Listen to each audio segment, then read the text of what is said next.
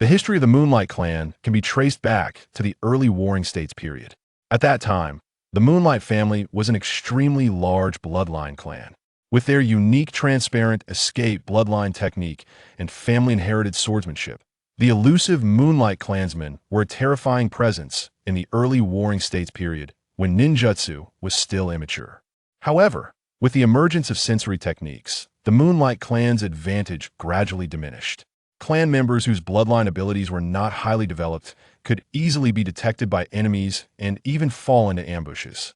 Losing their edge, the Moonlight clan declined under repeated retaliation from their many enemies, and even their family swordsmanship was lost during their repeated escapes.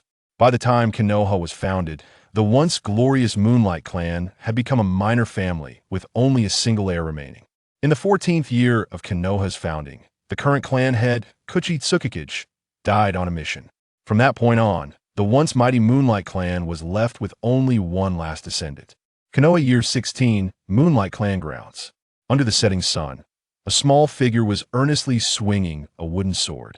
He was a boy of only 5 or 6 years old, with delicate features, bright eyes, short black hair neatly cut, and simple but clean clothes. Despite his young age, his form was remarkably precise. His footwork, stance, and grip on the sword were textbook perfect. However, for someone so young, this level of training was too physically demanding. After less than 2 hours, his hands were trembling so much he could barely hold the sword. Just then, a gentle female voice called out, "That's enough training for today, Kuru. Go take a bath and get ready for dinner." The voice belonged to the boy's mother, Ri Tsukikage. Breathing heavily, Seiya Tsukikage paused for a moment after hearing his mother's words, then suddenly cheered, dropped the wooden sword, and dashed into the house like the wind, leaving a bewildered Ri behind. Kuru rarely gets this excited. What's gotten into him today? She wondered aloud as she watched her son disappear into the house. Shaking her head, she bent down to pick up the wooden sword Seiya had left behind. As she examined it, her eyes filled with pride. When Kuru was 2 or 3, Kuchi said he was dull-witted and wouldn't amount to much. But now it seems Kuchi worried for nothing. Based on the talent Kuru has shown so far, there's a chance he might be able to restore the Moonlight family's glory. As Ri stood holding the wooden sword, lost in thought, little did she know that Seiya Tsukikage, who rarely showed excitement, was jumping around ecstatically in the bathroom. Damn it all. A whole year. It's been an entire year since I came to this world, and finally, I've broken through beginner-level swordsmanship. Yes, Seiya's soul didn't originally belong to this world. A year ago, he had come to the Naruto universe due to an accident and taken over the body of the last surviving heir of the Moonlight clan. Based on Seiya's deductions, he was most likely the father of Hei Geku, the protagonist of Naruto, Ultimate Ninja Storm. Since it was now the 16th year of Konoha's founding, and Hei Geku was born around the 34th year around the same time as Kakashi, the timeline matched perfectly. Furthermore, his cheap dad, Kuchi Tsukikage, had already passed away before he arrived, making it impossible for him to have any more siblings. Therefore, Seiya was certain that, barring any outside interference, Hei Geku would definitely be his son. However, in this life, Hei Geku probably wouldn't be born at Aller if he was. He certainly wouldn't be the same Hei from the original story. This was because Seiya, as a transmigrator, had received a special perk, the Sword Heart system. The Sword Heart system's main ability was to absorb energy from Seiya's daily swordsmanship practice to help him break through to higher levels, much like leveling up in a video game. When Seiya accumulated 100 experience points, he would automatically advance to the next level, unimpeded by natural talent. Additionally, every time he broke through a stage, the system would grant him a chance to draw a skill corresponding to his current level of swordsmanship. At the beginner level, Seiya had obtained the passive skill Weapon Mastery, which allowed him to quickly learn how to use various weapons and provided a special attack bonus when wielding swords. Though modest, it couldn't be ignored. It was also the reason he could master standard sword movements without a teacher. After obtaining Weapon Mastery, Seiya had trained for a full year to accumulate enough experience points to reach the novice level of swordsmanship. At this moment, a translucent screen in Seiya's mind displayed the words, Novice Swordsmanship, 0-100. If you look closely, you'd notice another rather painful system evaluation below it. Your swordsmanship has reached the novice level. You probably won't accidentally cut yourself with your own blade anymore. Congratulations, you can now be called someone with third-rate skills. Seiya had long since grown immune to these sarcastic evaluations. His previous beginner-level evaluation had been even harsher. Your skills are only slightly better than those of sewer rats. At your current level, do not use real blades during practice, as the system cannot reattach your fingers. It was a good thing Seiya had a calm temperament otherwise. The creators of this system would have been cursed out long ago. Ignoring the snarky comment, Seiya excitedly activated the skill drawing option. The screen flickered as names rapidly scrolled past, and Seiya's breathing quickened with anticipation. The scrolling slowed, eventually stopping on one name. Secret technique, ambush strike. Skill description. The user enters a brief state of invisibility. Upon exiting invisibility, a swift thrust attack will be unleashed. After reading the description, Seiya immediately thought of his clan's transparent escape bloodline technique, which allowed users to turn invisible.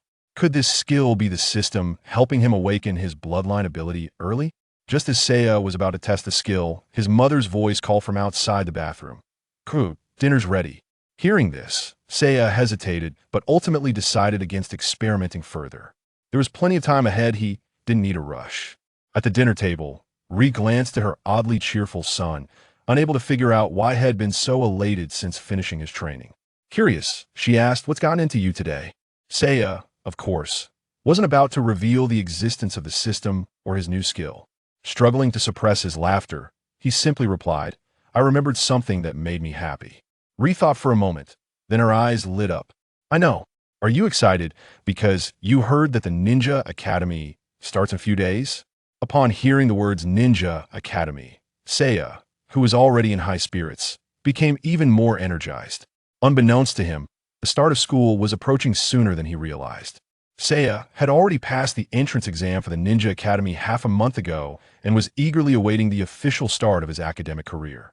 He was entering the same year as the legendary Sanin Tsunade, Jiraiya, and Oro Kimura, and he had been looking forward to meeting them. It was time to show off his true skills. Today marks the commencement of the school year, and Shinya was roused from slumber by his mother's insistence, who urged him to don a brand new outfit she had recently purchased. It is undeniable that the adage "clothes make the man" holds true in any realm. Shinya, already possessing an impressive appearance, appeared even more dashing in his new attire. After admiring himself in the mirror, he couldn't help but indulge in a moment of self-admiration. Nice. Undeniably handsome. Even the most stoic would be rendered speechless by this visage. After bidding farewell to his mother, Rihue, Shinya arrived at the ninja school just moments before the opening day speech. The ninja school of Konohagakure in the 16th year differs significantly from that depicted in the original narrative. During Naruto's era, any child of appropriate age could enroll for a 6-year curriculum in ninja studies. However, due to a scarcity of educational resources, the current program lasts only 3 years. With a fixed annual enrollment of merely 100 students, resulting in a relatively small student body. Upon reaching the entrance of the auditorium, Shinya took a moment to adjust his attire before joyfully pushing open the grand doors. Instead of the anticipated adoring cheers from admirers and the envy of passers-by, he was met with the sight of hundreds of children forming small groups, chattering excitedly about their emotions, completely oblivious to his presence. After a brief moment of contemplation, Shinya quietly retrieved a small stool and blended into the crowd, dismissing the earlier moment of self-importance as mere folly. Following a speech from the newly appointed third Hokage, Sarutobi Hiruzen, 3 teachers guided Shinya and his peers to their respective classes. The current structure of the ninja school comprises only 3 classes A, B, and C, organized strictly by academic performance. The composition of these classes is not static. To prevent complacency among students, the school conducts a battle assessment every 3 months, allowing the bottom 10 from each class to compete against the top 10 from the lower tier, thereby reshuffling the class arrangements.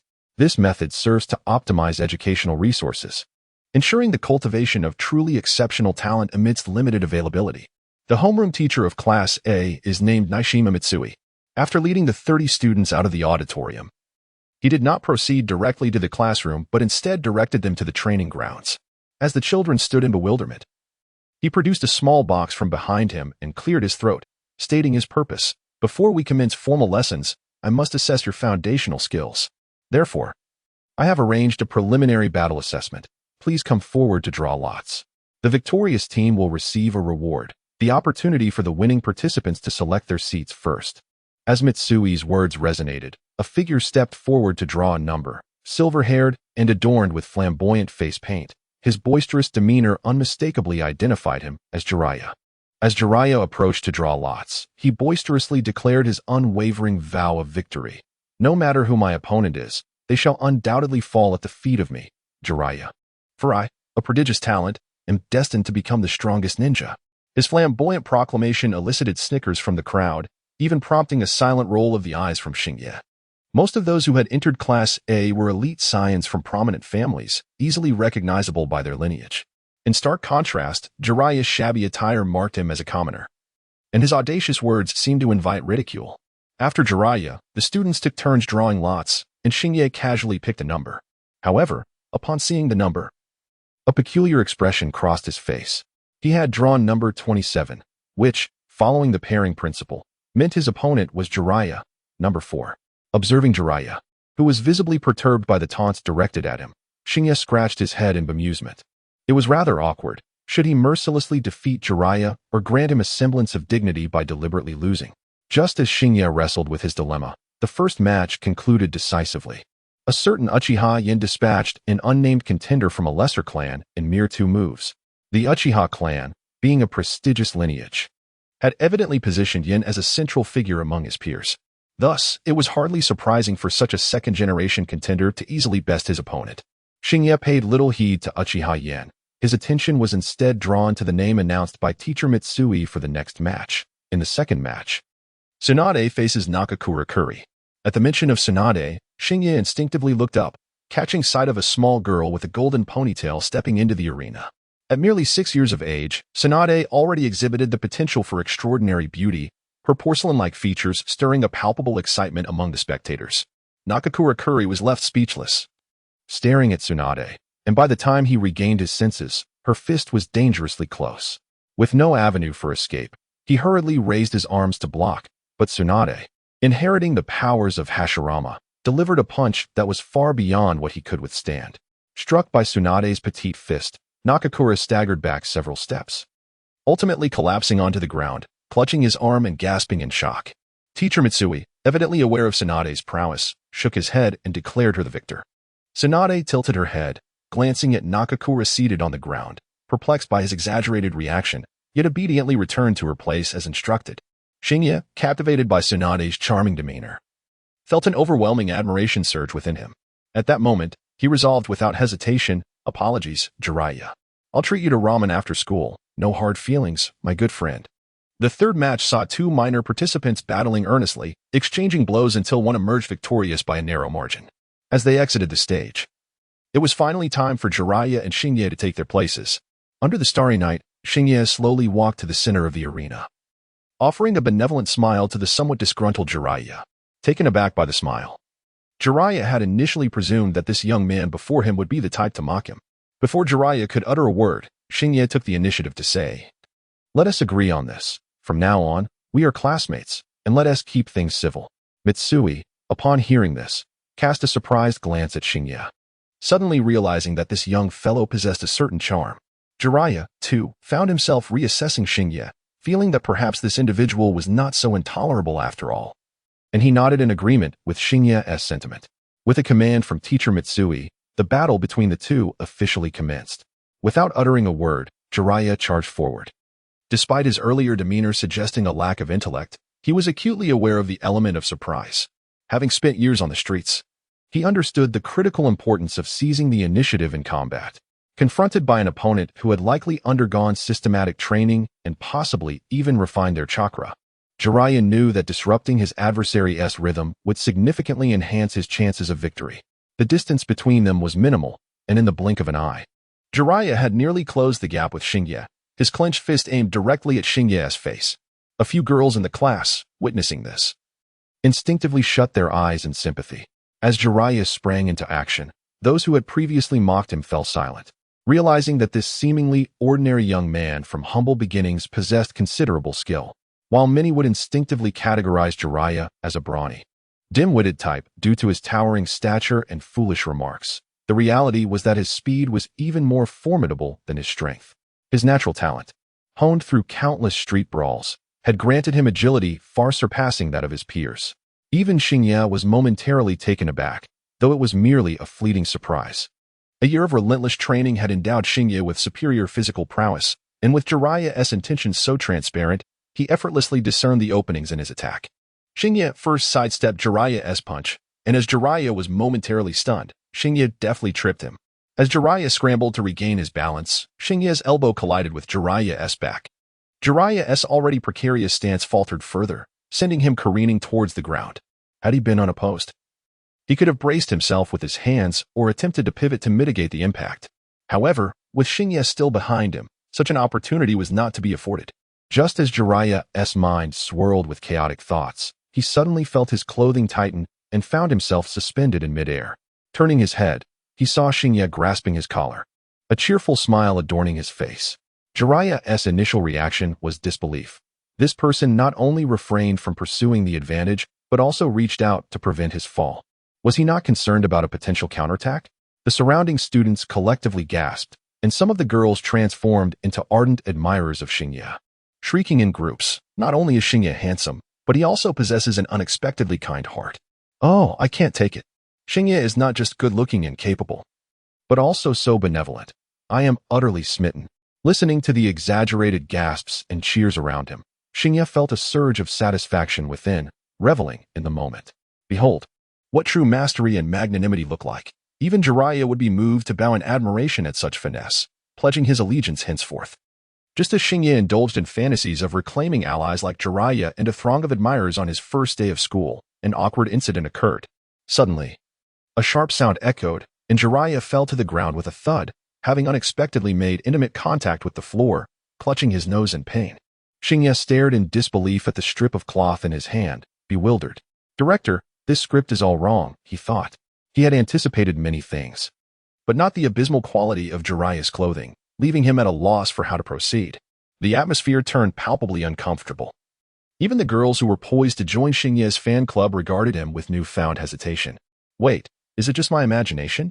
Why does the proud Uchiha Yin suddenly seem a bit more handsome? Just then, a melodious laugh rang out from the crowd. It was Tsunade, unable to contain her amusement at the scene. With her laughter, others joined in, for the expressions on the faces of both boys were undeniably hilarious. Even teacher Mitsui could not suppress a smile, while Jiraiya, already covering his nose, turned crimson with embarrassment. At that moment, Xingye regained his composure, discarding the strip of cloth and helping Jiraiya to his feet. My apologies, I'll buy you a new outfit after school, he offered. Jiraiya, inherently easygoing and recognizing that the mishap was not Xingye's fault, waved it off. No need for that. This isn't your fault. I lost this round. But I assure you, I will win next time. Seeing the outcome clear, teacher Mitsui announced the results and called forth the next group. As Xingye assisted Jiraiya off the stage, he skillfully steered the conversation, effortlessly engaging Jiraiya in light banter. The preliminary assessment drew to a close amid their dialogue, as most of the bouts devolved into lackluster exchanges without much appeal, leaving Xingye disinterested in the proceedings. The sole match he deemed noteworthy was the final duel between Kakashi Hitaki and a Hyuga descendant named Hinata-kin. This confrontation promised to be the most significant of the assessment, differing from the chaotic brawls prior, as Hinata-kin had already mastered the 8 trigrams palm. Although devoid of the Byakugan's enhancement, the powerful strikes he delivered were undeniably captivating. There is no need to mention Shuangmao from across. The illustrious Konoha White Fang of the future effortlessly evaded Hinata-kin's 8 trigrams palm without even employing chakra, deftly maneuvering past the short blade behind him without so much as a scratch, concluding the battle after exchanging a few techniques. Jiraiya watched the skirmish with great enjoyment and turned to Hashiyuru, inquiring who he deemed stronger, the awakened Byakugan Hinata-kin or the stoic Shuangmao. Jiraiya mused that Hinata-kin had indeed suffered from the lack of his Byakugan's awakening. Hashiyuru casually responded to Jiraiya, yet his gaze remained fixated on Shuangmao and the white fang behind him. Truth be told, he felt an irresistible urge to challenge Shuangmao and ascertain whose swordsmanship was superior. But given that this was merely a preliminary assessment, he would have to wait for the upcoming practical exercises to engage in battle. Having concluded his fight, Shuangmao sensed a piercing gaze directed towards Hashiyuru's vicinity. Noticing Shuangmao's glance, Hashiyuru offered a smile and pointed behind him. Shuangmao instinctively looked at the white fang before shifting his gaze back to Hashiyuru, opting to silently turn and blend into the crowd. Thus, the preliminary assessment officially ended, and teacher Mitsui led them to the classroom, fulfilling his promise by allowing the top 15 to select their seats in order. Uchiha Iwa was the first, strutting confidently to the center of the classroom, embodying an air of superiority. The second to enter was Tsunade, who paused thoughtfully at the doorway before choosing a seat at the back by the window. Uchiha Iwa scrutinized Tsunade for quite some time, honestly. Had she belonged to another clan, he would have certainly invited her to be his desk mate. However, being from the Senju clan, he begrudgingly closed his mouth. The third member of the group rushed to Tsunade's desk, only to be promptly dismissed by her. After being rebuffed, he awkwardly relocated to a spot near the back door. Hashiryu shook his head, recognizing the inexperience of the younger boy. Girls are often quite vigilant about their surroundings, and being overly assertive and wanting to sit next to someone would inevitably lead to rejection. The fourth to enter, without a moment's hesitation, Hashiryu approached the desk in front of Tsunade. This was a strategic choice. As a renowned charmer during his high school and university years, he possessed a unique social theory. In the course of his prolonged school life, he had discovered that sitting in front was an excellent position, unlike sitting beside someone, which often provokes a strong sense of vigilance in girls. Sitting in front allows for closeness without overwhelming them. Moreover, being in front enables one to easily initiate conversation by merely turning around. Your actions are easily visible, and if one is sufficiently outstanding, it becomes effortless for a girl to notice one's merits.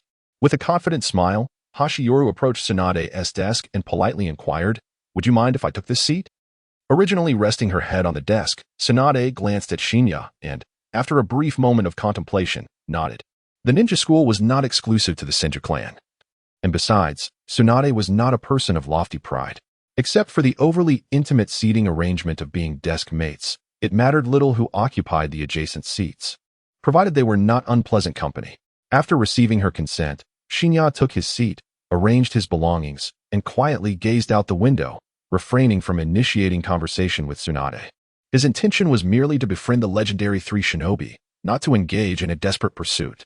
Moreover, the long-term nature of school life differed significantly from casual encounters on the street. There was no necessity for urgency in a setting where one would frequently cross paths. Forcing a dialogue might even diminish the initial impression one leaves on another, a decidedly unwise choice. He could patiently await a topic of mutual interest to broach, thereby fostering a closer connection. As classmates gradually entered the room to select their seats, Tsunade's desk mate was a girl named Kazumi Tsuriyako. The two had been together during the preliminary assessment, and from Shinya's observations, there seemed to be a faint hint of a master-servant dynamic between them. Coupled with the knowledge of Kazumitsuri's ability to manipulate would release in Naruto, Shinya suspected there was a deeper story to uncover. Just as Shinya pondered the relationship between Kazumitsuri and the Senju clan, a boisterous voice interrupted his thoughts. "Hey, Shinya, what are you thinking about over there?" Startled by Jiraiya's loudness, Shinya snapped back to reality and replied with annoyance, "Why are you shouting so loudly?" Jiraiya sheepishly scratched his head, sporting a goofy grin reminiscent of Naruto. "Hige, I saw you sitting alone and thought I'd keep you company." The truth was that most of the clan offspring in class looked down on him, and he had little desire to engage with their arrogant ilk. Thus, apart from Shinya, he had nowhere else to turn. Shinya chose not to expose Jiraiya's pretense, and instead engaged him in casual conversation. However, as they chatted, Shinya suddenly sensed something amiss. He scanned the now full classroom and turned to Jiraiya, asking, "Did you hear the name Orochimaru during the preliminary test?" "Orochimaru? I haven't heard of him." Jiraiya replied with a confused scratch of his head, indicating he was unaware of that name. Upon hearing this, Shinya felt puzzled as well. It seemed unlikely that Orochimaru would not be present if everyone was ranked by performance. Had his butterfly wings somehow whisked Orochimaru away? Or was it possible that he was not in the world of Naruto at all, but rather in an alternate universe? Contemplating this, he spoke again. "You mentioned you have acquaintances in Class B and Class C, right? After class, could you ask them if there is someone named Orochimaru in their classes?" Jiraiya found it somewhat perplexing why Shinya was so fixated on a certain Orochimaru. Nonetheless, he patted his chest and assured her, "Rest assured, leave it to me. As long as this Orochimaru is at the ninja school, I will undoubtedly track him down." Preoccupied with thoughts of Orochimaru, Shinya became distracted during the first class of the term, her mind swirling with chaotic considerations of what her future might entail if this world were not the world of Hokage. As soon as the class concluded, Shinya urged Jiraiya to inquire about Orochimaru. Upon his return, Jiraiya wore a disdainful expression and remarked, "Your frantic inquiries about Orochimaru made me think he was some formidable character. It turns out he's merely a bottom-tier student." This statement left Shinye astounded. If memory served her correctly, that term seemed to be how Orochimaru had described Jiraiya. She quickly pressed Jiraiya for clarification.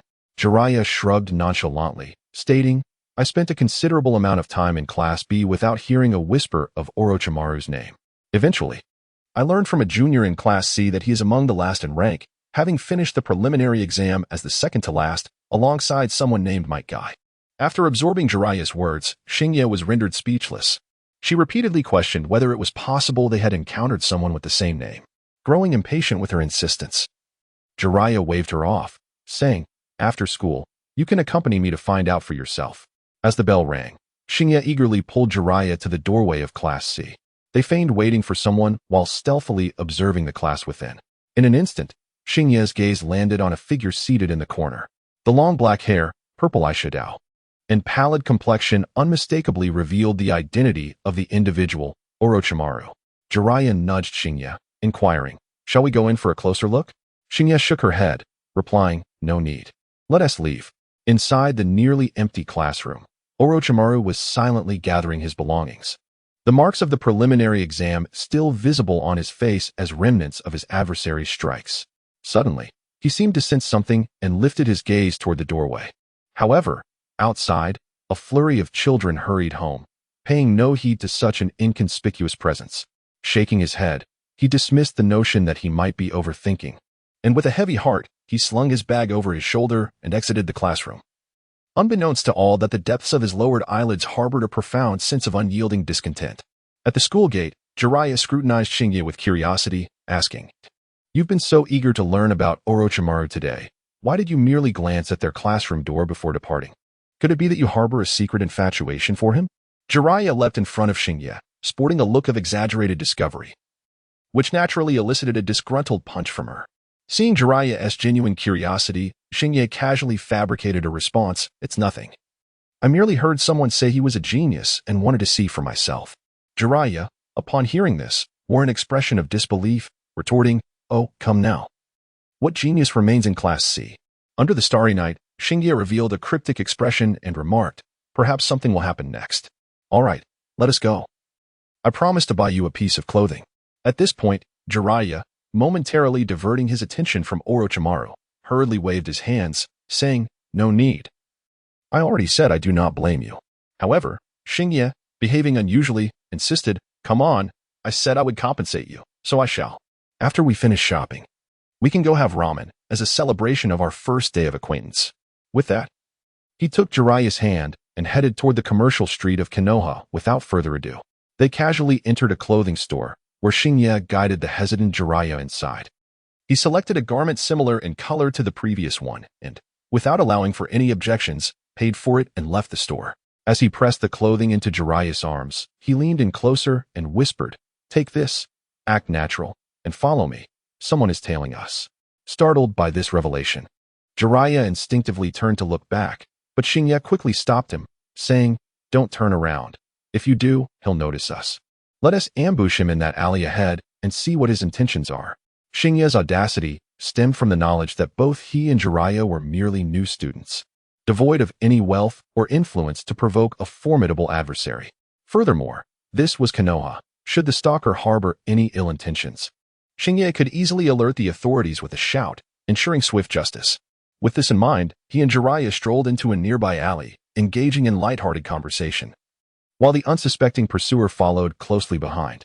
At the entrance of the alley, Jiraiya crouched down with a piece of broken brick in hand, poised to await the approach of their follower.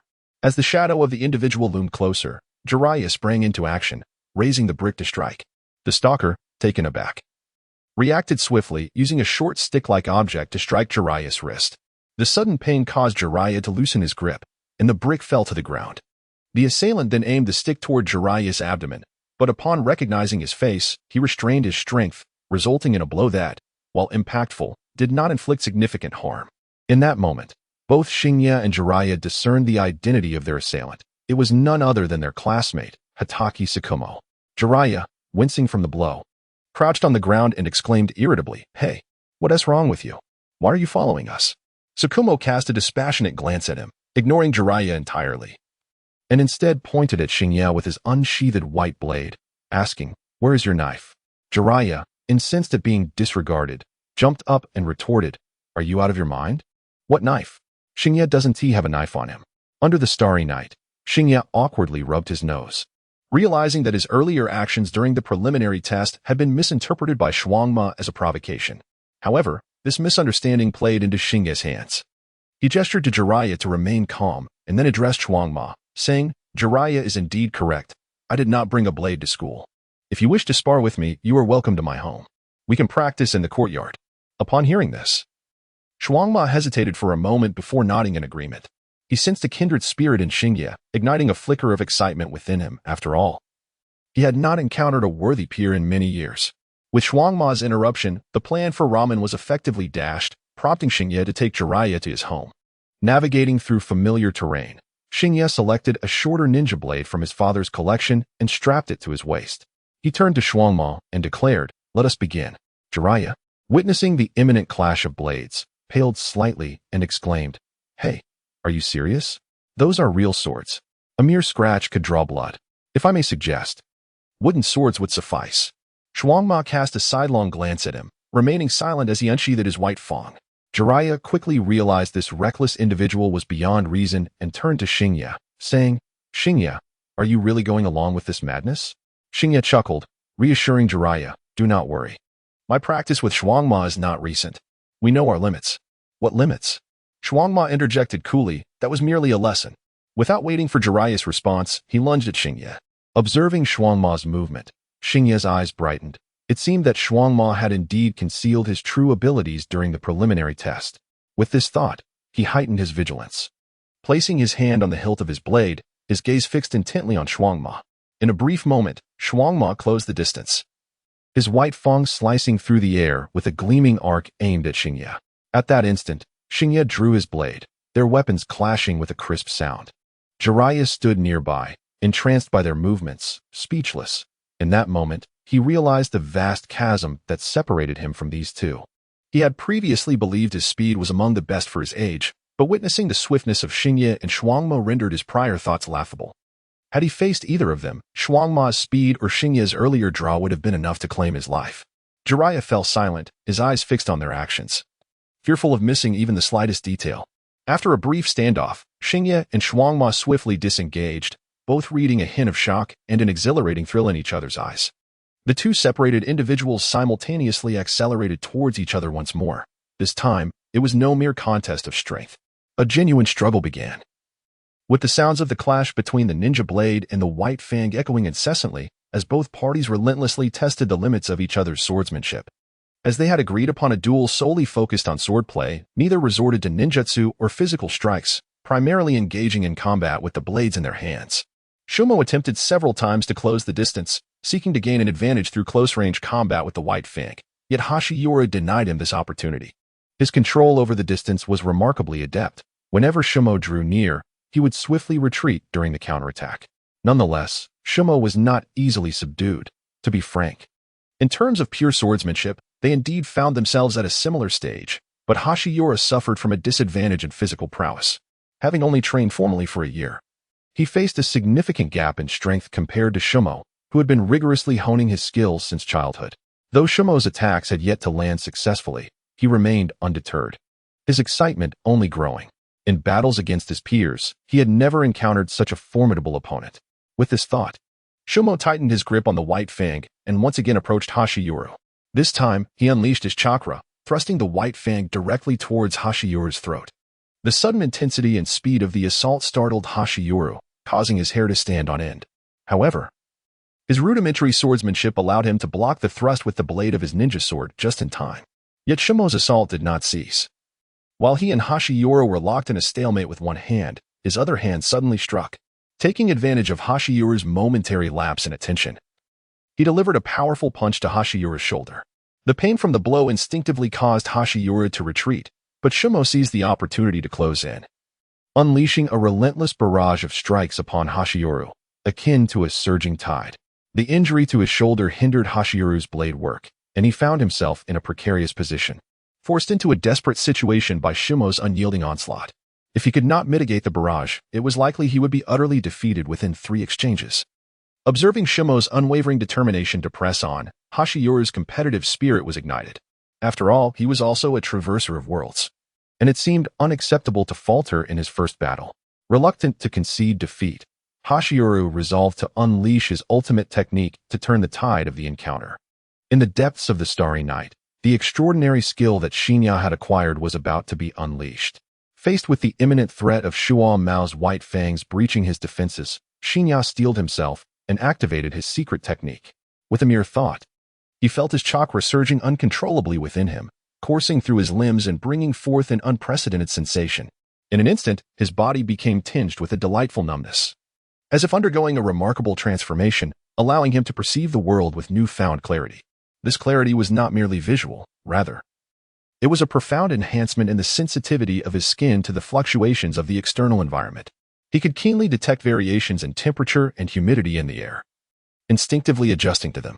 As Shinya reveled in the marvelous changes occurring within him, Shuo Mao and Jiraiya, positioned at a distance, were expressions of sheer disbelief. Jiraiya's eyes widened in astonishment, his voice stammering, "Wait, where's Shinya? He was just here, so how could he vanish without a trace?" Shuo Mao, equally taken aback, found the spectacle before him utterly unfathomable. Even the substitution technique could not account for such a sudden and complete disappearance. Could it be that he had fallen victim to an illusion? However, if that were the case, it made little sense for Jiraiya to be ensnared as well. Perhaps this version of Jiraiya was a mere figment conjured by Shinya to deceive him. With this thought, Shuo Mao hastily sheathed his blade and assumed a defensive stance, cautiously scanning his surroundings while attempting to create turbulence within his chakra. Despite his repeated efforts, he found no means to dispel the insidious illusion, and frustration began to fester within him. No matter how composed and perceptive he was still merely a 6-year-old child, and the overwhelming nature of this technique left him disoriented. His grip on the white fang tightened, beads of sweat forming on his palms, the clammy sensation exacerbating his agitation. Meanwhile, Shinya remained oblivious to Shuo Mao's increasingly anxious thoughts, his own mind captivated by the enchanting sensations he was experiencing, momentarily forgetting the battle at hand. At that moment, he was not only entertained by the terrified expressions of the two but also engrossed in the peculiar transformations his body underwent from various angles. From his perspective, it seemed as though a shadow enveloped him, rendering his form hazy, allowing him to glimpse through his palms to the world beyond. This novelty fascinated him, were it not for the alarming realization that he had already consumed a significant portion of his chakra in a mere 2 minutes. Shinya would have believed he could continue this delightful exploration for another hour. As Starry Night regained his composure, his focus shifted back to the unfinished battle. Acutely aware of the dwindling chakra within him, he realized that it was time to conclude the skirmish swiftly. Treading lightly, he stealthily circumnavigated behind Shuo Mao, who remained oblivious to his presence. Sensing that the moment had arrived, Starry Night abruptly dispelled his invisibility. He could have easily launched his attack while cloaked. Yet such a course of action seemed excessively perilous. After all, he and Shuo Mao were merely engaging in a friendly spar, not a life-and-death struggle. The last thing he desired was to inadvertently injure Shuo Mao in a moment of panic or carelessness, which would lead to unwanted complications with Konoha's authorities. Therefore, Starry Night chose to reveal himself and give Shuo Mao a heads-up. In an instant, he appeared behind Shuo Mao, causing Jiraiya to exclaim in surprise. Shuo Mao, suddenly aware of Starry Night's presence, felt alarm bells ringing in his mind. He turned around with remarkable speed, only to find the blade in Starry Night's hand darting towards his throat with astonishing swiftness. The thrust was akin to a lightning bolt striking the canvas of reality. Before Shuo Mao could even react, he found the blade poised against his neck. Starry Night, however, did not press the advantage aggressively. Instead, he symbolically gestured with his weapon before retracting it. After a moment of hesitation, Shuo Mao unexpectedly bowed deeply and murmured, "I concede." Jiraiya, ever the boisterous one, leaped in excitement upon hearing this, exclaiming, "Ha ha ha, Starry Night, you truly are remarkable. You've bested that arrogant Shuo Mao." With his head bowed, Shuo Mao's expression remained obscured. Yet the tightly clenched fist betrayed his inner turmoil. Anyone would find it difficult to maintain composure when defeated, especially with someone incessantly gloating nearby.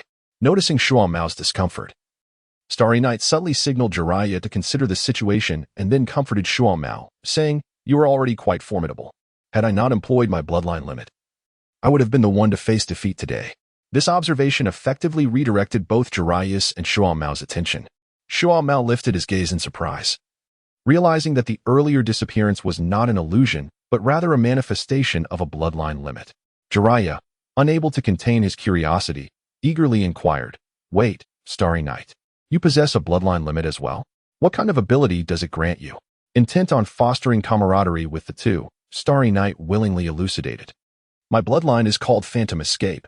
It may not possess the might of the Hyuga or Uchiha clan's abilities, but it allows my body to enter a transient state of invisibility." Upon hearing the term invisibility, Jiraiya's eyes sparkled with excitement, and he clapped Starry Night on the shoulder, almost visibly radiating envy. "I believe your ability surpasses even the Byakugan and Sharingan. It is truly the most powerful bloodline.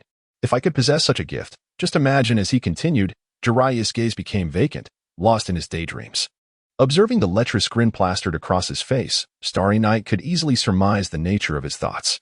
Upon hearing the term bloodline, Shuo Mao felt a slight alleviation of his previously burdensome heart. It was not due to a lack of effort on his part, but rather the existence of an external advantage on the opposite side. Nevertheless, he stubbornly remarked, "A loss is a loss. Setting aside the bloodline, that final strike of yours is something I could not withstand at my current level." Hearing this, Xingyi felt a twinge of frustration. Why was this child so obstinate? I have already explained that my advantage stems from external assistance, so why persist in this line of thought? A little confidence would not go amiss. This mentality is precisely why he would later resort to drastic measures after encountering setbacks. Yet, as these thoughts coursed through his mind, Xingyi was suddenly taken aback, for he realized his experience points had surged by 1 level. The previous entry of beginner-level swordsmanship at 0-100 had been replaced by 5-100. How peculiar. Could it be that experience points could simply fall from the sky? Bewildered, Xingyi instinctively glanced at the dejected Shuo Mao before a light bulb moment struck him. Could it be that engaging in combat with Shuo Mao would yield experience points? With this newfound possibility, Xingyi disregarded Shuo Mao in Jiraiya's presence and immediately delved into his mental system, discovering an inconspicuous section he had long overlooked, his system records. Among a list detailing his diligent training over the days, he found an additional entry at the bottom. Defeated Shikamaru Shuo Mao in a higher-level battle. Experience points 5. Upon seeing this entry, Xingyi's grin nearly stretched from ear to ear, for he had previously toiled for days to gain just a single experience point. If this were the case, engaging with Shuo Mao daily could potentially hasten his ascension to the rank of Sword Saint. With this thought in mind, Xingyi enthusiastically draped an arm around Shuo Mao's shoulders and beamed at the despondent boy. "Do not be disheartened, Shuo Mao. Victory or defeat is not the crux of the matter. As ninjas, we should not dwell on fleeting gains and losses, but rather focus on our personal growth. Wouldn't you agree? Setting aside the outcome, today's duel will undoubtedly benefit us both immensely. This is the true essence of our sparring, is it not? Over the next 3 years, if we engage in daily battles like this, we are bound to progress and strengthen together, right?" Shuo Mao stared blankly at the suddenly exuberant Xingyi, feeling somewhat bewildered. Strangely enough, despite agreeing with Xingyi's sentiments, he felt a chill run down his spine upon witnessing that radiant smile. Xingyi's sudden enthusiasm was overwhelming for Shuo Mao, who found himself instinctively wanting to distance himself from the arm draped around his shoulders. Upon hearing Shuo Mao's tacit agreement, Xingyi cheerfully released his grip, viewing Shuo Mao not merely as a companion but as a ladder leading him towards the pinnacle of swordsmanship. Just then, the front door of Xingyi's home creaked open, revealing none other than Tsukika Driho, who had just returned from her shift at the hospital. Upon entering the door, she was taken aback to see her son accompanied by 2 young boys. "Xiaoya, who are these 2? Starry Night, noticing his mother had returned, stepped forward to assist her with the ingredients for tonight's dinner, saying, "Mom, let me introduce you. This is my new classmate, Kiki Mitsuho, and over there is Jiraiya. They are my new friends from ninja school." At this moment, Jiraiya and Mitsuho also realized her presence and bowed in unison, greeting, "Hello, Andy. We apologize for the intrusion." Rihue could hardly believe her ears. Her son had actually made friends. Indeed, attending ninja school was not in vain. With this thought, Ryuei's face blossomed into a warm smile. "Hello, you too. Don't just stand in the yard, come inside and sit down." Rihue displayed exceptional hospitality towards Jiraiya and Mitsuho, insisting they stay for dinner. During the meal, Rihue showcased her culinary skills to the fullest, preparing several home-cooked dishes that were a feast for the senses. Leaving Jiraiya so enamored he nearly buried his head in the plate. Even Mitsuho shed his previous reserve, deftly shoveling a variety of food into his mouth. After dinner, Rihue contemplated inviting them to stay overnight, but Jiraiya and Mitsuho insisted they did not wish to impose further. As they hurriedly bid farewell amidst Rihue's cheerful encouragement to visit again, she embraced Starry Night excitedly, exclaiming, "Xiaoya, I am so thrilled you've made friends. You must continue to strive to make even more good friends. And of course, if you could find a girlfriend, that would be even better." Starry Night rolled his eyes in exasperation, responding, "Don't you think it's a bit early for a 6-year-old to be looking for a girlfriend?" Rihue, undeterred, replied firmly, "Not at all. Your father and I met around your age, and then, at 16, he proposed to me. Xiaoya, you are even more handsome than your father was at your age. I'm sure you will be quite popular with the girls at school. If you find someone you like, bring her to meet your mother so I can assess her. If you happen to like more than one, that's perfectly fine. I am quite open-minded as long as they are good girls. The flourishing of the Moonlight family rests on you, Xiaoya." Starry Night was left utterly speechless by his mother's somewhat skewed views. Returning to his room, he did not rush to practice with the sword, but instead lay on his bed, entering the system to examine the experience records closely. Today's events led him to realize two significant insights. Firstly, he suddenly understood that relentless practice was not the only method endorsed by the system for cultivation. Previously, due to being home alone and practicing as a recluse, he had mistakenly believed that the system exclusively absorbed energy through cultivation. Upon reflecting on the multitude of novels and anime encountered in previous lives, one cannot help but notice that, apart from the esteemed Saitama, every other character seems to grow progressively stronger through battles. Perhaps, rather than dedicating oneself to relentless training, the system favors a path where one continually challenges the formidable with the blade in hand. The 5 points of experience gained from today's formidable encounter with Shuo Imo serve as a quintessential example. At this juncture, Shuo Imo possesses at least the strength of a lower-ranked ninja. Although Xing Ye's prowess surpasses that of Jiraiya and his contemporaries, it remains somewhat limited, roughly equivalent to that of a 4th or 5th-year student at the Ninja Academy. The primary reason for accruing 5 points of experience lies in the fact that a student from the academy triumphed over a lower-ranked ninja. This relentless pursuit of challenging the strong and absorbing experience through successive battles may indeed represent the optimal approach prescribed by the system. Moreover, it is imperative for Xingyi to cultivate the habit of never parting with his blade, ensuring its use in every confrontation. He has discerned that, despite engaging in combat, he garnered experience during his battle with Shuo Imo, whereas no such acknowledgement was forthcoming in his encounter with Jiraiya. In the realm of gaming, even a level 1 monster can yield experience points when vanquished by a level 100 expert. Thus, it is perplexing that a battle with the comparatively weaker Jiraiya yielded no experience whatsoever. The crux of the issue lies in Xing Ye's failure to wield his blade. The system likely concluded that his skirmish with Jiraiya did not constitute a true test of swordsmanship due to the absence of a weapon, hence the lack of experience points.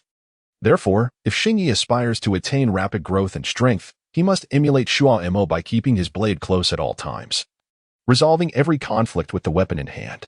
With this resolve, he rose from his seat and hastened down to his father's study, where he unearthed a wooden sword suitable for his stature and a finely crafted slender dagger from his father's collection. The dagger, slightly longer than a modern dining knife, is considerably sharper. The wooden sword is deemed more appropriate for school confrontations, as wielding a real blade may be unsuitable, while the exquisite dagger is intended for unforeseen circumstances. Having placed the wooden sword and dagger beside his backpack, Xingyi embarked on his next pursuit of knowledge.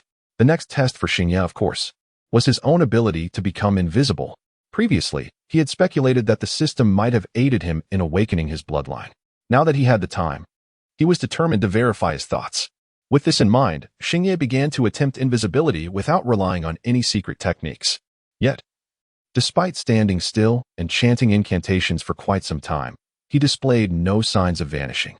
Thus, he resolved to activate his skills to regain the sensation. As he initiated the secret technique, the familiar feeling from the afternoon surged back to him.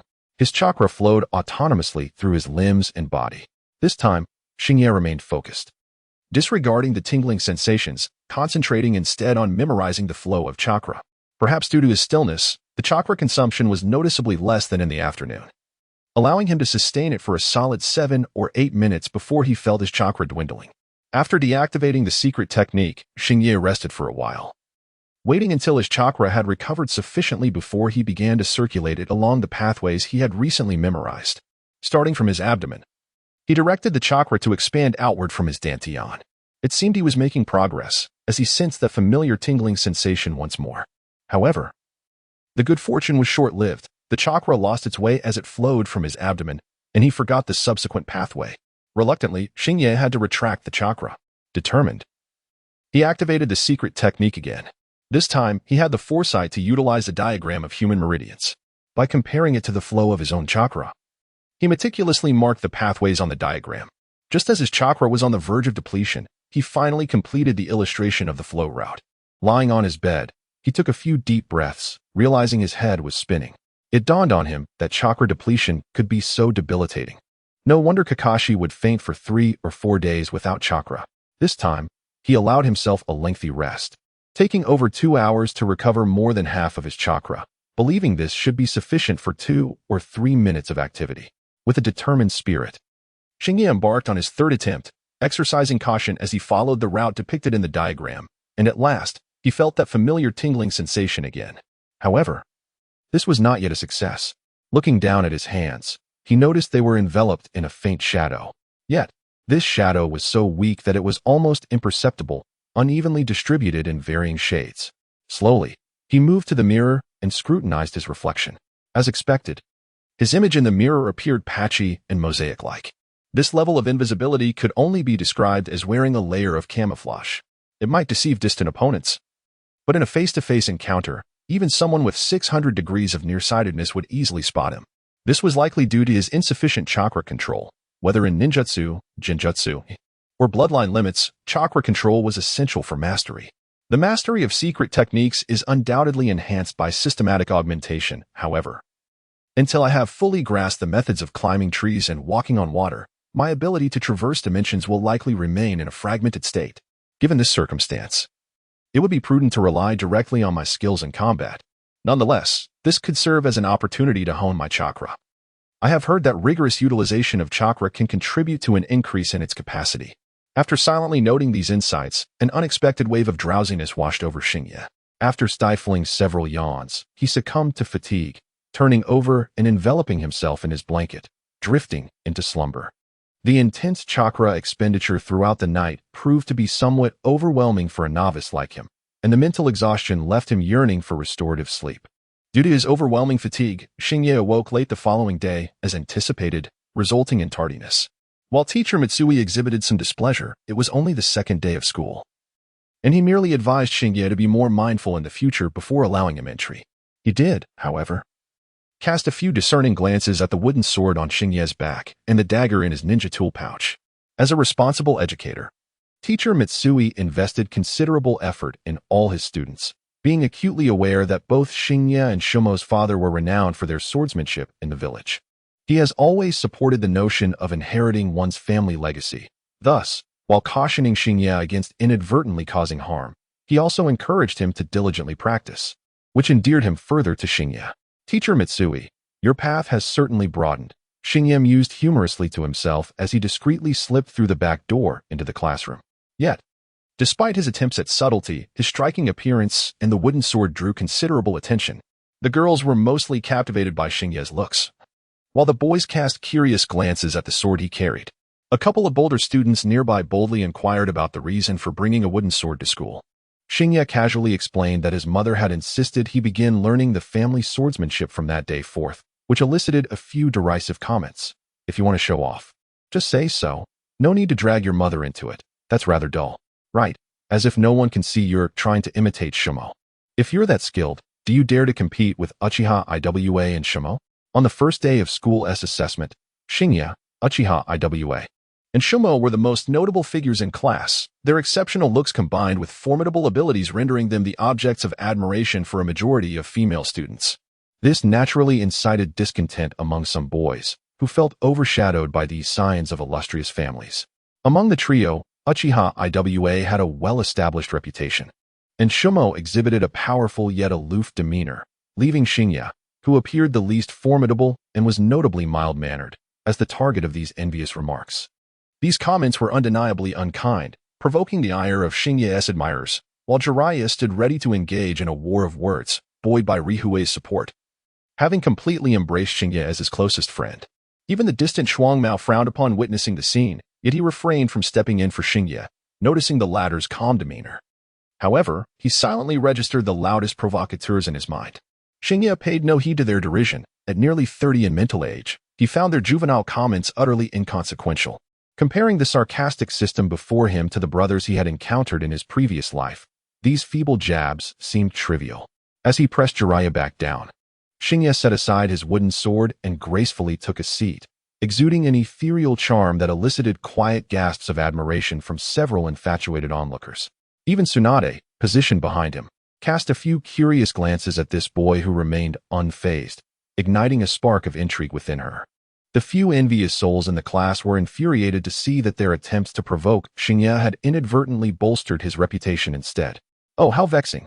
Just yesterday, the teachers had merely provided a cursory overview of the subjects, but today, the formal lessons commenced.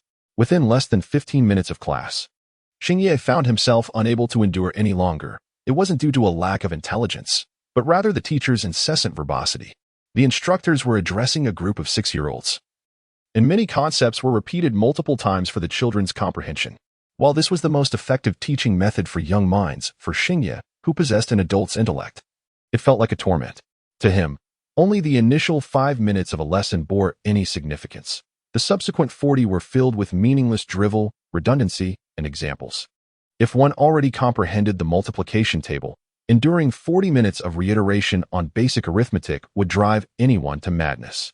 Consequently, unable to bear it any longer, Xingye chose to tune out the lesson and retrieved a dagger from his ninja tool pouch, twirling it under his desk. This had become a small habit of his in this life, a unique form of swordsmanship practice that enhanced his dexterity while yielding modest experience points. He recalled a notion from a novel he had read in his previous life, which posited that true masters wield their blades as seamlessly as they do their own hands, devoid of any fear of self-injury, for the weapon becomes an extension of their being. Attaining such a level of mastery was indicative of a profound understanding of swordsmanship, a concept that had left a lasting impression on his youthful self, continuing to resonate even after his reincarnation. After a day of diligent sword practice, the sore-bodied Xingye would often engage in this exercise during his leisure time post-dinner. With the innate talent conferred by his mastery of weaponry and a year of relentless effort, he had become quite adept at manipulating the dagger.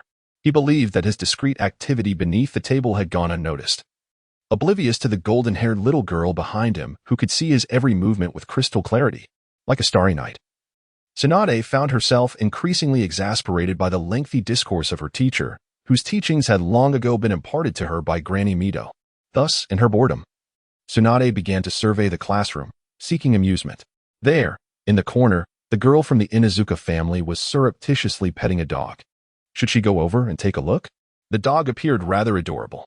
Meanwhile, Akimichi Choji was indulging in snacks yet again, despite his ample girth. If it were me, I would be too anxious to eat.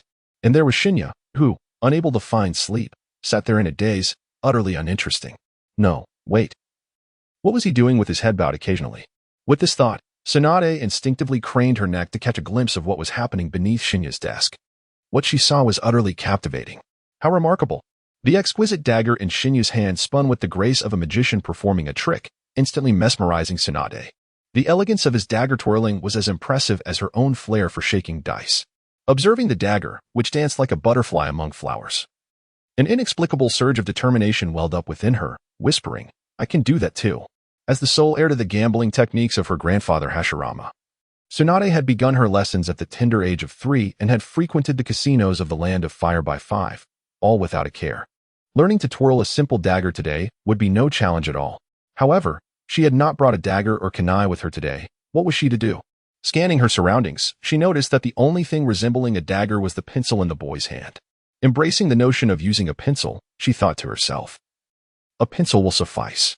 Though it may be a mere substitute, it shall not hinder the performance of Lady Tsunade." Without further ado, she snatched the pencil from the boy's hand, who gazed at her with an expression of bewilderment. Tsunade, undeterred, mimicked Shinya's movements and began her own display. Grasping the pencil between 2 fingers, she flashed a confident smile and commenced her performance. And then there was nothing more to follow. The pencil traced an arc through the air before crashing to the ground, rolling away as if mocking Tsunade's clumsiness in silence. Watching the pencil tumble far away, Tsunade raised an eyebrow, thinking, well, you have certainly captured my attention. She turned to the boy beside her and extended her hand. The boy sighed inwardly. Hesitant to mention that perhaps Tsunade was incapable of this feat. Reluctantly, he retrieved another pencil from his pencil case and handed it to her. With a series of attempts, 4 or 5, to be precise, none of the pencils lasted even a second in Tsunade's grasp. As she surveyed the scattered pencils around her, a vein throbbed on her forehead. In a moment of frustration, she instinctively applied pressure, and with a sharp crack, the last pencil in her grasp snapped in two. Gazing at the remains of the final pencil, the boy appeared utterly dejected, like a small, beleaguered creature. Princess, that was the last pencil, he lamented. I know, Tsunade retorted, her voice sharp enough to startle the boy, who quivered, nearly shedding tears. He quickly replied, I'll fetch you another pencil right away. Oh dear, Tsunade. Konoha Tsunade pulled the boy back with a sigh, expressing her exasperation. How many times must I reiterate? We are friends, you are not my subordinate. So why are you so afraid of me? But, Tsunade raised her hand, her expression firm. There are no buts. No crying aloud. The boy made a valiant effort to stifle his tears. Upon seeing this, Tsunade's demeanor softened, and she reached out to pinch his cheek. That's more like it. You can retrieve your pencil after class. For now, I shall seek out that starry night for a reckoning. With that, Tsunade released the boy and turned her attention to finding Starry Night. In her eyes, the boy's tears were a result of her own temper, which stemmed from the pencil's inability to spin. His struggle was ignited by Starry Night's intriguing presence. Therefore, it was only logical to assert that, regardless of the boy's troubles, Moonlight Starry Night was to bear the blame. The boy stood there, somewhat bewildered, thinking to himself that it was Tsunade who couldn't spin the pencil, so why was Starry Night involved? Yet, he dared not challenge the princess's resolve and resigned himself to letting Tsunade pursue Starry Night. Tsunade, taking a moment to compose herself, adopted a fierce posture and poked Starry Night in the back. Startled, Starry Night halted his movements, causing the dagger in his hand to slip. Fortunately, he was agile enough to catch it deftly by the hilt and return it to his ninja pouch. However, when he turned to face Tsunade, his irritation diminished significantly upon seeing her expression. It was simply too endearing to resist. At that moment, Tsunade's cheeks were puffed out like a bun. Her brows furrowed in a way that emphasized her adorable, yet fierce demeanor, directly appealing to Starry Night's soft spot. What do you want? Tsunade pointed toward the small portion of the dagger peeking out from Starry Night's pouch, declaring, I want to learn how to use that. Under the Starry Night. Shinye gazed at Tsunade's adorable expression, and he couldn't help but feel an urge to tease her. Adopting an enigmatic demeanor, he inquired, Did you see that just now? Tsunade nodded in response, and Shinye seized a pen from his desk, twirling it playfully. Would you like to learn this? Tsunade, captivated by the sight of him spinning the pen, momentarily forgot her fierce demeanor, her little head bobbing eagerly. However, at that moment, Shinye abruptly halted the pen, declaring, But I don't wish to teach you. Stunned, Tsunade's excitement froze on her face, and she felt a surge of indignation. It was the first time someone had dared to speak to her in such a manner. Clenching her little fists tightly, she was tempted to deliver a punch to Shinye's infuriating face. Yet, the thought of getting into trouble at school and having it reported to Granny Mido, who would then lecture her, deterred her from resorting to violence. If brute force would not suffice, then cunning had to suffice. With this thought, Tsunade's large eyes sparkled as she suddenly proposed, Roar. I see. You are just afraid that I'll surpass you once I learn, aren't you? How about a wager? I bet I can master this within 3 days and outperform you. Shinye couldn't help but laugh at her bold challenge. It was well known that betting against Tsunade was a surefire win. He looked into her wide eyes and asked, And if you lose, what then? After pondering for a moment, Tsunade replied, If I lose, I will grant you a condition, but it mustn't be excessive.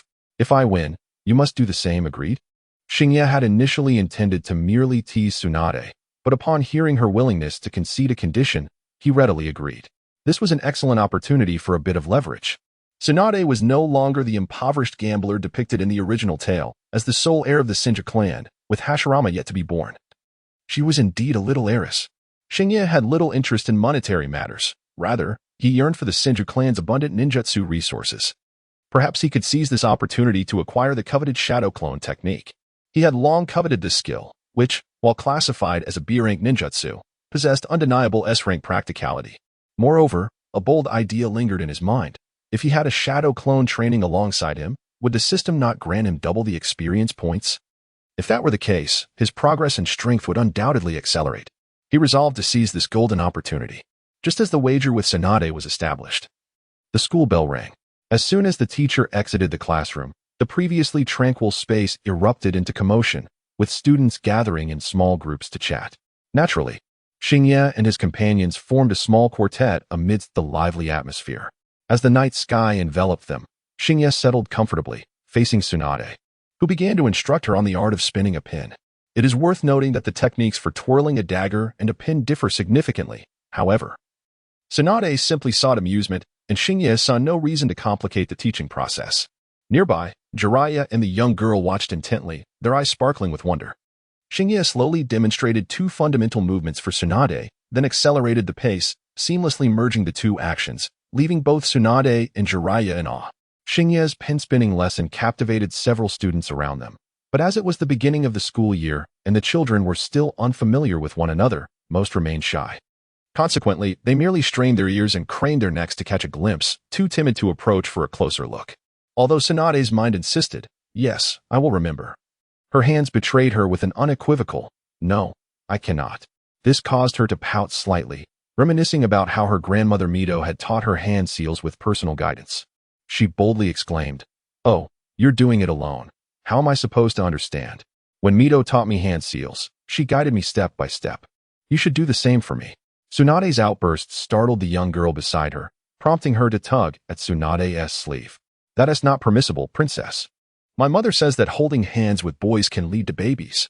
To which Tsunade breezily replied, "That's just a trick they tell you. When you visit the hospital, the doctors check your pulse and nothing happens, right? Mito told me that only two people who like each other can have a baby if they sleep together." With that, little Tsunade boldly took Xingye's hand and placed it on her own, turning to the young girl and saying, "See, nothing's wrong at all." Jiraiya, observing the scene, felt a pang of jealousy and mumbled, "If this is all an experiment, why not hold my hand?" Since Tsunade had made such a request, Xingye obliged, and indeed, Tsunade's little hand was soft and delightful to hold. As Xingye continued his hands-on teaching, the surrounding students erupted in chatter, with the girls exclaiming how ingenious Tsunade's method was. Had they known, they might have sought Xingye's guidance themselves, perhaps finding themselves in a similar situation. Meanwhile, the boys wore glum expressions. Xingye was already quite popular, and now, holding Tsunade's hand suggested an impending conquest of her affections, which naturally bred dissent. "Damn. I want to hold Tsunade's hand too." One boy grumbled.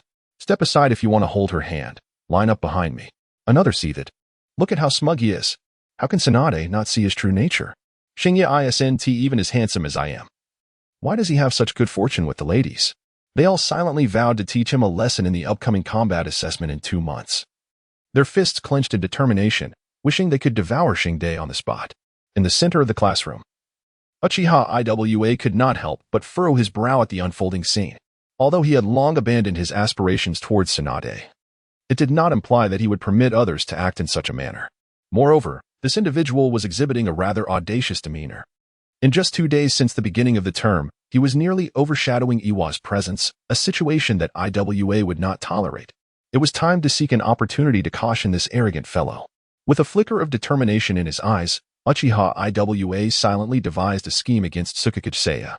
As the ambient noise escalated, snippets of conversation reached Tsunade and Seiya's ears, causing Tsunade to reflect on her earlier decision with a hint of regret. After allowing Seiya to demonstrate something, Tsunade withdrew her hand, grasped the child's, and excused herself to the restroom, effectively quelling the brewing commotion. Seiya, indifferent to the juvenile remarks, had no intention of boasting. However, should anyone provoke him, he would not shy away from showcasing his prowess. The sharp school bell chimed, resonating in the ears of the ninja school students like the most melodious song on earth. The students hurriedly donned their bags and surged out of the classroom in groups, with even Jiraiya beside Seiya urging him to hasten, as though exiting the classroom ahead of others was a grand honor. Tsunade and the child tidied their belongings and stood hand in hand, with Tsunade not forgetting to make a playful face at Seiya, declaring, "Just wait until I surpass you." With that, she turned and dashed out of the classroom, leaving Seiya smiling at her antics. It appeared that the once domineering and spirited Hokage had also been a little prideful in her youth. As Seiya leisurely packed his bag, He failed to notice the four Uchiha youths, led by IWA, casting him a glance before swaggering out of the classroom. Shikumo, however, noticed this development but chose to remain silent, merely following them out. Finally, after securing his wooden sword, Seiya joined the impatient Jiraiya, only to find that Shikumo had vanished. Where did Shikumo go? Weren't we supposed to train together? He inquired. Jiraiya, unconcerned, replied, he probably left because you were too slow. He is likely waiting for us at the school gate. Come on, let us go. If you dawdle any longer, it'll be dark. As they exited the classroom and approached the staircase, they encountered four individuals ascending towards them. It was IWA and his companions. The three Uchiha lackeys were sinister smirks, while IWA, with an air of superiority, scrutinized Seiya. You've been rather arrogant these past few days, almost eclipsing my presence, he remarked. Seiya, with an expression of incredulity, gazed at IWA, internally grappling with the absurdity of the situation. Was this truly the traditional prowess of the Uchiha clan? From a close vantage point, Shinya witnessed Uchiha Yen uttering such melodramatic lines that he nearly mistook himself for a viewer of an amateur video from X-Hands, reminiscent of a version tailored for elementary school students. Gazing at Uchiha Yen before him, memories of a video featuring the Cold King he had inadvertently stumbled upon in his past life surged to the forefront of his mind. Your Rock King? Infinitely arrogant? Hiss. How absurd. At that moment, an image of Uchiha Yen awkwardly attempting to perform a social dance flashed through his thoughts. No, he must halt this humiliating mental theater at once. Uchiha Yen, feeling a surge of inexplicable anger, glared at Shinya. What was this fellow's problem? Not only was he unafraid, but he seemed to be stifling laughter. Was he mocking me? This insufferable brat dares to ridicule me at such a moment? You scoundrel! Uchiha Yen gritted his teeth, ready to seize Shinya by the collar, but at that instant, a figure suddenly descended from above, grasping Uchiha Yan's wrist with a firm grip. The newcomer was none other than Shuangma, who had been observing the situation between Shinya and his companions. Sensing an impending conflict, he had timely intervened. Shuangma tightened his grip on Yan's wrist and declared, if you wish to fight, then let it come. The unexpected appearance of Shuangma clearly caught Uchiha Yen off guard. With astonishment, he questioned, you intend to aid Moonlight Shinya? You dare to oppose me? You dare to stand against the Uchiha clan? Coldly, Shuangma replied. Do not use the Uchiha name to intimidate. You, who cannot even activate your Sharingan, do not represent the Uchiha. Uchiha Yen was immediately infuriated. How dare this wretched Shuangma look down upon him? Yet, he hesitated to retaliate, for he harbored a certain apprehension regarding Shuangma's strength. He was reckless, not foolish, and possessed the fundamental ability to assess power. In terms of individual prowess, Shuangma was slightly superior to him, and with Shinya and Jiraiya clearly stronger than his three lackeys. A confrontation could leave him in an unfavorable 1 versus 3 predicament. Contemplating this possibility, Uchiha Yan's expression fluctuated between anger and uncertainty. After a lengthy pause, he venomously declared to Shinya, consider yourself fortunate this time. I shall allow you to revel in your arrogance for a while longer.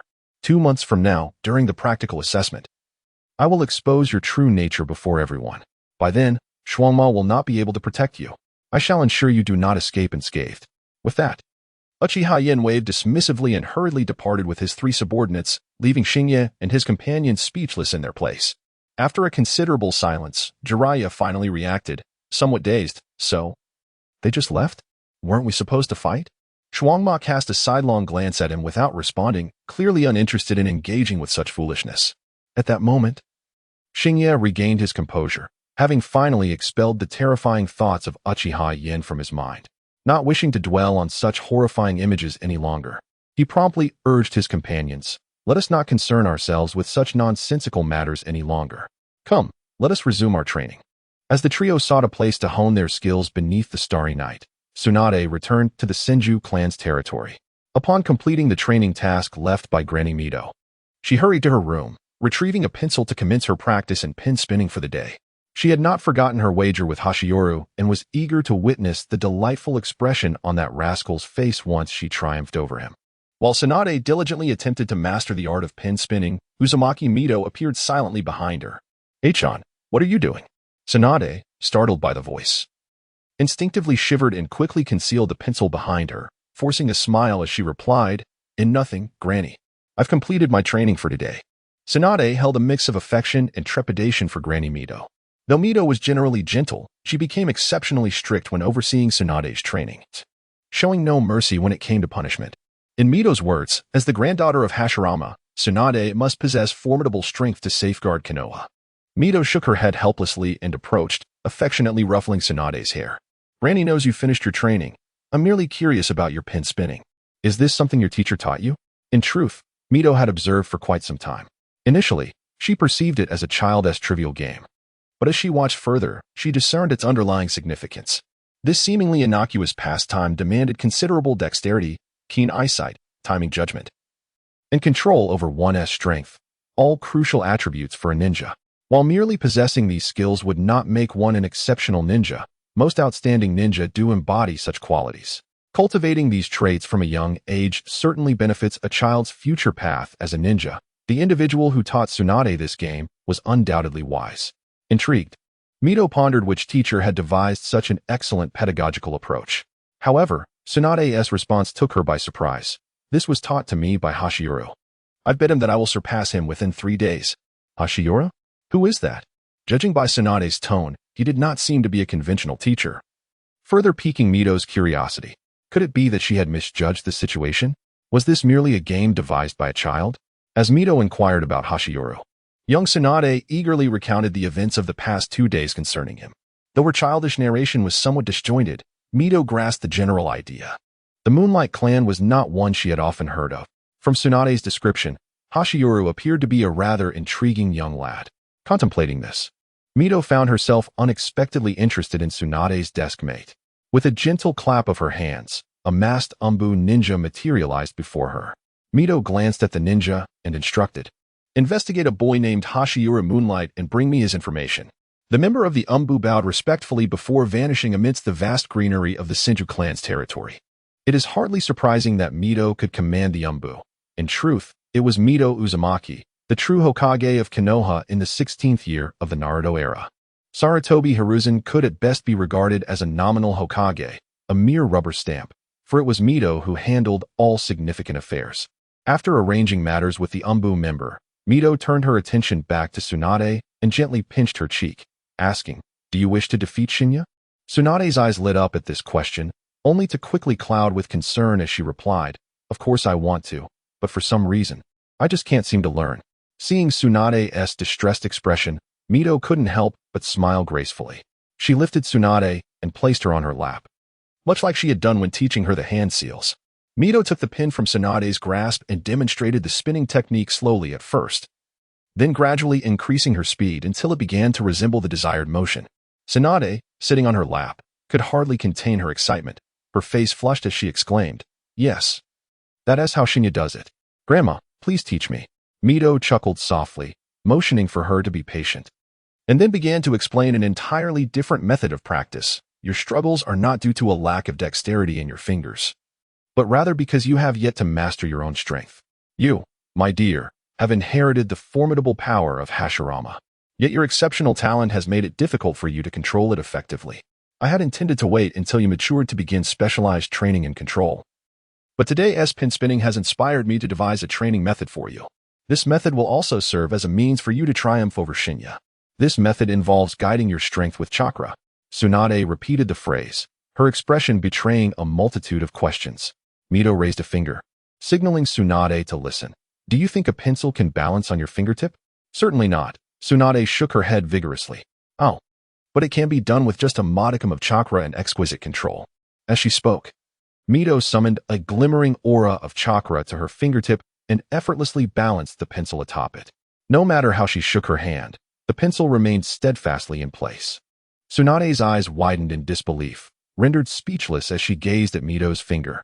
At that moment, Mito gently set the pencil down and playfully tapped Tsunade on the forehead. "Now, give it a try. Once you can balance the pencil on your fingertip, spinning it with chakra and your fingers will pose no challenge." With that, Mito stood and exited Tsunade's room. As she stepped out, the warmth of her demeanor faded, replaced by the formidable aura characteristic of a strong woman. As the figure in the doorway awaited, a subtle sheen of cold sweat began to form beneath the mask of the Umbu. Mito received the documents from his hands and gestured for the individual to take their leave. Gazing at the photographs of Hashio and the accompanying descriptions, a barely perceptible smile graced Mito's lips. In a forest belonging to Kanahagakure, Hashiyo and Sakujo halted their training, panting heavily. Hashiyo took a generous gulp of water, satisfied as he noticed an increase of 3 experience points in his gauge. You truly are like a freak. Without your bloodline, I find myself utterly powerless against you, he remarked. Sakujo, wiping his blade, replied nonchalantly, the path ahead remains long. Hashiyo shook his head. You are hardly childlike. You're far too serious. At that moment, Jiraiya, who had been refining his chakra nearby, opened his eyes. Thanks to your notes, Hashiyo, I would have struggled for quite some time to refine my chakra otherwise. Honestly, sitting here has made my back ache. Unlike Hashiyo and Sakujo, who had already begun their chakra training, Jiraiya, starting from scratch, only managed to refine his chakra today. However, given his innate talent and extraordinary physical prowess, while it might be challenging to surpass Hashiyo and Sakujo, catching up with his classmates was certainly within reach. Noticing that everyone's training had concluded, Hashiyo proposed, today marks our first day training together. It deserves celebration. Let us indulge in the ramen we missed last time. In truth, Hashiyo merely sought an excuse to enjoy ramen, especially since the newly opened hand-pulled noodle shop had just begun operations. His certainty about this establishment being the predecessor of Ichiraka Ramen stemmed primarily from its location and name. Wasn't hand-pulled the name of Ichiraka's owner? Upon Hashiyo's suggestion, the other two felt their stomachs grumble in agreement, prompting them to head straight to the newly opened hand-pulled noodle shop. As they lifted the curtain and entered, the inviting aroma of noodles wafted towards them, stirring their already ravenous appetites. Hashiyo, upon stepping inside, called out, Boss, we would like 3 large bowls of ramen. Coming right up, replied the uncle inside, bustling off to the kitchen, while the owner prepared their meal. Hashiyo took the opportunity to survey the interior decor of the hand-pulled noodle shop. It bore some differences from the Ichiraka Ramen in the original story, as it had only recently opened, a full 40 years before the timeline they knew. Before long, the uncle emerged, carrying 3 steaming bowls of ramen. 3 large bowls of ramen. Enjoy. At that moment, a lady with a baby strapped to her back approached, handing them chopsticks and condiments, cheerfully announcing, in celebration of our grand opening, all dishes are at a 40% discount. If you enjoy your meal, we hope to see you often. Hashiyo nodded enthusiastically. His curiosity piqued as he inquired, Madam, how old is your child, and what is their name? The aunt chuckled softly and said, This child is named Shouta. Only 7 months old. It is precisely because of this shop that he bears such a name. Humming to herself, that morning, Shinya entered the classroom and immediately sensed something amiss. Ever since he stepped in, an odd sound had been lingering around him. What could this sound be? Laughter, perhaps? With this thought, Shinya instinctively began to survey his surroundings, scrutinizing every corner until he finally identified the source of the noise. It turned out to be Tsunade, the little girl behind him, incessantly humming and giggling. Today, for reasons unknown, she was fixated on him with that silly expression. Upon realizing that Shinya had finally noticed her, Tsunade struck a pose with one hand on her hip and the other raised to obscure most of her face, reminiscent of the stance Xiaojiao took when first confronting Oh foolish Shinya. Do you know what day it is today? Faced with this dramatically exuberant Tsunade, Shinya's initial impulse was to fetch a camera. His second thought was that perhaps she had taken some strange medicine and transformed into a genius. Seeing Shinya observe her like a patient for a while without responding, Tsunade could hardly contain herself. Perhaps she subconsciously sensed her pose was overly theatrical. She stomped her foot in frustration and exclaimed, Oh, you big idiot. Today is the day we settle our score. Hearing the gritted words from Tsunade, Shinya finally grasped the situation, somewhat astonished. He had initially believed she was merely indulging in a bit of fun, only to toss it aside later. It appeared, however, that she was serious about this. Intrigued, Shinya regarded Tsunade and said, Then by all means, begin. Let me see how much you have improved. Tsunade responded with a dismissive huff and, with a grave expression, retrieved an exquisite pencil from her bag, beginning to spin it before Shinya's eyes. At her first movement, Shinya thought the pencil would surely fly away. However, to his astonishment, it defied the laws of physics and returned to Tsunade's hand. This unexpected turn piqued Shinya's interest. Upon closer inspection, he discerned where the secret lay, chakra. Tsunade infused her spinning pencil with chakra, allowing her formidable control to rein it back, defying the limits of mere physicality. Though it lacked the aesthetic grace of Shinya's spinning technique, the perilous maneuvers imbued it with a thrilling sense of excitement. After approximately 2 minutes, Tsunade triumphantly withdrew the pencil and gazed at Shinya, saying, Well, what do you think? You can't do this, can you? To be frank, Xingye truly could not replicate it. His chakra control was so rudimentary that he could barely utilize the body flicker technique, let alone execute such intricate and exaggerated actions as Tsunade did. How could this be? He never anticipated that this world would operate beyond Newton's realm. It seems that not only will I be unable to acquire the elusive shadow clone technique, but I will also owe Tsunade a favor in return. How disheartening, Ma Fei. Well, you see, your argument is evidently less fluid than mine. So it cannot be said that I have truly lost. What do you think of a draw? Xingye promptly began to argue his case. Yet he was unaware that Tsunade was far more astute. With a slight wrinkle of her nose, she retorted, do not think to wriggle out of this. I have already informed Lady Mito of our wager, and she is quite intrigued. She wishes to act as our witness, requiring you to accompany me to my home after school for a demonstration. Should you dare to renege on our agreement, I shall have Lady Mito spank you. Ah, is this how Lady Mito spends her twilight years, with such simplicity and tedium? Wouldn't it be more delightful to converse with the great fox within about history and life, rather than concern oneself with the trivial affairs of children? Xingye found himself utterly at a loss. She had invoked the name of his grandmother. What could he do? He certainly could not stubbornly resist and allow Mito to punish him with her signature technique. Wait a moment. It seems that withstanding Mito's technique sounds more impressive than Kagaya's shuriken from 800 miles away. What on earth am I thinking? After banishing those chaotic thoughts from his mind, Xingye relinquished his resistance. If he must concede a favor, then so be it. After all, Tsunade's clan is prosperous. There is nothing she desires from him. He might as well treat it as entertaining a child.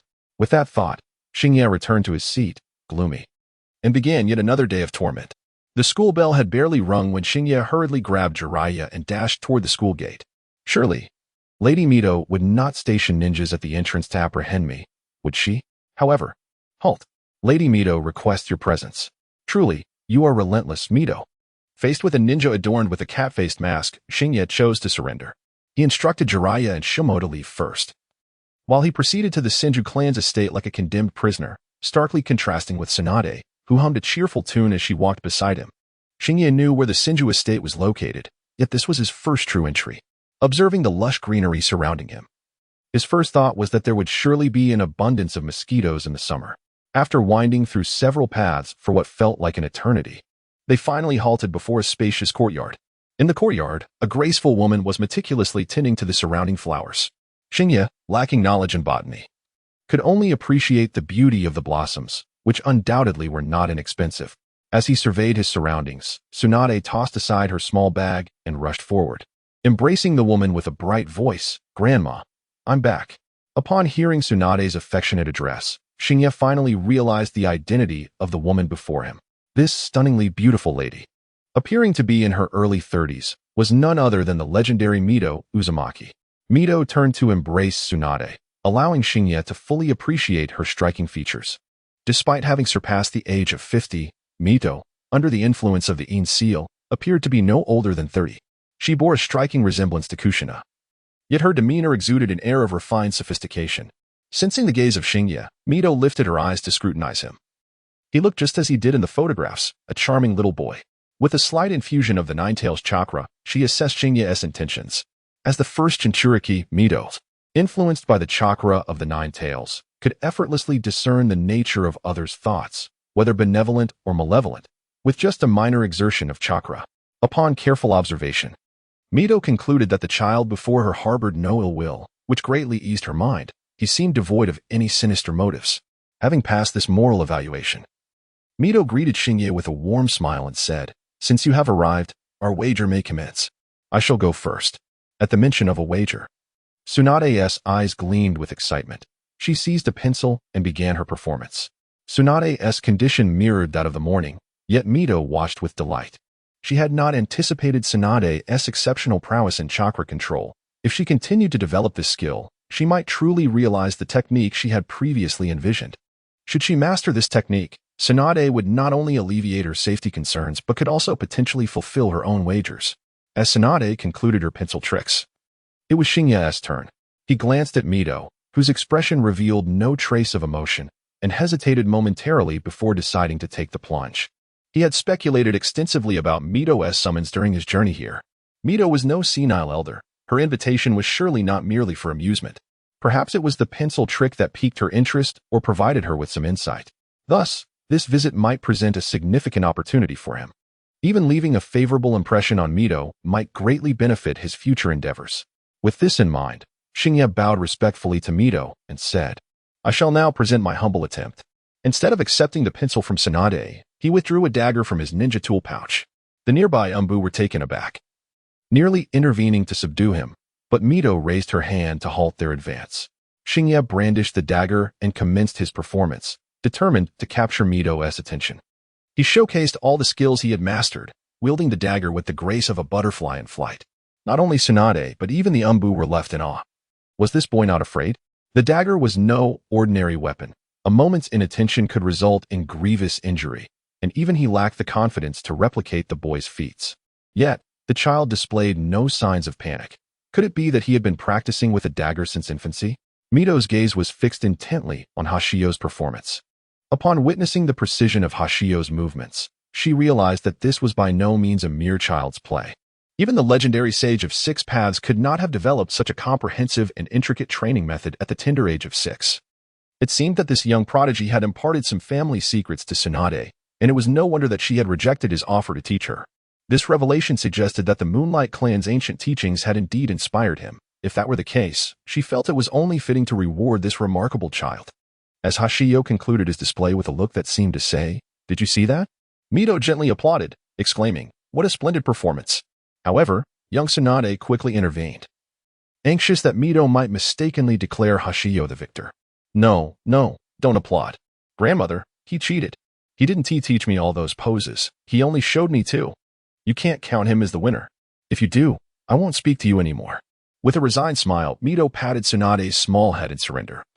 Then turned to Hashio, saying, "Little Hashio, look at how Tsunade has mastered those 2 poses in just 3 days. Isn't that impressive?" As she spoke, she discreetly signaled Hashio with a glance, clearly indicating that he should concede, as a favor to her. Seeing Mito's expression stirred something within Hashio, who feigned a look of disappointment and said, "Very well, let us say Tsunade has won, but her conditions must not be excessive. Children are easily swayed." Upon hearing Hashio declare her victory, Tsunade was so overjoyed that she nearly lost her bearings, giggling uncontrollably in Mito's embrace. With a hint of indulgence, Mito pinched Tsunade's nose and said, "All right, you've won. Now go practice. I have some matters to discuss with Hashio." Unfazed by what Mito intended to say, Tsunade gleefully dashed out. After watching Tsunade run off, Mito turned to Hashio with a smile and said, "Now, come in and sit with me." Hashio, sensing that something good was about to happen, responded eagerly and followed Mito into the room. Once inside, Mito poured a cup of tea for Hashio, who gratefully accepted it with both hands, saying, "Thank you, Lady Mito." Mito waved her hand dismissively and replied, "You are about the same age as Tsunade. Just call me Granny Mito like she does." Naturally, Hashio took this cue, addressing her with warmth as Granny Mito with great enthusiasm. After taking a sip of tea, Mito remarked, "That was your family's secret technique, wasn't it? Using such methods to train one's eyesight, finger dexterity, and control of strength is indeed quite innovative." Hashio paused momentarily before nodding, neither confirming nor denying, and simply awaited Mito's further words. Mito smiled and continued, "Tsunade is a wonderful child, but she has been rather spoiled by Hashirama, becoming a bit too headstrong. Yet, encountering you has turned out to be a fortunate opportunity for her." Under the starry night, Shinya was somewhat perplexed by the words he heard. After pondering for a moment, he ventured to speak, "Grandma Mito, regarding Tsunade's pin-spinning technique." Without reservation, Mito candidly replied, "I taught her that. To be frank, I had been troubled by Tsunade's issues with controlling her strength. But your pin-spinning has inspired me to find a solution. It was indeed through this technique that I discovered this child's exceptional chakra control. I owe you my gratitude." Upon hearing the mention of strength and control, Shinya immediately thought of Tsunade's extraordinary strength, realizing that his pin-spinning might have inadvertently helped her unlock her innate talent for it. Mito's expression of gratitude made Shinya's eyes gleam with excitement. This journey had not been in vain, and perhaps he would soon regain his shadow clone technique. He quickly adopted a humble and polite demeanor, saying to Mito, "Grandma Mito, you are too kind. I was merely playing around with Tsunade and never imagined I could assist her. I cannot accept such thanks." Seeing Shinya's politeness, Mito gently patted his head. "That simply won't do, regardless of the circumstance. It remains an undeniable fact that Tsunade has learned the secret techniques of the Moonlight clan from you. I am a person of principle and will not take advantage of you." As she spoke, Mito rose and approached a nearby cabinet. The moment she opened it, Shinya's eyes widened. Although it was merely a fleeting glance, he was certain that the largest scroll within was the sealing book from the original story. Mito emerged with several scrolls, placing them on the table. She handed him the larger scroll, saying, "I know the Moonlight clan is a family that thrives on swordsmanship. Consider this sword technique from Tobirama as a token of gratitude for Tsunade's learning of your family's secrets. Additionally, here are a few practical B-rank ninjutsu invented by Tobirama. You may choose one to take home as a gift from me." Upon hearing this, Shinya instinctively glanced at the names of the scrolls and noticed that one of them was indeed the shadow clone technique. Back at home, Shinya contemplated the two scrolls in his possession, unable to believe that this was merely an exchange or a simple gift. Even the illustrious Senju clan would not be so extravagantly generous. Rather than an exchange, it felt more like an investment. In return for the sword techniques of Tobirama, they sought his favor and possibly allegiance to Mito and Tsunade. But why would Mito go to such lengths? Shinya keenly sensed that all of this was undoubtedly related to the mass disappearance of the Senju clan. In pursuit of answers, he immediately plunged into his adoptive father's study upon returning home. After all, his adoptive father had personally witnessed that era and should have some information documented. After a thorough search, Shinya finally came across notes left by his adoptive father, which contained records of the first Hokage blending some clan members among the common folk. The notes praised this action, claiming it to be the most astute decision made by the first Hokage since the founding of Konoha. The intricacies of this matter are twofold. Firstly, it establishes an effective means to constrain other clans, gradually elevating the notion of the village above that of individual families. It is essential to recognize that the founding of Konoha was a coalition of several prominent clans, which continually attracted commoners to form the true essence of Konoha. However, this Konoha harbored a latent risk. Although the great clans united in peace, it did not guarantee their genuine solidarity.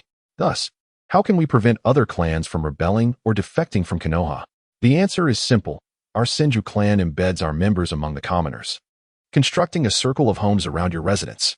This encircling allows us to swiftly detect any nefarious activities. Should you dare to betray us, even the most unassuming neighbor might report you, leading the Senju clan to unite with others to quell your insurrection. You must comply. Furthermore, we continually indoctrinate you, reminding you that your clan is a vital part of Konoha.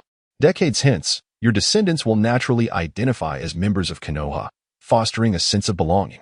Over time, the concept of the village will effortlessly overshadow that of the clan. You may still proclaim your family as superiority among the villagers, yet upon stepping beyond Konoha, you will find yourselves united as Konoha's people. The second aspect is the dismantling of the clan's monopoly over ninjas. Konoha fundamentally thrives on the ninja economy. The strength and obedience of ninjas are paramount for its survival. If the clans were to monopolize ninjas indefinitely, one day a clan might depart, leaving Konoha severely weakened. Alternatively, should a single clan grow overwhelmingly powerful and annihilate the others, Konoha would become their dominion, potentially igniting warfare anew. To avert either scenario, we must cultivate civilian ninjas. These ninjas, devoid of clan upbringing, owe their success to the village, thereby forging an intrinsic gratitude towards it and a disdain for the hereditary clans that have long held dominion. Such civilian ninjas will become the core force against clan monopolization, serving as the steadfast guardians of Konoha's peace. But where will these civilian ninjas originate? From the Senju clan. Some of our clan members will assimilate into the common populace and intermarry, producing exceptionally talented offspring who may rise as ninjas. Moreover, as the leading figure of the Senju clan actively marries commoners, it is only prudent for you, as subordinates, to follow suit, even if merely for appearances. This will yield another wave of civilian ninjas. Subsequently, through ninja academies, we will hone the talents of these civilian ninjas while simultaneously integrating clan offspring, all while propagating the will of fire. The dual endeavor of indoctrination and nurturing civilian ninjas will proceed seamlessly, the beauty of which is beyond discussion. Yet, upon reflecting on the desolate state of the Senju lands, Shinya found a stark divergence from his father's accounts. The reality starkly contradicted his father's assertions. The current barren expanse of the Senju territory hardly resembled an integration into Konoha. This is a tale of desperation, where everything but a single pair of undergarments has been wagered.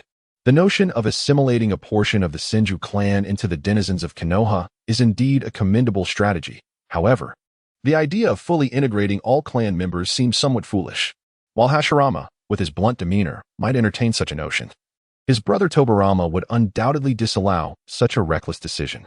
In this moment, even the time traveler Seiya finds it difficult to discern the true nature of the unfolding events. Within the Senju territory, Mito reflects upon the occurrences of the past 2 years. The records of Kagaya's legacy are indeed factual, yet a significant upheaval followed. Under normal circumstances, as long as Hashirama and Tobirama remained in power for a sufficient duration, the Senju clan could flawlessly execute their plan to transform Konoha into a unified entity. Even if the Senju clan subsequently failed to produce any formidable warriors, this plan, along with a multitude of civilian ninjas, would ensure the long-term peace of Konoha. However, fate is unpredictable. Shortly after the plan's inception, Madara returned with control over the Nine Tails. The battle at the Valley of the End left Hashirama grievously injured, affording him only the final years to spend with Tsunade before departing from this world. With Hashirama's demise, the First Shinobi World War erupted. Most of Hashirama's loyal subordinates perished in this conflict, and even Tobirama was left behind in Kumogakure due to a strategic withdrawal during negotiations. The death of both brothers transformed the once promising situation into a dire one. Ambitious individuals within the village began to stir, and with the frontline battles demanding attention, Konoha found itself besieged from within and without. Though Tobirama appointed a young Sarutobi as a potential successor to the Hokage position, he remains too youthful for such a weighty responsibility. Had it not been for Mito's steadfast presence behind the scenes, Konoha may have already been thoroughly divided by those with aspirations of power. In this precarious situation, what was once an astute plan now binds the Senju clan like a noose. The potential to utilize their strength as leverage against the ambitious has dissipated. While the Senju members who ventured forth are not unwilling to return, such a sudden recall would undoubtedly alter perceptions among other clans. This kind of oversight has long been tacitly accepted, yet during wartime, an abrupt summons of clan members could provoke suspicion. Such recklessness would play directly into the hands of the ambitious, should they seize the opportunity to incite rebellion among other clans. All that Hashirama labored to establish would be rendered futile. To avert such a calamity, Mito has gambled everything on a bold strategy. Her plan is straightforward. Rather than retracting the Senju members among the populace, she disperses the majority of them far and wide, leaving behind only the last surviving heir of Hashirama, Tsunade, as a glimmer of hope. In doing so, the Senju clan will be woven into the very fabric of Konoha, creating an intricate web that will thwart the ambitions of those who seek to disrupt the peace. On the other hand, it also mitigated risks. Once all members of the Senju clan melded with the villagers of Konoha, even if my plans were to fail in the future, and both Tsunade and I were to fall victim to our enemies, the Senju lineage would endure. At that point, the Senju of the forest would become an integral part of the towering tree of Konoha, safeguarding it in a different form for eternity. This scheme is indeed a gamble, as Tsunade is the sole pivot upon which its success hinges. Should she falter, whether through assassination during her growth or in the throes of war and missions, the Senju bloodline may continue within Konoha, yet the name Senju would fade into the annals of history. However, if Tsunade were to mature and wield sufficient power, everything would transform. There would be no need for the grandiosity of Hashirama and Tobirama. Achieving the level of a typical Kage would suffice for the Senju clan to reclaim their prominence through Tsunade. Mito would endeavor to find trustworthy allies for Tsunade during her development to ensure her safety, and before her own demise, she would seek a new Jinchuriki for Tsunade's use. Moreover, she established a pact with Hizashi. Until Hizashi solidified his position, she would fully support him in overcoming obstacles. In exchange, Hizashi would become Tsunade's mentor after her graduation, protecting her through the most perilous phases. Once Hizashi had nurtured Tsunade to a level of independence, Mito would formally withdraw, allowing the third Hokage to truly assume his role. If these plans were realized, Tsunade, possessing the strength of several formidable ninjas and the power of the tailed beasts, would be entirely capable of succeeding Hizashi as the fourth Hokage. At that juncture, Tsunade, as both Hokage and the head of the Senju clan, could summon the former members back, leading to the revival of the Senju lineage. This is a gamble that stakes the entire fate of the Senju clan. Nonetheless, Mito would harbor no regrets, for regardless of the outcome, she would have safeguarded the Konoha that both she and Hashirama cherished. Above all, she would not permit Konoha to perish before her, even if it meant sacrificing the Senju clan and her own life. This was Hashirama's lifelong dream, the ideal of a war-free sanctuary he wished to protect until his last breath. To eternally support and safeguard the dreams of her beloved and those dear to her heart. That is the ninja way of Uzumaki Mido. Gently tucking the sleeping Tsunade under her blanket, Mido, coming back to her senses, picked up the pencil Tsunade had left nearby. As she twirled the pencil in her hand, this action reminded her of the amusing boy from the afternoon. Under the moonlight, could this child become Tsunade's right-hand ally in the future? Over a month had passed since the commencement of school. The students gradually acclimated to their academic life, forged friendships, and absorbed various ninja knowledge. Even Jiraiya had managed to perform a rather crooked shadow clone technique. After glancing at the crooked doppelganger beside him, Jiraiya couldn't help but let out a sigh of relief. At least it resembled a human form, which was certainly preferable to the grotesque entities he had previously conjured. Teacher Mitsui, while marking the attendance sheet, remarked, Jiraiya, 50 points. Not bad. A significant improvement compared to last week. Keep up the good work. I believe you can achieve even greater heights. Mitsui's words were not spoken in jest. He genuinely held a degree of admiration for this child of humble origins. Although Jiraiya's academic performance was merely average, it was noteworthy that, as a child from a disadvantaged background without any preschool education, he had not only kept pace but even surpassed many of the privileged students in Class A, filled with scions of prominent families. Upon hearing his teacher's praise, Jiraiya felt a surge of joy and, with a beaming smile, expressed his gratitude before returning to his seat beside Shinya. Observing Jiraiya's elation, Shinya encouraged him. Well done, Jiraiya.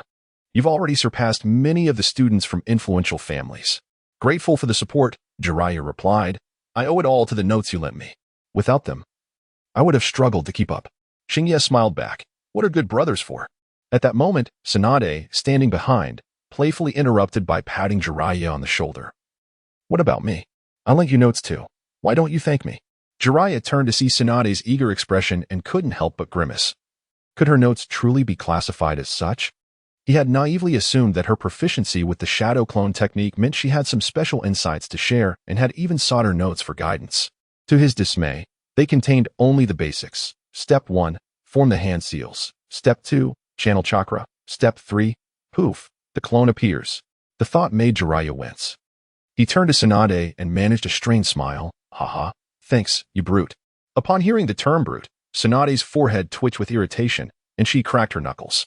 With a cheerful yet menacing grin, she asked, What did you just say? Jiraiya, sensing the impending trouble, gulped but persisted. What? Did I say something wrong? Just look at you. Doesn't he that scream brute? Naturally, this provoked a flurry of playful punches from Tsunade. Shinya, observing Jiraiya's predicament, shook his head in exasperation. Why provoke Tsunade when things were going well?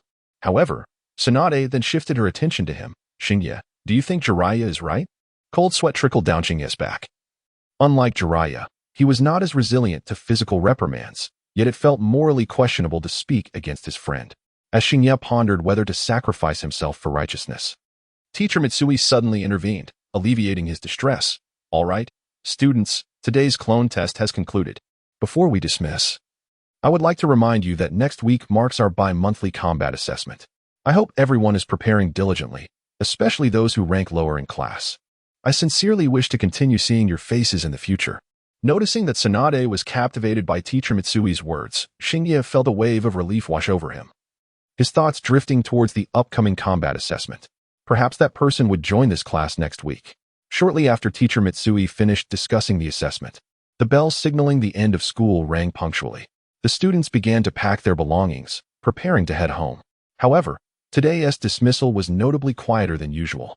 Most students silently organized their things before leaving the classroom in groups. These 6-year-olds had spent over a month learning together, fostering deep bonds. The sudden announcement that someone would depart from their class next week left an unsettling feeling in their hearts. Those whose abilities were average felt anxious about potential elimination. Fully aware of what leaving Class A would signify, it essentially meant severing ties with the so-called elite group, and they might have to endure their parents' disappointed gazes. Meanwhile, those unconcerned about being eliminated worried for their newly made friends. If a close companion fell to Class B, would their friendship wither away? As Shinya finished packing and stood up, he noticed Jiraiya still sitting there, lost in thought. Understanding Jiraiya's concerns, he comfortingly patted his head and assured him, Don't worry, your strength is more than sufficient to remain in class. Jiraiya clutched Shinya as if grasping a lifeline. Is it really no problem? Though Jiraiya often appeared carefree, He harbored a persistent sense of insecurity. The lack of early education had left him feeling behind, worrying about finishing last in the combat assessment. He had just forged friendships with Xingye and Shuahao and was reluctant to part ways with them. Noticing Jiraiya's distress, Xingye playfully jabbed his arm, teasing, "Look at you. You're built like a tank. In terms of physical fitness, you must surpass many in our class. Since this combat assessment doesn't involve written tests, you'll be just fine." At that moment, Shuahao joined them, chiming in, "Although I'm not your match, you won't be eliminated." Hearing this, Jiraiya's apprehensions eased significantly. Revitalized, he playfully challenged Shuahao, "Get lost. I'll tell you, I may find it hard to surpass Xingye, but one day, I'll surely have you under my foot." Seeing Jiraiya return to his usual spirited self, Xingye and Shuahao exchanged glances, a hint of amusement sparkling in their eyes. After school, the three friends routinely engaged in a session of martial arts practice before returning home. When Xingye arrived home, his mother had yet to return from work. He contemplated for a moment and chose not to rush into sword training. Instead, he found a quiet spot to sit cross-legged and reflect upon his progress over the past month. During this time, Xingye made significant advancements in the realms of ninja tools, jutsu, and swordsmanship. He had always placed considerable emphasis on the throwing of ninja tools. This was partly because he believed that, during the early stages of the Naruto world, a precise shuriken technique combined with a spark of creativity could yield miraculous results. Additionally, he was inspired by the flashy shuriken techniques of characters like Sasuke and Itachi from the original story, which ignited a desire within him to learn similar skills. After all, strength may be fleeting, but style is everlasting. Moreover, Xingye possessed the remarkable skill of weapon mastery, which aided him in swiftly mastering throwing techniques. This trifecta of abilities led to his remarkable progress in the art of throwing ninja tools. He was now capable of using kunai to eliminate swiftly moving small animals. And during the past month and a half of training together, the trio frequently feasted on the small creatures Xingye dispatched. He felt that with continued effort over the next 2 years, executing tricks like curving shuriken should not pose a problem. In terms of ninjutsu, he had completely mastered the fundamental body flicker technique. He could also effortlessly employ the shadow clone technique he learned from Mido. The shadow clone technique was not particularly difficult, and within just a few days, Xingye had fully grasped it. Upon successfully using the shadow clone technique, he instructed his clone to practice swordsmanship alongside him. After several trials, he discovered that training with a shadow clone indeed granted him additional experience, albeit with a cap.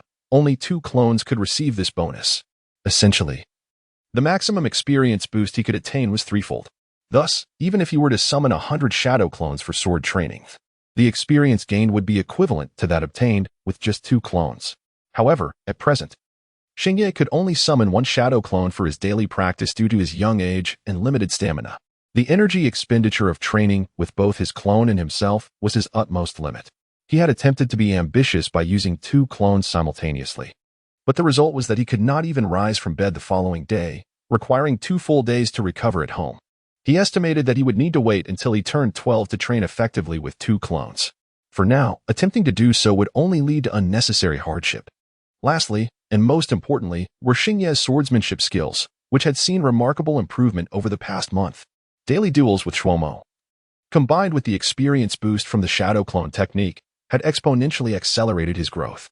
In just a month and a half, his experience level had reached beginner swordsmanship 7100. If the current pace of development continues, he is likely to surpass the entry-level swordsmanship and attain the beginner level shortly after the class assessment. Evaluating solely these 3 abilities, it is evident that Xingye can already unleash combat power approaching that of a chunin in short-term skirmishes. However, constrained by his physical fitness and stamina, he falters in prolonged battles. After 3 minutes of combat, he might even fall short of a genin's capabilities. The most pressing issue for him to address is his stamina. Yet this can only be remedied through the natural progression of age and the breakthrough of his levels. Should he aspire to reach true chunin levels in a brief period, he must rely on achieving beginner-level swordsmanship, as an increase in swordsmanship rank will concomitantly enhance his physical attributes and chakra reserves. It is anticipated that by the time he achieves beginner swordsmanship, his physical fitness will align closely with that of a standard genin.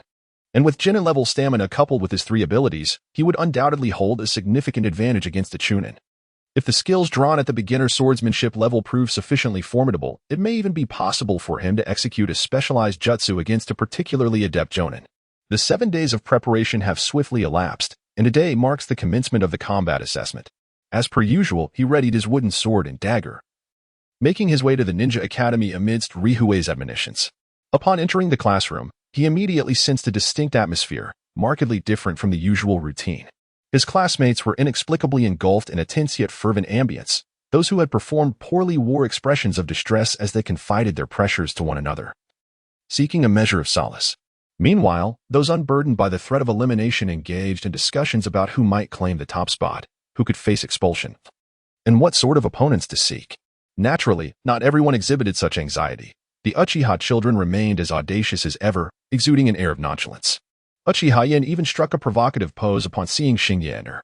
Xingye was reluctant to pay heed to this ostentatious contender, as it often conjured awkward scenarios in his mind.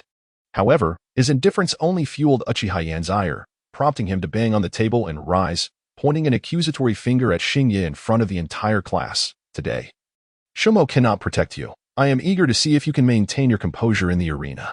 Xingye inwardly sighed, pondering how he had attracted the attention of such a brash youth.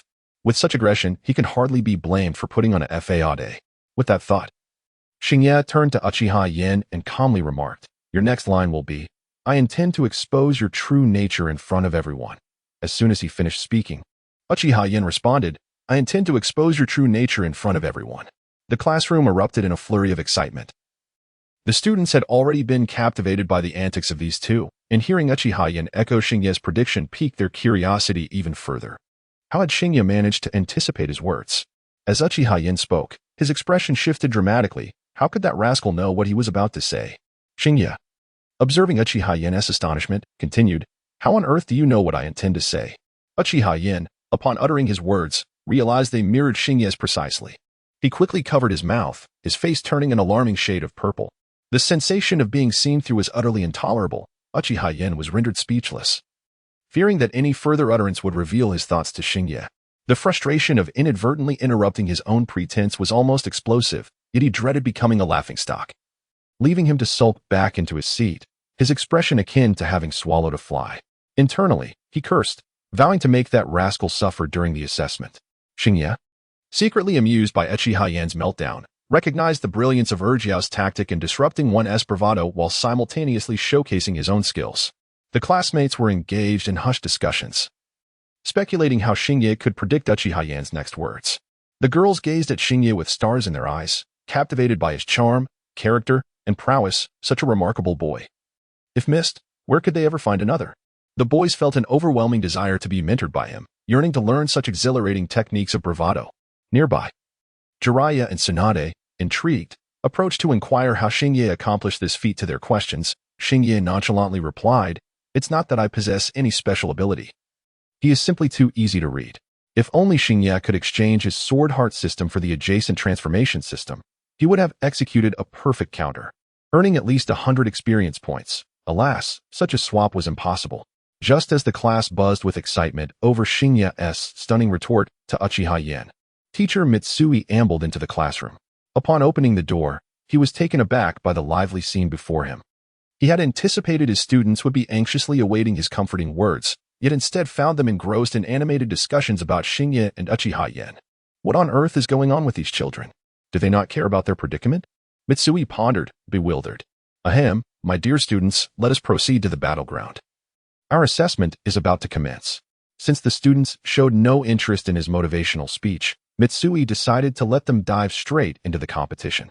Once all students arrived at the battleground, the assessment officially commenced. This battle would not be as elaborate as the Chunin exams. In truth, it resembled the preliminary evaluations at the beginning of the term, primarily relying on the judgments of the teachers, based on the previous learning outcomes. Teacher Mitsui has established a preliminary ranking of the students in the class. The next step involves adjusting scores according to the outcomes of the duels. Competitors of similar strength will earn points for victories and lose points for defeats. Additionally, when a weaker student bravely challenges a stronger one, they receive a score increase, while the stronger student incurs a deduction for picking on the weaker. This is the general framework. The order of the duels will follow the student identification numbers assigned at the beginning of the term. Thus, the first combatant is Uchiha Iwa. Upon hearing the teacher's call, Uchiha Iwa did not weave through the crowd, but instead sprinted in the opposite direction. just as everyone was left wondering about his intentions. Uchiha Iwa took 2 running steps and leaped up a tall tree. After ascending a couple of steps, he pushed off with force, executing a front flip in midair, and landed squarely in the center of the arena, leaving everyone momentarily speechless. His classmates were astonished by his ability to perform such a challenging maneuver, while teacher Mitsui and Hashiyo were left utterly flabbergasted. Was such a dramatic entrance truly necessary? And what was with that overly theatrical expression? Surely, he couldn't feel any embarrassment. Hashiyo slapped his forehead in disbelief, concluding that this child was beyond redemption. If being overly dramatic was a disease, he was undoubtedly in the advanced stages. After suppressing his urge to burst into laughter for some time, teacher Mitsui finally composed himself, covering the lower half of his face with a score sheet, and said with forced calmness, Iwa-kun, have you decided on your opponent? I must remind you that if you specifically target weaker opponents, you will incur point deductions. Uchiha Iwa returned to a more grounded posture, adopting an air of nobility as he proclaimed, Teacher, I choose Hashiyo. You may deduct my points. This unexpected declaration caught Hashiyo off guard, as it seemed that Iwa had indeed improved after their previous encounters, implying that Hashiyo was no longer a formidable opponent. Wiping the cold sweat from his forehead, teacher Mitsui remarked, Your rankings are closely matched, so challenging him will not lead to a deduction. Hashiyo, do you wish to accept Uchiha Iwa's challenge? Each student has one opportunity to decline a challenge. Mitsui, having perceived the underlying tension between the two, discreetly signaled to Hashiyo, hoping to diffuse the situation before it escalated. However, Hashiyo was no pushover, having been provoked by Uchiha Iwa 3 times already. He had no intention of granting his opponent an easy way out. Gradually parting the crowd, he stepped into the arena and declared, Teacher, I accept this challenge. Recognizing that this situation was unlikely to resolve amicably, Mitsui chose to remain silent and braced himself for any unforeseen developments. As Hashiyo and Uchiha Iwa took their positions in the arena, each student secured their 6 unsharpened shurikens, and they proceeded to form opposing seals as required. The moment the seals were completed, Uchiha Iwa eagerly launched his attack. Although he had long harbored a disdain for Shinya, he had not consequently forfeited his invaluable wisdom. Shinya, wielding a wooden sword, would be foolish to charge forward recklessly, rendering his efforts futile. Uchiha Yen did not impulsively rush in. Instead, he retrieved 3 shuriken from his ninja tool pouch and hurled them towards Shinya. Uchiha Yen's throwing skills were commendable, as the 3 shuriken flew in a formation that effectively sealed off Shinya's retreat. This technique, a fundamental aspect of the Uchiha's shuriken art, adeptly restricts an opponent's movements, ensuring that they must confront at least one shuriken, whether they choose to move sideways or remain stationary. Once the shuriken were dispatched, Uchiha Yen grasped another shuriken in hand and swiftly approached Shinya. The onlooking classmates held their breath, wondering if Shinya could evade such an onslaught. However, upon witnessing the whistling shuriken, Shinya remained unperturbed. 2 months of sparring with Shwomo had honed his reflexes remarkably. He had even managed to deflect Shwomo's knife thrust at close range, so evading the incoming shuriken posed little challenge. Shinya stood still, making no attempt to move. And when the central shuriken entered his striking range, he promptly swung his wooden sword. The wooden sword clashed with the shuriken, producing a soft sound that altered its trajectory, sending it soaring into the distance. This precise interception left many who had assumed Shinya merely brought the wooden sword to school for show wide-eyed. It turned out he was not boasting and indeed possessed impressive swordsmanship. After the first shuriken was deflected, the other 2 missed their target as well. However, Shinya's peril was far from over, for Uchiha Yen seized the opportunity to close the distance. Augmenting his feet with chakra, he leaped towards Shinya, thrusting the shuriken towards his face.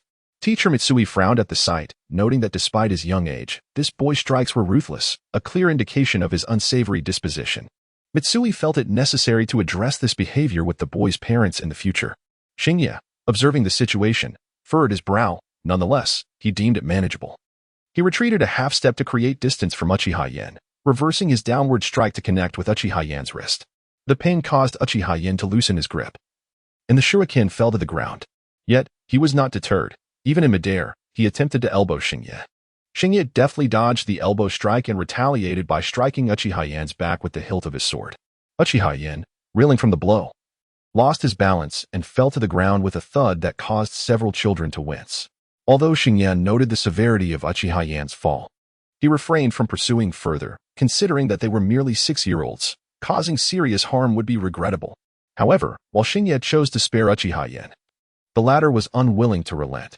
Undeterred by his fall, Uchiha Yin seized the opportunity to grasp the shuriken that Shinya had previously deflected, while his other hand reached for his ninja tool pouch. While simultaneously wielding two kunai, he first hurled one away, then gritted his teeth and swiftly sprang to his feet, seizing the other kunai to launch another attack on Shinya. Many classmates gasped in astonishment, and Jiraiya, filled with indignation, jumped in fury, denouncing Uchiha Yin as despicable. Teacher Mitsui's gaze toward Uchiha Yin grew increasingly frigid, his fondness diminishing as he discreetly formed a hand seal, ready to intervene should Shinya be unable to evade the imminent assault. Amidst the gasps of the onlookers, Shinya finally responded, barely dodging the kunai thrown by Uchiha Yin, only to find the latter had already closed the distance between them. It was disastrous. Surrounding classmates shielded their eyes, unable to bear the unfolding scene, while Jiraiya and Shimo's eyes nearly bled with tension. Should Shinya suffer injury from Uchiha Yin's treachery, they vowed to settle the score with that villain. In the distance, Tsunade clenched her fists, infuriated by Uchiha Yin's vile actions, yearning to deliver him a sound thrashing. Uchiha Yin grinned malevolently, thrusting the kunai towards Shinya's abdomen, eager to hear his anguished cries. Although the kunai was dull, a stab like that would certainly inflict pain for days to come. His earlier oversight was merely a fluke. True victory belonged to Uchiha Yin, and that pretender was destined to wail beneath his feet. However, as Uchiha Yin plunged the kunai into Shinya's body, his grin abruptly froze. Before him stood a panicked Shinya, who with a resounding bang transformed into a wooden stump. Shinya had evaded the attack with the body replacement technique. While Uchiha Yin stood dumbfounded, Shinya silently appeared behind him, no longer holding back, delivering a powerful kick to Uchiha Yin's backside. Uchiha Yin was sent sprawling, tumbling out of the arena and sliding across the ground for a considerable distance before finally coming to a halt. Teacher Mitsui, witnessing the event, refrained from rushing to Uchiha Yin's aid, instead announcing, Uchiha Yin has been eliminated from the arena. The victor is Moonlight Shinya. He then leisurely approached Uchiha Yin, assisting him to his feet, and said to Shinya, "Come, let us form a reconciliation seal, regardless of the circumstances. I hope today's bout will put an end to your grievances." Shinya, respecting Teacher Mitsui's words, approached Uchiha Yin, crouching down and extending his index and middle fingers. Uchiha Yin glared up at Shinya, filled with a desire to consume him whole, yet constrained by Mitsui's presence. He begrudgingly formed the reconciliation seal. Once the seal was complete, he wished to linger not a moment longer. The mocking gazes of fellow students, which he imagined, made him wish for a crevice to vanish into. Struggling to rise with Mitsui's support, he was aided by a fellow clan member towards the infirmary. As they made their way to the infirmary, Uchiha Yang hesitated and remarked, "In, you have witnessed that fellow's strength. He is not someone we can contend with. Moreover, he is accompanied by Jiraiya and Shimo, making it impossible to confront him alone. We are all classmates, seeing each other daily. Continuing this commotion is not a viable solution. I suggest we simply disregard his existence from now on." Uchiha Yang meant well, yet his words ignited a fiery rage within Uchiha In, who completely overlooked the fact that he had instigated the entire situation with Shinya from the outset. Ignoring the pain in his back, he forcefully shoved his younger brother aside, and, with a frenzied shout directed at the fallen Uchiha Yang, declared, "If you are going to be cowardly, then get lost. I can still handle Moonlight Shinya without you. After the humiliation I suffered at his hands today, you expect me to let it go? Mark my words, from now on, this class A will either have him or me, but not both. You worthless lot. If you refuse to assist me, I have other means at my disposal. My grandfather is the third elder of the Uchiha clan, and my uncle serves as the deputy commander of the police force. That scoundrel can flaunt his arrogance at school for only so long, after classes. We shall see whether or not I bring him to his knees. Until that miscreant voluntarily transfers, I, Uchiha Yin, shall not relent." Having uttered these words, he paid no heed to Uchiha Yang, whom he had just shoved aside, but limped away towards the infirmary. On the ground, Uchiha Yang gazed at the retreating figure of Uchiha Yin, instinctively clenching his fists in frustration. He was incensed, for he had merely intended to counsel Uchiha Yin against escalating matters, yet his good intentions were met with disdain. This left him utterly disillusioned with Uchiha Yin. However, as a member of the same clan, he still wished for Yin to refrain from self-destruction. Since reason had failed to prevail here, he resolved to converse with Tsukikage Sora. Instead of pursuing Uchiha Yin, he brushed off the dust from his clothing and returned to the training grounds. Seizing the moment when other Uchiha clan members were distracted, He quietly approached Tsukikage Sora from behind and whispered, "Uchiha Yen intends to have his uncle, the deputy commander of the police force, target you. Take heed." With that, he cast not a glance back at Sora and melded back into the crowd. Sora watched the distant figure of Uchiha Yang, silently noting him in the recesses of his mind. Compared to Uchiha Yen, this individual was far more endearing. Nevertheless, Sora did not place much significance on Yang's warning. He was well aware of the childish tendency to summon parental figures when overwhelmed. However, should Uchiha Yan's family escalate matters to the school, he would stand firm. Finding trouble outside the school would not be an easy feat. The Uchiha, being a prestigious clan, held their reputation in the highest regard among noble families. The Uchiha were the proudest, and it was unlikely they would openly confront him with an adult to impose their will. At most, they could leverage their authority within the police force to exert minor pressure on Sora. As long as Sora conducted himself with propriety, they would struggle to find an opportunity to undermine him. Shaking his head to dispel these thoughts, Sora resumed his focus on the combat assessments at hand. As Jiraiya prepared to take the stage, an individual of mediocre performance clearly underestimated him and audaciously chose to confront him as his opponent. Jiraiya, however, did not decline, and thus their battle commenced. The course of their confrontation was rather uneventful. The opponent initially believed he could restrain Jiraiya with shurikens, only to be taken aback by Jiraiya's remarkable agility. Once his shurikens were exhausted, he found himself at a loss. After a brief stalemate of dodging and pursuit, Jiraiya swiftly caught up with him, delivering a relentless barrage of punches that sent him fleeing in surrender. Following Jiraiya's victory, the assessment of Class A concluded shortly thereafter. Teacher Mitsui pointed out the 10 unfortunate souls who would face a rematch against the top 10 from Class B, subsequently signaling to those wishing to return home that they could do so. As Mitsui's words echoed, a significant portion of the class promptly departed, as nothing delighted them more than the prospect of an early return home. Shinya had initially intended to take Shumo and Jiraiya for training, but just as he was about to step out, he noticed the instructors from Classes B and C arriving with their top 10 students at the battle arena. Instinctively, Shinya raised his gaze and spotted Orochimaru among the top 10 from Class C. Intrigued, he tugged at Jiraiya and Shumo, signaling them to pause and observe. Curious about the extent of Orochimaru's progress over the past 2 months. To his surprise, his decision to linger resulted in a captivating spectacle. As per the requirements, the rematch was supposed to involve the bottom 10 from Class A facing the top 10 from Class B, but before the teachers could utter a word, Orochimaru hesitated for a moment before abruptly stepping forward. He first bowed to the head instructors of Classes A, B, and C, then spoke. "Excuse me, teachers. May I inquire if I could directly join Class A by defeating the 10th lowest student?" This proclamation left the 3 instructors momentarily speechless, capturing the attention of both Jiraiya and Shumo. Jiraiya's mouth formed an A-shape as he nudged Shinya, exclaiming, "Isn't this the Orochimaru you mentioned before?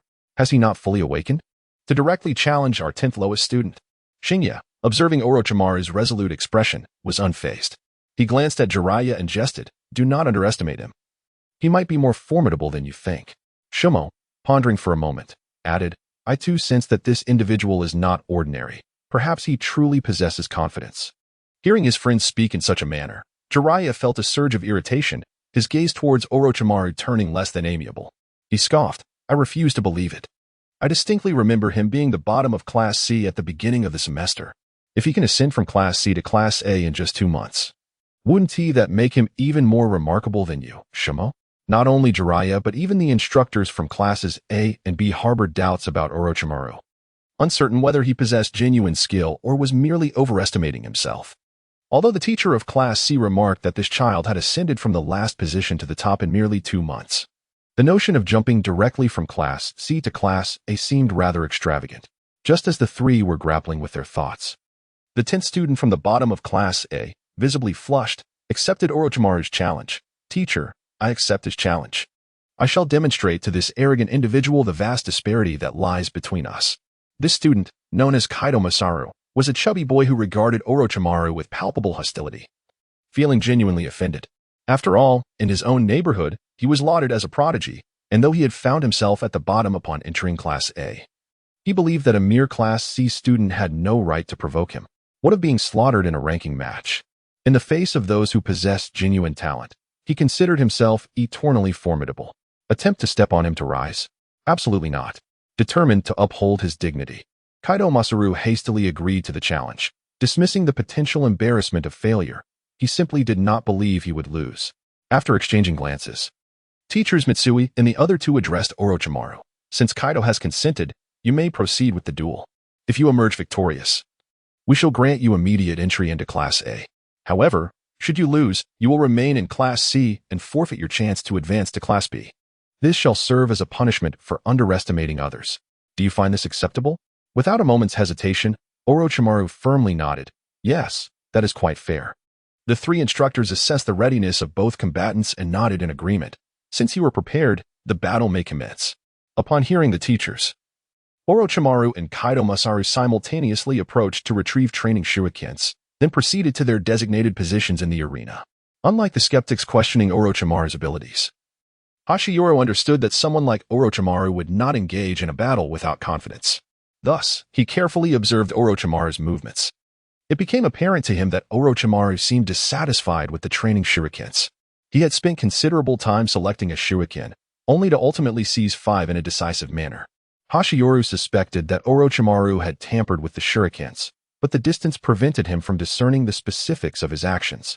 After both parties performed their respective seals, the battle officially commenced. Kaido Masaru, clearly disdainful of Orochimaru, refrained from utilizing chakra, barreling forward like a small tank, his corpulent frame twisting as he proclaimed indignantly, "How dare you look down upon me, Kaido? Today, I shall show you my true prowess." Across from him, Orochimaru seemed momentarily taken aback by Kaido's speed. Momentarily frozen in place before hastily hurling the shuriken in his hand, uncertain whether it was tension or some other factor. The shuriken he threw not only veered off course but also lacked any significant force, Saito Masashi barely needing to evade. Watch as the shuriken sailed past him and softly landed on the ground. Observing this, Saito erupted into laughter, exclaiming, "You dare challenge me right from the start? I was led to believe you possessed some remarkable skills, yet it appears your abilities are woefully inadequate. Allow me to demonstrate the proper way to throw a shuriken." As he spoke, he charged forward, retrieving a shuriken from his pocket and hurling it with precision. His shuriken was far more accurate than the previous one, slicing through the air with a menacing whoosh towards Orochimaru. Orochimaru, taken aback, turned pale and hastily sidestepped, barely managing to evade the oncoming shuriken. Yet, the real predicament loomed ahead. Although he had evaded the shuriken, Saito had closed the distance, and Orochimaru found himself perilously close to Sato's striking range. Filled with exhilaration, Saito clenched his fist and swung it towards Orochimaru, who, gripped by fear, executed a desperate roll to escape the blow. It seemed to be his first encounter with such a formidable opponent, and his composure shattered. He had no thoughts of counterattacking and merely scrambled away in a panic.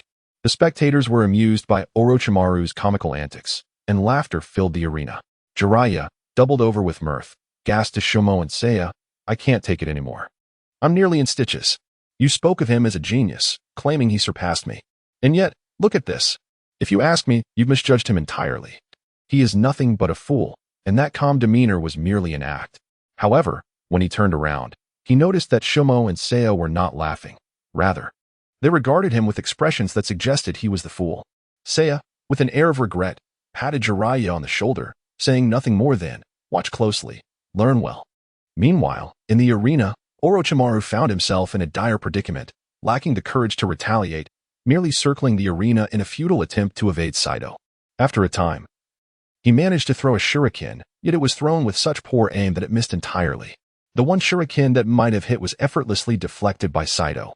Initially, Saito harbored doubts about the authenticity of Orochimaru's abilities, but after circling him thrice, he was assured this opponent was not feigning weakness. He was genuinely inept. With this realization, Sato's confidence swelled, and he began to pursue Orochimaru with a predatory demeanor, delighting in taunting him. The words of derision echoed in his ears, and Saito felt as though he had returned to his pinnacle, reclaiming his status as the prodigious talent adored by all.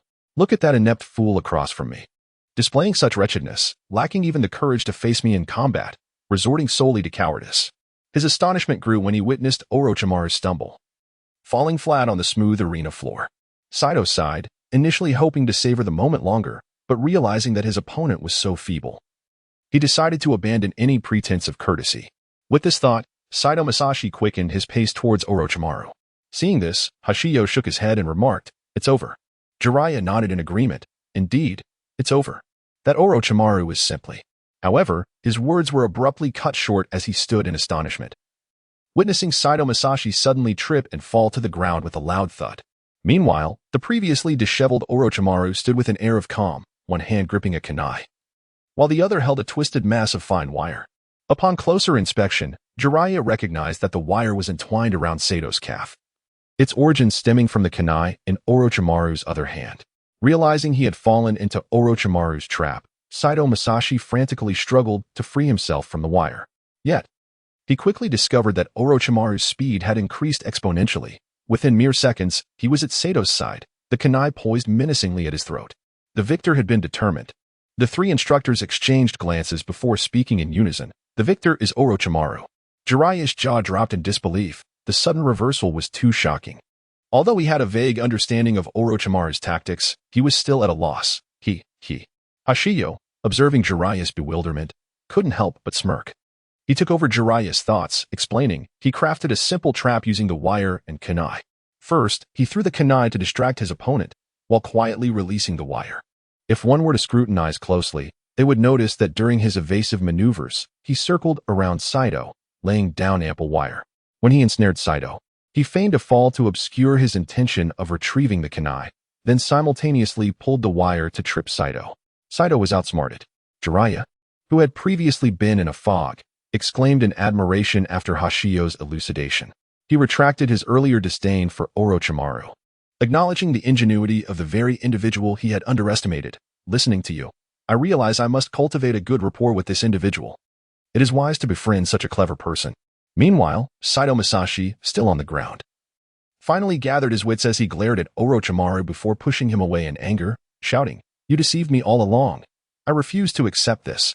He then turned to the three instructors, declaring, in terms of strength, I would never lose to him. It's all his fault for misleading me. That is why I made a mistake. If I could have another chance. Before Saito could finish, Teacher Mitsui interrupted. Enough. Cease these futile words, Saito. A loss is a loss. The ability to assess an opponent's mindset is equally essential for a ninja, and in this regard, Orochimaru has outperformed you. Moreover, did you not witness the fierce battle between Xingye and Azabo Yin earlier? Your current predicament bears a striking resemblance to that of Xingye at that time. Yet, one must ponder the actions of Xingye and your own responses in this scenario. I implore you to reflect deeply on this moving forward. Not only you, but also your peers present today. I hope you all glean valuable lessons from this confrontation. You should consider yourselves fortunate to have acquired such invaluable knowledge here. Throughout your future endeavors as a ninja, you will encounter even more perplexing situations than today's. If, in those moments, you can recall the lessons from today's battle, it may very well save your life. Upon hearing Mr. Mitsui's words, Saito Masayuki hung his head low, acutely aware of the truth in Mr. Mitsui's statement. He understood all too well that a loss is a loss, and this matter could not be reversed. The stout boy bowed deeply to Mr. Mitsui and silently turned to leave. Although Orochimaru's actions imparted a significant lesson, the price for that education was exorbitantly steep. After delivering his admonition, Mr. Mitsui nodded at Orochimaru, stating, as per our agreement, you are now permitted to join Class A. Be sure not to mistake your class next week. Orochimaru, filled with gratitude, bowed once more to Mr. Mitsui before preparing to depart from the ninja school. As he turned away, his fist clenched tightly, and he bit his lip, overwhelmed by an impulse to weep openly. Mom and Dad, can you see? I'm not worthless. I am going to Class A. Reflecting on his arduous journey from being the lowest performer in Class C to successfully entering Class A today, the struggles he faced were not for the faint of heart. Orochimaru blinked a couple of times, on the verge of tears, when suddenly he felt a pat on his back, startling him into hastily wiping his eyes and turning around. Upon doing so, he found three boys of similar age smiling at him. The one who had patted his shoulder was Jiraiya, who had previously expressed a desire to befriend Orochimaru. With an exuberant demeanor, he exclaimed, "Hey, your performance in the arena was truly impressive. You almost surpassed me, Jiraiya. I think you're quite interesting. How about we become friends?" Orochimaru, with his eyes still glistening from tears, surveyed Jiraiya up and down, momentarily at a loss for whether to cry or laugh. Just as he stood in bewilderment, a black-haired boy beside Jiraiya introduced himself, saying, "Greetings, Orochimaru. We are to be your classmates from now on. I am Tsukake Xingye, and this fool is Jiraiya. The one next to him is Hitaki Sakumo. I look forward to working with you." In contrast to Jiraiya's bewildering introduction, Xingye's was quite straightforward. Orochimaru quickly realized that these three genuinely wished to befriend him.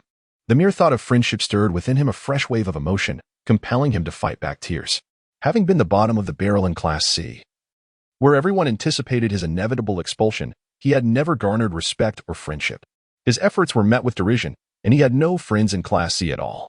At that moment, three individuals suddenly expressed their desire to befriend him, prompting Orochimaru to feel an overwhelming urge to shed tears. Jiraiya, noticing Orochimaru's tearful demeanor, was somewhat perplexed. Tilting his head, he locked eyes with the downcast Orochimaru and remarked, "Hey, what's the matter?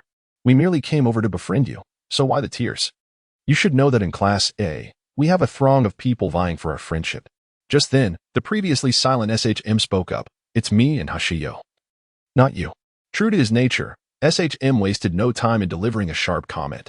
Jiraiya, feeling embarrassed, turned to SHM and retorted, "Could you please show me some respect in front of our new friends? Your words put me in quite an awkward position." Orochimaru, who had almost succumbed to tears, found himself unable to cry after this interruption. Resolved not to weep, he sniffled, lifted his head, and formally introduced himself to the trio. "I am Orochimaru, 6 years of age, and I shall be your classmate henceforth. I look forward to your guidance." Jiraiya, turning back, waved his hand dismissively. "Oh, come on, Orochimaru. That was so unoriginal. Your introduction lacks creativity. Allow me to inspire you." With that, he spun around, preparing theatrically, and applied a touch of face paint to enhance his already comical appearance. Unfazed by his own absurdity, Jiraiya leaned forward, elongating his neck and widening his eyes to an exaggerated degree, as if a unique soundtrack accompanied his antics. With his fingers splayed, one hand in front and the other behind, he flexed his left leg, drawing an arc before stamping down, the sound of his wooden clogs echoing. Then, with exaggerated flair, he proclaimed, "Yahoo! I am the illustrious Jiraiya, and I anticipate your guidance." This ludicrous display prompted Hashiyo and SHM to step back 3 paces, eager to distance themselves from such folly. Orochimaru, taken aback and momentarily dazed, eventually managed to circumvent Jiraiya and remarked to Hashiyo, "You were right. This fellow is indeed a fool." With the presence of Hashiyo, an otherworldly traveler, and Jiraiya, the comedic relief, Orochimaru soon found himself more at ease. At merely 6 years old, he was not as unapproachable as he was in the original narrative. Under Hashiyo's guidance, he began to engage in conversation more freely. Notably, while his dialogue with Hashiyo had been somewhat subdued, he quickly found himself exchanging banter with Jiraiya. After a brief discussion at the school gate, SHM, unable to contain himself, displayed signs of restlessness, typical of a training enthusiast who felt uneasy without practice. He seemed eager to drag Hashiyo along for a training session.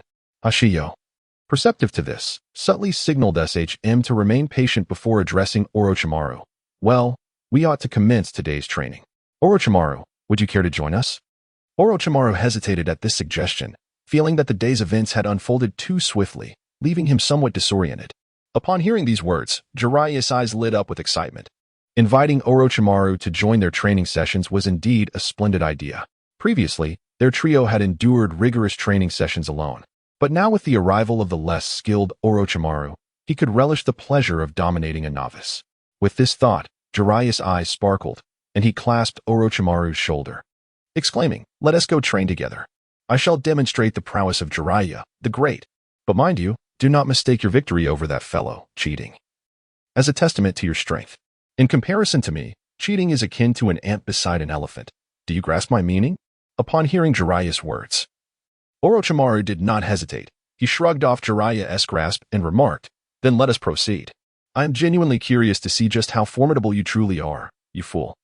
Witnessing how easily Jiraiya managed to persuade Orochimaru, who had previously seemed insurmountable, Shinya could only sigh, acknowledging the power of camaraderie. The training ground for Shinya and his companions was a secluded stream rarely traversed by villagers. As they arrived and prepared for their training session, a distant whistle echoed from upstream. Jiraiya, taken aback by curiosity, inquired, "What was that sound just now? Some kind of animal?" Shwomo shook his head, responding, "No.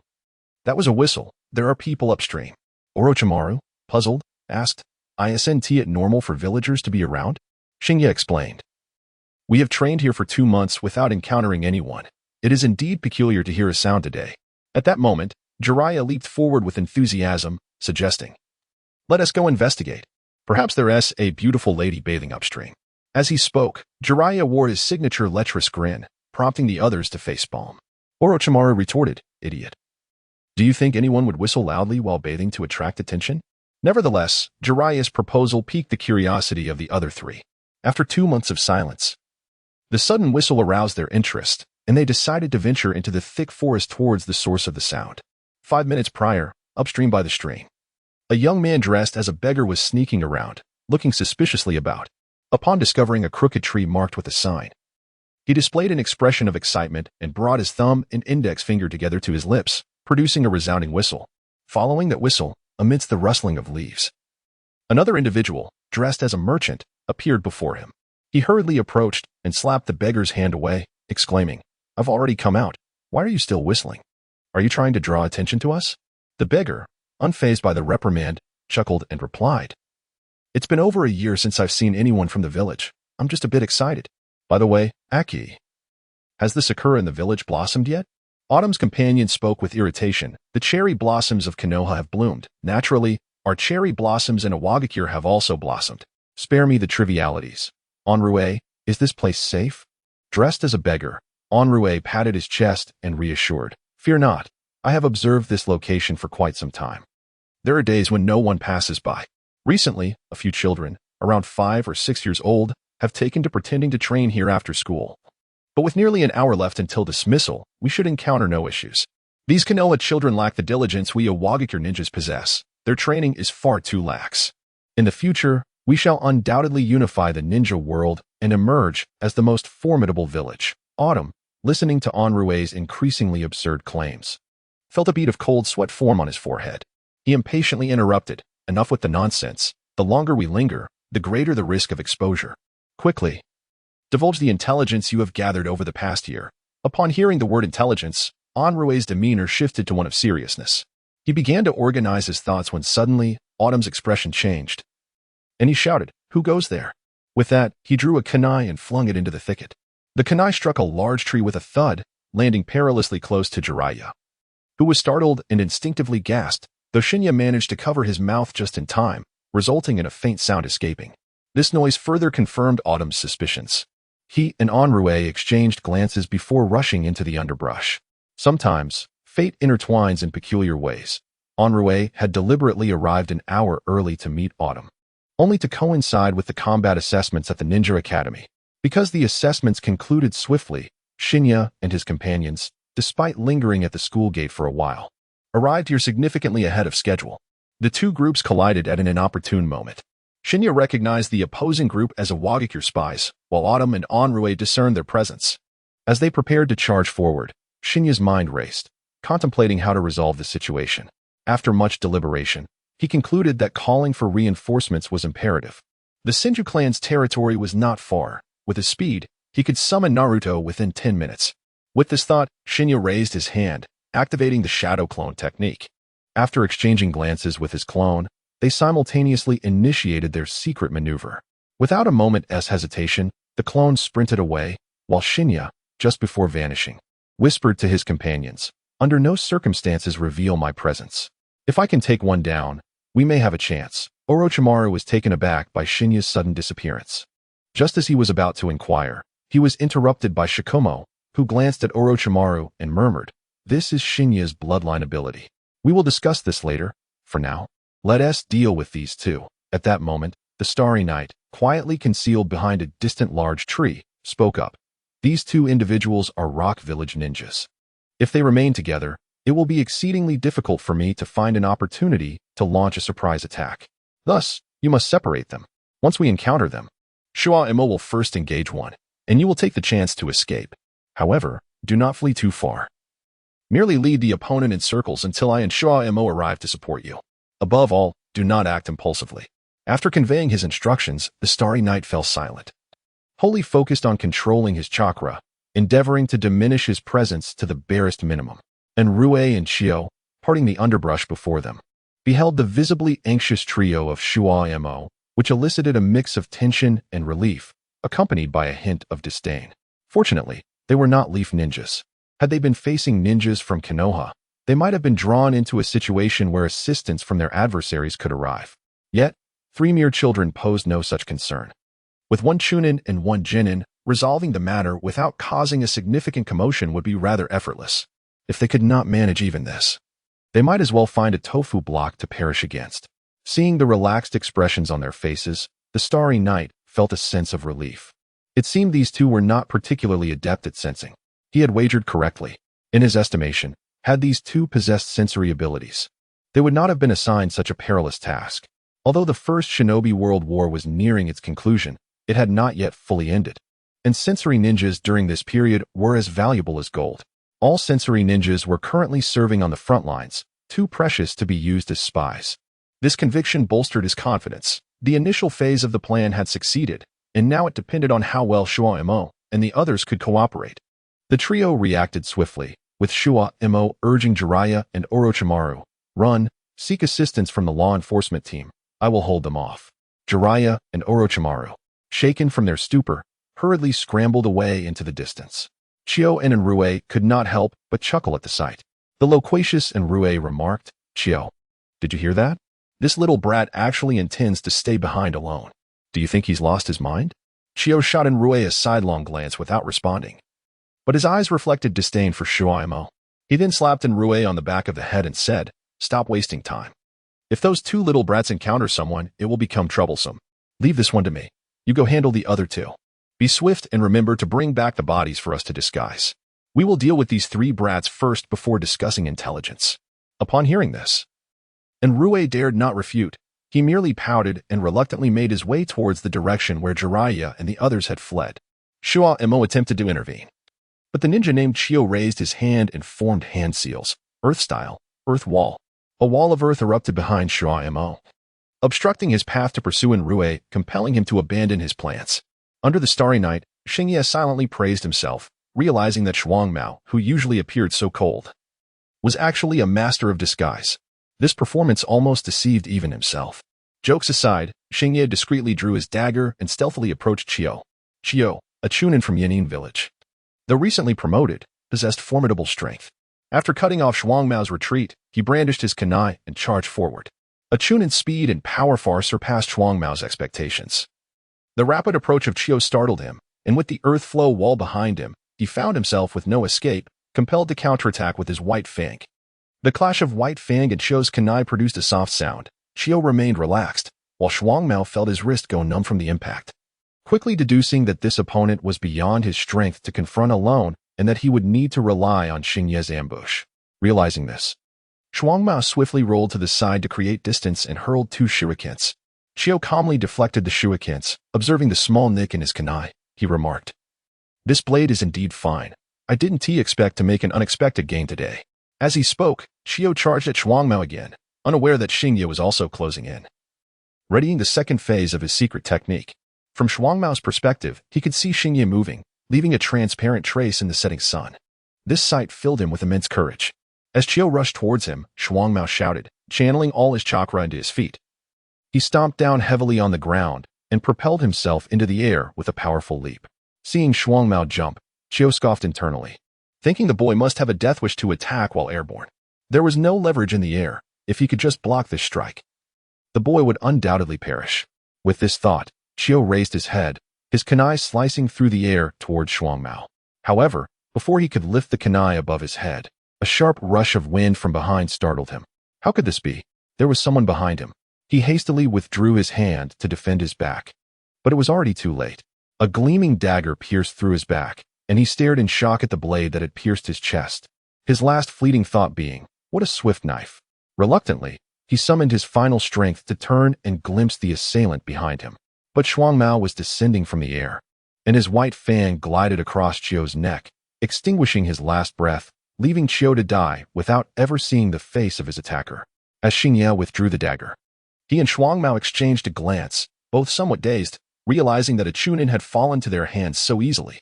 Hearing the dull thud of Chio's body hitting the ground, their hearts trembled, knowing that at that moment, their heart rates had surely soared above 120.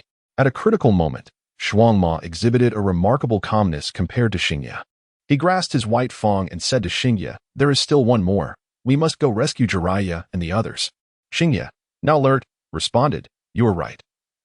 We must find Jiraiya and the others. With that, they ceased their attention on the fallen Chio and hastened towards the direction from which Orochimaru had departed. As they followed the path left by Orochimaru and Jiraiya, they unexpectedly encountered a fork in the road. Zhuangma frowned at the sight and inquired of Xingye. Should we split up to pursue? Let us assess the situation first, Xingye suggested. He approached the two diverging paths and scrutinized them closely. Indeed, at the entrance of one path, he spotted a small arrow etched by a kunai. Seeing the arrow, a smile crept across Xingye's face. That careless Jiraiya would never have anticipated such a detail, and in this moment, they had to rely on Orochimaru. This way, he declared, pulling Zhuangma along the indicated path. After advancing for merely 3 to 5 minutes, they could hear Jiraiya's boisterous shouts. Exchanging a glance, Xingye and Zhuangma rushed forward. And it wasn't long before they spotted Orochimaru and Jiraiya, albeit in a rather pitiful state, due to their frantic escape. Both were covered in minor scratches from the surrounding vegetation. And Rue, with a triumphant expression, taunted them, "Why aren't you running anymore?" Breathless and gradually succumbing to despair. Orochimaru and Jiraiya realized that it had been quite some time since Xingye and the others had arrived. They feared the worst had befallen them. Jiraiya, filled with sorrow, lamented how their ninja academy quartet had not yet risen to prominence in the ninja world before potentially falling at the hands of such a foe. Yet, he resolved that regardless of the circumstances, he would fight. With determination, Jiraiya pulled out his last kunai from his pocket and shouted at Enrue, "You scoundrel. I'll take you on." He charged at Enrue like a young bull, eyes shut tight. Enrue, with a disdainful smile, effortlessly sidestepped Jiraiya's desperate thrust and delivered a kick to his backside. Jiraiya fell to the ground, his kunai slipping from his grasp. As he scrambled to retrieve it, Enrue approached with a sinister grin, stepping on Jiraiya's chest.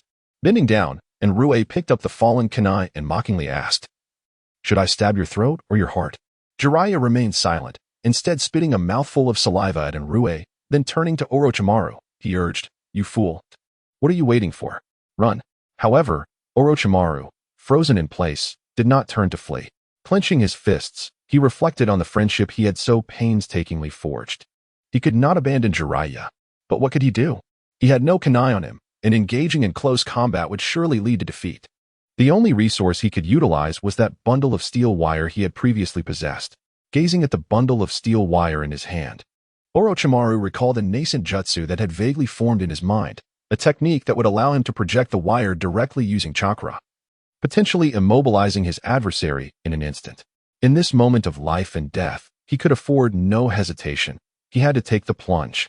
Hastily, he unraveled the wire coiled around his hand, calculated the distance, and affixed a stone to the front as a weight. With reckless determination, he hurled the wire forward. Should he succeed, the technique would be named Shadow Line Grip. Fortunately, Orochimaru's throw was skillful. The weighted wire deftly passed through Enrue's hand. Infusing the wire with chakra, he swiftly flicked his wrist, and under his control, the strands ensnared Enrue's right hand, which clutched a kunai, gripping the wire-wrapped left hand with his right. Orochimaru decisively fell backward. In that instant, the wire between them tautened, and before Enrue could free himself, he instinctively moved his hand away, compelled by the force. Orochimaru gritted his teeth, engaging in a fierce struggle with Enrue, who, now aware of the situation, exerted himself while attempting to use his other hand to sever the wire. Jiraiya would not grant him such an opportunity. In a critical moment, he unleashed his full potential, surpassing his peers in strength. He forcefully pushed against Enrue's foot that pressed upon his chest, remarkably breaking free from Enrue's grasp. Once liberated, Jiraiya seized the moment and delivered a powerful rocket headbutt to Enrue's chin. "Today, I, the great Jiraiya, shall show you what true power feels like." The sudden impact left Enrue momentarily dazed, and the excruciating pain caused him to release the kunai from his grip. Regaining his senses, Enrue was infuriated, furious that he, a lowly shinobi of a Wagakure, was so thoroughly bested by two youths from Konohagakure. If Kyo were to learn of this, he would surely be doubled over in laughter. Enrue disregarded the severing of the wire. His remaining hand clenched into a fist. He struck Jiraiya squarely in the face. The force of the blow was substantial, sending Jiraiya flying, accompanied by two of his teeth. Collapsing to the ground, Jiraiya was rendered incapable of further combat. Enrue turned to retrieve the kunai, slicing through the wire before advancing towards Orochimaru, declaring, "You two brats have embarrassed me, Enrue. I suppose you possess some modicum of talent as ninjas, but this ends here. Even if the Sage of Six Paths were to resurrect, He could not save you. Mark my words. Just as Enrue proclaimed this with mounting fury, a figure emerged from the forest, wearing a mocking expression as they addressed him. The Sage of Six Paths can't save them? You truly dare to assert such a thing? Hearing this voice, Enrue, who had raised his kunai, paused in astonishment, his face contorting in disbelief as he exclaimed, You were that little brat from before. How are you still alive? How is this possible? What about Kyo? Did you single-handedly defeat him? This cannot be. As Enrue pondered the meaning of life, a silver flash darted before his eyes, followed by an arm brandishing a kunai shooting skyward. That was my hand. Beside him, the silhouette of Xingye silently emerged, winking at the still-dazed Enrue. It's not just you. I'm here too. The excruciating pain from his severed arm instinctively elicited a scream from Enrue, who, amidst his pig-like wails, incredulously shouted, Impossible. This cannot be. Who are you? In the distance, Schwomo shook his head, surprised by how this ninja named Enrue was merely a fade of strength. Gripping his white fangs, he charged forward, poised to end Enrue's life. Just then, a figure appeared with alarming swiftness, moving as if teleporting to Xingye's side, striking Enrue with a precise chop that rendered him unconscious. Once Enrue had collapsed, Xingye discerned the emblem of the Uchiha clan on the newcomer's attire. The sight of the Uchiha crest caused Xingye to furrow his brow. His shadow clone was supposed to seek help from Uzumaki Naruto. So why had members of the police force arrived instead? As Xingye contemplated this bewilderment, the remarkably swift Uchiha youth suddenly noticed him. After a brief scan, the Uchiha smiled and said, Is this the original? I thought the one I encountered earlier seemed a bit peculiar. Such a young child can master shadow clones. You are quite impressive. Xingye examined the man, astonished that a member of the Uchiha clan could be so amiable. However, recognizing the Uchiha's gentle demeanor, he decided to be forthright. He nodded at the man and inquired with curiosity, Are you the reinforcement summoned by my shadow clone? I had intended for him to invite an elder, so how did? The limitation of shadow clones became apparent. The original and the clone could not share memories in real time. The original could only access the clone's memories upon its disappearance or when the clone was voluntarily dispelled. Hence, Xingye was entirely unaware of the clone's actions along the way. Seeing Xingye's curiosity, the Uchiha introduced himself. I am Uchiha Beichin, the leader of the police force in this district. Your shadow clone encountered me while seeking assistance, and upon hearing of a potential spy, I hurried over. He then asked, By the way, why is there only one person here? Wasn't he there another? Did you dispose of the other as well? Uchiha Beichin's inquiry was intended as a jest. He hardly believed that a couple of first-year ninja school children could eliminate two Iwagakure spies. However, unexpectedly, Schwomo, who had approached, interjected, The other one is dead too. Just upstream by the small creek. Uchiha Beichin appeared momentarily stunned by this revelation, incredulous. Are the children from Konoha truly this formidable now? Is it true that the hidden rock village has fallen into such disarray? He gestured for a few individuals to wait momentarily before some, driven by skepticism, ventured upstream along the brook.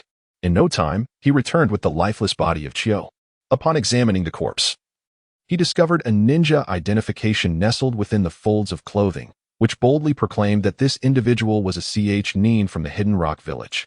Observing the four diminutive figures before him, each barely exceeding 1 meter in height, and then glancing at the two tragically sprawled corpses, Uchiha Beichin felt as though he were ensnared in a dream. This was simply too extraordinary. Could it be that first-year students at the Ninja Academy were capable of banding together to slay a nin? What would happen when these four matured? Would they not ascend to the heavens? Uchiha Beichin suddenly placed immense importance on these four children. He pondered that if they could indeed dispatch a nin by their own merit, he must convey this to the Hokage, urging them to prioritize the development of these exceptional youths, ensuring that their brilliance would not be obscured. His elder brother, Uchiha Kagami, had always imparted wisdom to him. To earn the respect of the villagers, one must sincerely regard them as family. This was the most effective means for the Uchiha clan to transcend prejudice. Having always regarded his brother's words as sacred, and with Kagami now departed, Uchiha Beichin felt compelled to carry forward the spiritual torch his brother had bequeathed him, inspiring more clansmen to embrace his brother's ideals through his own actions. These four children represented the first step in this endeavor. On one hand, adhering to his brother's philosophy, he believed that when four prodigies appeared in the family, it was imperative to assist them in acquiring superior resources. On the other hand, Uchiha Beichin harbored a personal ambition. He secretly mused that if his encouragement garnered attention for these youngsters and facilitated their development, he would have rendered them a service. When these children eventually blossomed into talents and ascended to the rank of jonin within the village, it would not be unreasonable for him to leverage this favor, seeking their assistance in improving the Uchiha clan's reputation among the villagers of Konoha. Should that day come to pass, it would not merely signify a small step for Uchiha Beichin, but rather a monumental stride toward redeeming the entire Uchiha clan from disgrace. If he could persist in this endeavor, there would come a day when the Uchiha clan could shed the taint of prejudice and emerge as a respected lineage, akin to the Senju clan. With these thoughts igniting a spark in his eyes, Uchiha Beichin grasped Shinya's arm and said, "Dear child, I must ask for your assistance in accompanying me for a brief while. Please do not misunderstand. There is no ulterior motive. I simply require your presence at the police department to provide a statement. Once the record is completed, I will utilize it to advocate for your recognition at the academy. Your actions have safeguarded the village's interests. You are its little heroes, and you must not remain in obscurity." Upon hearing this exchange, not only was the night sky astounded, but even the icy-faced Shuo Mao beside him was rendered speechless. Could this individual truly be a member of the Uchiha clan? Perhaps he was merely a Senju in disguise, masquerading as an Uchiha. Meanwhile, Jiraiya, still cradling his cheek, mumbled indistinctly, "Sir, are you genuinely a ninja of the Uchiha? Aren't all Uchihas?" It is worth noting that Rue's earlier punch had knocked out 2 of Jiraiya's front teeth, causing him to sound even more comical as air escaped through the gap. Fortunately, as Jiraiya was in the midst of losing his teeth, he would eventually grow them back. Otherwise, his future appearance would have been rather unfortunate. Uchiha Beichin, upon hearing Jiraiya's words, did not take offense. Instead, he continued the conversation, saying, "Aren't they all rather fierce and arrogant towards everyone? While you are correct in your observations, many members of the Uchiha clan do embody that demeanor. I am not one of them. Perhaps this is due to my elder brother, Uchiha Kagami. My brother and I aspire to gradually alter this negative trait among our clan and improve the village's perception of the Uchiha family. This is the dream we share as brothers." Initially, the night sky had harbored concerns that this individual might harbor ulterior motives, potentially luring them into the Uchiha territory for nefarious ends. However, upon learning that this person's brother was Uchiha Kagami, those worries dissipated. He could now confidently ascertain that this individual was not malevolent. Rather, he seemed to possess an endearing naivety. Reflecting on this revelation, the night sky felt a twinge of guilt for his previous uncharitable speculations. Nonetheless, guilt aside, caution was still warranted regarding the Uchiha territory. After a moment of contemplation, he pointed at Jiraiya and addressed Uchiha Beichin, "Brother Beichin, I am willing to accompany you to take this statement. However, do we truly need all 4 of us present? Considering that Jiraiya and the others have sustained significant injuries, perhaps it would be wiser for Jiraiya and Orochimaru to head to the hospital to assess their injuries and inform our families of their safety, while Shuo Mao and I accompany you to take the statement. What do you think?" The requests put forth by Shinya were entirely reasonable, and Uchiha Beichin would undoubtedly not refuse them. However, before Jiraiya departed, Shinya mysteriously pulled him aside and cautioned, "Upon entering the Uchiha clan's territory, we may encounter trouble from that fellow Uchiha Yen. You should proceed directly towards the Senju clan's domain alongside Orochimaru. My shadow clone should be en route here. If you happen to cross paths, instruct them to come directly to the Uchiha clan to find me. Additionally, the Senju family should assist you in treating your wounds. After your injuries are tended to, please convey my regards to my mother. Do not forget." Jiraiya, with a goofy grin revealing his 2 front teeth, patted his chest and assured her, "Leave it to me. I will guarantee the successful completion of the task." With that, he whisked away Orochimaru, who wore a bewildered expression. Shinya exchanged a glance with Zhuangmu and then turned to Uchiha Beichin, saying, "Brother Beichin, let us depart." Meanwhile, at the Konoha Police Force headquarters, in the office of the vice captain, Uchiha Yen was sniffling as he recounted to his uncle, Uchiha Mountain, just how detestable Shinya was. Uchiha Mountain, slightly impatient, cleared his ears, for he had little interest in his nephew's grievances. Though Yen possessed a modicum of talent, his character had been utterly spoiled by his sister. Uchiha Mountain could surmise that this young lad had become arrogant in school and, upon being put in his place, had come to seek his uncle's intervention. Yet, he felt compelled to address the matter. After all, his sister's husband had passed away, and this little rascal had become her sole treasure. While this predicament was not directly his concern as the uncle, The excessive pampering from his father towards his sister had relegated Uchiha Mountain's familial standing to beneath that of this young scamp. If he did not help settle the issue, he would surely return home to find his sister and father in a state of uproar. Contemplating these matters, Uchiha Mountain increasingly found this young rascal irksome. He waved his hand dismissively, stating, all right, grant me some time. The police force is not the Umbu. We cannot simply apprehend individuals at will. I can at most assign 2 personnel to monitor this kid's behavior. Should he err, bring him here for you to teach him a lesson. However, I must inform you that this is the extent of my assistance. If you wish to confront him thereafter, focus on your training and strive to overcome him through strength. Do not come here daily to cause a ruckus. How shameful it is for a member of the Uchiha clan to engage in such underhanded antics. Upon hearing Uchiha Mountain's agreement to discipline Shinya, Uchiha Yin immediately smiled and expressed, thank you, uncle. You are the best. As for his uncle's subsequent advice, he disregarded it entirely. Stepping out of the office with an air of indifference, Uchiha Yin rubbed his eyes in astonishment. Was he dreaming? Had he truly just seen Shinya and Shuangmu at the police force headquarters? He would recognize that detestable face, which was even 3 points more handsome than his own.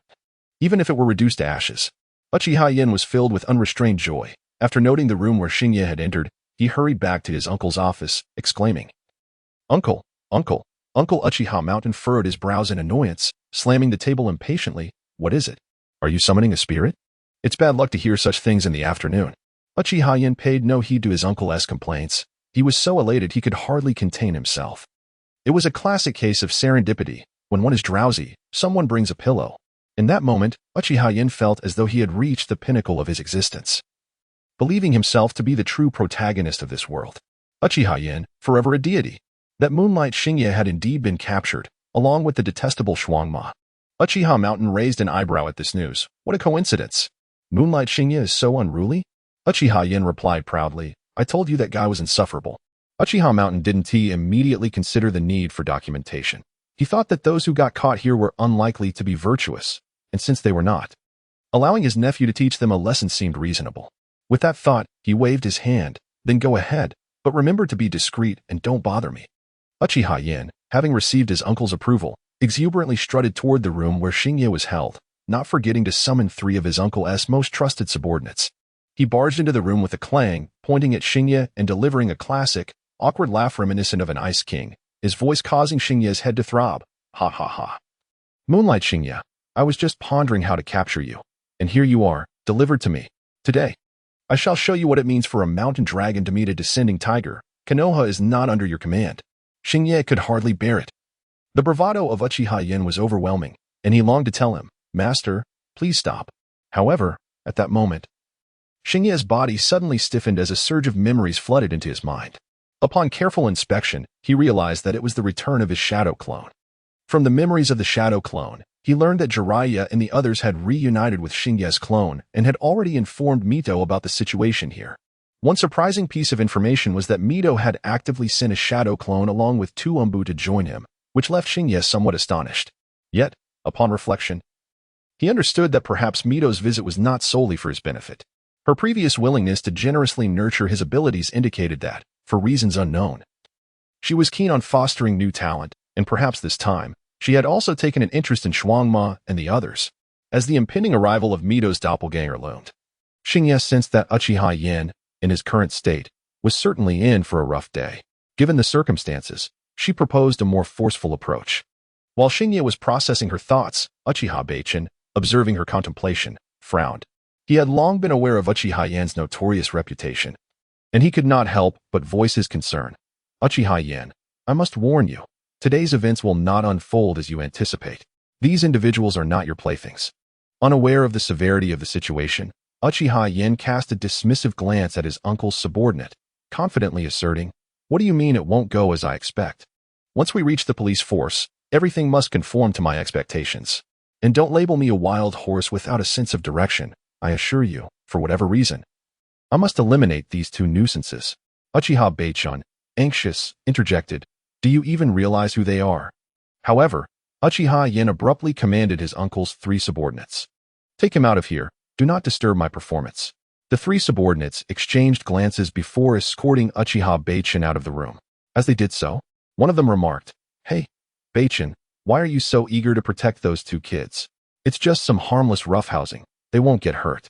It's merely a lesson. There's no need to make a fuss over it. Indeed, it's not worth offending the mountain vice captain over something so trivial, another added. Just as Uchiha Beichin attempted to resist their grasp, he caught sight of Xingye winking at him, leaving him momentarily stunned. This child seemed to be urging him not to hinder Uchiha Yen.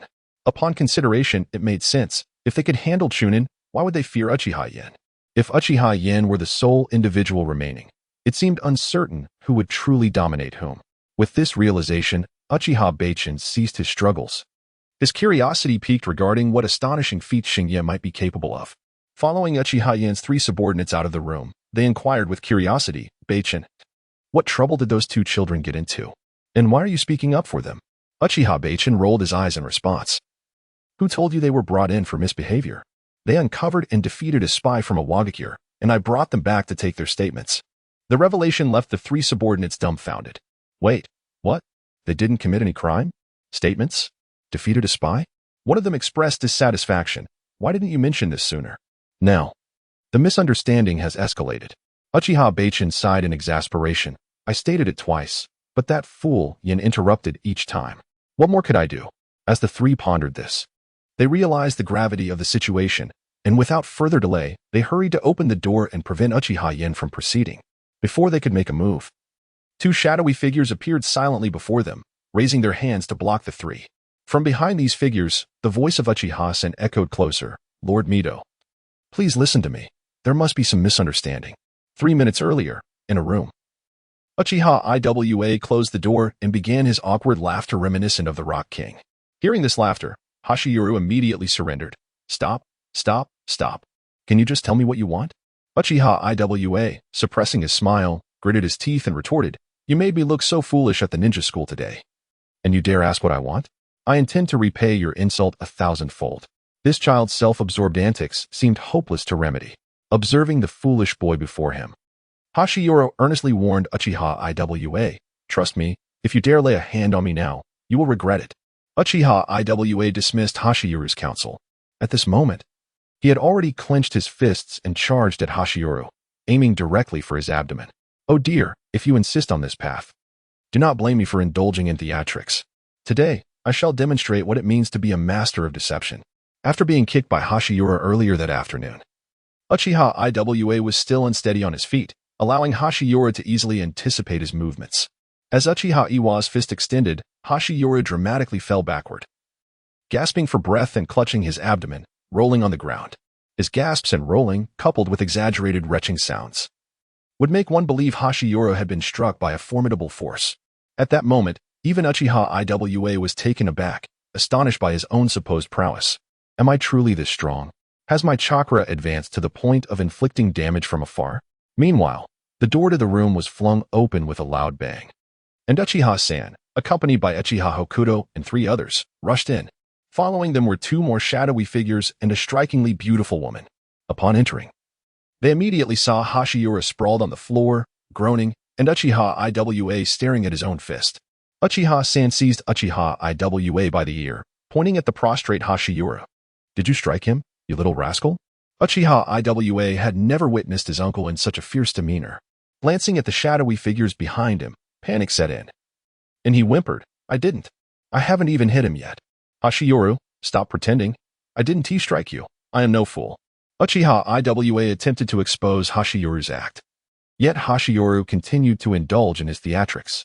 Trembling, he extended a finger, weak yet furious, and addressed Uchiha Iwa.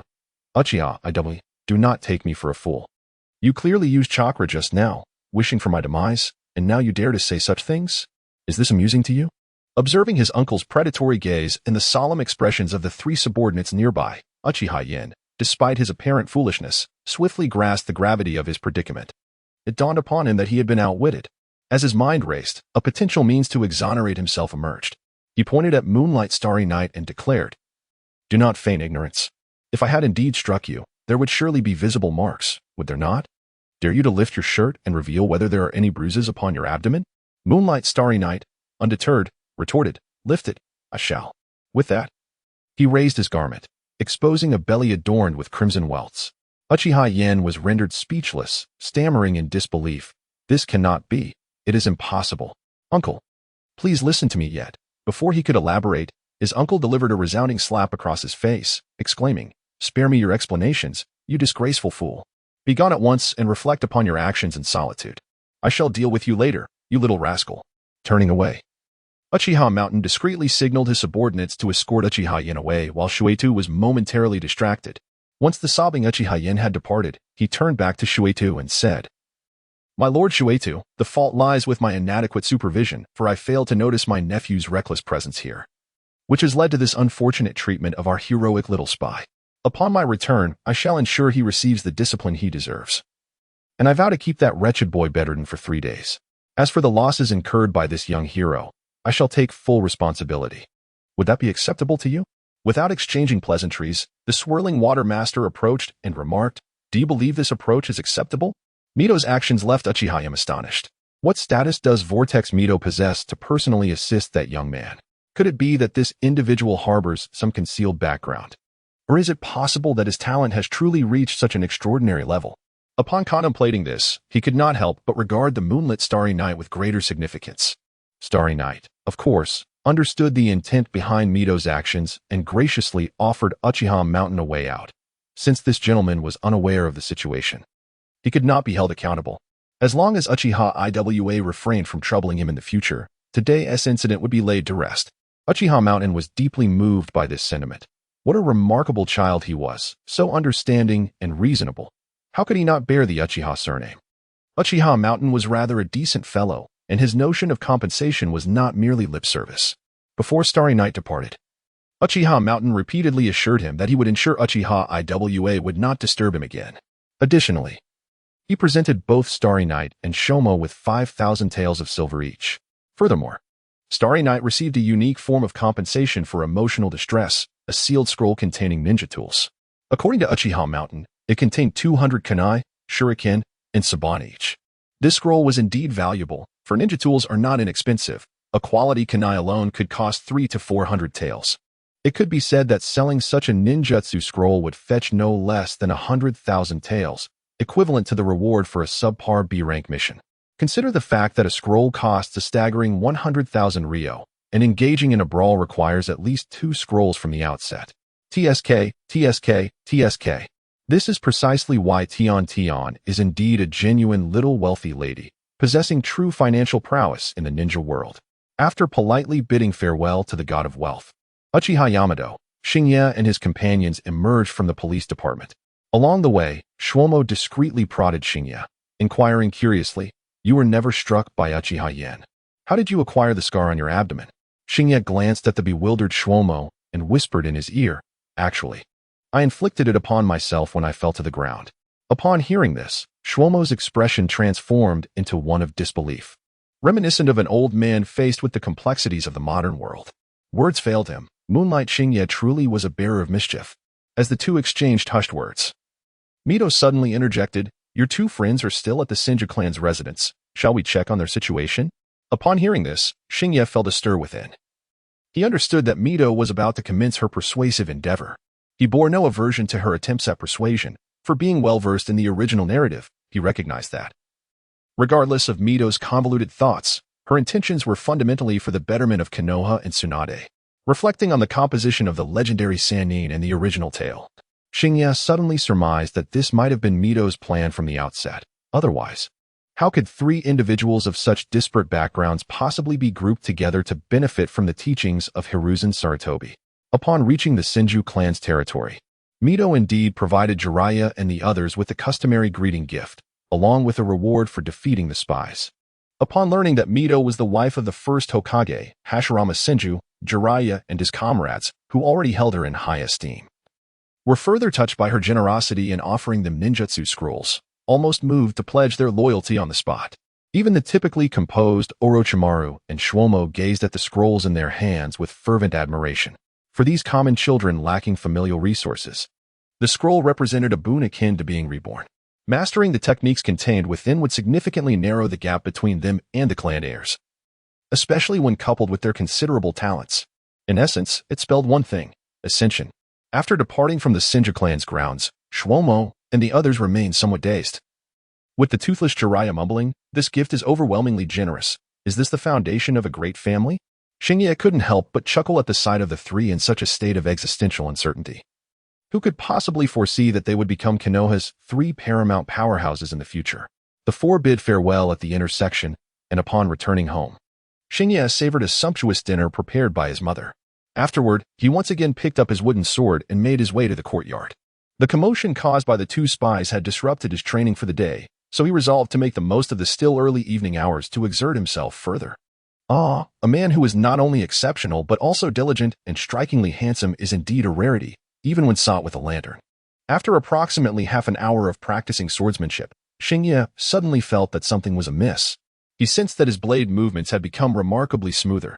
He raised his hand and executed a series of fundamental techniques from the Konoha style of swordsmanship, and to his astonishment, the once somewhat clumsy maneuvers now felt exceedingly fluid. After completing the entire set of basic movements, a spark of realization ignited within him. He sheathed his wooden sword and entered the system space. As he had anticipated, his swordsmanship level had indeed advanced. His current proficiency now stood at Beginner Swordsmanship 3-100. He had expected to achieve this breakthrough following the combat assessment. But to accomplish it on the very day of the examination was unexpected. He owed a debt of gratitude to those two Iwagakure spies. They had contributed 8 experience points. And it was precisely these points that facilitated his advancement. Glancing at the system evaluation, he saw the new appraisal. Your swordsmanship has finally begun to show promise. Yet it remains rife with errors in the eyes of masters. Do not allow this to fill you with hubris, for it may lead to your demise. Indeed, the system was not known for its flattering remarks, but this assessment was an improvement over the previous two. Following the evaluation, it was time for the exhilarating moment. Xingye took a deep breath, turned, and splashed water on his face in the restroom. Looking into the mirror at his handsome visage, he felt a wave of reassurance. His complexion remained fair. Today, he would embrace the role of a European operative. Returning to the system space, Xingye initiated the skill extraction process. After a series of transformations, a skill name gradually materialized. Skill, Glimmering Moonlight. Skill description. With a swift motion of the hand while gripping the sword, the user executes a rapid thrusting attack, gaining a 20% increase in attack speed for the duration of the skill. Though it appeared rather unremarkable, this skill seemed quite practical. A thrusting technique was indeed coveted, especially if the distance was sufficient, which would be quite delightful. Upon exiting the system space, Xingye promptly chose to activate the skill to observe its effects. Positioned in the center of the courtyard, he followed the system's description, gripping the wooden sword in a reverse manner to unleash Glimmering Moonlight. As the skill activated, Xingye's body, propelled uncontrollably, surged forward like a swift arrow, powered by a surge of energy in his legs. At that moment, the wooden sword in his hand shimmered with a silvery glow, making it particularly striking in the dim light of the night. Overwhelmed with joy at the transformation of his body, Xingye soon found himself in a predicament. In his excitement over the enchanted appearance of his sword, he completely forgot he was still charging forward. By the time he realized, it was too late. His body collided forcefully with the wall, producing a resounding impact that startled Rihue, who was busy washing dishes. Clad in an apron, she hurriedly rushed out to see her son sprawled against the wall. Clutching his nose and gazing skyward, she quickly ran to him, helping him to his feet while anxiously trying to stop his nosebleed. "Xiaoye, what on earth are you doing at this hour? If something is troubling you, please talk to me." Under the starry night, Xingye spent a considerable amount of time elucidating to his mother that he had no intention of taking his own life. Observing her retreating figure, glancing back thrice as she returned to the kitchen, he resolved never to attempt the technique of first ray of moonlight again. It was not until the following day, after school, that Xingye dared to commence his practice of first ray of moonlight in the expansive training grounds. This time, he was untroubled by the prospect of colliding with walls. After concluding his practice with Shuang Mao, he remained behind to experiment with the technique. Once activated, the skill propelled him forward with explosive speed, allowing him to cover a distance of approximately 10 meters in an instant. The wooden sword, aglow with a silvery radiance, traced a long arc through the air, resembling a beam of moonlight cascading down upon the earth. Elegant, mysterious, and powerful. Upon completing the sprint, Xingye deftly swung his gleaming wooden sword, striking a nearby tree with a trunk as thick as a bowl. To his astonishment, the sword left a deep gash in the bark. This skill indeed possessed substance. Observing the lingering silver light on his wooden sword, Xingye raised it again and struck the tree once more. Although this time he failed to leave a mark. He distinctly sensed an increase in his speed, an enhancement attributed to the skill's description regarding attack speed. 30 seconds later, the silvery glow dissipated completely, and his speed returned to its normal state. After utilizing the technique once, Xingye took a moment to rest and recalibrate his chakra. The chakra consumption for this jutsu was relatively minimal for an adult ninja, yet for a mere 6-year-old like Xingye, his reserves were indeed scant. Compared to his peers, however, his chakra was considerable, having significantly increased over the past 2 months of rigorous training. In the future, he would undoubtedly not face the same frustrations as others, yet presently, due to the constraints of his physical development, he could not escape the limitations of his chakra. Xingye estimated that he could manage only 2 uses of the technique at most, forcing a third attempt would likely land him in the hospital. After a brief respite, he activated First Ray of Moonlight for the second time. The first attempt had primarily been to gauge distance and power. This time, he intended to scrutinize the specifics. A crucial aspect of this analysis was whether he could maneuver while executing the skill. The ability to turn is an essential criterion for assessing the efficacy of an offensive technique, for battles rarely unfold on smooth terrain. A miscalculated dash resulting in another wall collision could be a matter of life and death. Taking a deep breath, Xingye initiated the technique again, and midway through his sprint, he attempted to execute a turn. The outcome was gratifying. Yesterday's collision had been a result of his negligence. This time, with focused concentration, he successfully navigated the turn. The advance of the first line Moonlight should be akin to the Thousand Birds technique. As long as his reaction is sufficiently swift, he can execute a change of direction. However, it surpasses the Thousand Birds in its remarkable silence and the fact that it does not require the assistance of the Sharingan. The system in place is the targeting mechanism of the Moonlit Night. With this system, Moonlit Night can effortlessly change direction with but a thought, entirely unperturbed by the potential for uncontrollable speed. Satisfied, he sheathed his blade, only to be startled by an unexpected sight upon turning around.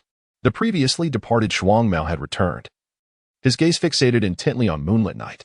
This was a Shuangmao unlike any Moonlit Night had ever encountered. With unwavering focus, Shuangmao grasped Moonlit Night's shoulder and, breathless with excitement, inquired, "What was the name of that technique?" "It was simply extraordinary. I have never witnessed such a magnificent sword art. Moonlit Night, could you teach me this move?" For someone like Shuangmao, who was zealous about martial arts, not being able to master such exquisite swordsmanship was a torment. Yet, he did not entirely lose his composure. Regaining his senses, he clumsily clarified, "No, that's not what I meant. I meant to say, I can trade with you. I would exchange any technique from the Kiki sword art for this one. I am truly enamored with that move." Observing Shuangmao's excited and disjointed ramblings, Moonlit Night gently patted his shoulder to calm him, then spoke slowly, "Shuangmao, there is no need to rush. Allow me to explain it to you in due time." Once Shuangmao's emotions were soothed, Moonlit Night pondered how to comfort him further. The skill produced by the system was something he himself did not fully comprehend, making it difficult to instruct Shuangmao. However, if he were to tell Shuangmao that he could not teach him, given Shuangmao's disposition, while it might not lead to a complete falling out, a period of withdrawal was inevitable. Acknowledging the responsibility of caring for the psychological well-being of minors, Moonlit Night took time to organize his thoughts and began, "This technique is a secret art passed down through our Moonlight clan, requiring the bloodline of the Moonlight family for perfect execution." As anticipated, before Moonlit Night could finish his explanation, Shuangmao's expression quickly turned ashen. Moonlit Night felt as though he could faintly perceive a small wisp of spirit flickering at the edges of Shuangmao's mouth. Startled, he quickly continued, "However, this does not mean you cannot learn it. I can share the theoretical application of this technique with you, but whether you can develop it will depend on your own exploration." Upon hearing this, Shuangmao, after a moment of contemplation, suddenly seemed to regain his vitality. He placed a serious hand on Moonlit Night's shoulder and earnestly declared, "Please, impart the theoretical application to me. Regardless, I will endeavor to develop this technique." With a sense of resignation, Moonlit Night began to weave a tale. While he could not elucidate the operational principles of the first-line Moonlight, he could certainly substitute other ninjutsu to guide Shuangmao. For instance, the original Thousand Birds technique created by Kiki Kakashi, the son of Shuangmao, would serve as an excellent alternative. In the realm of ninjas, there exists but one individual capable of wielding this technique. The manner in which it is executed is entirely under his command. With this thought in mind, Xingye cleared his throat and began, "This technique is known as a Ray of Moonlight. It serves as a rapid assault maneuver. The silvery gleam of the blade you witnessed is the unique chakra manifested through my bloodline, which imparts a distinctive hue to the blade. In essence, this technique is relatively straightforward. It involves utilizing our family's special chakra to stimulate cellular activation, resulting in a temporary surge of explosive speed. It is merely an enhancement of my blade techniques, augmented by chakra. If Shuo Mao can discover an alternative chakra of a different nature to replace my unique attribute, I believe he too could master this ninjutsu. Upon hearing Xingye's elucidation, Shuo Mao's eyes sparkled with excitement, reminiscent of two incandescent light bulbs. He bowed deeply to Xingye and expressed his gratitude. Thank you, Xingye, for sharing such a secret technique with me. You truly are my best friend. In the future, should I develop any ninjutsu, I will certainly share it with you without reservation. However, Shuo Mao's fervent enthusiasm caused Xingye to feel a twinge of concern. He was acutely aware of Shuo Mao's temperament. Once he set his mind on something, it would be nearly impossible to dissuade him. Xingye harbored a genuine fear that Shuo Mao might become consumed by the pursuit of this technique, potentially stalling his progress or even suffering hidden injuries from overexertion. Such consequences would weigh heavily on Xingye's conscience. With this in mind, Xingye adopted a serious demeanor and placed a hand on Shuo Mao's shoulder, warning him, Shuo Mao. Our Moonlight family's records explicitly state that one must approach the cultivation of this technique with caution and patience. Otherwise, one risks incurring hidden injuries due to missteps. When you attempt to develop this technique, it is advisable to heed this warning. I recommend that you only pursue it after you have attained the rank of Chunin. Observing the resolute expression on Xingye's face, Shuo Mao hesitated momentarily before acquiescing to his friend's advice. Rest assured, Xingye, I comprehend this principle. I will wait until I reach Chunin level before attempting to develop this technique. At this juncture, he seemed to recall something and, noticing that Orochimaru and Jiraiya were absent, leaned closer to Xingye and whispered, Do you not feel that our progress is rather sluggish? I believe I am no longer gaining much from the academy. My daily experiences there yield less than the brief sparring sessions we have after school. Sometimes, I ponder the idea of simply applying for graduation. Shuo Mao's words resonated with Xingye, prompting a shift in his thoughts. To be candid, he had not attended the Ninja Academy primarily for the sake of acquiring knowledge. Rather, he had come to forge connections with individuals like Tsunade and Shuo Mao, having already cultivated a solid friendship with them. It indeed seemed that remaining at the Ninja Academy was becoming less imperative. Yet, upon further reflection, Xingye felt it would be imprudent to leave so soon, especially since Orochimaru had only recently transferred to Class A and begun to form friendships. If they were to suddenly apply for graduation, what fate would befall Orochimaru? To speak candidly, among this group, Xingye harbors the greatest apprehension towards Orochimaru. In his eyes, Orochimaru is destined to tread a path of betrayal and treachery, primarily because no one seems to notice the tumultuous changes brewing within his heart. Xingye believes that with greater attention directed towards Orochimaru, and by offering guidance at critical junctures in his life, he could potentially steer him back onto the righteous path. Given that fate has brought him into the world of Hokage, he is determined to attempt to alter many of the tragedies depicted in the original narrative and reshape the destinies of certain individuals. Xingye raised his head and spoke to Shuo Mao. In truth, I also feel that we are not acquiring substantial knowledge at the ninja school. However, it has only been 2 months since the term began. Even if we wish to apply for graduation, Teacher Mitsui would undoubtedly refuse our request. I surmise we must wait until at least half of the first academic year has passed before he might reluctantly acquiesce. Upon hearing this, Shuo Mao pondered for a moment and concurred with Xingye's reasoning. Teacher Mitsui's disposition would certainly not allow them to apply for graduation so prematurely. He followed Xingye's lead and responded, In that case, let us remain here a while longer. It would conveniently allow us to wait for Jiraiya and Orochimaru. Their talents are no less than ours, and with 2 or 3 months of preparation, they too should meet the graduation criteria. We can discuss this with them tomorrow and encourage them to prepare for an early graduation. Xingye smiled and added, Not only them, but we also should make further preparations. While the graduation assessment may be relatively straightforward, the ninja missions that lie ahead will not be so lenient. We ought to strive harder to ensure our safety. Once they concluded this discussion, the hour grew late. Shuo Mao, reluctant to further disturb Aunt Rihue, bid farewell, and they each returned home. Upon arriving home, Xingye contemplated the matter and brought it up at the dinner table with his mother. Initially, Rihue was quite opposed to the idea, as the Moonlight family had only this single heir left. Should anything happen to him, she would be utterly bereft of the courage to face her husband. In desperation, Xingye recounted his encounter with the Chunin spy, which left his mother momentarily speechless. Are you implying that you encountered a spy from Awagakure during your training yesterday and eliminated them? He nodded innocently in affirmation. After a moment's thought, he dashed back to his room and retrieved the scroll containing the insights of the Leaf Village's swordsmanship, a gift from Mido, showcasing it to Rihue. Mother, look. This is a reward given to us by Grandma Mido once she learned of our exploits. Rihue unrolled the scroll, her hands trembling with excitement as she absorbed the text within. Though she did not practice swordsmanship, she had gleaned considerable knowledge from her husband over the years. This scroll was indeed a genuine artifact, the authentic insights of the second Hokage's swordsmanship. Contemplating this, Rihue's heart was a tumult of emotions. For a clan as fallen as the Moonlight family, this scroll could rightly be considered a treasured heirloom. As her gaze shifted from the scroll back to Xingye, Rihue could no longer contain herself. Tears streamed down her face as she set the scroll aside and approached Xingye. He lifted her effortlessly and playfully smacked her backside twice, leaving her momentarily bewildered. It was not that he, a man nearing 30 in mental age, was unaccustomed to such playful reprimands. Rather, he was taken aback by the fact that Rihue had never laid a hand on him before.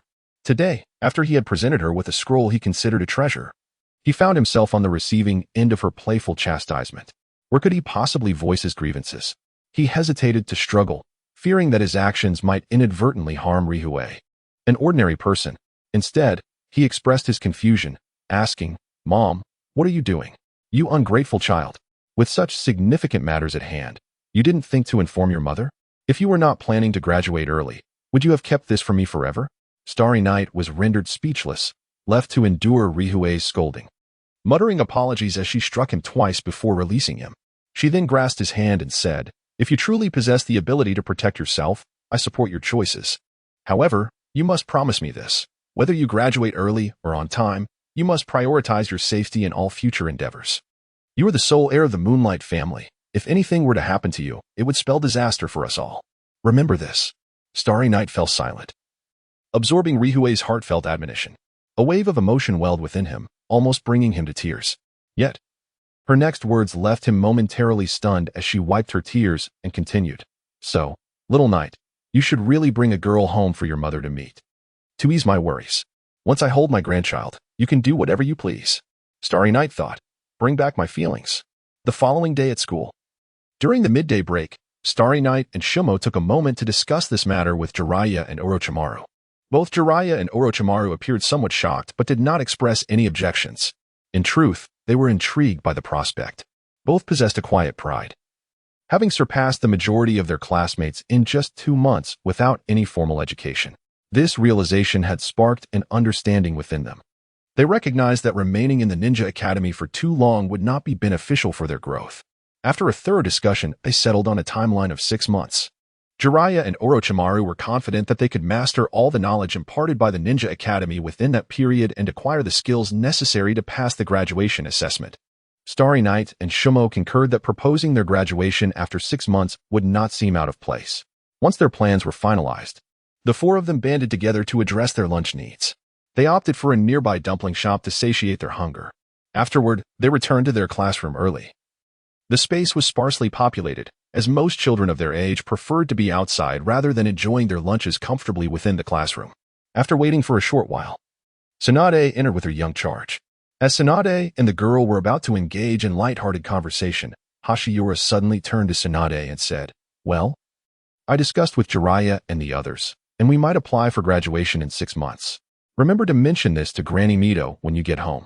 Young Tsunade, somewhat bewildered, nodded, though she did not quite understand why Hashiura felt the need to inform Granny Mido about his graduation plans. It was only when she turned to see the shock etched on the girl's face that realization dawned on her. She gasped, "What did you say? You want to graduate?" Startled by Tsunade's exclamation, Hashiura quickly covered her mouth, saying, "Why are you shouting?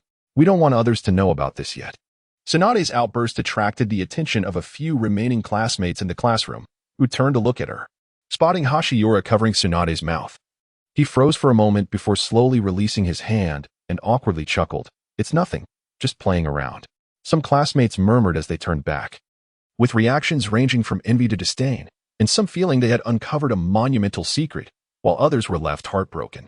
The boys mostly reacted with, That Hashioru is getting too familiar with Tsunade again. I'm so envious. TCH, he's just a coward with a bold heart. I can't fathom why Tsunade likes someone like him. Meanwhile, the girls whispered, "Did you see that?" Hashioru was already touching Tsunade's face. "I told you their relationship was special." "Exactly. I must tell Triple X about this." "She didn't believe me before." "Why, oh why, would the dashing Hashioru like that fierce Tsunade? What do I lack compared to her?" With Hashioru now infatuated with someone else, it was clear that I had no chance, and perhaps I should join Orochimaru's fan club. Hashioru's mockery value increased by 10,001, while the number of infatuated admirers decreased by 3. The whispers reached Tsunade's ears, making her quite embarrassed. She kicked Hashioru sharply and, without looking back, dragged the girl out of the classroom. Hashioru, feeling the sting of Tsunade's kick, gasped in surprise and nearly jumped up. He endured the pain and returned to his seat, saying to Jiraiya, "What on earth was she thinking? I merely suggested she inform Granny Mito about the graduation plans. Why did she react so strongly?" Jiraiya, recalling his own experiences of being pummeled by Tsunade, nodded in understanding and replied, "You're right. A woman's thoughts are far too complex to be measured by common logic." On the playground, Tsunade angrily snapped off a branch and exclaimed, "That scoundrel, Moonlight Shinya. He graduated, so why must he discuss this with me? And what s with his suggestion to mention it to Granny Mito? It's utterly ridiculous." The girl beside her, unaware of the connection between Shinya and Mito, glanced at the fuming Tsunade and suddenly remarked, "Princess, I suspect that Moonlight Shinya has a crush on you." Upon hearing this, Tsunade's face flushed with embarrassment, and she instinctively pinched the girl's cheek. "Those people are just talking nonsense, but why are you joining in on their madness?" The girl, however, did not hastily concede but instead bore the cheek-pinching pain and mumbled, "Princess, it hurts." Once Tsunade released her, the girl rubbed her cheek and continued, recalling the romantic tale she had encountered. "You see, Shinya doesn't want too many people to know, yet he specifically tells you, which indicates that he sees you as different from others. Moreover, he asks you to inform Granny Mito, implying that he hopes your elders will regard him highly, believing in his exceptional talent. Besides, look at how many girls in class admire him and wish to date him, yet he has rejected them all. If he harbored no affections for anyone, why would he decline their advances? Princess, do you not agree with my reasoning?" Tsunade was left speechless by the girl's assertions, unable to refute them, her face growing increasingly crimson as she muttered, "This must be a joke. It's impossible. That insufferable fellow could never." The girl, still feigning an air of insightful revelation, added, "Books say that some young boys who like a girl will want to be near her and may even tease her. Isn't that how Moonlight Shinya behaves towards you? Honestly, I think there's nothing wrong with Moonlight Shinya. He is handsome, powerful, and speaks kindly to others. If he were to date, he would make for a splendid partner."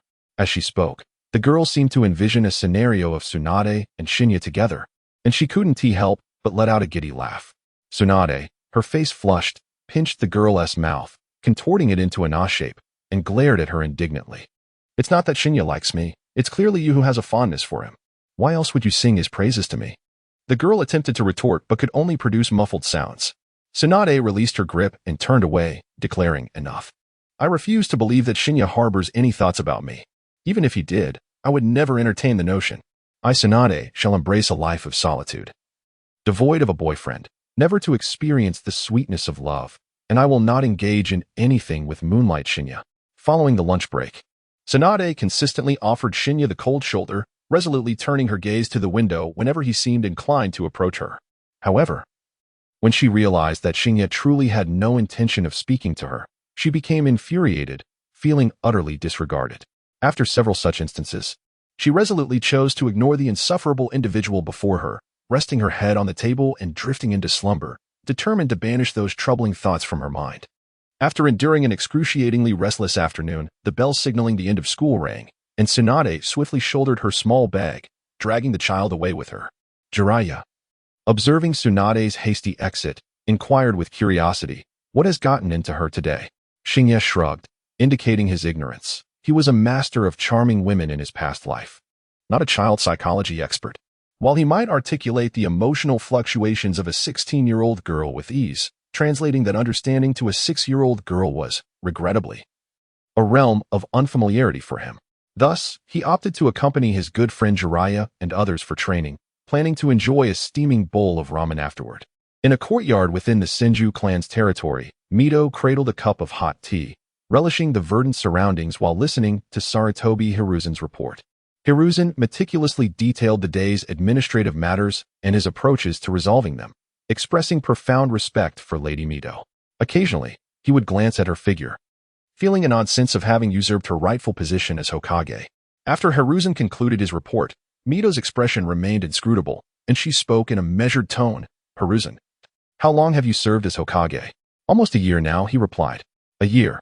Mito's gaze momentarily drifted, as if lost in reminiscence. Upon regaining her focus, her demeanor was neither joyful nor sorrowful. You have occupied this position for a year. Yet why do you still feel the need to recount every minute detail to me daily? Reflect on this. Are you truly in the right? Her words carried no hint of reproach or mockery, yet Hiruzen's face flushed crimson. Bowing his head, he spoke with a hint of embarrassment. I have been inconsiderate. This gesture ignited a flicker of irritation within Mito, who responded, Lift your head. The firmness of her tone startled Hiruzen, prompting him to hastily raise his gaze to meet Mito's eyes, and in that moment, understanding dawned upon him. Observing his realization, Mito softened her tone and continued. You are the Hokage of Konohagakure, the third Hokage chosen by Tobirama himself, the true decision-maker of this village, while I am merely an elderly woman with little time left. I can offer you guidance and advice as an elder, but the true authority rests within your hands. As Hokage, you must possess your own charisma and decisiveness. Learn to follow your heart when making decisions, and once made, do not lament your choices. As long as your intentions and actions are aimed at fostering a better future for Konoha, act boldly and without hesitation. Time will reveal the righteousness of your actions. Being perpetually timid is the true disservice to the choice made by Tobirama. Sarutobi Hiruzen felt an overwhelming sense of emotion within him. He bent deeply and bowed profoundly to Mito, expressing his gratitude. Thank you, Lady Mito, for your guidance. Unlike before, this time his gesture was imbued with a sense of fortitude rather than guilt, and as he rose, his posture became notably more upright. Ultimately, despite a myriad of thoughts, Hiruzen had yet to fully embrace his role as the third Hokage of Konohagakure. He had long dreamed of becoming a Hokage as magnificent as his mentor. Yet upon assuming the mantle, he realized the vast chasm that separated him from his teacher. The more he compared himself to Tobirama, the more meticulous he became in his actions, concurrently deepening his reliance on Mito. Today, Mito's words awakened a flicker of clarity within him. Though he pondered how long this newfound insight would endure, Mito observed Hiruzen, whose eyes now sparkled with renewed confidence, yet she refrained from voicing her greatest concern. Her apprehension regarding Hiruzen was not rooted in his capabilities or his dependence on others, but rather in the indecisiveness that lingered within his character. While he demonstrated exceptional skill in managing affairs and making decisions, his inherent caution hindered him from evolving into an outstanding Hokage. Unlike Hashirama, who would act decisively after making a decision, or Tobirama, who could swiftly anticipate potential complications, Hiruzen would often weigh the costs and benefits, hesitating over the necessity of action. In moments of uncertainty, he instinctively turned to others for guidance, seeking affirmation in their opinions to aid his choices. Yet, this subconscious reliance often jeopardized his own judgment. Mito longed to articulate all of these thoughts, yet her rational mind cautioned her that some matters were best left unspoken. Overly candid revelations could not only undermine his confidence in becoming Hokage, but could also foster resentment. The road ahead was long. It was wiser to proceed step by step. Just as they stood in the courtyard, each lost in their own contemplations, a small golden-haired figure burst forth, shattering the tranquility. Grandma, I'm back. Tsunade dashed over and embraced Mito tightly. Mito, in turn, affectionately ruffled Tsunade's golden locks, her eyes brimming with tenderness. Tsunade, why didn't you call out? How many times must I remind you to be polite? After a moment of nuzzling against her, Tsunade belatedly noticed Hiruzen's presence. Upon hearing Mito's prompt, she stuck out her tongue and sweetly greeted him. Hello, uncle. Hiruzen smiled and nodded, watching the adorable Tsunade. He stepped forward, intending to pinch her cheek. But she swiftly darted behind Mito, prompting the third Hokage to retract his hand with a somewhat awkward smile. Most of Mito's attention was captivated by Tsunade, who nestled back into her embrace. Mito gently stroked her silky hair and inquired, Did anything fun happen at school today?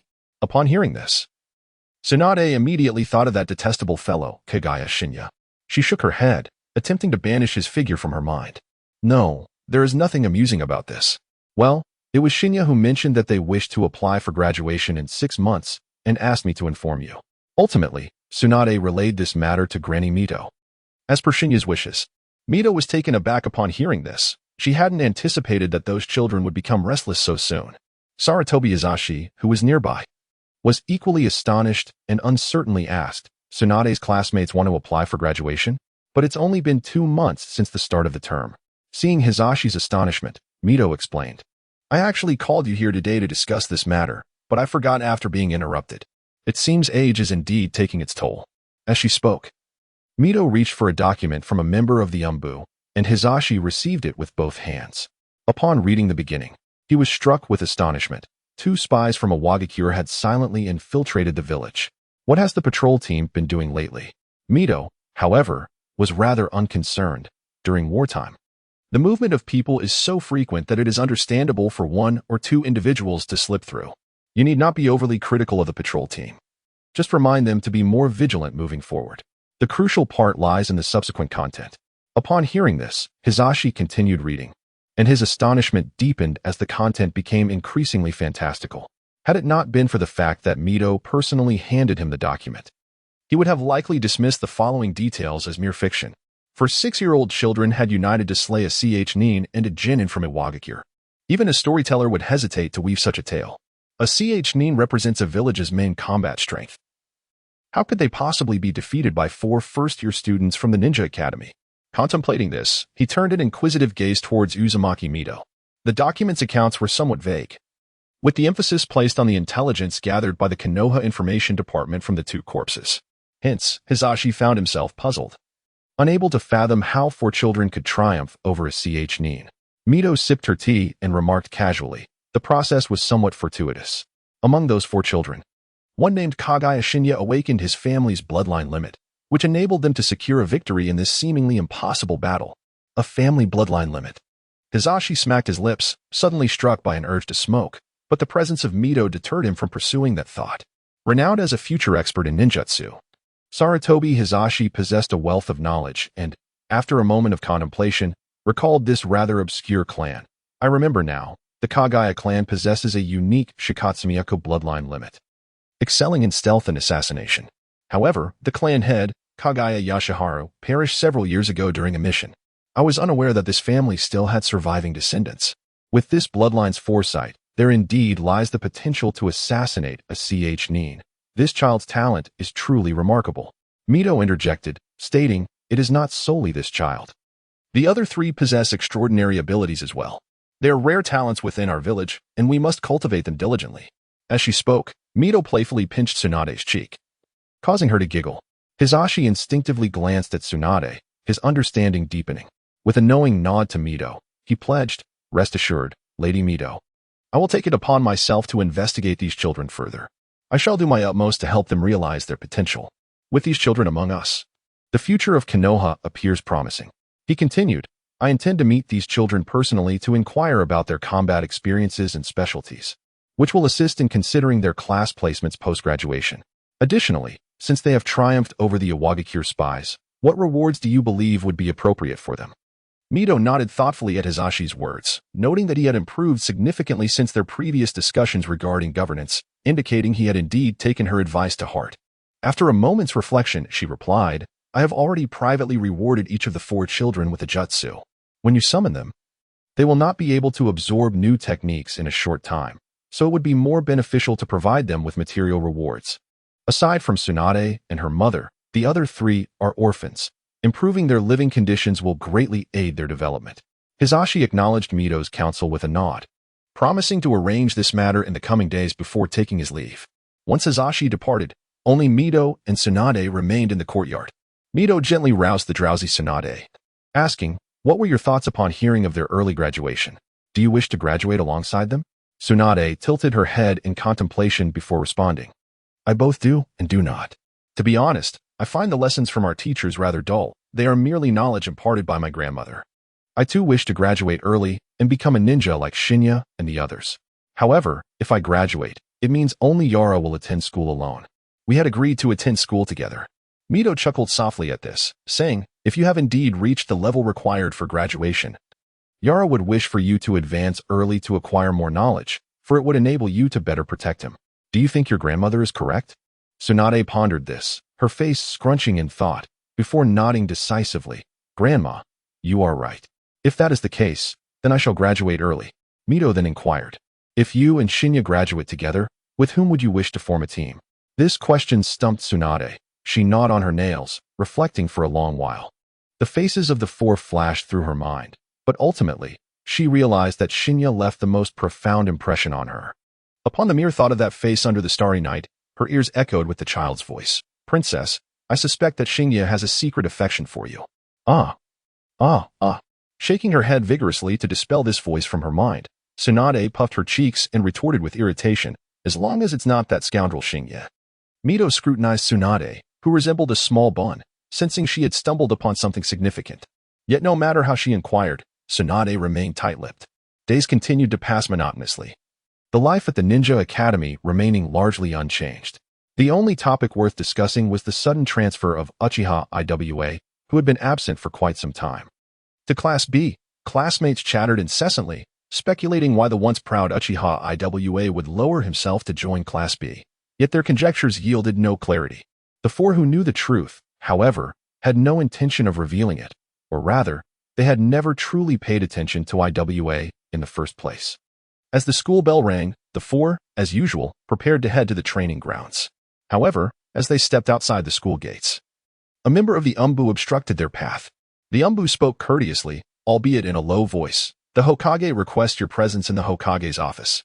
If there are no pressing matters, please follow me. Before the Hokage's office, the Umbu who had escorted them vanished in an instant, leaving the four in awe of such swiftness. Shifting their focus from the vanishing figure to the office door, Jiraiya exchanged glances with the others, a sense of unease settling within them. They understood that their visit was likely related to the espionage incident, yet an inexplicable trepidation lingered.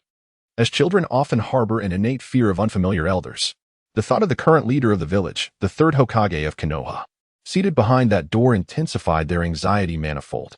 At that moment, even Jiraiya felt beads of sweat forming on his palms. Shinya, amused by the situation, decided to play a trick, knocking on the office door without regard for the readiness of the others. Come in, came the voice from within. Upon hearing this, Shinya swung the door open and stepped inside, leaving the other three momentarily dumbfounded before they finally followed him in. It was their first glimpse of the Hokage's office. Although they felt a tinge of fear towards the legendary Hokage, their burgeoning curiosity compelled them to discreetly observe the office's decor. The arrangement of the Hokage's office bore no significant difference from that depicted in the original narrative. Upon entering, one's gaze was immediately drawn to a large desk, flanked by portraits of past Hokages and substantial file cabinets. Through the large window behind the desk, one could gaze down upon the bustling main street of Konoha, while a distant view revealed the iconic Hokage Rock. Currently, only 3 faces were carved into the stone, and upon closer inspection, the craftsmanship appeared rather mediocre, making it a challenge to discern who was who, with the details decidedly lacking. On the desk lay a towering stack of documents, amidst which a young man raised his gaze to scrutinize the 4 individuals before him. Contemplating the rather awkward demeanor of the youthful Sandame, he nonetheless greeted politely, "Good afternoon, Lord Sandame." Behind him, Jiraiya and the others mimicked his courtesy towards Sarutobi Hiruzen. "Good day to you as well." Hiruzen nodded in acknowledgement, then assessed each of the 4 before him, saying, "Seiya, Jiraiya, Shikumo, Orochimaru, if I recall your names correctly. There is no need to be overly anxious. I have summoned you today merely to gather some information." It must be said that this initial gesture from the Sandame significantly bridged the gap between him and Seiya's group. Hearing their names uttered by Hiruzen filled Jiraiya and the others with a sense of joy, as it conveyed a feeling of being valued. He continued, with a warm expression, "Was it truly the 4 of you who eliminated the Iwagakure spy a couple of days ago? Was there any assistance from others?" Just as the boisterous Jiraiya was about to speak, Shikumo gently tugged at him. After glancing at Seiya and receiving a nod, Jiraiya recounted the events in detail. This subtle interaction did not escape Hiruzen's keen observation. Indeed, it confirmed his suspicion that this quartet often revolved around Seiya as the focal point. As he listened to the descriptions provided by Jiraiya and the others, Hiruzen gradually understood. It was no surprise that Seiya emerged as the center of the group. His wisdom and strength far surpassed that of his peers, earning the admiration of 3 prodigies. The encounter with the Iwagakure spy was nearly single-handedly turned around by Seiya. Though the others possessed their own merits, Shikumo's swordsmanship, Orochimaru's stealth techniques, and, well, Jiraiya's rather unique approach. However, the decisive factor remained Seiya's remarkable ability for swift assassinations. One must acknowledge that those who infiltrate as spies are typically not clumsy individuals. They are often agile and adept. Yet, Seiya managed to exploit a fleeting opportunity to launch a surprise attack, indicating that his explosive speed surpassed that of a Chunin. Instinctively, Hiruzen took a deep drag from his cigarette. To have a 6-year-old with such explosive speed exceeding that of a Chunin was an extraordinary talent, perhaps even more formidable than that of his own generation. Mito was correct. Rigorous training was essential, not just for Seiya, but for the other three as well. Each of these four had their strengths. Shikumo excelled in swordsmanship, while Jiraiya possessed remarkable physical prowess, making them suitable as primary attackers in battle. Seiya was an exceptionally rare talent in assassination and speed, and Orochimaru, at merely 6 years of age, had already begun developing a nascent ninjutsu, indicating his potential as a ninjutsu specialist. Coupled with Tsunade's formidable control, there were whispers that Mito intended to cultivate her in the direction of medical ninjutsu, transforming her into a living repository of blood. Should these 5 individuals fully mature, they would undoubtedly become the cornerstone of Konoha's future. Rijan seemed to foresee the future where the 5 of them would wreak havoc on the battlefield, instilling fear in foreign nations. With this thought, he set down his pipe and once again displayed a smile to the 4 of them, saying, "Excellent. You have all performed admirably. Just as you mentioned to Tsunade, you possess the talent for early graduation, and your intention to apply for graduation in 6 months is commendable. I have pre-approved your advancement. However, you must not grow complacent. Do not squander your innate gifts. Additionally, as victors over spies, this matter should not be boisterously celebrated, for such notoriety could jeopardize your safety. Hence, I have opted to reward you discreetly. I understand that your families are not well off, so I shall allocate 10,000 Ryo to each of you monthly as training funds. While this amount may not suffice for grand endeavors, it will certainly ensure you are well fed and nourished, and enable you to procure some ninja tools for your training. I hope you will utilize this money wisely, applying your efforts where they matter most." Upon hearing the third Hokage's words, not only Jiraiya but also Hashioru's eyes sparkled with excitement. 10,000 Ryo was no trifling sum. It was worth noting that in the original tale, Naruto spent merely 300 Ryo while indulging in street food and games during his training in the Land of Fire. A monthly allocation of 10,000 Ryo was indeed a stroke of fortune. With such funds, even Jiraiya and the others could begin to acquire expensive training equipment. Originally, the 4 could achieve remarkable growth in 6 months through the ninjutsu provided by Mizuho, but with this financial support, their prowess would surely ascend to even greater heights. As the 4 expressed their profound gratitude to the third Hokage, they exited the Hokage's office. Jiraiya, clutching the money with excitement, exclaimed, "Ramen, ramen. We must celebrate with ramen today." However, Hashioru placed a hand on his shoulder and replied, "Jiraiya, can we aspire to something greater? Today, let us forego ramen and indulge in barbecue instead. This time, you must experience the sensation of being so full you can barely stand." 6 months later, at the border of the Land of Fire, within a temporary encampment, a one-eyed man sat cross-legged on a mat, examining a letter laid upon a low table. His face, wrapped in layers of bandages, bore an X-shaped scar on his chin, rendering his visage highly distinctive. Yet, more striking than these physical traits was the aura he exuded, a somber presence that could be felt at a mere glance. He resembled a hyena lurking in the underbrush, seeming ready to pounce and sever a neck at the slightest misstep. If Hashioru had been present, he would have easily recognized this man, should he not be Danzo. Hashioru would have immediately shattered the wooden sword behind him. Ultimately, Danzo unfolded the letter, one hand holding it while the other lightly tapped on the low table. Although the letter contained few words, he read it with utmost care, fearing the loss of any single word or phrase. After more than 10 minutes, the rhythmic tapping from his hands abruptly ceased. He carefully tucked away the letter, rising slowly while gently touching the bandaged eye, murmuring, "The protracted war is finally coming to an end." His mentor, Tobirama, and his dear friend, Uchiha Kagami, had fallen in this drawn-out conflict. He himself had lost an eye on the battlefield, yet now signs indicated that this relentless war was nearing its conclusion. In fact, after restoring order in the Hidden Cloud, the main battlefield had already concluded, but the newly appointed Third Reikage was not an easy negotiator, although the situation had indeed stemmed from issues on their side. Would the Hidden Cloud entertain reason with outsiders? The answer was a resounding no. Consequently, while the main battlefield had ceased, skirmishes and unrest persisted, as both sides sought to undermine their opponent through minor assaults for greater gains. Ultimately, however, it was the formidable Konoha that overwhelmed the hidden cloud, and yesterday. The Third Reikage, sent a ceasefire agreement to Danzo, who was still stationed at the front. Upon seeing the agreement, even the usually sullen Danzo felt a flicker of optimism. However, a brighter mood did not imply he would readily accept the hidden cloud's overture for peace.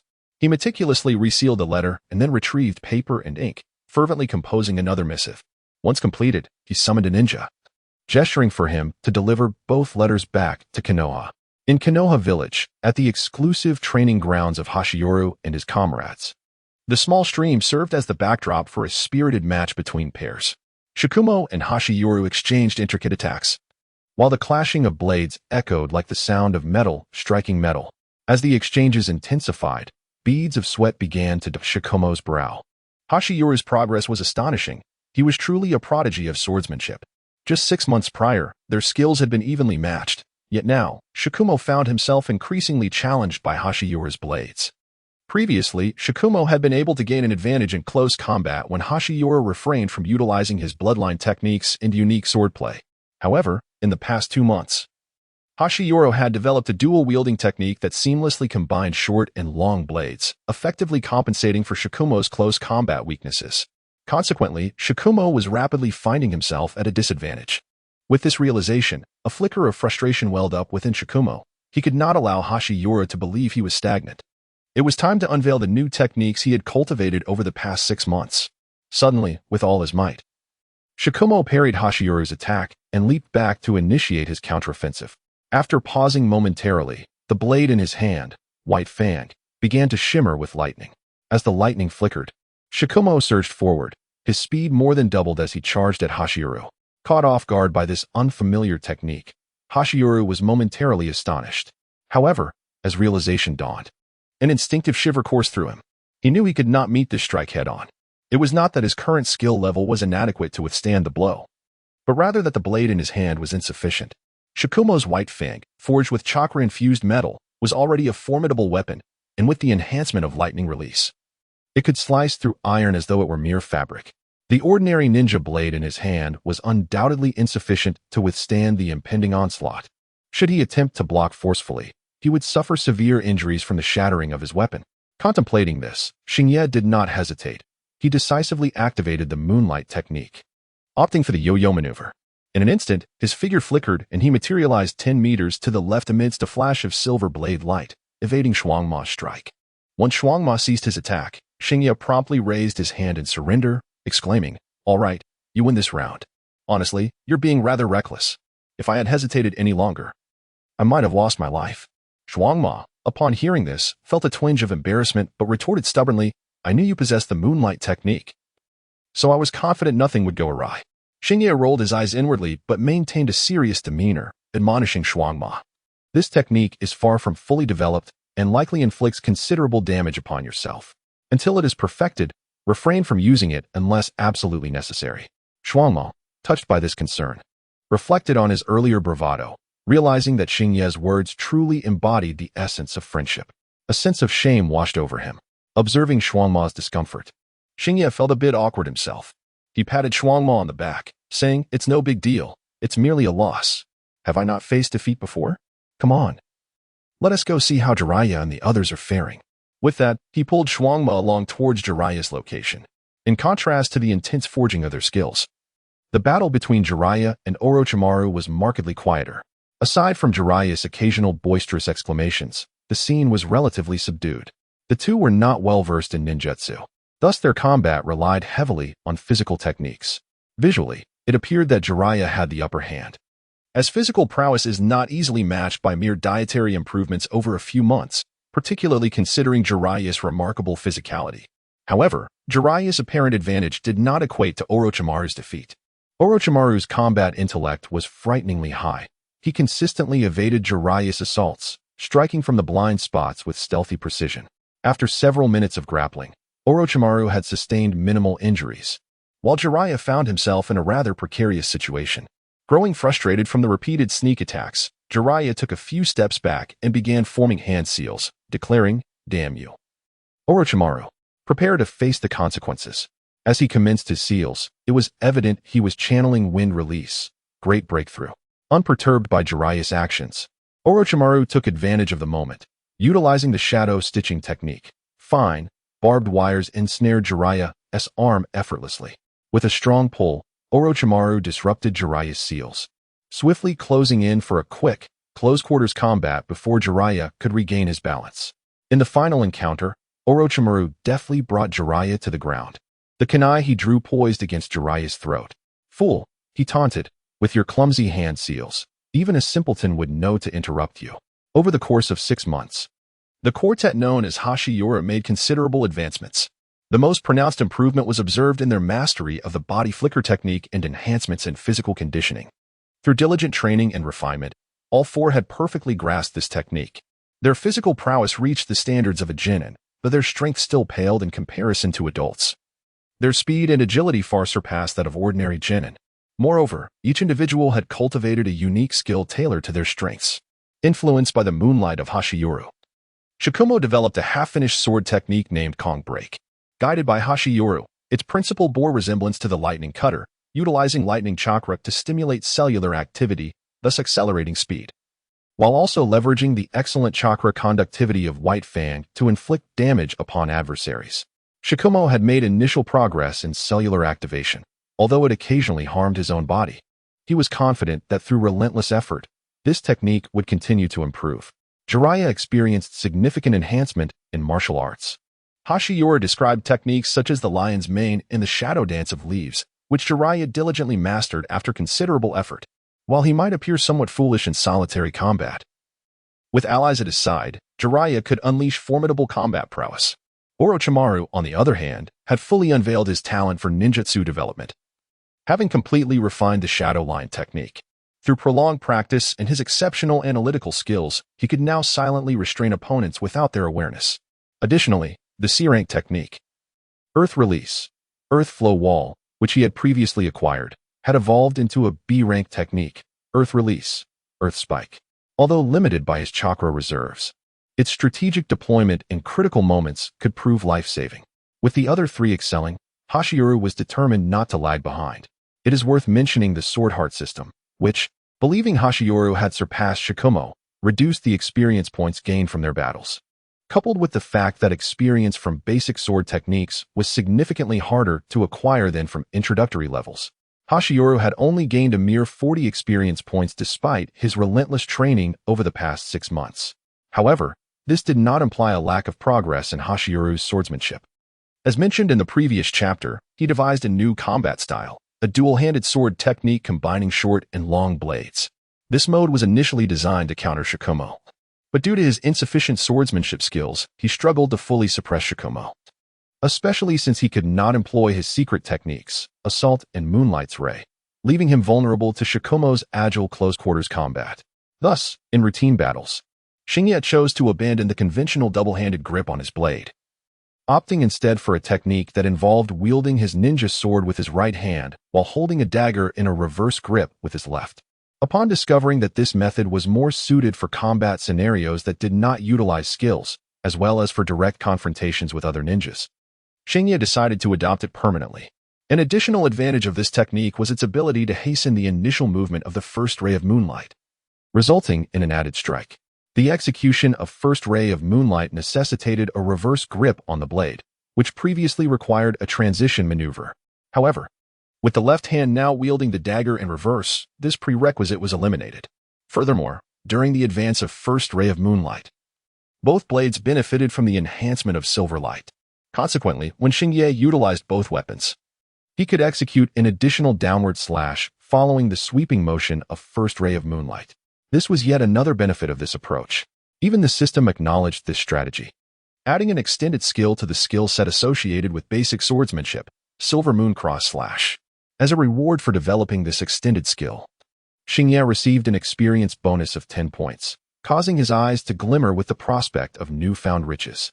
However, it is important to note that this dual-wielding style was destined to be employed solely in direct confrontations and when refraining from using skills.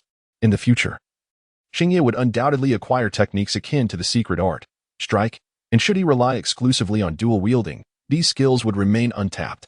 Therefore, this dual wielding technique would serve as a supplementary method rather than becoming the focal point of Xingye's swordsmanship training. After their quartet practice concluded, they, as usual, chose to indulge in a steaming bowl of hand-pulled ramen.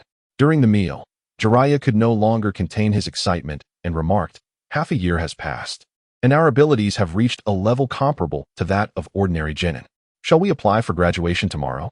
Shuo-mo was the first to echo this sentiment, eager to leave the ninja academy where he felt he had learned little. Orochimaru also nodded in agreement, and when Xingye noticed the trio's gaze upon him, he couldn't help but chuckle. "Why, look at me. I, too, am eager to graduate." The next morning, upon arriving at school, the four friends tacitly decided against entering the classroom and instead headed straight for the teacher's office. To their surprise, in addition to teacher Mitsui and others, there was a golden-haired figure present. Upon hearing their approach, she turned with a triumphant grin, playfully sticking out her tongue at Xingye and the others. The implication was clear. "I am the first to apply for early graduation from the Ninja Academy." This golden-haired figure, of course, was Tsunade, and while Xingye, Shuo-mo, and Orochimaru were unfazed, Jiraiya felt a twinge of disappointment. He had placed great importance on being the first to graduate early from the Ninja Academy, only to have his moment stolen by an unexpected contender. Teacher Mitsui felt his worldview was profoundly shaken. What a joke. It was already astonishing that Tsunade had come to apply for graduation, and now four more had joined her. In a single day, his 5 most valued students had collectively sought to graduate, leaving him with an overwhelming sensation that the sky had fallen. Do you truly comprehend what graduating early entails? Are you aware of the immense risks involved? This is not a mere game for ninjas. A moment's carelessness could cost you your lives. Moreover, such matters require the consent of the Hokage. Without the Hokage's written approval, I shall not permit you to engage in this folly, no matter what I say today. However, as soon as he finished speaking, Tsunade calmly produced a letter from her bosom and handed it to him. Mitsui instinctively accepted it and opened it to read. Upon my observation, these 5 exhibit outstanding performance and possess the qualifications for early graduation. They are permitted to participate in the graduation assessment. Sarutobi Hiruzen. After recovering from his shock, teacher Mitsui swallowed hard and said, "In that case, follow me." With that, he suddenly leaped down from the window and, with a few agile jumps, ascended to the rooftop, moving swiftly away. Mitsui intended to convey through his speed that being a ninja was not as simple as they imagined. Yet, when he turned around, he found himself face to face with Jiraiya. "Whoa, teacher, why did you turn around so suddenly? You scared me half to death," Jiraiya exclaimed, nearly losing his balance and tumbling off the rooftop. Mitsui, wearing a stern expression, gazed at the 5 seemingly unfazed children and sighed inwardly. Perhaps this is what genius looks like. I should not measure their brilliance by my own standards.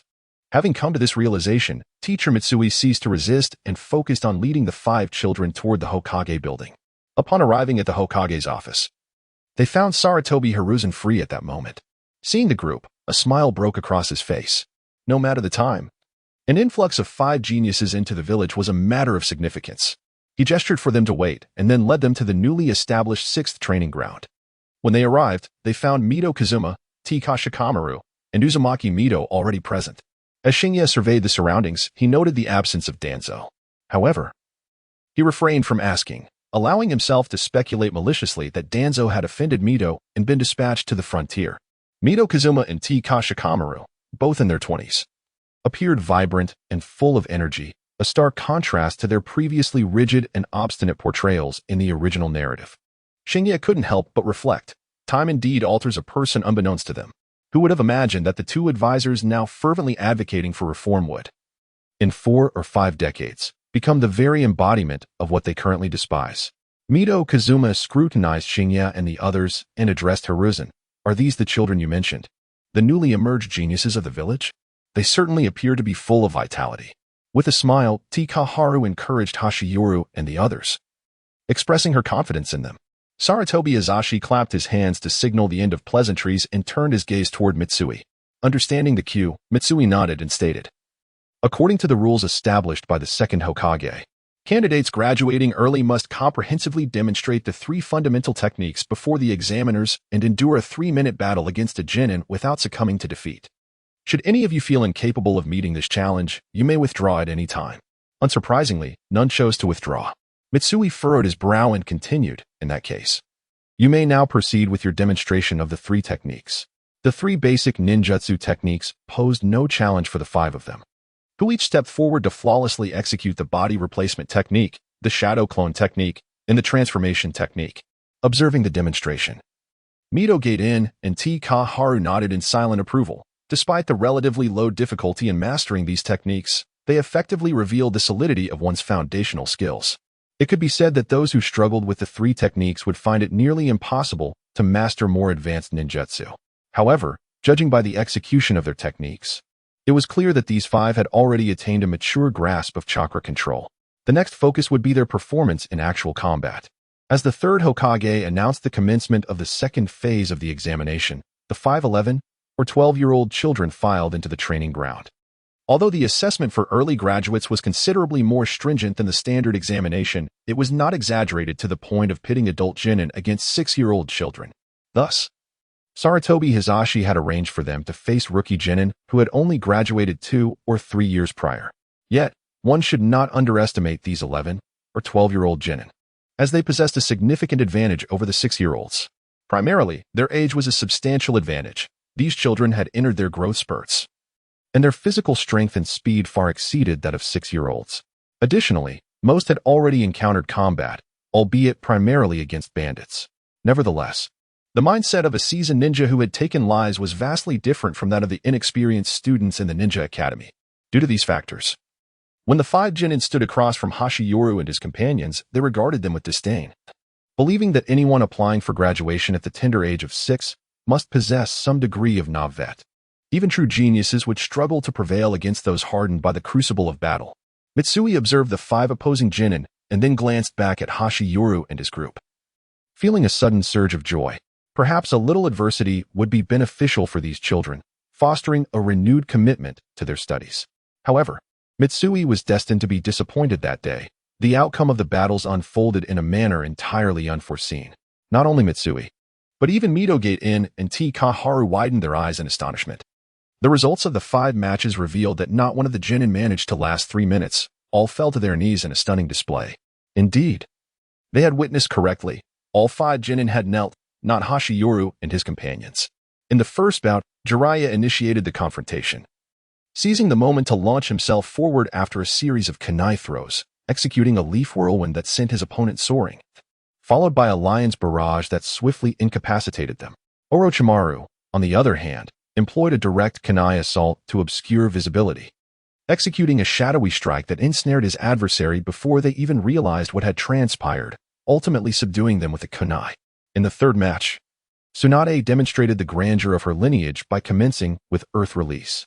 An earth wall blocked the shurikens, and under its cover, she completed a water release technique.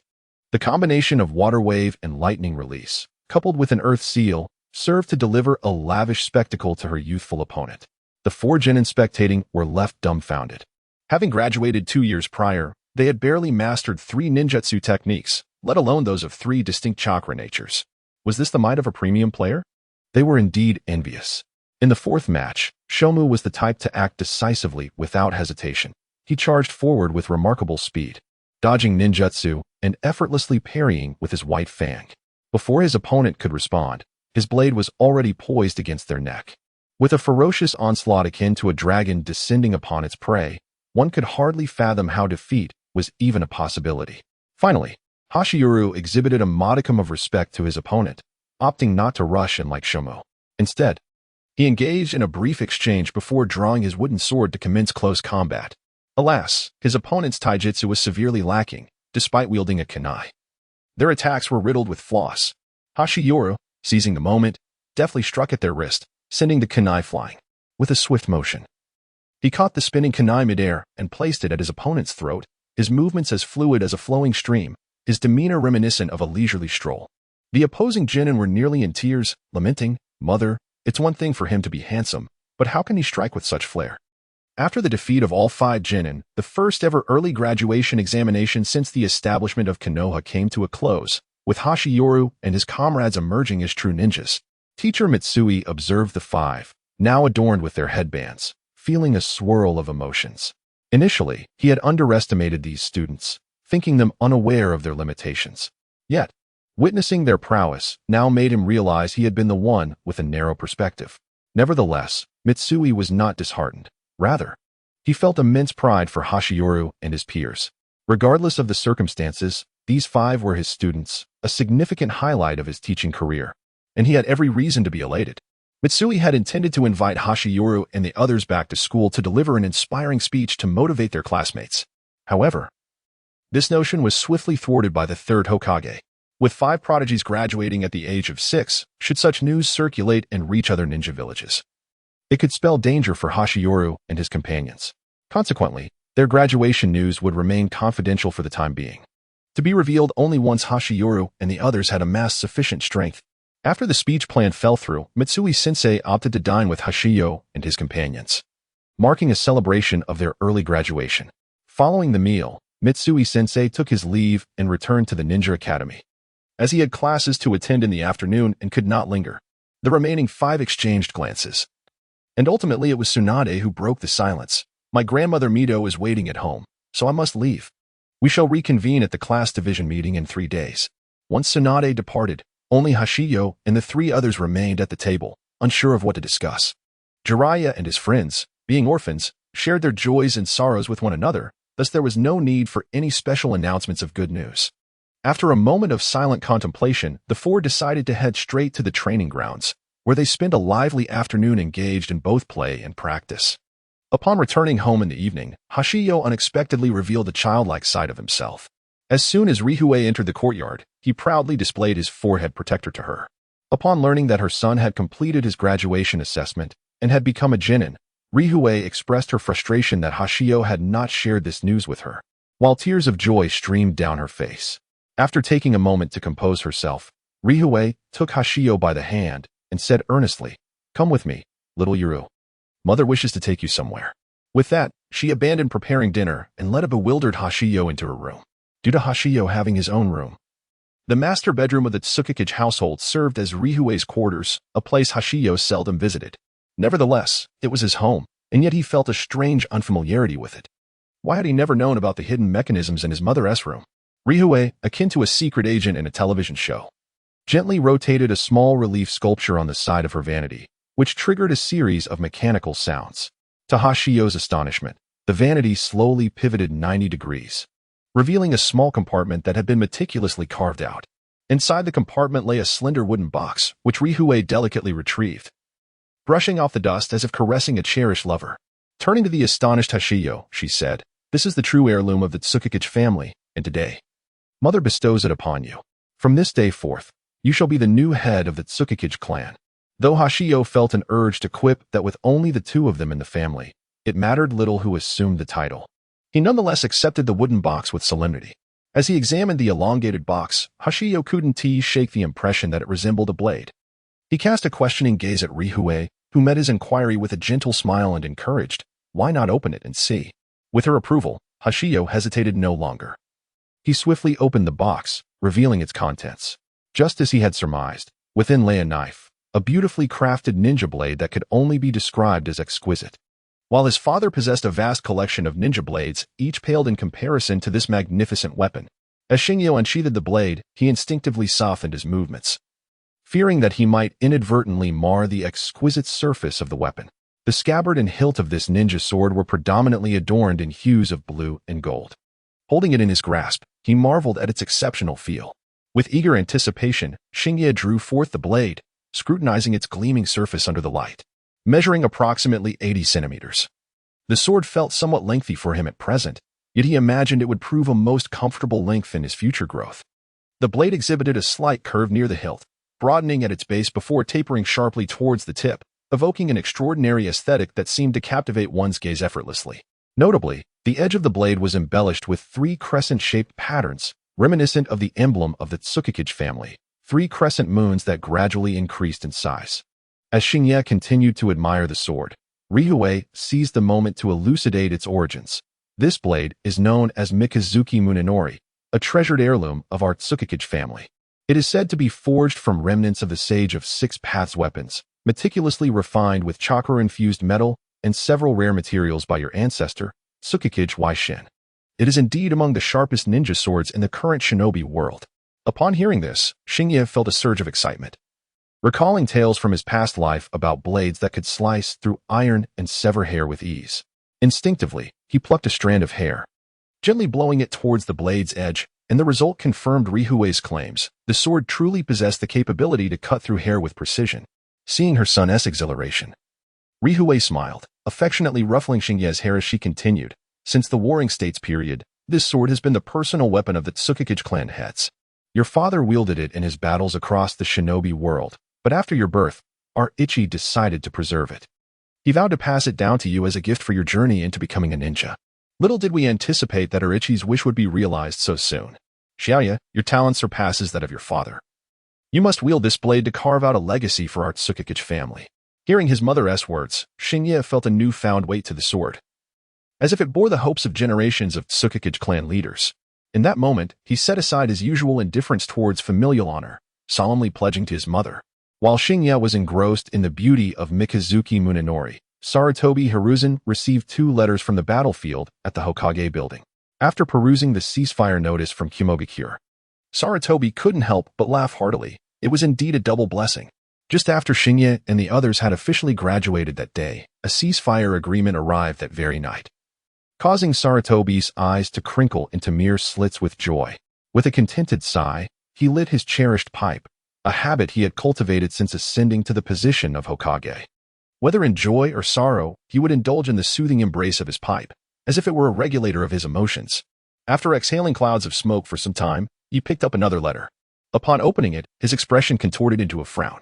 This letter was a personal missive from Danzo, articulating a core stance. The opposing side may surrender, but reparations must be sufficient. With so many villagers lost, the lives of the ninjas in the village must not be sacrificed in vain. This was clearly at odds with the third Hokage's perspective. In his heart, he believed that if peace could be restored, Konoha could afford to suffer some losses, as long as the ninjas would not continue to perish. Yet Danzo's words began to sow seeds of doubt in his mind. After 3 years of war, how many ninjas had already perished? Would his hasty pursuit of peace leave the villagers disheartened? Would they perceive him as a weak third Hokage? He pondered what his mentor, Tobirama, would have done in such a situation. As he puffed on his pipe, sitting in contemplation, he eventually let out a long sigh, clapping his hands to summon a member of the Umbu. Please bring Lord Mito, as well as advisors Kamachi and Monzen, to me. I have urgent matters to discuss. Moments later, the group that had observed the graduation assessments of Hashioru and others reconvened in the Hokage's office. Lord Mito appeared somewhat weary, the fatigue evident on her face. I apologize for disturbing you at this late hour, but tonight's matters are indeed of great significance, and I find myself at a crossroads, he said. According to the correspondence from the front line, Danzo has indicated that Kumogakure is inclined towards a ceasefire. Along with that, they have sent a peace agreement and Danzo's personal letter. Please take a moment to review them, he added, presenting the 2 letters to the advisors for their perusal.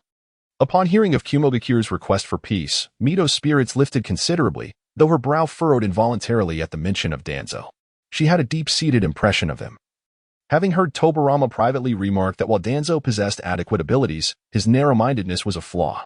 Additionally, in her sense of morality, he was the most likely among the younger generation to stray down a dark path, which had led her to maintain a certain distance from him.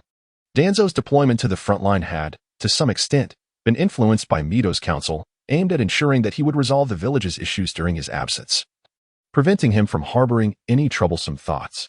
By the time he returned, most of the village's problems would be addressed, leaving him with little opportunity to cause turmoil.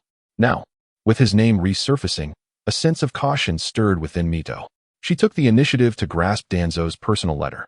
After scanning its contents, a cold smile crept across her face. For someone with decades of experience navigating life's tempests, Danzo's intentions were all too easy to discern. With a mere glance, she discerned the true intentions of Danzo. On the surface, Danzo spoke with righteous indignation about the grievous losses suffered by the village, asserting that the fallen villagers should not have died in vain. He further claimed that the internal strife within the Cloud Village had rendered it vulnerable and incapable of enduring further depletion. Thus, prolonging the conflict would surely lead to its downfall, compelling the Third Raikage to surrender publicly. However, Mito understood Danzo's motives all too well. He was driven by insatiable greed, hoping to exploit the situation for the village's advantage. Additionally, With the likes of Hiruzen and others having quelled the internal unrest, Danzo feared that upon returning to the village, he would be denied the accolades he so desperately sought. Consequently, he sought to incite Hiruzen to continue pressuring the Cloud Village militarily, thus securing an advantageous position for Konoha in negotiations, all while claiming credit for any perceived victories. Should the Cloud Village choose to persist in battle, Danzo might very well carve a path through their defenses, further embellishing his reputation for valor. Even in the event of defeat, he would merely return to the starting point, bearing only trivial blame, as the ultimate orders were not his to give. Regardless of the outcome, it appeared he would emerge unscathed. Mito, observing Hiruzen's furrowed brow behind the desk, could not help but mock internally, were she not present in the village. These young individuals would likely remain oblivious to the intricacies at play. Yet, with her presence, Danzo's schemes were destined to falter. After a moment, as the others finished reading the letter, Mito quietly listened to the thoughts of these young minds. Hiruzen, upon seeing the letter's conclusion, inquired, "What are your thoughts, everyone?" Initially, I believed that as long as we could restore peace, enduring some losses would be acceptable, but after reading Danzo's letter, I feel my considerations may be flawed. Konoha's Chikage contemplated briefly before responding, "I too believe that restoring peace is paramount. There is a palpable sense of war weariness among the villagers, and prolonging this stalemate cannot bode well. Our immediate priority should be to return to our original state of production, with Konoha's resources and manpower. Any minor losses can be recuperated within 3 to 5 years, rendering unnecessary further expenditure of our strength." However, Mito's counterpart, Minin, seemed to concur with Danzo's perspective, stating, "Yet, I feel there may still be grounds for negotiation. The losses we have incurred in this war are indeed significant, and it is unreasonable for a victorious nation to suffer disadvantage." Mito shook her head gently, recognizing their youthful naivety. Their discussions were overly simplistic, and not a single one discerned the subtle hints within Danzo's correspondence. She softly clapped her hands, drawing their attention, and declared, "The essence of Danzo's letter is not the focal point. What truly matters is that the Cloud Village has already requested a ceasefire. Our immediate course of action must be to halt the conflict and soothe the hearts of our people. As for the subsequent issue of, we have ample time to discuss it leisurely. Perhaps we can concede some benefits. But this does not imply that we will suffer losses or allow Yunin to gain an advantage from us. If Yunin truly lacks sincerity, would the villagers not side with us in the event of a conflict?" Ritsune, Kosun, and Minin exchanged glances, suddenly feeling embarrassed by their earlier debate. By the end of the meeting, the third generation and others chose to adopt Mizuho's suggestion. The following morning, families from various clans in the village received news of Yunin's request for a ceasefire. This internal news spread like wildfire, swiftly reaching every corner of the village within 3 days, filling the entirety of Konoha with laughter and joy. Families with ninjas on the front lines eagerly anticipated the arrival of the Yunin delegation, for their arrival would signify a reunion with their loved ones. On the front lines, Danzo also received Ritsune's reply. Upon reading the response, his expression darkened, and in a fit of rage, he overturned the table. Yet, he found himself powerless. He understood that the failure of his plan was largely tied to Uzumaki Mizuho. However, he had no means to contend with Mizuho, as he currently lacked the standing to challenge him. Mizuho could effortlessly lead him into an abyss from which he could never escape. Nevertheless, he remained undeterred. That old coot, who was half in the grave, would not be able to wield power for much longer. He could endure for a few more years. And when that old man finally passed, he doubted anyone in Konoha would be able to stop him. At that time, everything that was rightfully his would be claimed, with no share left behind. He would prove through his actions that his mentor's choice was erroneous, that he was the one most akin to his mentor, and that he was destined to be Konoha's rightful heir. Have you ever witnessed Konoha at 4 in the morning? Hashiyuro has. At this moment, he rubbed his eyes, gazing incredulously at the grinning Jiraiya before him, honestly feeling an urge to strangle him. Jiraiya seemed utterly oblivious to Hashiyuro's glare, excitedly shaking Hashiyuro and exclaiming, "Hashiyuro, why are you still asleep? Today is the day of group assignments. The first day we meet our guiding teachers. We must leave a good impression." Hashiyuro forced a smile and replied, "Do you know what time it is?" Jiraiya scratched his head. "ISNT at 6 in the morning? What is up?" Hashiyuro grabbed him and brought him to their clock, pointing at the dial and gritting his teeth. "Look closely. It is 4 in the morning, 4. Jiraiya, feeling a bit embarrassed, scratched his head and offered a sheepish grin. Sorry. I was just so excited that I woke up early. I didn't even realize it was 4. I was wondering why it was still dark out. How about you go back to sleep?" and I'll join you for a little nap? Hashiyura cast a glance at him without saying much, then returned to his room and fell asleep. Jiraiya, understanding, followed him inside and lay down beside Hashiyura. Alas, Shinya, do you think we will be placed in the same group?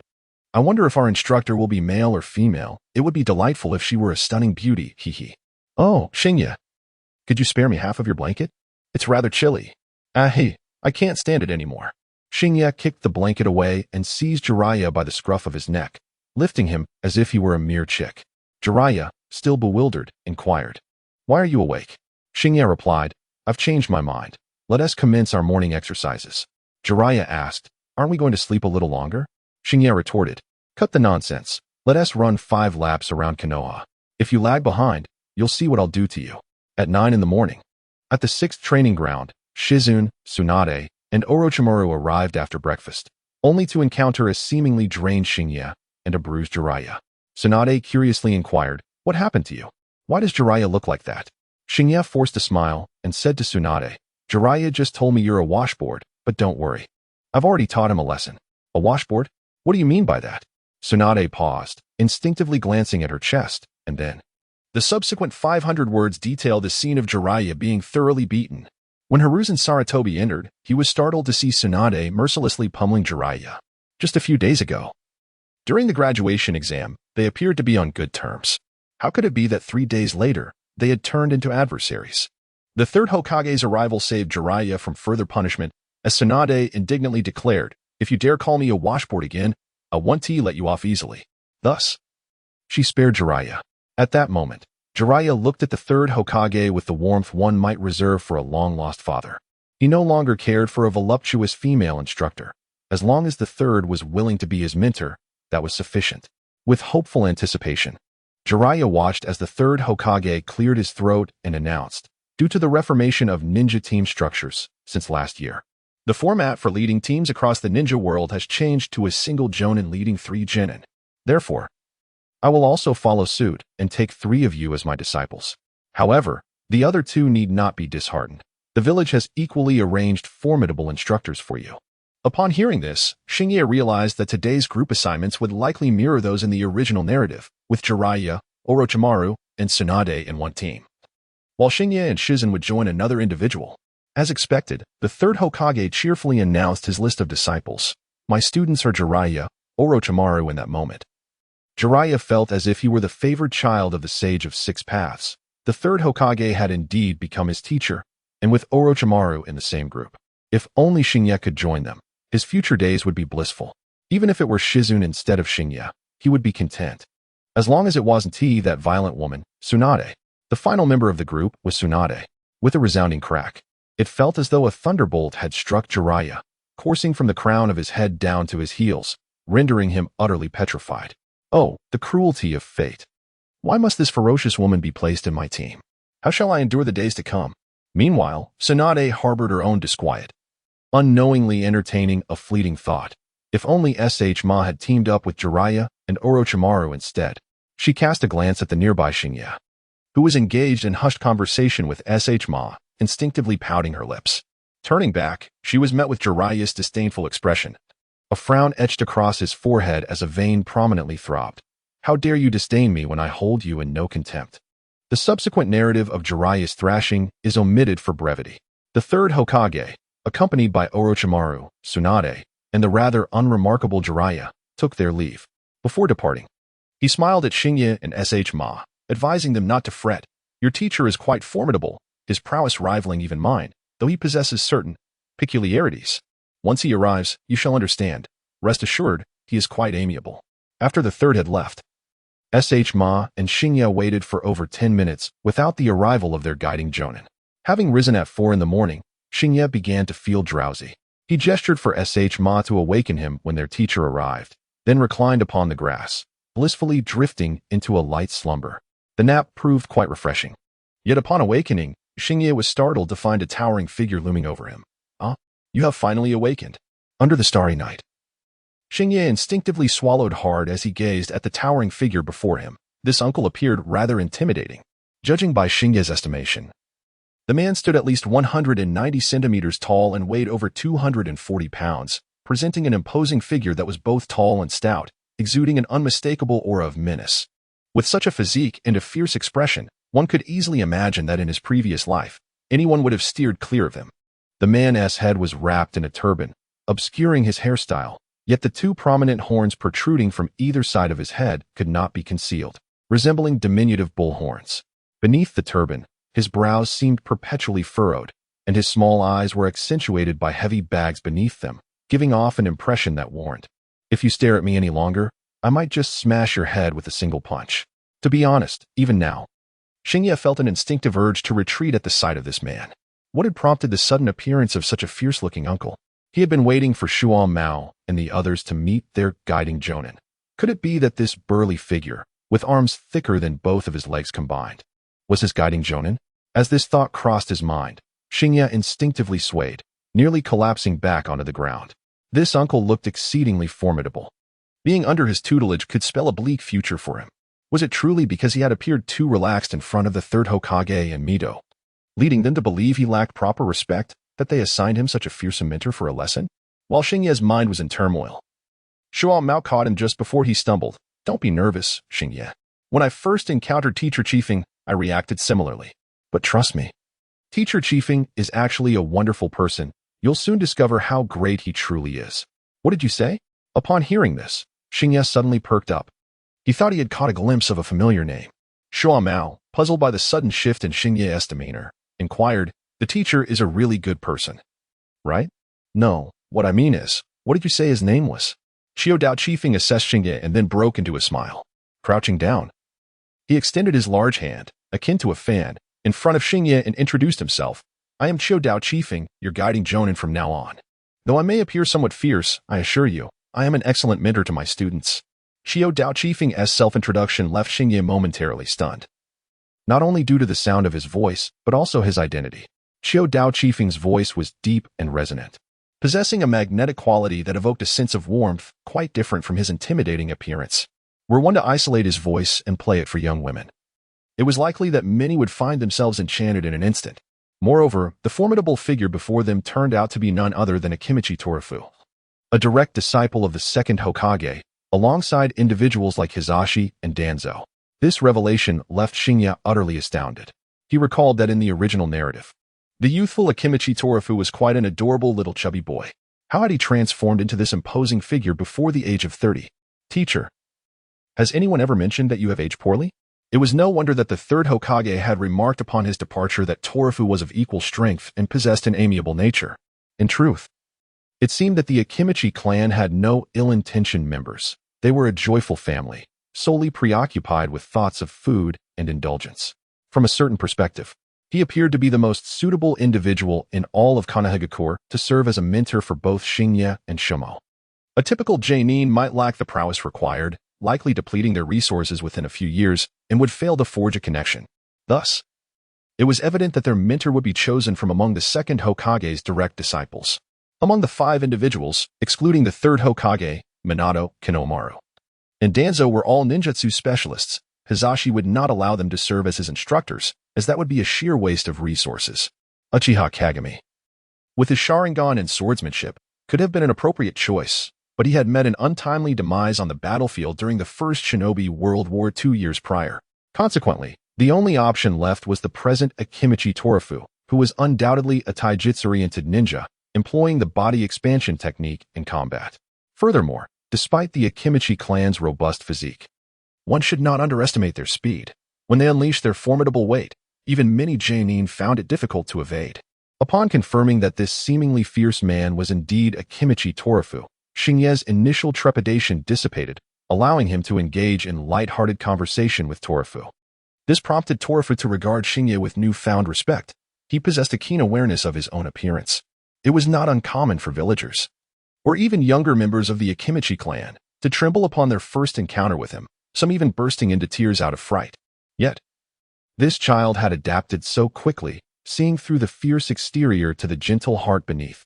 Such adaptability was truly the hallmark of a ninja. Reflecting on his third disciple, who still hesitated to speak with him, Torafu couldn't help but sigh inwardly, pondering the vast differences that existed between individuals. With this thought lingering, he clapped his hands on Xingye and Shumo's shoulders and stated, "Now that we have met, It is time to introduce you to your teammates. Follow me. Upon hearing the word teammates, both Shumo and Xingye donned curious expressions, previously believing that Torafu had only accepted the two of them as disciples. It turned out there was another. Shumo, unable to contain his curiosity, inquired, "Teacher, who is our teammate? Are they of similar age to us?" Xingye chimed in. "Why didn't they come with you directly, teacher?" Torafu shook his head and replied, "Your teammate is named Yuhi Akane. She is 2 to 3 years older than you and is a graduate of this year's Ninja Academy. His fortune has been somewhat unfortunate. Last month, before the ceasefire in the war, his team encountered a patrol squad from Yunnan while undertaking a mission that required crossing the national border, leaving him as the sole survivor. He needed to reorganize his team, and since you happened to be short-staffed, he was assigned to join you.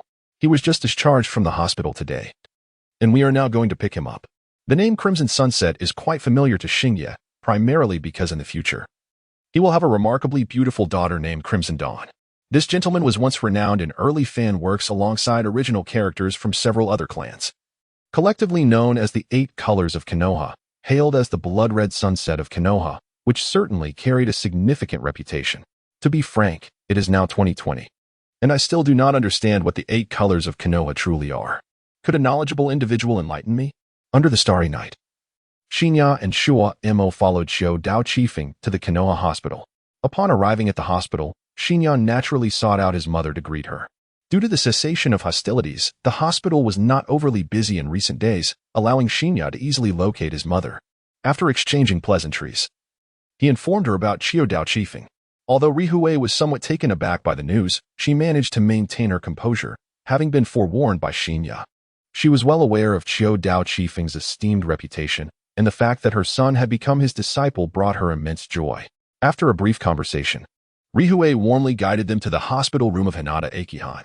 Upon entering, Shua Mo and Shinya were greeted by the sight of Hinata Akiheim lying frail upon the hospital bed, her sunken cheeks evoking concern for her ability to endure the rigors of being a ninja. Clearly still reeling from the shock of witnessing her teammates' deaths, her eyes, though seemingly without grave injury, reflected a haunting emptiness. The trauma of losing 2 comrades and her teacher before her eyes, with only her illusionary techniques sparing her from a similar fate, was an ordeal far too cruel for one so recently graduated from the Ninja Academy. Xiao Dao Chifeng approached and gently roused Akiheim from her stupor, saying, "Enough of this days. Let me introduce you to your new teammates. This is Shinya, and this is Shua Mo. They will be your companions henceforth." Startled by Chifeng's sudden presence, Akiheim gasped at his fierce demeanor, only to apologize softly upon recognizing him. "I'm sorry, Teacher Chifeng, Don't worry," Chifeng reassured her with a pat on the shoulder. "In time, you will grow accustomed to it.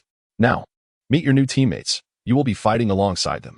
At the mention of fighting, Akiheim instinctively furrowed her brow, feeling an aversion to the very concept.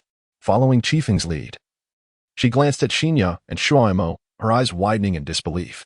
She pointed at them and exclaimed in a sharp, urgent tone, "Them? My teammates? They don't even seem to have completed their 2nd year at the academy. Are you out of your mind? How can I possibly survive missions with them? I barely escaped with my life last time. I refuse to team up with these children. This is no different from walking into a death trap." It was evident that Akiheim had yet to emerge from the shadows of her previous mission's failure, where she had lost all her teammates. Such a blow was akin to stepping out of a greenhouse only to be met with a Category 8 typhoon. Her worldview had been shattered by that mission. And while she still aspired to be a ninja, she was now engulfed in an overwhelming dread of missions. Her remarks about Shinya and Shua Mo were devoid of malice. Rather, she perceived that teammates of her own age would be as defenseless as slaughtered chickens, and to be assigned such young companions felt akin to a death sentence. Upon observing the expression of Jinhong, Shua Mao felt a twinge of irritation. He leaned closer to Xingye and whispered, "Can you believe this fellow underestimates us? What does he mean by that? We could accomplish our tasks perfectly well without him." Xingye gently patted Shua Mao, signaling him to remain calm.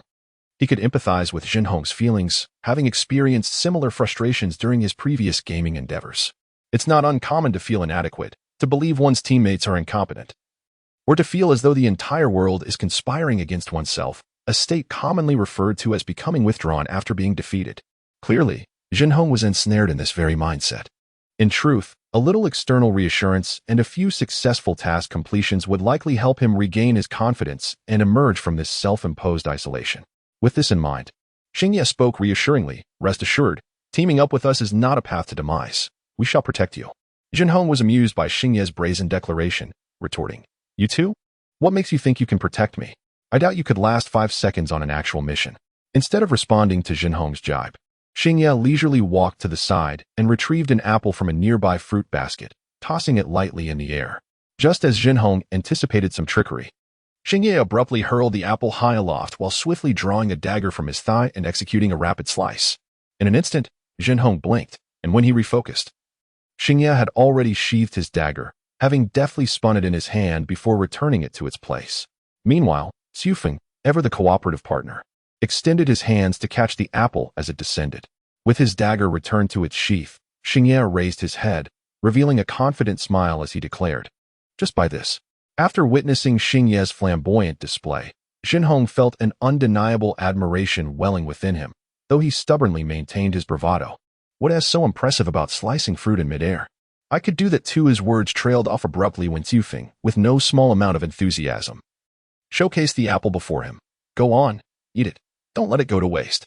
Xufeng's unveiling allowed Jinhong to behold the apple, which had been impeccably sliced into 8 nearly equal segments. This meant that Xingye had executed 4 precise cuts in the brief moment the apple was airborne. The sheer speed at which he managed to make those cuts was astounding, and the incisions were flawlessly straight and smooth, akin to the work of a ruler. Realizing he could never replicate such perfection, Jinhong mused, Could he be some sort of monster? Perhaps he has been honing his swordsmanship since birth. Xufeng, savoring the sweetness of the apple, remarked, If you're not going to eat it, I certainly will. With a sense of urgency, Akaheim hastily took the remaining apples, stuffing 2 pieces into his mouth.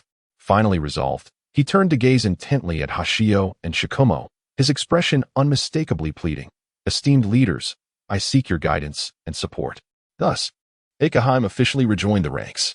The autumn breeze at the hospital entrance surveyed his 3 disciples with a sense of satisfaction. And he smiled as he spoke. Now that our small team is complete, we shall. However, before he could finish his thought, Hashio interjected, I understand.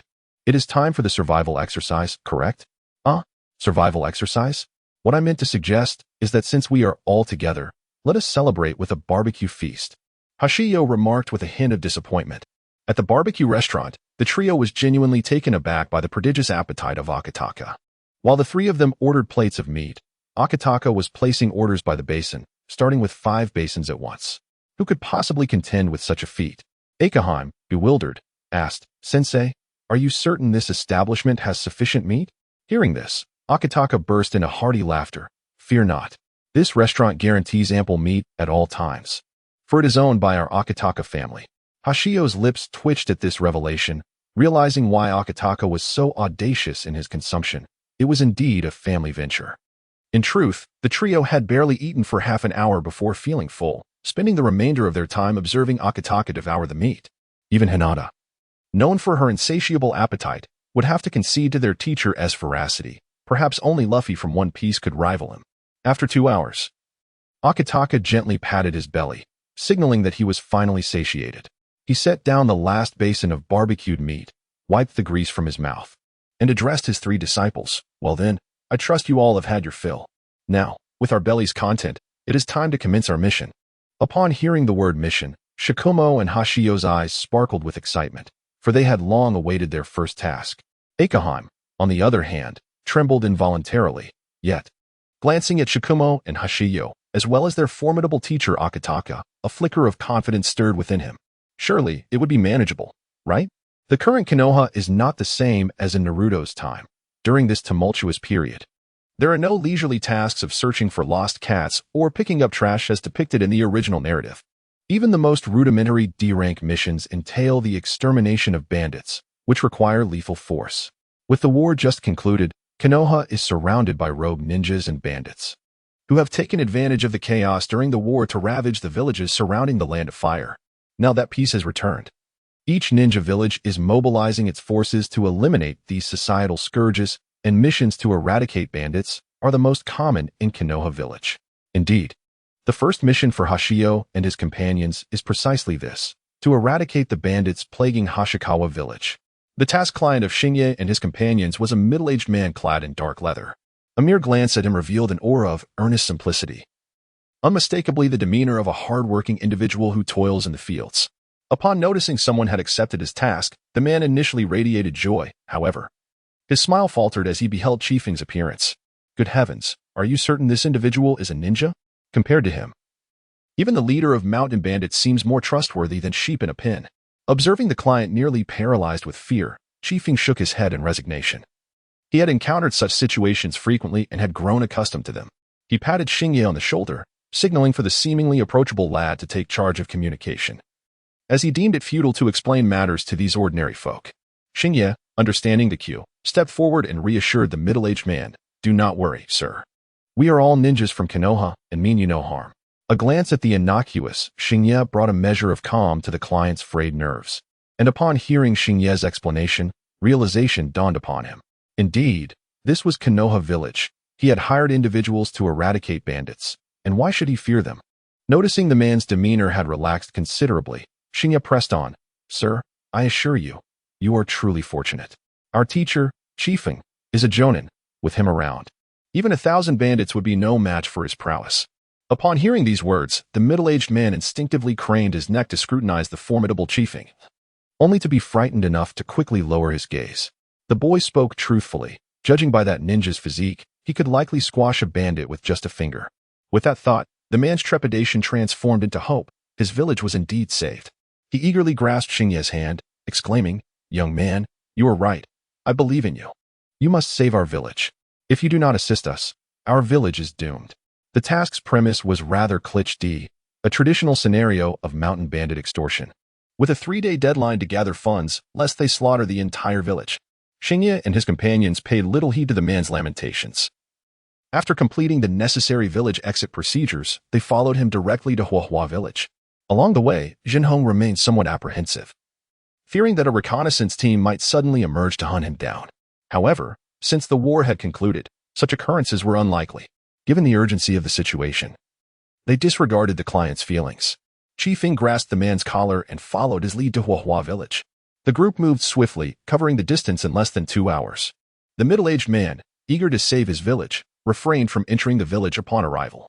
Instead, he informed Xingye and his companions, esteemed ones, "The bandits reside on the mountain across from here. They remain unaware that I have sought aid from Konoha. If I lead you up the mountain now, they will not suspect a thing." Upon hearing this, Chiefeng responded, "Let us proceed now. The sooner we resolve this, the sooner we can return to the village for the night." No one opposed Chiefeng's suggestion, and the group set off towards the bandits' lair without hesitation. Along the way, they encountered some sentries, yet these posed no challenge to Xingye and his companions. While the ninja's deliberate concealment may have been effective, the traps and hiding places crafted by ordinary men were far too rudimentary for them. The few scouts were easily dispatched by Xingye and the others, with Shuamao swiftly incapacitating them with a precise strike. After rendering them unconscious, Shuamao hesitated, contemplating whether to deliver a fatal blow to those who were utterly defenseless. Chiefeng, perceiving his uncertainty, spoke up. "Those who have become bandits are essentially deserving of death. Even if you merely cripple them, rendering them incapable of action, they will ultimately perish."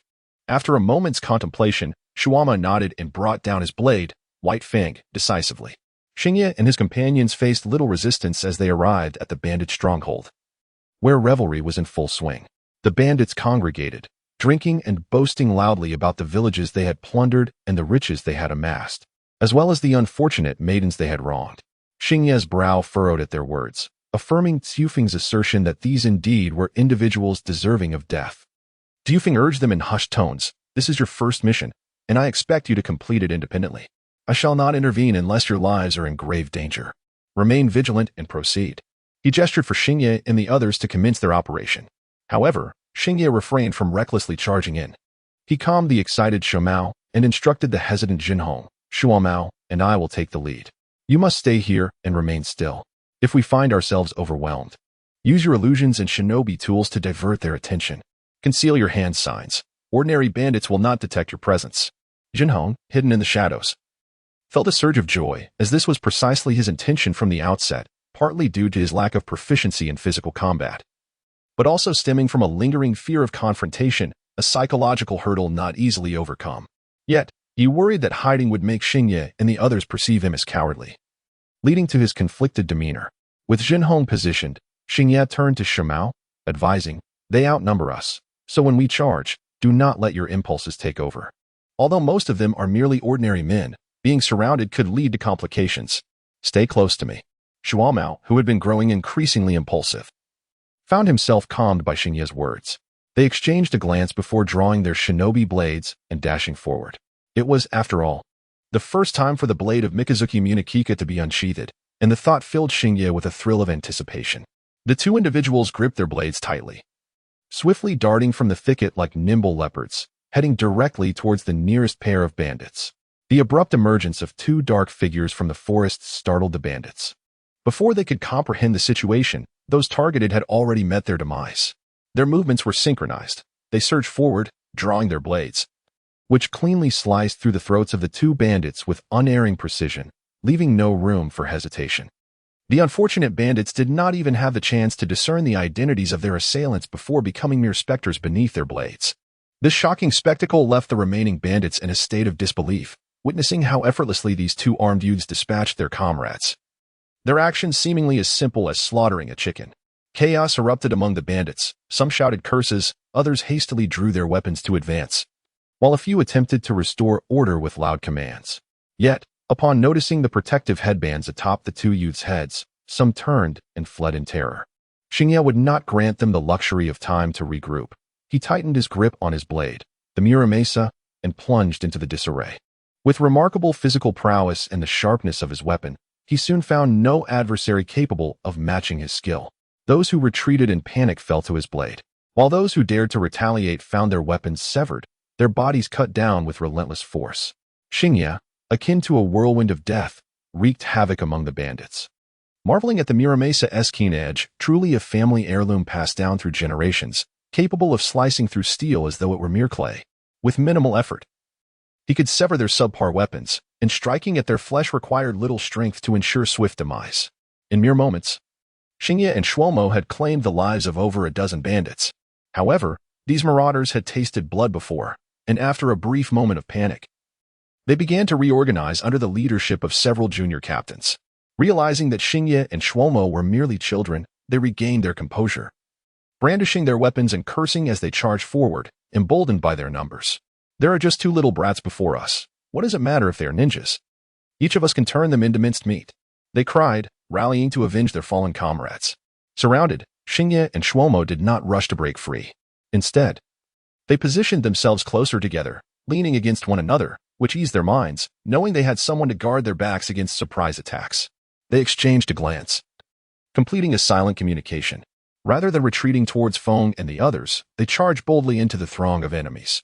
To maximize their lethality, both had begun to channel their chakra, transforming their already formidable weaponry into instruments of unparalleled carnage. Even if a few miscreants managed to slip through the cracks, they would be effortlessly dealt with from afar by the sharp projectiles or illusions conjured by the cunning Akahoshi. Baya and Tsukikage Munkage, akin to the relentless scythe of death, tirelessly harvested lives, leaving a trail of carnage in their wake. After the slaughter, the band of mountain robbers began to quiver with fear. This gang was hardly a formidable organization, merely numbering around 80 or 90 individuals, most of whom were common folk. Only occasionally did one or two possess the ability to wield chakra, and even then, it was a meager application, hardly enough to execute a single jutsu, rendering them far from being true ninjas. Under the fierce onslaught of Hashiyuru and Shikubo, casualties had already surpassed half their ranks. Should this stalemate persist, it was likely that within a mere 5 minutes, they would face utter annihilation. The robbers had lost their previous bravado, retreating in trepidation while quietly murmuring among themselves. "Where's the boss? Why has he appeared yet? If he doesn't, he show up soon. We're finished. Could it be that the boss has abandoned us to flee for his own comfort, leaving us as scapegoats?" As these words spread, the encirclement that had been so painstakingly maintained began to show signs of collapse, just as the bandits, unable to withstand the mounting pressure, started to flee. A panicked voice suddenly pierced the air behind Hashiyuru and Shikubo. "Hashiyuru, help me." Hashiyuru swiftly dispatched a robber obstructing his view and turned to see a scar-faced man grasping Akahoshi by the hair, lifting him off the ground. A kunai pressed ominously against his throat. Akahoshi had let his guard down. Having witnessed Hashiyuru and Shikubo being surrounded, he had rushed to their aid, inadvertently revealing his own position. The scar-faced leader of the robbers had been lurking at the fringes, keenly observing the third party's movements. Only by exposing this hidden adversary could he confidently confront the two young ninjas. Fortuitously for him, Akahoshi, distracted by the throng of robbers, had failed to perceive his presence, allowing him to strike with precision. The scar-faced man, maintaining his grip on Akahoshi, addressed Hashioru and Shikubo. I told you a ninja squad couldn't possibly consist of just 2 members. There's one hiding here as well. Now, if you wish for your comrade to survive, you'd best drop your weapons. Otherwise, as he spoke, he pressed the kunai closer, drawing a faint line of blood across Akahoshi's neck. His threatening shout instantly rekindled the spirits of the robbers, who now abandoned their flight, lifting their weapons and howling in frenzy once more. Hashioru and Shikubo exchanged worried glances, taken aback by the cunning of the bandit leader, who had outmaneuvered them with a clever ambush. Faced with the captured Akahoshi, Shikubo found himself at an impasse. He struggled to fend off the advancing robbers with his blade while casting a hopeful glance at Hashioru, who seemed to possess an uncanny ability to conjure miraculous solutions in moments of despair. Unbeknownst to Xiao Mao, Xingyi found himself momentarily at a loss for a viable solution. His initial instinct was to summon Chu Feng to take action. With a look of desperation, he turned to Chu Feng, only to find him smiling enigmatically, as if to say, "Dear brother, please commence your performance." It was evident that the situation had not yet escalated to the life and death crisis Chu Feng had alluded to, implying that he had no intention of intervening just yet. Was this not a life and death moment? Observing Chu Feng's composed demeanor, Xingye's previously anxious heart began to settle. He had unwavering faith in the prowess of this second-generation disciple. If even elite Jonin and quasi-shadow level warriors deemed the circumstances manageable, it suggested the situation remained well within their control, indicating he believed he could resolve the matter himself. With this in mind, he needed only to devise a plan, reassured by Chu Feng's presence, which alleviated any fears for Jin Hong's safety. This realization allowed him to approach the situation with a newfound sense of determination. Once liberated from his earlier tension, he felt his thoughts expanding, invigorated by the possibility of devising a rescue strategy for Jin Hong. In a one-on-one confrontation, he possessed the capability to swiftly deal with the scar-faced assailant. A single strike of moonlight would suffice. However, Jin Hong remained in the clutches of the enemy. Moonlight was not a teleportation technique, and should that ruthless adversary choose to drag Jin Hong down with him, the distance would thwart any attempt at rescue. Unless, of course, he could find a means to divert the foe's attention. Diverting attention. Jin Hong was a master of illusion herself. If given the opportunity to unleash a momentary illusion to distract the scar-faced man, Xingyi could then charge in with moonlight and eliminate the threat. As this thought crossed his mind, Xingyi instinctively glanced at Jin Hong, only to find her still in a state of shock, her spirit seemingly half dissipated. A sigh escaped him as he realized the situation was indeed more complicated than he had anticipated. Nonetheless, it was worth attempting. If he failed, Chu Feng would be there to support him, and surely all would be well. Resolute in his decision, he adopted a somewhat anxious demeanor and addressed the scar-faced man. Please. We will heed your commands, but do not harm Jin Hong. We have grown up together. He is my only friend. If he perishes, I have no desire to continue living. Upon hearing this, both Jin Hong and Xiao Mao wore expressions of bewilderment. What was Xingyi playing at? When had he become Jin Hong's lifelong companion? Having spent over half a year in close quarters with Xingyi, Xiao Mao quickly grasped that his friend had a plan, and he merely needed to play along. Thus, he followed Xingye's lead and exclaimed, "Xingyi, have you lost your mind? Are you truly willing to forsake our mission for the sake of a friend?" Ding. Your friend, Chimu Oscar, owes me a small gold figurine. Xiao Mao is now online. Under the starry night, Xingye sighed inwardly, recognizing that only Shuang Mao truly understood him. He continued with a playful tone, declaring, I care not for any mission. If I cannot even save Jin Hong, what purpose does my existence as a ninja serve? You have completely forgotten the ninja code. You are beyond redemption. What code? Does the code hold more weight than a life? When Jin Hong disregarded the mission to save you, where was your concern for the ninja code? Shall I cast an illusion to remind you of that moment? The sudden quarrel between the two caught everyone off guard. Even the bandits nearby momentarily forgot about subduing them, staring in bewilderment at the unfolding dispute. Even Scarface was in no rush to disarm them, relishing the spectacle of teammates turning against one another. Pondering how childish these youngsters were, bickering amidst such dire circumstances. A confrontation would indeed simplify matters for him, as he had little confidence in subduing the two ferocious kids. Now, witnessing the two squabbling, Scarface realized he had stumbled upon a fortuitous opportunity, unexpectedly capturing such significant individuals. As he enjoyed the show, Xinhong, who had been restrained by Scarface, quickly comprehended the situation. Xingye had drawn Scarface's attention with deceptive words, allowing him to momentarily forget his fear, and had intentionally mentioned an illusion technique that Xingye could not possibly perform. Even a pig would have caught on to the obvious cue at this point. Xinhong stealthily observed Scarface, noting that his gaze was fixated on Xingye and Shuangmao, and thus began to form hand seals in secret. Once the seals were complete, Xinhong suddenly struck Scarface's arm. Scarface, instinctively lowering his head, found himself locked in the gaze of Xinhong's eyes. Magical. Naruto's gaze. The moment Scarface met Xinhong's eyes, he realized something was amiss and feared he had fallen into the trap set by these three youngsters.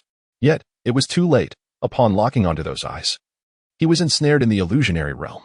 Before him, the corpses of his former comrades, with whom he had fought side by side, re-emerged, but this time, the lifeless bodies rose from the ground, bloodied and glaring at him.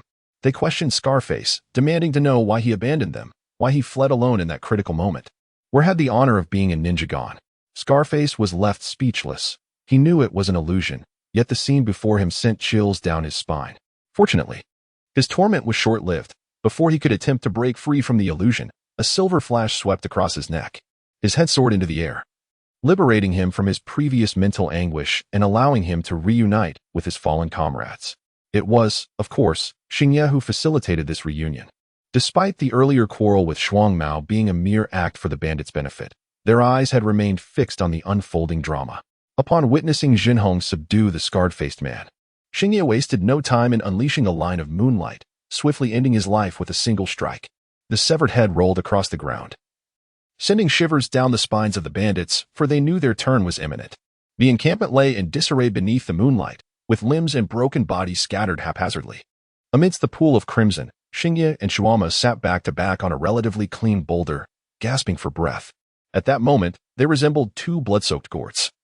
Their bodies coated in sticky blood, yet they lacked the energy to clean themselves. They were utterly exhausted. The two of them had dispatched over 80 bandits, which would require considerable strength even if one were to butcher the same number of pigs.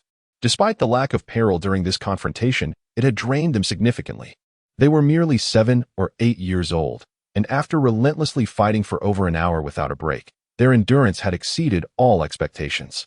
Now, even the slightest movement felt burdensome, leaving no room for concern over their blood-stained attire.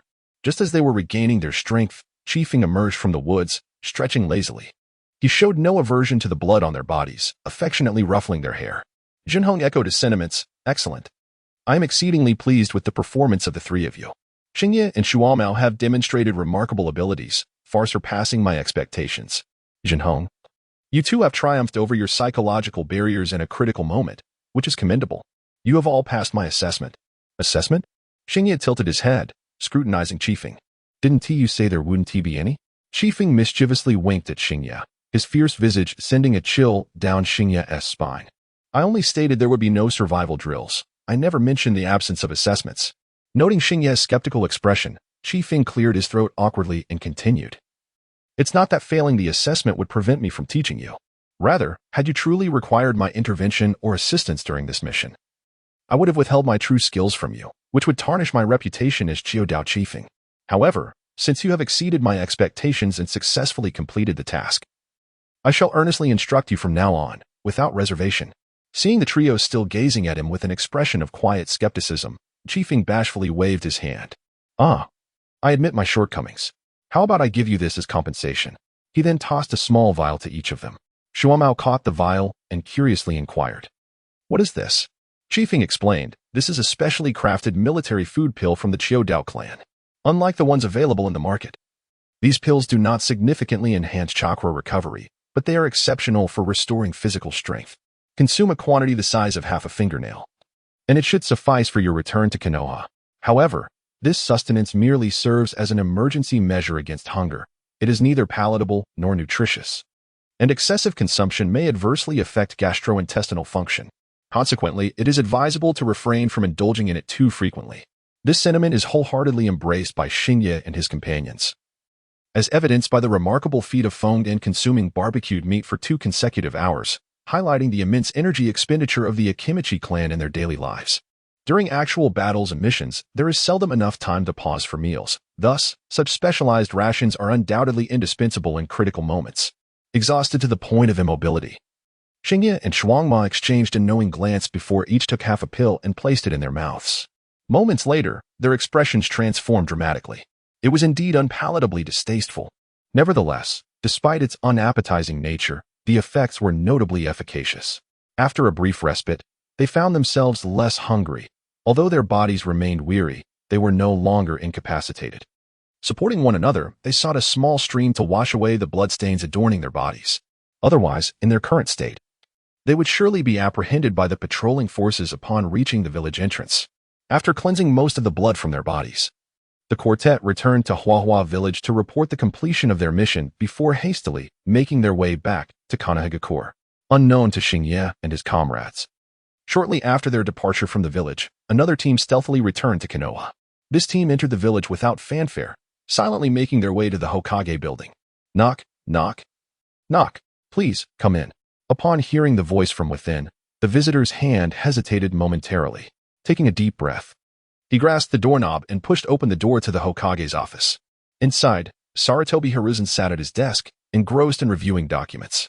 A flicker of jealousy and resentment crossed the visitor's eyes, and fearing discovery, he quickly lowered his head. When he raised it again, a smile adorned his face. He strolled forward, pointing at Hiruzen while laughing heartily. You've been Hokage for such a brief time, yet you're already quite the authority, Hiruzen. Upon hearing this voice, Hiruzen looked up, momentarily frozen in place as he recognized the familiar face. With surprise, he inquired, Danzo? Did you not state that you would return with the main forces in half a month? Why are you here now? And what has happened to your eye? At the mention of his eye, Danzo's body trembled slightly. Instinctively, he lowered his head and covered his bandaged eye with his hand. After a deep breath, he spoke in a somewhat hoarse voice. It's nothing serious, merely a stroke of bad luck resulted in the loss of one eye on the front lines. Hiruzen, upon hearing this, did not dwell on it too long and instinctively expressed concern. Is there a chance for recovery? Konoha Hospital is currently researching ocular transplants under Korin's leadership. Perhaps you should visit them someday. I said it's nothing serious, so stop prattling. Danzo's voice suddenly grew agitated at the mention of seeing the doctors. Akin to a cat whose tail had been stepped on. Realizing he had overstepped, Danzo lowered his gaze slightly and spoke softly to Hiruzen. I apologize. My emotions got the better of me. Hisashi was also taken aback, but reasoning that Danzo might be in a foul mood due to his lost eye, he shrugged it off with a smile, saying, What is the big deal? We used to bicker daily while working under our teacher, didn't we?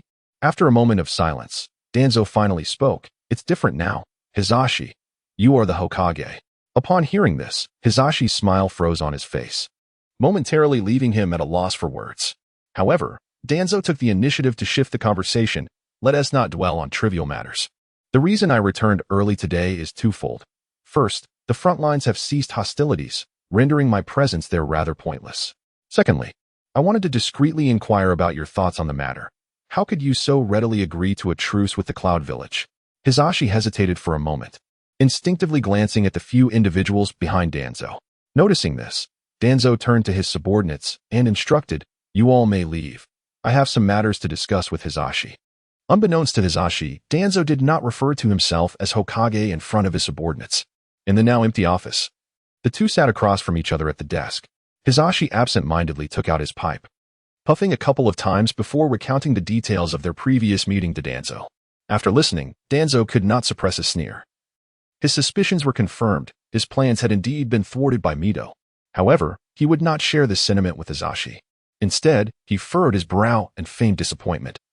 Shifting the focus from the war to Mito, Teacher Tobarama entrusted you with the Hokage position, yet you still heed Mito's words? People will surely say you lack conviction and that you are merely a rubber stamp. Hisashi, however, responded cheerfully, that's not the case at all. Lord Mito herself has stated she has no interest in the Hokage position. Her only hope is for Tsunade to succeed and protect the village. Moreover, Lord Mito's actions are entirely justified. The villagers respect her greatly. How could I be criticized for following her guidance? Danzo felt an overwhelming frustration at Hisashi's demeanor. Where was the commanding presence and cunning one would expect from a Hokage? Such weakness hardly befitted the role. Internally, he scoffed, but maintained a facade of concern as he addressed Hisashi. You actually believe her? She is merely deceiving you. While she claims to have no interest in the Hokage, What autonomy do you really possess over significant matters? Hisashi shook his head in resignation. Danzo, after all these years, why do you still harbor such suspicion towards others? Consider this. Mito is the wife of the first Hokage. With her stature and strength, who would dare oppose her ambition to become Hokage? If Mito were to truly express her desire for the position, I would gladly yield it to her.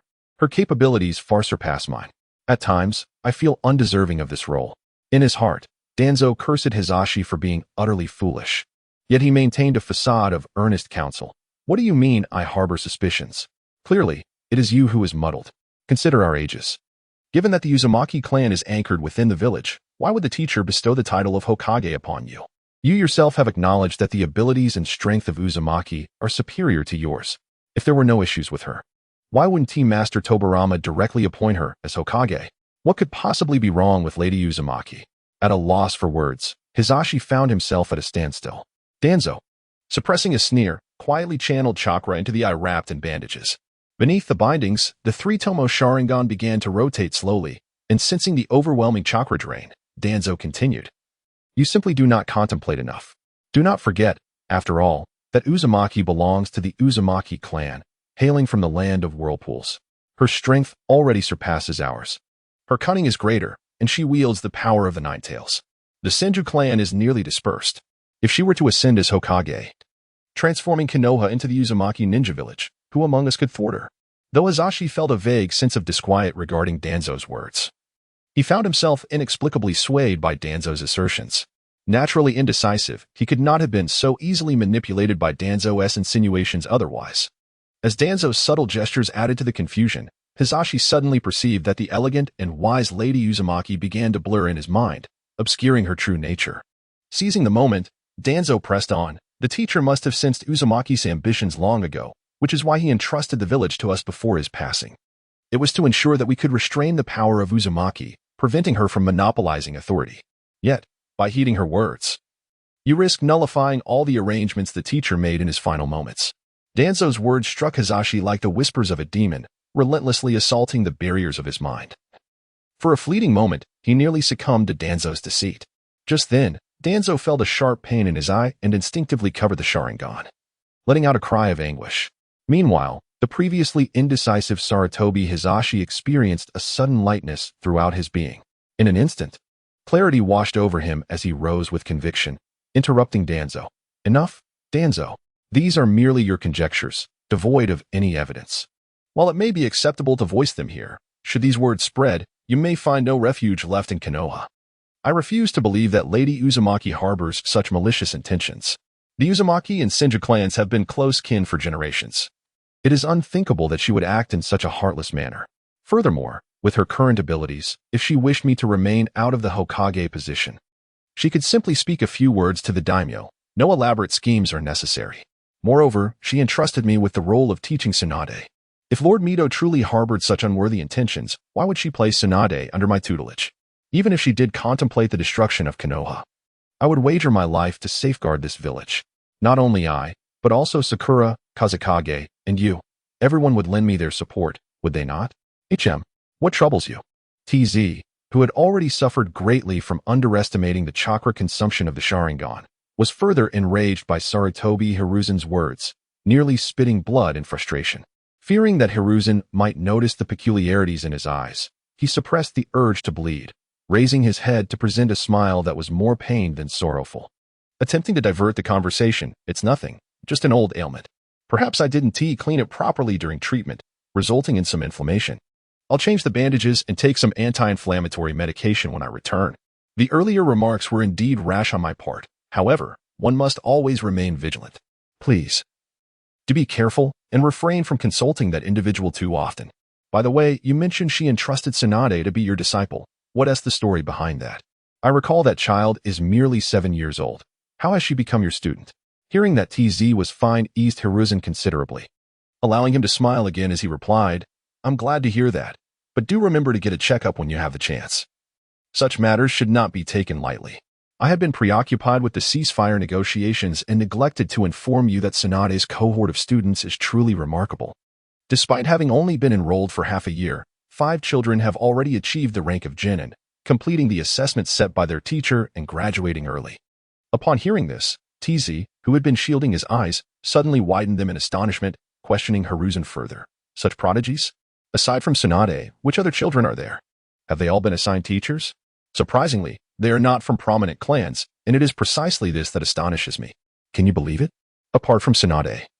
The other 4 children are all commoner ninjas. The mention of commoner ninjas ignited a spark of excitement in TZ's eyes. During the 2 years he spent dispatched to the front line, TZ had not returned empty-handed. He had gleaned at least 2 insights. 1. The taste of power is indeed exquisite.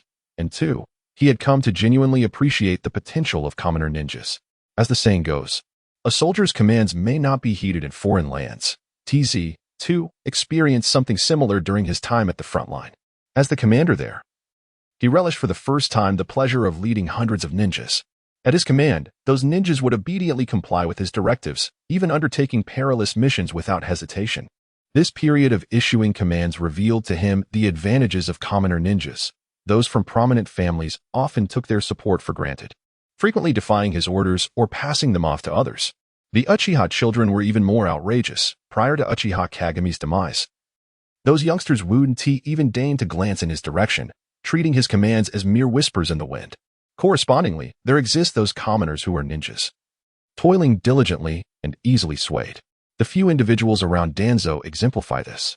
After merely rewarding them with a couple of ordinary ninjutsu upon the completion of their tasks, they are so moved that they would readily traverse mountains of knives and seas of fire for him. After a few exchanges, they have become his most trusted subordinates, obediently following his every command. Under Danzo's guidance, these individuals have come to believe that he is the true embodiment of popular support, while the likes of Hiruzen are viewed as despicable. Having savored this experience, Danzo inevitably finds himself nurturing the ambition of consolidating his own loyal followers under the auspices of Konoha. Interestingly, Mito's expulsion of Danzo from Konoha was initially intended to prevent him from succumbing to the influence of schemers out of jealousy. Yet, unbeknownst to them, the 2 years on the front lines have only intensified Danzo's envy and greed. It remains uncertain whether this is mere fate or if Danzo is inherently destined to play the role of a villain. At this moment, Danzo is entirely unaware that the likes of Shinya and others were actually unearthed by Mito, intended as the foundational base for Tsunade. In his ignorance, he dreams of incorporating these civilian prodigies into his ranks, envisioning how their talents could propel him to the esteemed position of Hokage. With these little geniuses as his backing, he believes that a decade hence, upon Mito's demise, the Hokage title would be his for the taking. The mere thought of this sends a thrill through him, and a smile graces his face as he inquires, "What are the names of those children, and where have you arranged for them to be?" Seeing Danzo's curiosity, Hiruzen elaborates. "Among the 5, Tsunade, Jiraiya, and Orochimaru are under my tutelage, while the remaining Shinya and Shoma are entrusted to Kazekage for care." "Why are you so interested?" Hiruzen questions. Danzo waves his hand dismissively. "I have yet to experience the role of a teacher. I wish to understand what it feels like. As Hokage, you are undoubtedly busy and have little time to instruct them. Why not transfer them to my side? I assure you, I will impart my knowledge generously." Hiruzen quickly gestures in refusal. "That won't do. Just because you wish to be a teacher doesn't mean I don't want to be one too. Besides, I have already established a master-student relationship with them. What would it mean to transfer them to you?" However, he notices the rare openness in Danzo, suggesting, "It seems you are genuinely interested in teaching. Here's an idea. In a month, when this year's graduating class is ready, I will allow you to choose 3 children as your disciples. What do you think?"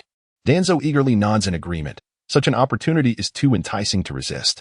Beyond that, he considers the potential to interact with the 2 geniuses under Kazekage's care. Perhaps he might even have the chance to recruit one of them.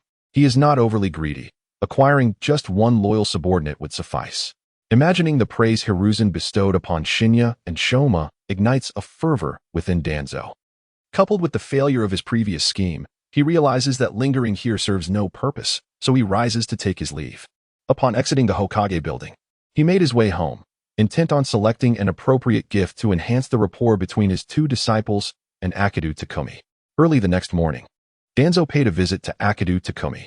Takumi, taken aback by the unexpected visit from his usually taciturn teammate, readily agreed to show him his disciples upon hearing Danzo's request, leading him to the 6th training ground.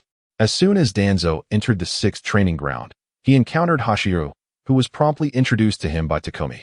Upon seeing Danzo, Hashiro felt a wave of apprehension, but with Takumi present, he refrained from displaying his unease too overtly. Takumi subsequently introduced Danzo to Shoma and Meiko, and Danzo exhibited great warmth towards them, conversing in a manner that was almost more approachable than Takumi himself. For a moment, Hashiro questioned whether this was truly the notorious Danzo he remembered, who typically wore a scowl and summoned root members with curt demands. However, the Danzo before him was quite different.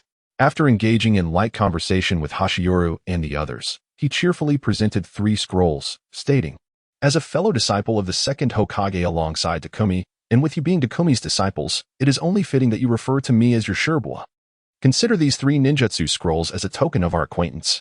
Should you encounter any issues in training or life, feel free to seek my counsel, I assure you. I am an open book."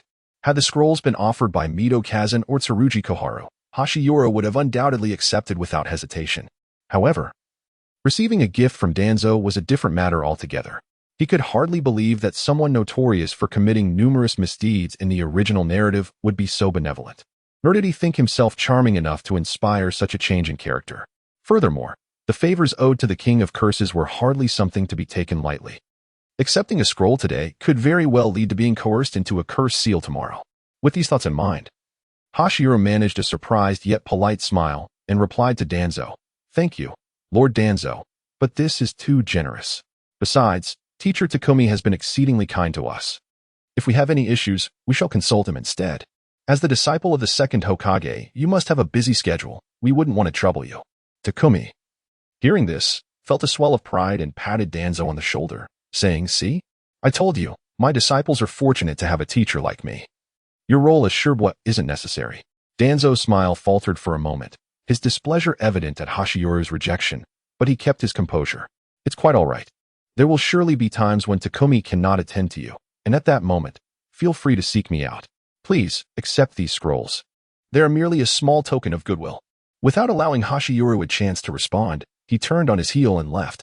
Observing Danzo's departure, Takumi shrugged helplessly and turned to Hashiro and the others, saying, "This fellow has always had a foul temper. Don't take it to heart. As for the scrolls, you should accept them. Danzo means well. Rest assured, in future encounters, you may flatter this fellow, and it will soon be forgotten. Do not be deceived by his fierce exterior. He is quite the enigma beneath the surface." Shinya cast a glance at the scroll on the ground, feeling no relief from Chiefing's words. Rather than focus on the present display, he preferred to trust the narrative he was familiar with. The likes of Danzo, who could issue assassination orders against comrades he had fought alongside for over 2 decades, were best approached with caution.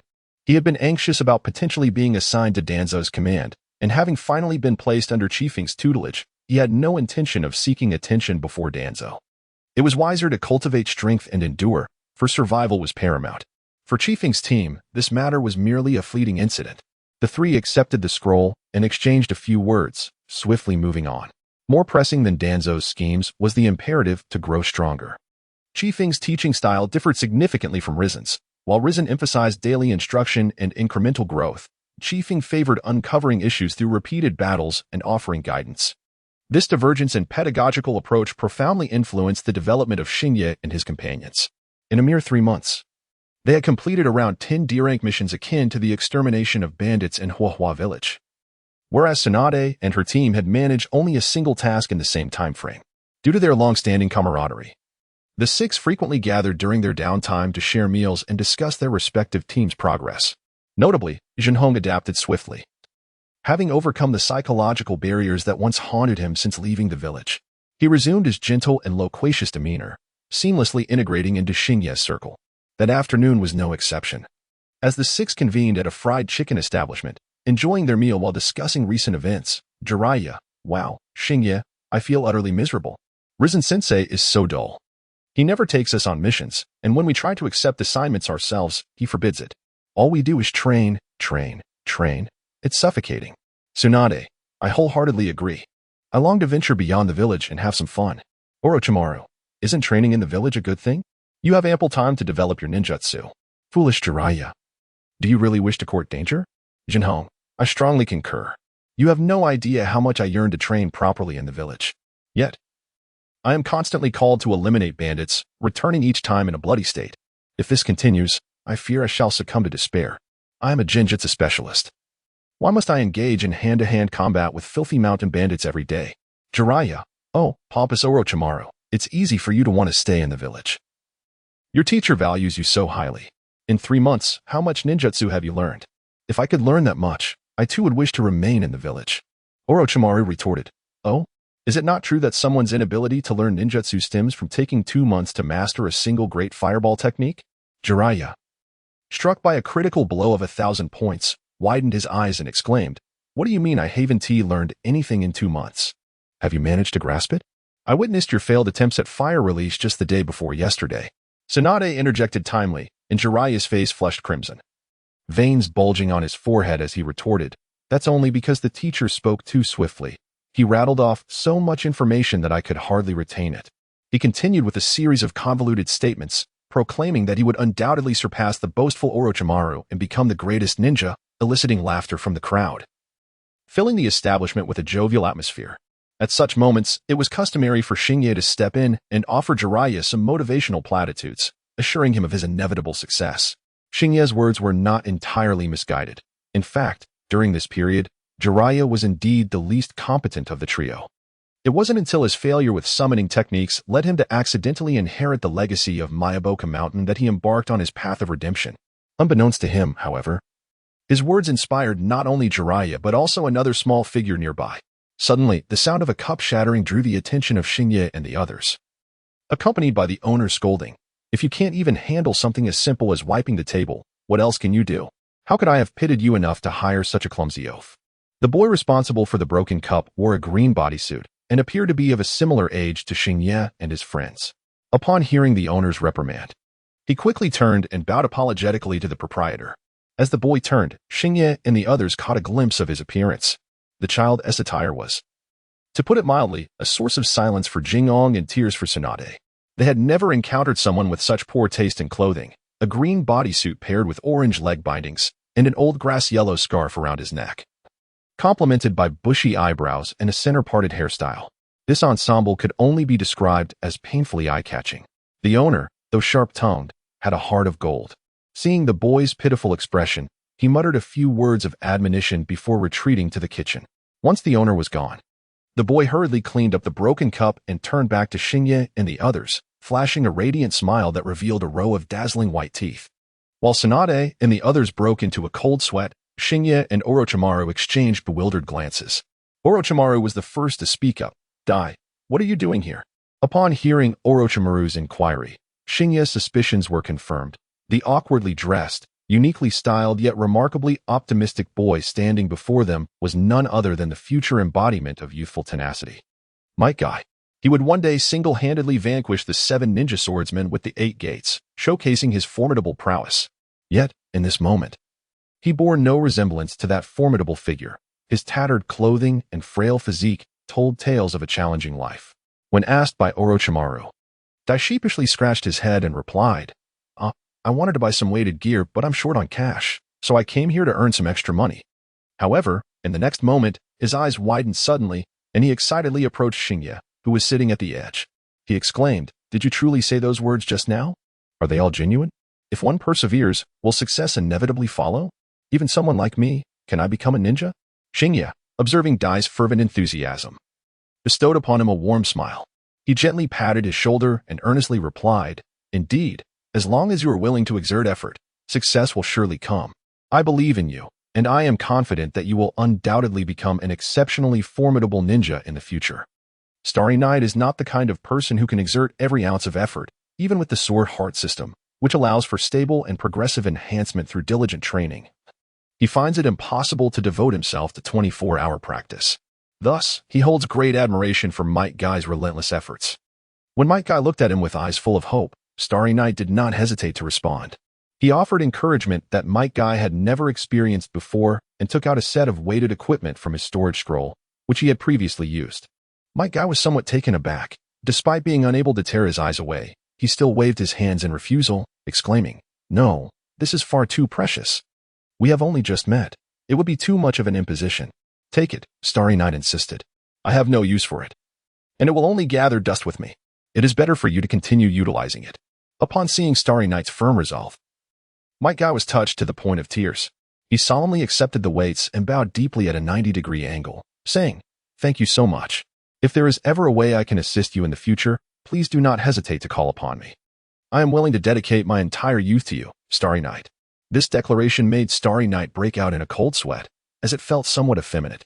Nevertheless, he patted Guy's shoulder and said, "You must put in the effort. I am looking forward to the day of your graduation. Oh, and remember, while striving to improve, one must also understand the importance of moderation. If you sustain hidden injuries, they can be quite difficult to resolve. Do not jest with your health." Might Guy left, overwhelmed with gratitude. After he departed, Tsunade softly inquired, "Starry Night, why are you so kind to that fellow named Guy? Do you truly believe he can become a ninja? I have heard some things about him, and it seems he lacks talent for ninjutsu." Observing Tsunade's bewildered expression, Starry Night gently replied, "In this world, I admire two types of individuals, those who steadfastly pursue their dreams and those whose efforts can only be described as relentless. Both deserve respect." Might Guy embodies both qualities. Tsunade softly repeated this statement twice, without further engaging in conversation with Starry Night. However, when she looked at him again, there seemed to be a glimmer of newfound understanding in her eyes. After a gathering, Starry Night and others returned to their respective homes, while Tsunade made her way back to the Senju clan's territory. Upon her return, Tsunade did not rush into training but sought out Granny Mito, who was resting with her eyes closed.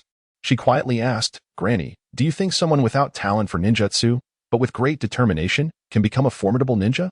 This topic piqued Mito's interest, and after some contemplation, she responded, "It is not entirely impossible, but the probability of success is minuscule." During the Warring States period, there was a rumored secret technique that could unlock 8 major chakra points, resulting in a significant surge in explosive power. This technique is known as the 8 Gates, and its training requirements are exceedingly rigorous. Only those with physical conditioning far surpassing that of ordinary individuals can endure the pain of opening the 8 gates. It is said that those who unlock the 8th gate will attain powers surpassing that of the tailed beasts. However, the cost is the complete consumption of the practitioner's life force, leading to their demise. Whether anyone has truly opened the 8th gate remains a mystery. Yet this technique undeniably exists, with records in Konoha indicating that your great-grandfather once endeavored to master it, despite his exceptional talent. Your great-grandfather could only open up to the 4th gate, beyond which he was compelled to cease due to the overwhelming strain on his body. Consequently, he classified this technique as forbidden.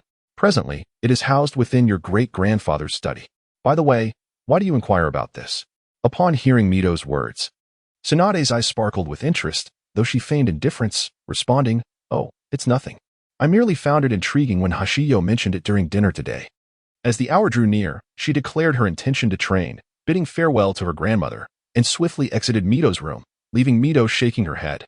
This little girl. Even her lies are so unrefined. Once Tsunade had dashed away, Mito spoke to the empty room, "Fetch the information on Might Guy, and let us see what Asuma is up to. Perhaps I can offer her assistance if necessary." That evening, after a day of training, Dai returned home to prepare dinner when he unexpectedly discovered a scroll hidden within a closet.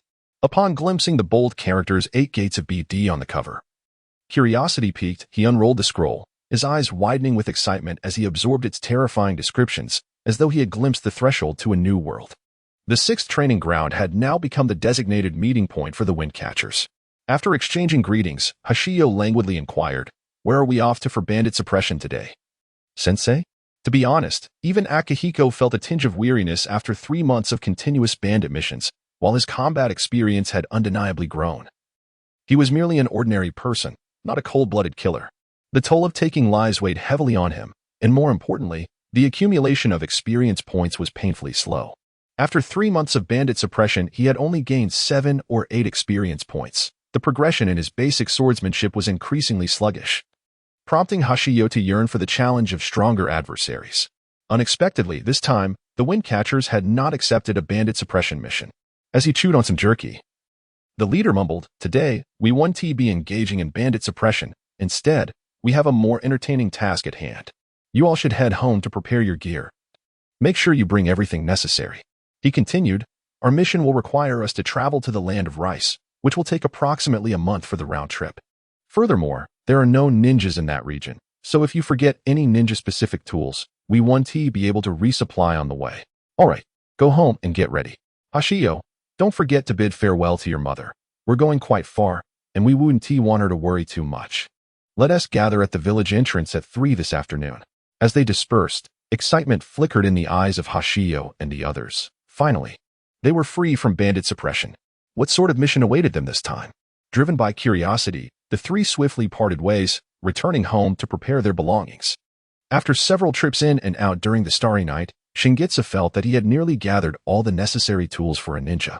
After stuffing in a few more garments and some provisions, he made his way directly to the Konoha hospital. After bidding farewell to his mother, Shingitsu wasted no time. Upon leaping onto the rooftops, he unleashed his speed, skillfully navigating until he reached the village entrance. When the four gathered punctually and each presented their exit permits, Team Kaze officially set forth their destination, the Land of Rice. Along the journey to the Land of Rice, Shingitsu and his companions could scarcely contain their curiosity, incessantly interrogating Kazekage about the specifics of their mission. As the old adage goes, the essence of humanity is. Kazekage, tormented by the trio's relentless inquiries, ultimately chose to capitulate, exclaiming, all right, enough questions. If you keep this up, I might faint. To be honest, I've refrained from discussing this mission because I'm not entirely certain what it entails myself. Upon hearing this, Shingitsu and the others grew even more inquisitive, urging Kazekage to divulge more. Kazekage paused his rummaging through his large backpack for jerky, and after a moment of silence, he lowered his voice and asked, have you ever heard of urban legends? As the four set off in the afternoon, their journey continued long into the night, illuminated by the bright moon. Under the moonlight, Kazekege's fierce countenance combined with his deliberately deep voice created an unexpectedly eerie atmosphere. Shikumo shook his head, indicating his disinterest in such tales, remarking, I find these tedious legends utterly unengaging. Yet, the cold sweat on his brow betrayed his inner turmoil. Conversely, Makihiro was quite delighted, urging Kazekage to reveal the story. As he held a keen interest in urban legends, aspiring to become a master of illusions, he viewed these tales as exceptional material for his craft. His mental acuity and imagination surpassed that of his peers. Thus, anything casually mentioned often transformed in his mind into a vivid cinematic experience, akin to high-fidelity virtual reality. Previously, he had entertained a bold notion to weave together all terrifying urban legends into an extraordinarily intricate composite illusion. Should this technique come to fruition, it might very well help him realize his dream. Shingitsu, intrigued not by the legends but by the trembling Shikumo, couldn't help but find it surprising that the fearless Shikumo harbored a fear of ghosts. Was this the epitome of an unexpected charm? If memory served him correctly, in the original narrative, Shikumo appeared in a spiritual form. One could only wonder what inner journey he had traversed during that time. However, this is of little importance. What truly matters is that he finally has the opportunity to delve into the psyche of Shuamao. He glanced at Chu Feng and Jinhong, and in a harmonious lowering of voices, he inquired, Teacher, are you referring to folk legends such as the Snow Woman, Rokuro Kubi, and the Slit-Mouthed Woman? Chu Feng and Jinhong, encountering the name Slit-Mouthed Woman for the first time, expressed their curiosity. Slit-Mouthed Woman? Why haven't I heard of this before? Please, enlighten us. Xingyi then recalled that the Slit-Mouthed Woman seems to be a modern urban legend. Nevertheless, without a tale to tell, one can always invent a story. He immediately let his imagination soar and began to reinterpret the legend. It is said that the slit-mouthed woman was once a woman enamored with her beauty. Displeased with her petite mouth, she sought the assistance of a surgeon to enlarge it. However, during the cosmetic procedure, she became agitated by the doctor's oily hair and inadvertently caused the operation to fail, resulting in her mouth being cut all the way to her ears. Disfigured, the slit-mouthed woman was forced to live swathed in a scarf, yet one fateful day, a group of mischievous children yanked it away, revealing her terrifyingly large mouth. The villagers, perceiving her as a monster, ultimately killed her. Consumed by resentment, the slit-mouthed woman transformed into a vengeful spirit that loathed children. I shall refrain from further elaboration, lest I dilute the narrative. Chu Feng and Jinhong listened with rapt attention, exclaiming in amazement, I had no idea such a captivating tale existed. Goodness, this legend is truly splendid. I must transform it into a magnificent illusion in the future. The three of them engaged in animated conversation, while Shuo Mao, on the other hand, felt utterly unsettled.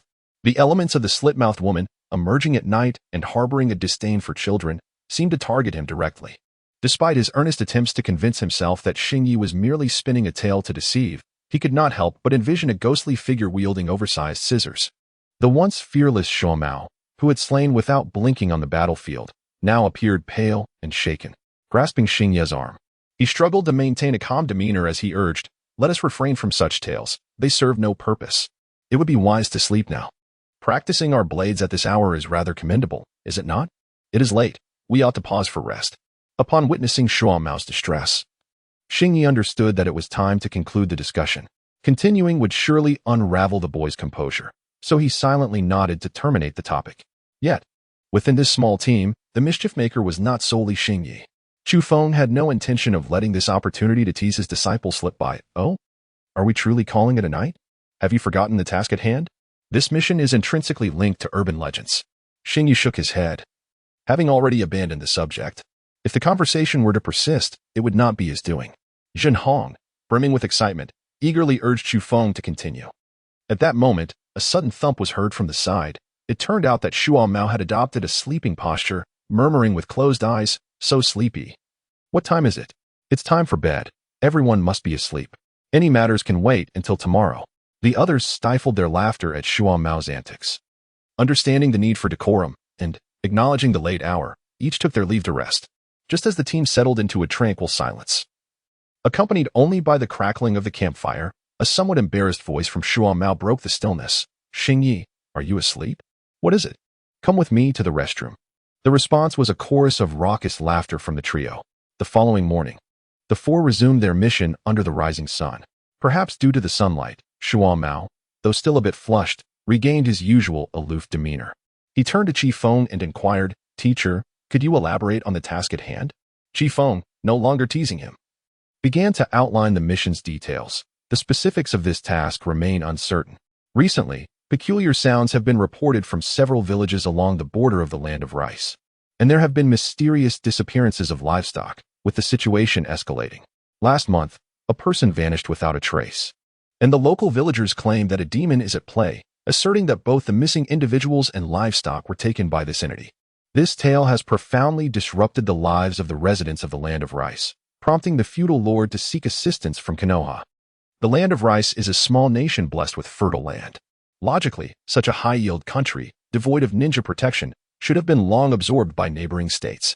Yet, the land of rice remains steadfast. It is flanked by two major neighboring nations, the land of iron and the land of fire, both renowned as the most peace-loving powers within the ninja world. Sandwiched between these two giants, the land of rice enjoys a status akin to that of a favored child. It need only pay a portion of its agricultural yield to these elder brothers, who, in turn, provide constant and attentive protection.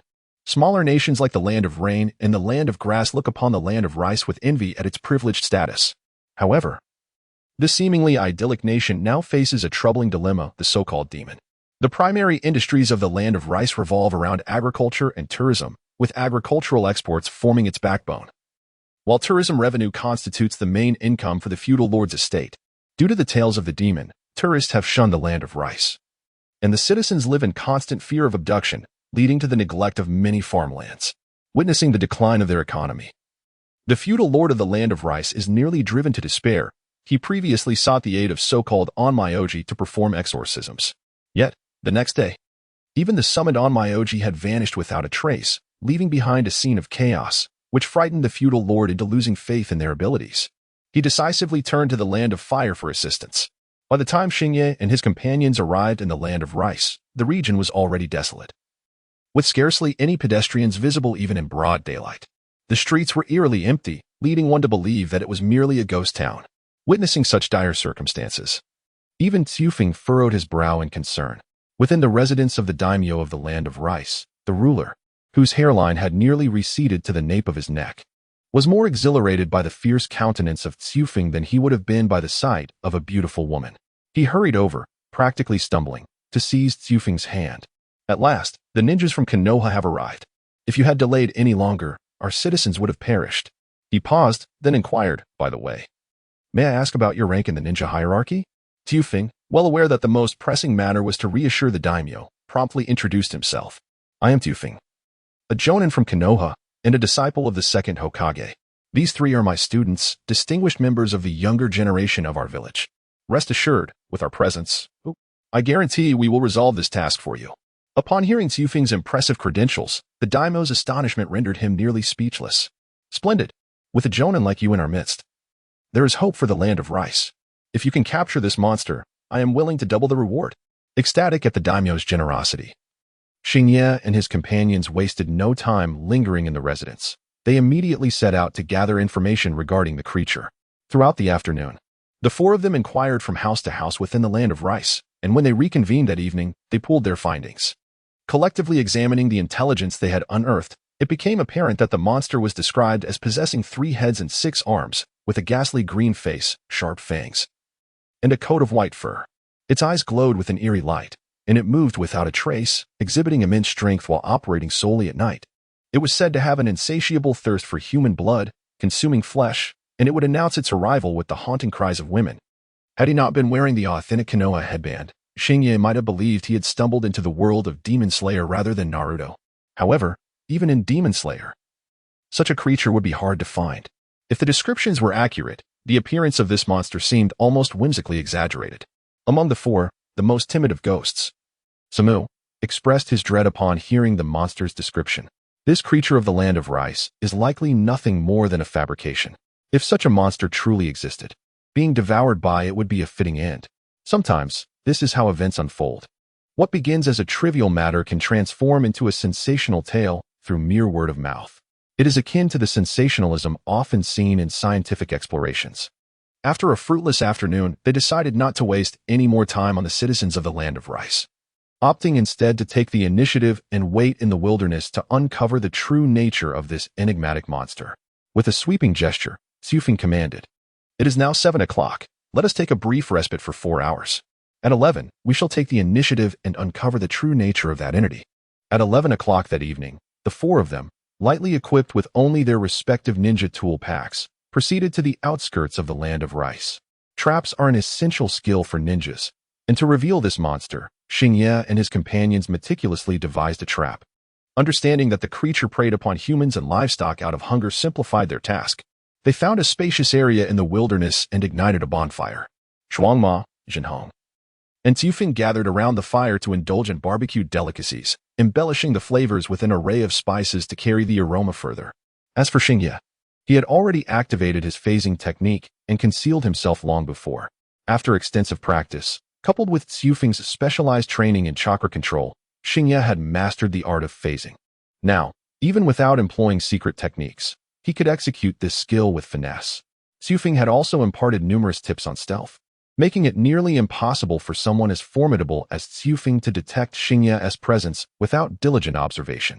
The Xiufeng team did not believe this so-called monster could surpass Xiufeng. If it were truly that powerful, the land of rice would have long been in peril, rendering stealth unnecessary. Under the influence of a gentle breeze, the tantalizing scent of the barbecue wafted far and wide. They could see countless pairs of gleaming green eyes in the distance. Fixated on the food before them, small creatures hiding in the fields, drawn by the enticing aroma to the point of salivation. Initially, Xiufeng had worried that these animals might disrupt their plans for the night, but at that moment, they were startled by the sound of a woman weeping from afar. Upon hearing this, the green-eyed observers quickly vanished, sensing imminent danger. However, Shuangma, standing beside Xiufeng, had already tensed his grip around the hilt of his blade. Although he had previously concluded that the monster was a mere fabrication, the eerie sound sent chills down his spine. Shuangma resolved that no matter what approached, he would swiftly strike first. Yet, things did not unfold as smoothly as they had anticipated. After waiting for nearly 10 minutes, they still felt no sign of the creature's approach, and the mournful sound abruptly ceased. Just as the three exchanged puzzled glances, Xingye leapt down from a tree, snatching a skewer from Shuangma's hand. "Stop waiting. That cunning creature has already departed." Jinhong perked up at this, asking, "Did you glimpse its true form?" "Not clearly," Xingye replied, "but I can assure you it is no monster. It resembles a large animal, perhaps 3 to 5 meters in size, covered in white fur, likely a wolf." The speed was too rapid for me to discern what it truly was. Shuo Mao inquired with curiosity, "But don't wolves typically roam in packs? Moreover, if it is indeed an animal, it would be illogical for it to turn away after perceiving a delightful aroma, wouldn't it?" As the night sky unfolded, Xingye hesitated before speaking. Xiufeng interjected, contemplating, "Perhaps this wolf has evolved into a ninja beast. If that is the case, It would not be unusual for ordinary people to perceive it as a monster. Upon hearing this, Xingye and the others experienced a moment of clarity. The textbooks from the Ninja Academy indeed contained references to ninja beasts. Certain animals, endowed with exceptional innate talents, may inadvertently awaken chakra. Once this chakra is awakened, their intelligence surpasses that of their peers significantly. Such creatures are designated as ninja beasts. Among them, those with lesser talents may only exhibit increased size and speed compared to ordinary animals, akin to the colossal creatures found in the Forest of Death. Conversely, those with greater talents can perform rudimentary ninjutsu, and the most intellectually advanced ninja beasts might even learn human language, engaging in dialogue with humans. Chiefing continued, noting that this particular ninja beast likely possessed considerable intelligence and perceptive abilities. It may have sensed our formidable nature and thus chose to retreat rather than act recklessly. It seems, then, that I shall not intervene in this task. If it detects my approach, it is likely to flee immediately, unless you can corner it, leaving it with no path of escape, in which case my assistance would be unnecessary. Xingye and his companions exchanged glances, their eyes brimming with disdain. The notion that the beast would flee upon his arrival was mere nonsense. The reality was that Chiefing was simply too indolent. Once he perceived that Xingye and his companions could resolve the matter on their own, he would hastily opt for inaction. Nevertheless, despite their contempt, Xingye and the others had no intention of troubling Chiefing. They convened, devising a secondary plan that bore resemblance to their initial approach, merely excluding Chiefing. Shumo wrapped the roasted meat, and they proceeded in the direction where the ninja beast had vanished. Xingye, employing his invisibility technique, trailed behind at a measured pace, seeking out an opportunity. As for Chiefing, he remained stationary, confident that their communication signal flares would ensure they could locate one another. Meanwhile, Jinhong and Shumo ambled along the expansive mountain path, savoring their roasted meat while occasionally engaging in playful banter, resembling two mischievous children. Yet, their eyes remained vigilant, attuned to the changes in their surroundings. Behind them, Xingye, cloaked in invisibility, followed at a leisurely pace. After approximately 10 minutes of travel, Xingye suddenly sensed the presence of the ninja beast. Unbeknownst to them, it had stealthily approached their vicinity. He cautiously stepped closer, using the moonlight to scrutinize the appearance of the creature before him. He had not misjudged earlier. The creature was indeed a large white wolf, its silvery gray fur glistening with a chilling sheen under the moon's glow. At that moment, the wolf was trailing behind Xuan Mao and Jinhong. Observing its surroundings with deliberate care, the wolf recalled the scent of roasted meat emanating from the two humans, a tantalizing aroma that drove it nearly to madness. Yet, it refrained from rushing forward, prioritizing its own survival over the allure of the feast. It had not forgotten the presence of a larger human nearby during its previous encounter on the flat ground. Its instincts had warned it of the danger posed by that formidable figure. Thus, it had prudently chosen to retreat, for it had young ones to nurture, should it perish. Its offspring would struggle to survive. However, after following the pair for some time, the wolf had yet to detect the presence of that larger human. It endeavored to sense the emotions around it, but it found no trace of chakra nor the distinctive scent of that being. This revelation afforded the wolf a sense of relief, signaling that it was time to strike. Greedily, it fixated on the two figures not far off, slowly crouching down, its front paws restlessly scraping the ground, waiting for the opportune moment to pounce and swiftly eliminate the humans, taking their corpses and the roasted meat with it. Startled by the wolf's movements, Xingye felt a jolt of anxiety, uncertain whether Jinhong and Xuan Mao were adequately prepared. In his distress, he instinctively disrupted his breathing. The wolf's acute senses were beyond comprehension. As soon as it heard the sound, it halted its advance, crouching low and twitching its ears, attentively listening for any noises from Xingye's direction. After a brief moment, seemingly sensing the absence of further sounds, it shook its fur and donned a remarkably human-like expression of confusion. This expression was fleeting, as it swiftly turned away, deciding against taking the risk and opting to depart. The wolf's caution exceeded Xingye's expectations, and he understood that should it slip away this time, tracking it down again would prove to be a daunting task. Resolving not to hesitate any longer, he summoned a sliver of moonlight, a silvery gleam reminiscent of the moon's glow, which streaked before the wolf, startling it. The creature contorted its body in an unusual manner, attempting to evade the unexpectedly swift attack, yet it underestimated the reach of Mikazuki Munikika. Although it managed to avoid a fatal blow, it sustained a cut on its hind leg from the strike. The wolf yelped in pain, but, rather than seeking vengeance, it decisively retreated.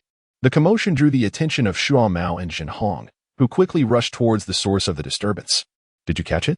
They inquired. It escaped, but we managed to inflict a wound. Following the trail of blood should lead us to its hiding place. The trio pursued the white wolf, following its fleeing trajectory with determined strides. Under normal circumstances, they would not have been able to catch up to the agile creature. However, the wolf had sustained an injury to its hind leg, significantly reducing its speed, thus offering an opportunity for Xingye and his companions. Tracing the scattered droplets of blood on the ground, they chased the wolf deep into the dense forest. The wolf had no time to tend to its wounds, and the strenuous exertion caused it to bleed profusely, further diminishing its pace. As the distance between Xingye and the wolf rapidly closed, the creature glanced back, emitting a menacing howl that resonated with threat. Yet, undeterred, Xingye and his companions halted a short distance away, drawing their weapons and entering a standoff with the formidable beast. Jinhong's illusions were ineffective against the ninja beasts, so unlike Xingye and Shumo, he remained stationed as a distant support.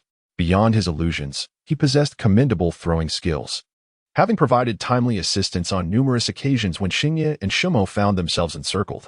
After exchanging a glance, Xingye and Shumo advanced together, engaging the massive white wolf in combat. This marked their inaugural battle against a ninja beast, and they found themselves somewhat unaccustomed to the experience. Unlike the similar stature of humans, the wolf's immense size, sharp claws, and gaping maw filled with fangs presented significant challenges. Furthermore, the wolf was no ordinary foe. It possessed combat prowess at least equivalent to a mid-level ninja. Had it not been for Shumo and Jinhong's support, Xingye would have struggled against it. However, with the presence of his two allies and the wolf's prior injury, the tide of battle began to shift in their favor. Though the wolf feigned submission amidst the duo's encirclement, it was secretly devising a potent counterattack. It was no fool. Having lost considerable blood during its escape, it now felt lightheaded. If it were to remain trapped between the two, it risked being worn down to exhaustion. Thus, it resolved to incapacitate one of them first. With this thought, the wolf suddenly emitted a low growl, its forepaws slicing through the air with a whistling sound aimed at Xingye's head. The sharp claws sent a shiver down Xingye's spine. A direct hit could easily prove fatal. However, he did not falter in retreat. To flee would surely invite relentless pursuit, leading to inevitable demise after several attempts. Therefore, facing the wolf's descending paw, Xingye resolutely swung his weapon, the Sanryu Tsukikage. With a swift strike, the Sanryu Tsukikage left a deep gash on the wolf's paw, blood splattering in an instant. No matter how sharp the wolf's claws were, they could not withstand the might of such a divine weapon. The blow penetrated deeply, nearly reaching the wolf's bone. Yet, the night sky was not devoid of its own challenges. The formidable strength of the white wolf, measuring 3 to 5 meters in length, was no trifling matter. Although I had gained the upper hand with the sharpness of my weapon, I still found myself bloodied from the impact of the wolf's immense force, my grip on the blade faltering. Observing that the white wolf was momentarily distracted by Xingye, Shumo instinctively yearned to assist. In previous battles alongside Xingye, once an adversary was restrained, it became exceedingly difficult for them to evade his sneak attacks from behind. With this thought, Shumo swiftly advanced, thrusting his dagger, white fanged. However, at that moment, a cunning glint flickered in the wolf's eyes. Sensing impending danger, Xingye urgently called out, "Be careful." Yet, it was too late. Before Shumo could execute his strike, the wolf's tail, which had been hanging low, suddenly arched high, circumventing the white fang and crashing forcefully against Shumo's chest. But the ordeal did not end there.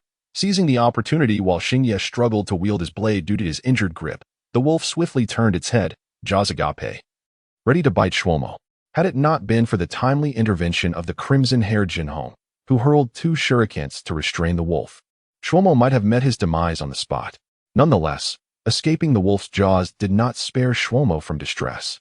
The force of the tail sent the 7-year-old tumbling through the air, crashing into a small tree in the distance, blood spilling forth.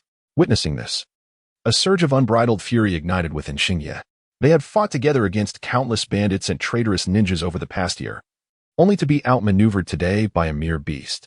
Turning to Jinhong, who was still attempting to provide support from afar, Xingye commanded, "Stop throwing shurikens. Go check on Shumo's condition. I will handle this beast." Upon hearing this, Jinhong snapped back to reality and hurriedly rushed to assess Shumo's injuries. The white wolf, unwilling to relinquish its advantageous position, attempted to continue its assault on the two. Yet, despite the searing pain in his injured grip, Xingye steeled himself and swung his blade to intercept the wolf's advance. The strike was merely a deterrent, lacking significant force. Moreover, given the wolf's notorious resilience, The blow only grazed the flesh of its face without inflicting any damage to its skull. However, this act of defiance ignited the wolf's ferocity. Initially intent on dispatching the weaker foes first, it was taken aback by Xingye's audacity to counterattack. With a fierce howl, it charged once more at Xingye. Though wounded with 3 gashes, the wolf still possessed remarkable stamina, launching another assault with its claw. This time, Xingye dared not parry. His already injured grip could scarcely endure another strike. Nevertheless, he had prepared for this moment. As the wolf's claw swung toward him, Xingye, who had been standing still, transformed into a wooden stump amidst a cloud of smoke.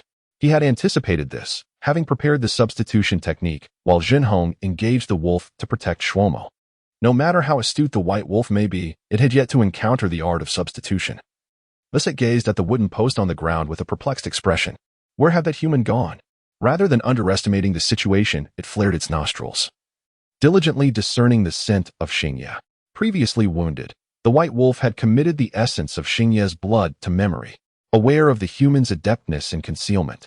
It was resolute in its belief that no matter the disguise, this human could not escape the prowess of its sense of smell. At last, it discovered the truth. Xingye was ensconced within a thicket at a distance. A glimmer of pride flickered in the white wolf's eyes. However, it refrained from recklessly charging in. It understood that this human possessed a remarkable ability for rapid movement, thus it approached the bushes with utmost caution. Just then, a silver beam flashed before its eyes, a fleeting glimmer of moonlight reflecting off Xingye. A hint of human-like mockery danced in the wolf's gaze. It rolled to evade the moonlight's touch and swiftly struck, its sharp claws crashing down upon Xingye. Nearby, Jinhong, who was attending to Shuangmu's injuries, turned at the sudden commotion, his soul nearly fleeing in terror. There, he beheld the white wolf's claws sinking into Xingye's chest, the disbelief etched upon Xingye's face unmistakable. Jinhong's eyes widened like bells, incredulous that the seemingly invincible Xingye had been struck down by the white wolf. Shuangmu had suffered 2 broken ribs from a mere swipe of that tail. How could Xingye survive such a grievous wound inflicted by the wolf's lethal claws? Panic surged within Jinhong as he instinctively reached for a signal flare, knowing he must urgently summon Teacher Chiefing for assistance.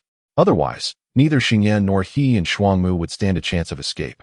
At that moment, while Jinhong fumbled for his flare, the white wolf reveled in its triumph, gazing at the stricken Xingye caught in its claws. A glimmer of satisfaction sparkled in the wolf's eyes. This battle was its victory, for it was the hunter, and Xingye and his companions were mere prey. Unlike the earlier substitution technique, this time the white wolf was certain it had struck the corporeal form, signifying that this human was doomed. Yet, to its dismay, events did not unfold as the wolf had anticipated. With a soft thud, the seemingly tormented Xingye hanging from its claws evaporated into smoke. How could this be? The situation had exceeded the white wolf's comprehension. It could fathom the previous substitution art, but this time it had undoubtedly struck flesh. How could it possibly? At the moment Xingye transformed into smoke, Jinhong's flare soared into the night sky, emitting a piercing whistle that shattered the silence. Qifeng, who had been delighting in the starlit sky while indulging in beef jerky, suddenly noticed the bright flare illuminating the distance, causing his heart to skip a beat and the jerky to tumble from his grasp. Yet, this connoisseur of snacks found himself devoid of concern for the fallen morsel. He sprang to his feet, his expression now grave, and headed resolutely toward the flare. Astonishingly, Qifeng's corpulent form exhibited an agility that belied its appearance, vanishing into the jungle like a specter. As the signal flare ascended, 2 silvery blades sliced through the mist before the white wolf, forming a colossal cross reminiscent of the moon goddess's judgment, striking at the creature's midsection. This formidable attack was none other than the extended skill developed by Xingye himself, the Silver Moon Cross Slash. The unfolding events surpassed everyone's expectations. Before Jinhong could even discard the flare's pull ring, a familiar silver light cleaved through the white wolf's massive form.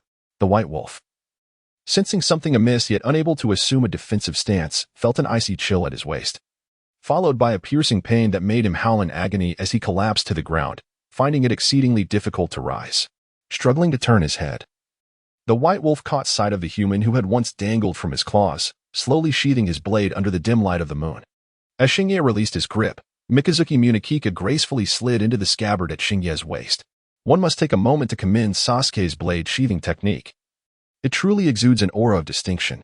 In folklore, wolves are often depicted as possessing tough skin and resilient bones, yet with a vulnerable waist composed of fragile bone, which, upon receiving even a minor attack, could incur significant injury. Xingye chose to target the white wolf's midsection, and the outcome was indeed gratifying. Despite the severe injuries to its hind legs and forepaws, the white wolf was brought low by this strike, entirely incapacitated for combat. Xingye was acutely aware that his blood would reveal his position. In truth, he had no intention of hiding. The initial use of the substitution technique was merely a ruse to lure the white wolf and buy time. His plan was straightforward. He first concealed himself in the underbrush using the substitution technique, then activated the body flicker and shadow clone techniques within the foliage. The clone, utilizing a sliver of moonlight, willingly met its demise, confounding the white wolf while shrouding Xingye's own disappearance in smoke. Seizing this opportunity, Xingye executed the silver moon cross slash with decisive precision. Such a simplistic strategy might falter against a more cautious ninja, but the white wolf, despite its cunning, was not human and possessed inherent limitations. Ultimately, the white wolf underestimated human ingenuity and the marvels of ninjutsu. A single substitution technique coupled with a shadow clone had led to its downfall. How fortunate that you were unharmed, Xingye, Jinhong's voice echoed at that moment. You truly frightened me. I thought you had perished at the hands of this white wolf. Xingye smiled, patting Jinhong's shoulder to reassure her of his safety. Then inquired with concern, what is the condition of Shuahao? Jinhong shook her head. His condition is dire. 2 ribs are fractured, and he remains unconscious. I do not possess the skills to mend bones, so we should eliminate this wolf and reunite with Master Chiefing. He will surely know what to do. Upon hearing the severity of Shuahao's predicament, Xingye furrowed his brow, realizing the urgency of their situation. Thus, they resolved not to waste any more time. He approached the white wolf step by step, dagger in hand. The wolf, aware that its demise was imminent, had already steeled itself for the inevitable. Lying on the ground, it lifted its gaze to the advancing figure of Xingye, letting out a low whimper that unmistakably conveyed, I concede, grant me a swift end. The wounds on its torso, compounded by the 3 other injuries, had left it too weak to raise its paw, rendering it incapable of resistance. Xingye, witnessing this anthropomorphic display of despair, felt a twinge of sentimentality, yet he harbored no sympathy for the white wolf. The creature's fate had been sealed the moment it chose to prey upon humans. He raised the dagger, poised to extinguish the last flicker of life within the wolf when suddenly it emitted another cry, causing his hand to falter. Instinctively lowering his head, he beheld the wolf. Was it shedding tears? Its previously closed eyes had opened once more, large droplets cascading down its cheeks. It called out twice towards a distant point before turning to Xingye, issuing another 2 cries. This time, the tone was not one of resignation, rather. It resonated with a plea. Was it imploring me to do something on its behalf? Pondering this, Xingye instinctively glanced towards the direction the wolf had been facing. The wolf, noting Xingye's acknowledgement, nodded affirmatively. After one last mournful cry, it closed its eyes and lay still. Xingye regarded the wolf and then the distant point. And regardless of whether the wolf could comprehend him, he softly declared, since you have requested this of me, rest assured, I shall take care of it. After ending the wolf's life, Xingye sank to the ground, the toll of the battle weighing heavily upon him. The shadow clone technique, coupled with 3 consecutive uses of the moonlight technique, had drained his chakra significantly, and the relentless pursuit and combat had left him utterly fatigued. He hastily consumed a few bites of the roasted meat that he had previously used to lure the wolf. Though cold, it was preferable to the dry, coarse military rations. Just as he stuffed 2 pieces into his mouth, Akadu appeared before them, his expression one of deep concern. How is everything? Is anyone gravely harmed? Upon seeing the lifeless body of the white wolf, Akadu felt a considerable weight lift from his heart. The situation was not as dire as he had imagined. After listening to the reports from the 3, he sighed in relief, grateful that they had escaped unscathed, for he would have regretted it immensely otherwise. Jinhong was unharmed, while Xingye had sustained a minor injury to his hand and experienced considerable chakra depletion. Among the trio, Shuao fared the worst, having fractured 2 ribs and suffered abrasions from a recent blow, presenting a rather pitiable sight. Akadu, being a versatile individual, not only tended to Shuao broken ribs, but also employed the most fundamental healing technique from medical ninjutsu to mend the minor wounds on both Shuao and Xingye. Watching his hand heal to its former state, Xingye contemplated the idea of seizing an opportunity to learn medical ninjutsu himself. After all, he was not part of Tsunade's team, and acquiring some first aid skills would undoubtedly prove beneficial. After glancing at the night sky, Chu Feng spoke, the task is nearly complete, and dawn is approaching. Let us return to the country of rice to rest for a while. Tomorrow at noon, we shall hand over the mission to the Lord. However, Xingyi shook his head and recounted the final actions of the white wolf. Upon hearing this, Chu Feng stroked his chin and replied, "Since you have consented to his request, let us investigate further. Perhaps there are treasures awaiting you." With that, Chu Feng hoisted Shuang Mao onto his back and gestured for Xingyi and Jin Hong to lead the way, following the direction indicated by the white wolf. The trio walked for a mile or two and soon discovered a cave concealed by overgrown grass. They exchanged glances, sensing they had arrived at the right place. Taking a deep breath, Xingyi pushed aside the weeds and ventured into the cave. The moment they stepped inside, an unpleasant odor assaulted their senses. Chu Feng sniffed and remarked, "This smells like wolf dung. This must be the lair of the white wolf." Nodding in agreement, they pressed deeper into the cave, and after just a few steps, they were greeted by the faint whimpering of what sounded like newborn pups. Realizing the white wolf's intent, they understood that he wished to entrust his offspring to Xingye's care. The cave was not deep, extending only about 10 meters, and they quickly reached its end, where they found a cozy nest crafted from soft straw. Inside the nest lay a tiny wolf pup, struggling to open its eyes, calling out to them with a feeble whine. Unlike the proud and fierce demeanor of the white wolf, this pup was merely the size of a palm, with a creamy white coat and a delicate pink nose, exuding an undeniable charm. Sensing that these newcomers were not its father, the pup continued to whimper at them. Xingyi, who had always adored small creatures, felt a surge of affection for the little wolf. He took out the leftover roasted meat from earlier, tearing it into small pieces and placing it before the pup. Upon catching the scent of the roasted meat, the pup momentarily ceased its whimpering and dove into the food, devouring it with great enthusiasm, which elicited laughter from Xingyi and the others. Chu Feng watched the little wolf in disbelief, and suddenly, he reached out and grasped the nape of the pup's neck, lifting it up. Instinctively, the pup relaxed entirely, its head drooping as if surrendering to its fate. After examining the pup closely for a moment, Chu Feng broke into a smile and said to Xingyi, "It seems I was right. You have indeed acquired a precious gem." With that, he placed the pup into Xingye's arms. The little wolf, sensing that this was the person who had fed it, nuzzled against Xingyi and let out a couple of eager whines, as if to ask, "Could I have some more?" Under the starlit sky, Xingye gently patted the small creature's head, presenting a piece of roasted meat, tearing it apart and offering it to the little wolf. While feeding it, he turned to Qifeng and inquired, "Surely you do not mean to imply?" "Indeed," Qifeng replied, "this little wolf possesses remarkable talent. At such a tender age, it has already refined chakra, which serves as the finest testament. My summoned beast took nearly a decade of diligent nurturing to barely manifest a trace of chakra." As he spoke, Qifeng raised his hand and invoked the summoning technique. With a resounding pop, a rather sizable porcupine materialized. The porcupine emitted a couple of grunts before nuzzling against Qifeng's leg, clearly demanding sustenance. However, Qifeng, taken aback, exclaimed in alarm, "Do not approach me."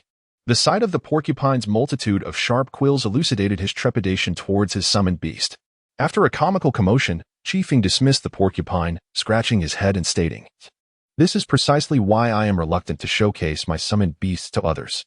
Nevertheless, I highly recommend that you nurture this little fellow, not only to honor your agreement with the white wolf, but also to observe its future accomplishments. The Inuzuka clan in the village specializes in raising ninja dogs, and they possess considerable insights into the characteristics of summoned beasts. Upon returning to the village, you might consider consulting them regarding the little wolf's potential. Should they also recognize its exceptional talent, I suggest you establish a summoning contract with it. It may very well become a formidable ally in the future." Sensing that Xingye might be overly ambitious, Qifeng added, "Do not underestimate the white wolf's offspring simply because it appears diminutive. I have roughly gauged the age of that wolf. It had only lived for a couple of decades. Ninja beasts typically enjoy long lifespans, with some species living as long as humans. If the white wolf were granted an additional 10 years to reach its peak, you would undoubtedly find yourselves outmatched. Moreover, extraordinary summoned beasts are exceedingly rare. Missing this opportunity may mean the absence of greater prospects in the future." Qifeng's words stirred something within Xingye, who had previously held little understanding of summoned beasts. He had contemplated leveraging his connection with Jiraiya to forge a contract with the Mayabokum Mountain. However, upon reflection, he realized that riding a frog alongside Jiraiya could hardly compare to the striking image of riding a wolf. Imagining the impressive demeanor of the white wolf, it seemed to outshine the toad and snake by a considerable margin. After all, strength may be fleeting, but attractiveness is a lifelong affair. Moonlight, a connoisseur of aesthetics for 2 decades, the little wolf, merely a newborn cub, had been inadvertently cradled out of its modest den by Xingye. Their companionship blossomed joyously, as Xingye's roasted meat completely captivated the gluttonous wolf. Within mere days, a profound bond developed between the two. Xingye even bestowed upon the wolf the name Robert, inspired by the noble wolf king from Seaton's animal stories, hoping it would grow to become a formidable king of wolves within the ninja realm.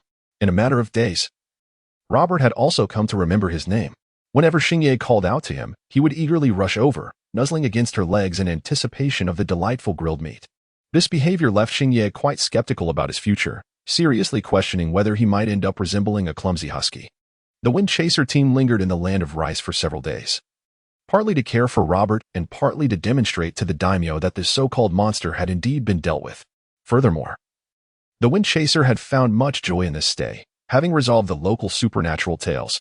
He emerged as the great hero in the eyes of the land of rice's daimyo, who ensured that the palace chefs prepared various delicacies for him. As a result, over the course of a few days, Wind Chaser's physique had rounded out considerably.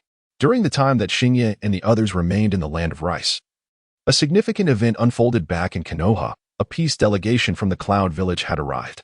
The residents of Konoha were elated.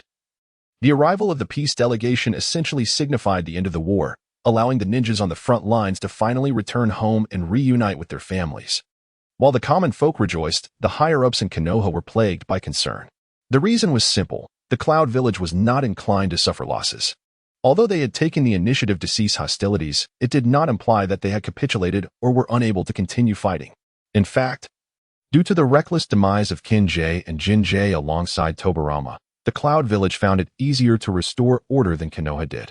The rebel factions, devoid of leadership, were swiftly suppressed by the Third Raikage and the Eight Tails Jinchuriki. In stark contrast to the intricate scheming within Konoha, the Cloud Village had solidified into a formidable unit. Their decision to surrender stemmed from the newly appointed Raikage's need to pacify the populace and a growing concern that the Rock Village might not be entirely trustworthy. The fear that Rock might stab them in the back was the primary reason for their request for a ceasefire, but they would never openly admit such sentiments. Consequently, the negotiating team that accepted the mission carried an air of arrogance that seemed more insufferable than even the Uchiha clan.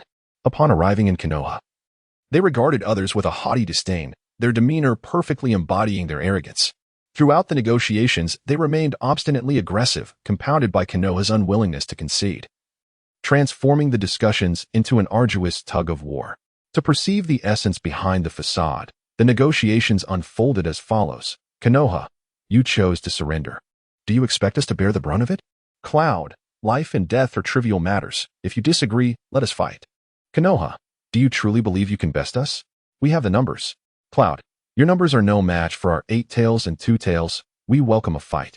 Konoha, we possess the 9 tails. Dare you to measure strength with us? Cloud, come at us. Once your 9 tails Jinchuriki falls, let us see what Konoha will do. Konoha, if your 2 Jinchuriki perish, the rock will finish you off. Cloud, Konoha, Cloud. Ah, how long it has been. Konoha's folks remain as humorous as ever. Konoha and Cloud's comrades still possess their wit from yesteryears. It was Cloud that supported our Lord Hashirama during the first 5 Kage summit. Yanin, indeed. We are also grateful to the first Hokage for distributing the tailed beasts to us. Konoha, so what shall we do? Yanin, let us not conflate matters.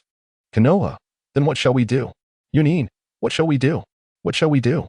It remains as I said, the essence of humanity is that of a parrot. The negotiation process is exceedingly sluggish. Both sides often become flushed and engage in grandiloquent discussions about the possibility of war, only to tacitly back down afterward.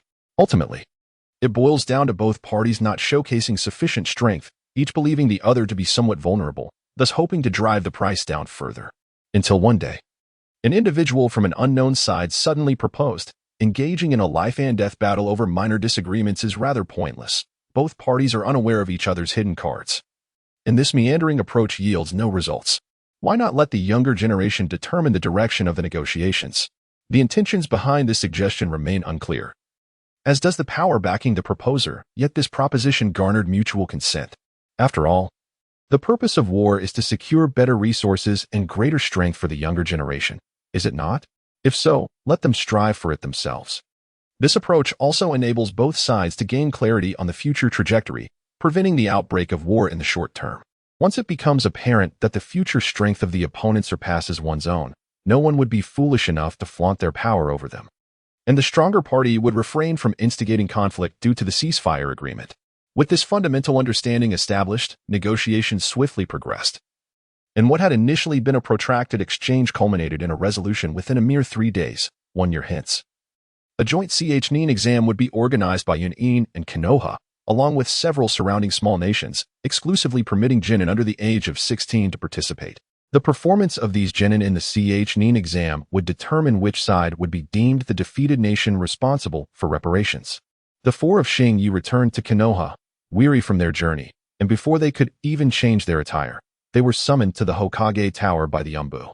In the Hokage's office, Tsunade, Danzo, Mito, Shuka, and an additional Mizuho were gathered, engaged in a discussion with Tsunade and her companions. Upon seeing Xingyi and the others enter, they quickly drew them into the conversation. Thus, the 6 of them, Xingyi, Tsunade, and the other genin, found themselves encircled by 6 prominent figures, listening to the narrative of their first significant mission as ninjas.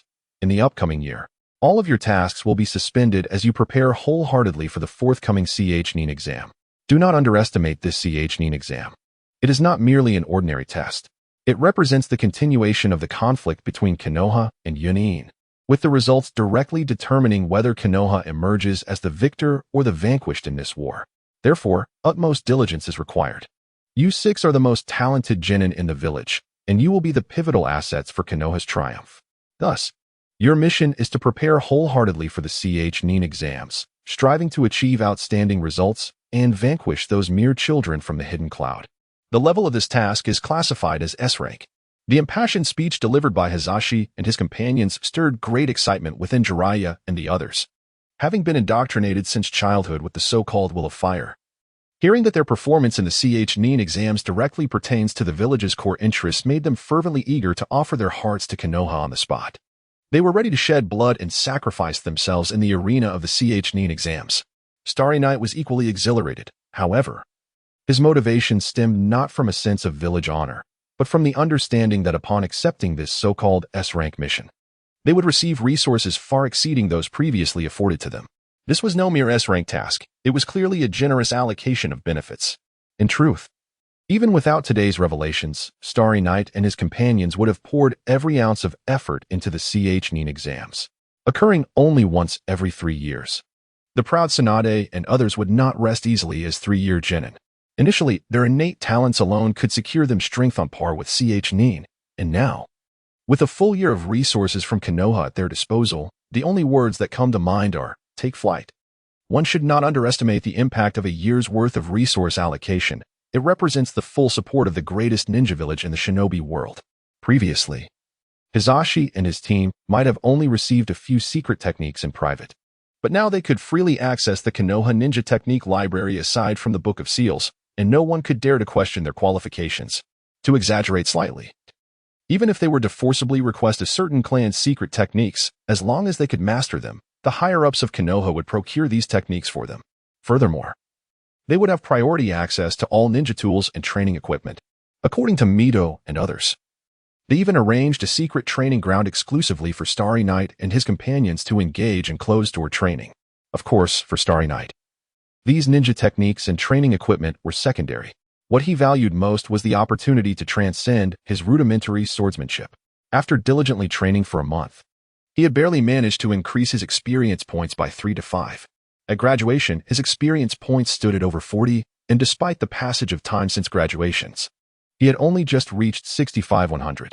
Originally, it had been 63 points, but he had gained 2 points by defeating the White Wolf, bringing him to 65.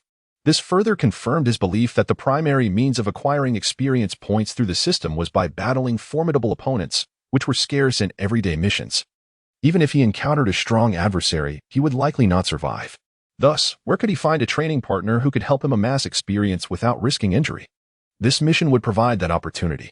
To expedite their growth, the village would surely arrange for several sheathed and genin to serve as sparring partners, enhancing their combat experience. This was a once-in-a-lifetime opportunity and a chance for Starry Night to break through, defeating a White Wolf, which possessed strength above sheathed yet below genin, would grant him a direct reward of 2 experience points per victory. as I engage in my training. The prospect of achieving a breakthrough within a fortnight seems increasingly plausible. Should I maintain this rigorous regimen for an entire year, I dare say, I might even surpass the intermediate swordsmanship level. Merely contemplating this fills me with exhilaration, especially considering that my current proficiency in basic swordsmanship already allows me to contend with formidable elite ninja. Should I ascend to intermediate swordsmanship, it is likely I would attain the power of a high-ranking ninja. It is pertinent to elucidate the classification of the swordsmanship system in correlation with the power dynamics within the world of Naruto. Intermediate swordsmanship aligns with the strength of elite ninja, while advanced swordsmanship corresponds to the prowess of elite ninja. Progressing further, master-level swordsmanship relates to the strength of the Kage, and grandmaster-level swordsmanship corresponds to the Super Kage level. The Super Kage designation refers to individuals like the Six Paths of Pain, Obito, and Noki, who are more potent than the standard Kage yet inferior to Hashirama and Madara.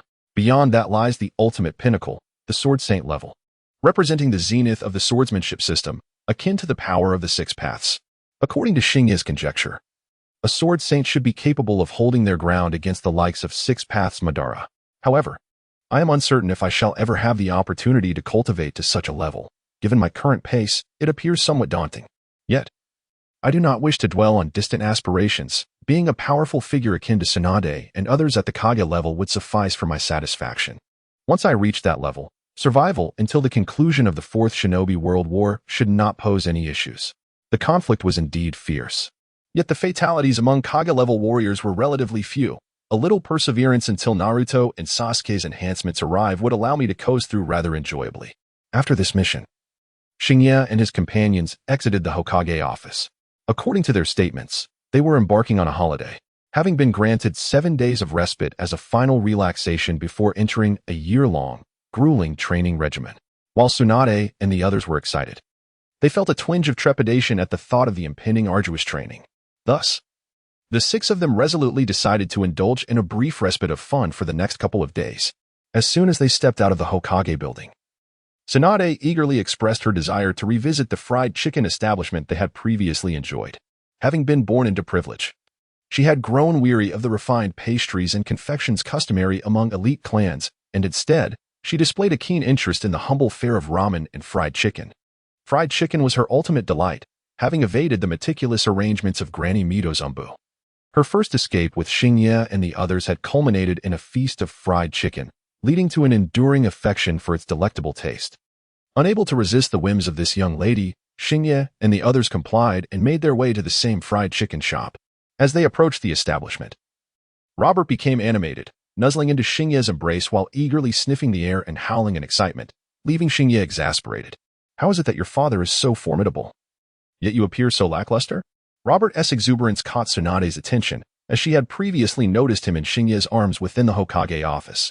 At that time, however, Robert had been shivering under the pressure of the presence of Ritsun and the others, too timid to reveal his wolfish visage, preventing Tsunade from seeing his face.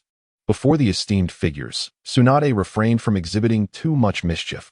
Thus she had not dared to scrutinize Rob closely until she finally stepped out of the Hokage building. Seizing the moment, she leaned in to observe Rob's adorable visage and couldn't resist the impulse to engage in the delightful act of petting his head.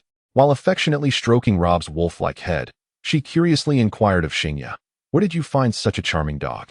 I had intended to acquire a pet dog myself, but Granny Mido would not allow it. Although Rob was still young, he evidently inherited his father's high intelligence. Upon hearing Tsunade refer to him as a dog, he was distinctly displeased. Suddenly, he lifted his head defiantly, as if to bite Tsunade's hand, prompting her to hastily retract it. Witnessing her retreat, Rob triumphantly raised his head and let out a couple of proud howls, striving to showcase a non-existent wolf ferocity. Shinya ruffled the fur on Rob's head and turned to Tsunade with a wry smile, surprised. "Are you? This fellow is actually a wolf." Inside the fried chicken shop, as Shinya savored his meal, he casually offered Rob a couple of bones. Rob, not discerning in his tastes, was delighted with the bones and gnawed on them with evident joy. Today, Tsunade had taken a seat next to Shinya, all for the sake of Rob. Jiraiya, sitting nearby, felt a twinge of jealousy, not for Tsunade, but rather in frustration at having missed such an effective method of charming women. Observing Tsunade gazing intently at Rob with stars in her eyes, Jiraiya was struck by the sheer brilliance of the approach. The fact that even a fierce woman like Tsunade seemed captivated was a testament to its potency. He resolved to devise a means to summon a spirit beast as adorable as Rob. In the original narrative, at this juncture, Jiraiya may have begun to harbor feelings for Tsunade. However, due to Shinge's influence, he felt nothing for her now. Transformed from a lovesick fool into a more unabashed flirt, he became increasingly reckless after associating with the third Hokage. Despite being merely 8 years old, he exhibited driving skills akin to a master racer. Having learned to navigate the delicate balance of innuendo after enduring a few reprimands from Tsunade, now he specialized in subtle suggestions, his words often laced with double meanings. While Tsunade remained blissfully unaware, at times, when the implications were glaringly obvious, she would innocently inquire of Shinya about their laughter. Perhaps the romantic undertones in the ninja realm would flourish due to this newfound boldness. Returning to the dining table, Tsunade noticed Rob gazing longingly at Shinya, only to receive a single bone in return, which stirred a sense of indignation within her. She tossed 2 pieces of fried chicken towards Rob and turned to Shinya, playfully chiding him as he grimaced in pain. He is your spirit beast, after all. Why are you treating him so poorly, only offering him bones? Shinya rubbed his arm and defended himself. This is merely to strengthen his teeth. Did you not see that I ordered a considerable amount today? Once we finish, all the leftovers will be his. Wouldn't you agree, Rob? As Robert heard Shinya calling him, he continued to indulge in his meat while responding with a couple of playful growls. You see, he shared the same sentiment. Observing Shinya's demeanor, Tsunade couldn't help but chide him. Look at yourself. By the way, why did you name him Robert? It's such an unpleasant name. It sounds like a radish. Uncertain of how to narrate Robert's story to her, Shinya simply replied, What's wrong with a name that sounds similar to radish? It's simple and easy to remember. Tsunade frowned and remarked, naming someone is not something to be taken lightly. Are you planning to name your future son Potato or Apple? Suddenly, Shinya suggested. If you think my naming skills are lacking, why not let you name my son in the future? Tsunade's cheeks flushed crimson, and she swiftly kicked Shinya under the table, declaring, pervert. Shinya winced but continued to jest. Look who's talking, as if you've ever given a good name. This provoked her to retaliate with another swift kick. Shikamaru and the others exchanged glances, silently munching on their chicken, thinking it was none of their business and that they had seen nothing. Jiraiya discreetly gave Shinya a thumbs up, admiring his audacity to tease such a fierce woman. After the gathering, everyone dispersed, and Shinya had arranged to accompany Kaze to the Inuzuka clan to conduct a talent assessment for Robert, initially contemplating whether to invite Tsunade. He found her dismissively turning her back on him, ignoring him entirely. Unperturbed by this slight, Shinya set off with the round, well-fed Robert towards the Inuzuka territory, remarking, After consuming so much, you should take a stroll. You ought to fear gaining weight. Upon their arrival at the Inuzuka household, Kaze coincidentally arrived as well. The two exchanged greetings before leading Robert into the Inuzuka compound. Animals often possess a strong sense of territory, and the Inuzuka dogs were no exception. As soon as Robert stepped into the clan's domain, he was met with a chorus of barks. The smaller ninja dogs within the compound began to emit low growls, clearly attempting to assert their dominance and signal Robert to leave. Despite Robert's seemingly foolish demeanor around Shinya's friends, he exhibited the regal bearing of a wolf prince in front of these dogs. With his head held high, he disregarded the throng of barking dogs and confidently followed Shinya and Kaze deeper into the Inuzuka territory. When confronted by the overzealous little pups, he would let out a couple of assertive howls, and upon witnessing their retreat, he displayed a distinctly human-like expression of disdain. The commotion had already drawn the attention of several Inuzuka clan members, many of whom were assessing the little white wolf with admiration. Kaze approached a youth among the crowd, who appeared to be around 17 or 18, and inquired, Tetsu, is your father at home? This youth, known as Inuzuka Tetsu, was the son of the clan leader and recognized Kaze. After offering a smile, he replied, My father has no missions today. He is at home. Follow me. As he spoke, he turned and led Shinya and the others along the path, occasionally admonishing the row of snarling ninja dogs nearby. Upon hearing Inuzuka Tetsu's reprimand, the dogs grunted a couple of times and fell silent. Seeing them behave, Robert puffed up with pride, raising his head even higher. He let out a soft howl towards the glaring sun before turning to the ninja dogs and playfully wiggling his backside. If it weren't for Shinya's concern that Robert might overdo it and provoke someone with a short temper, he might have engaged in even more outrageous antics.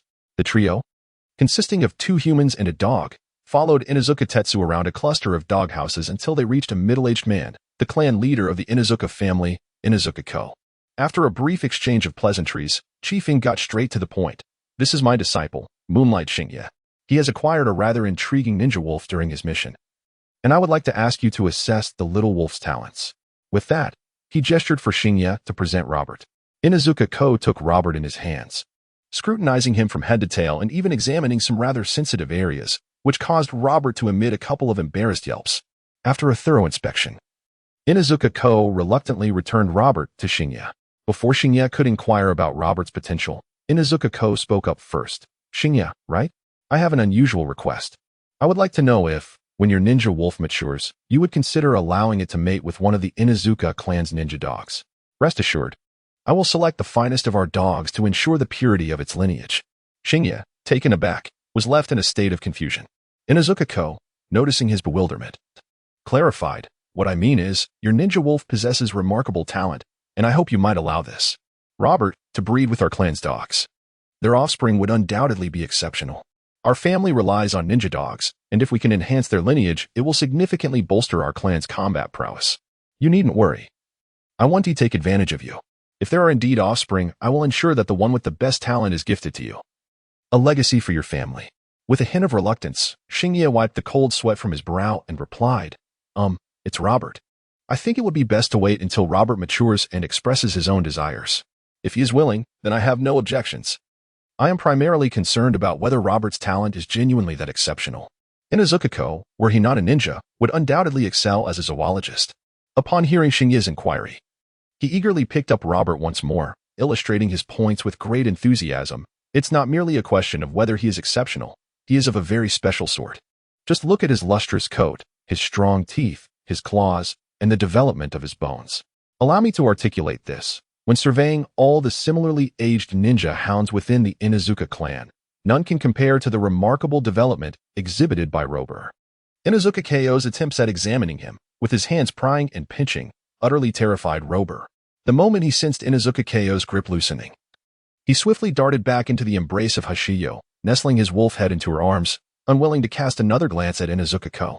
Inuzuka Ko, observing Robert's retreat, clicked his tongue in mild annoyance and, after a moment's thought, picked up another ninja dog from the ground, cradling it in his arms while affectionately ruffling its fur. He remarked, somewhat disgruntled, look at this one. Initially, I held a fondness for this ninja dog, yet in comparison to Robert, it scarcely measures up. Save for its biting prowess.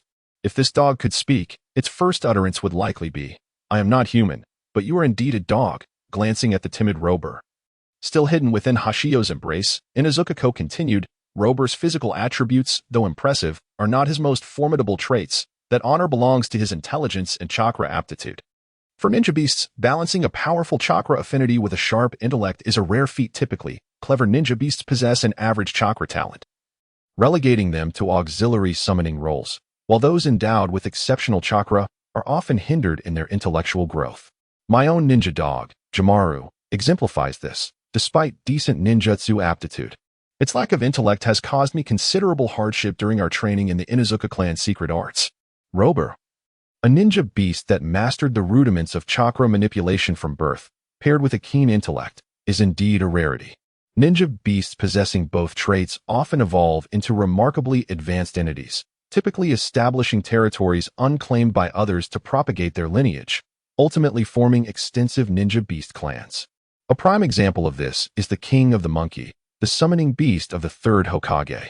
In my estimation, your Robert possesses the potential to ascend to the caliber of the King of the Monkey. Upon hearing the name, Hashiyo's eyes sparkled with interest, based on the original narrative. The King of the Monkey ranks among the most formidable summoning beasts beneath the three great holy lands. Should Robert reach such heights, Hashiyo would indeed have stumbled upon a treasure. Gently stroking Robert's wolf head, Hashiyo could not resist inquiring, can Robert speak like the King of the Monkey? Inuzuka Ko chuckled. Given his demonstrated intelligence, with appropriate training, he should be capable of such. However, our Inuzuka clan inherently understands the language of ninja dogs. Refraining from teaching them human speech serves to better conceal our strategies. Consequently, our clan lacks methods to train ninja beasts in human language. And this is a limitation we cannot assist you with. Thank you, Uncle Ko. By the way, I have one last question. Can a ninja beast's chakra attribute be directly detected using chakra test paper? Certainly. Chakra test paper is designed to ascertain chakra attributes. applicable to both humans and ninja beasts alike. I'm quite curious about Robura's chakra attribute. Eitai, please fetch a chakra test paper. Let us discern the nature of Robert's ninja beast attributes. In no time, Inuzuka Eitai returned with the chakra test paper in hand. I must mention that Shinyao had previously undergone a chakra attribute test, revealing his affinities to wind, fire, and lightning. However, due to his lack of interest in ninjutsu, he only learned the most fundamental techniques for practical purposes. He believed that in the heat of battle, he would have little time to utilize ninjutsu. It was far more efficient to wield his blade. Shinyao gently cradled Robert and waved the chakra test paper before him. Place your paw upon this and channel your chakra. Do you understand? He demonstrated by enveloping his hand with chakra, then positioned the test paper beneath Robert's paw. Robert, possessing a keen intellect, comprehended the demonstration swiftly. He pressed his small paw onto the chakra test paper and began to infuse it with chakra. As Shinyao and the others observed with curiosity, the chakra test paper gradually transformed. It split down the center. One side became moist while the other unexpectedly ignited into flames. Astonishingly, it exhibited the attributes of water, fire, and wind simultaneously. Eitai, who had been watching, wore a rather complex expression. Could it be said that man is surpassed by beast? No. Rather that man is surpassed by wolf. He possessed merely 2 chakra attributes, while this little ninja wolf already boasted 3. After testing Robert's attributes, Chifeng and Shinyao exchanged pleasantries with Inuzuka-gu before departing from the Inuzuka residence. Before they left, Inuzuka-gu presented Shinyao with a gift to foster Robert's growth, a compendium of nurturing techniques for raising ninja beasts from the Inuzuka clan. With this invaluable resource, Robert's future development was assured. Carrying Robert home, Shinyao's mother expressed great fondness for the adorable creature, showering him with affection and preparing dinner. Upon learning of Robert's remarkable talent, her joy only intensified. With Robert by your side, your safety is significantly more secure. We must ensure his proper training. Noting the dwindling supply of meat at home, she resolved to procure more, determined that Robert should thrive. Yet, the joyous moments passed swiftly. Tsunade and her companion's 7-day respite evaporated in an instant.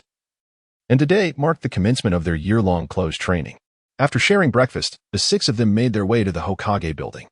After exchanging a few words with Azashi, Mito-Minin, and Akimichi Chifeng led the group away.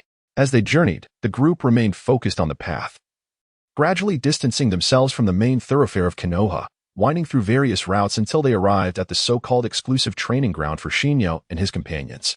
For reasons unbeknownst to him, Shinyao felt an inexplicable pang of unease, sensing a hint of malicious intent in the smiles of the 2 individuals ahead. Upon his arrival at the so-called exclusive training ground, he finally grasped the source of his unease. Gazing at the expansive jungle enclosed by barbed wire, Shinyao was suddenly struck by an inexplicable sense of déjà vu, although he could not immediately place where he had encountered this locale before. It was not until he heard a roar powerful enough to rouse Luobo from slumber that he recalled the significance of this place. Was this not the very setting of the second round of the Nin exams in the original narrative, famously dubbed the Forest of Death, specifically Training Ground 44? At that moment, the voice of Mitarashi spoke up. This will be your training ground for the coming year, recently designated as Training Ground 44 by the village. Formerly known by a more notorious name, the Forest of Death. Her words, coupled with the faint echoes of growls from within the jungle, drained the color from the faces of Tsunade and the others. Despite their prodigious talents, they were merely 8 years old, with the eldest among them, Akaheim, barely 11. The prospect of spending an entire year in such a foreboding place was understandably daunting. Jiraiya forced a smile that was more pitiable than a cry, attempting to lighten the mood. Heh. In truth, if you simply train here for a few days to hone your survival instincts in the wild, you might soon find yourselves relocated. Mitarashi shot him a glance, wearing a rather mischievous expression, and replied, I regret to inform you that for the next year, you will remain in this jungle. Unless under exceptional circumstances, you will only have the opportunity to leave this forest for a day every 2 months. At this, Tsunade and her companions were on the verge of tears. Tsunade, her face pale, confronted Mitarashi with a grave question. Are you implying that we can only bathe once every 2 months? Of course not. We maintain a focus on hygiene, came the reassuring response. Tsunade's expression softened momentarily, but the very next moment, Mitarashi issued an even more terrifying statement. There are rivers in the forest where you may bathe. Bang. Unable to contain herself, Tsunade struck a small tree beside her. With her natural strength, she snapped the sapling, which was no thicker than a bowl, startling Xingye and the others into swallowing hard. Tsunade, pointing at her own delicate features, gazed at Mitarashi and in despair. Are you out of your mind? I'm a girl. It's one thing to be forced to live in close quarters with them for a year. Do you really expect me to bathe by the river alongside them? What about Granny Mito? I need to find her. How could such a ridiculous arrangement come to pass? Mitarashi and had anticipated Tsunade's reaction and calmly raised a hand to stop her.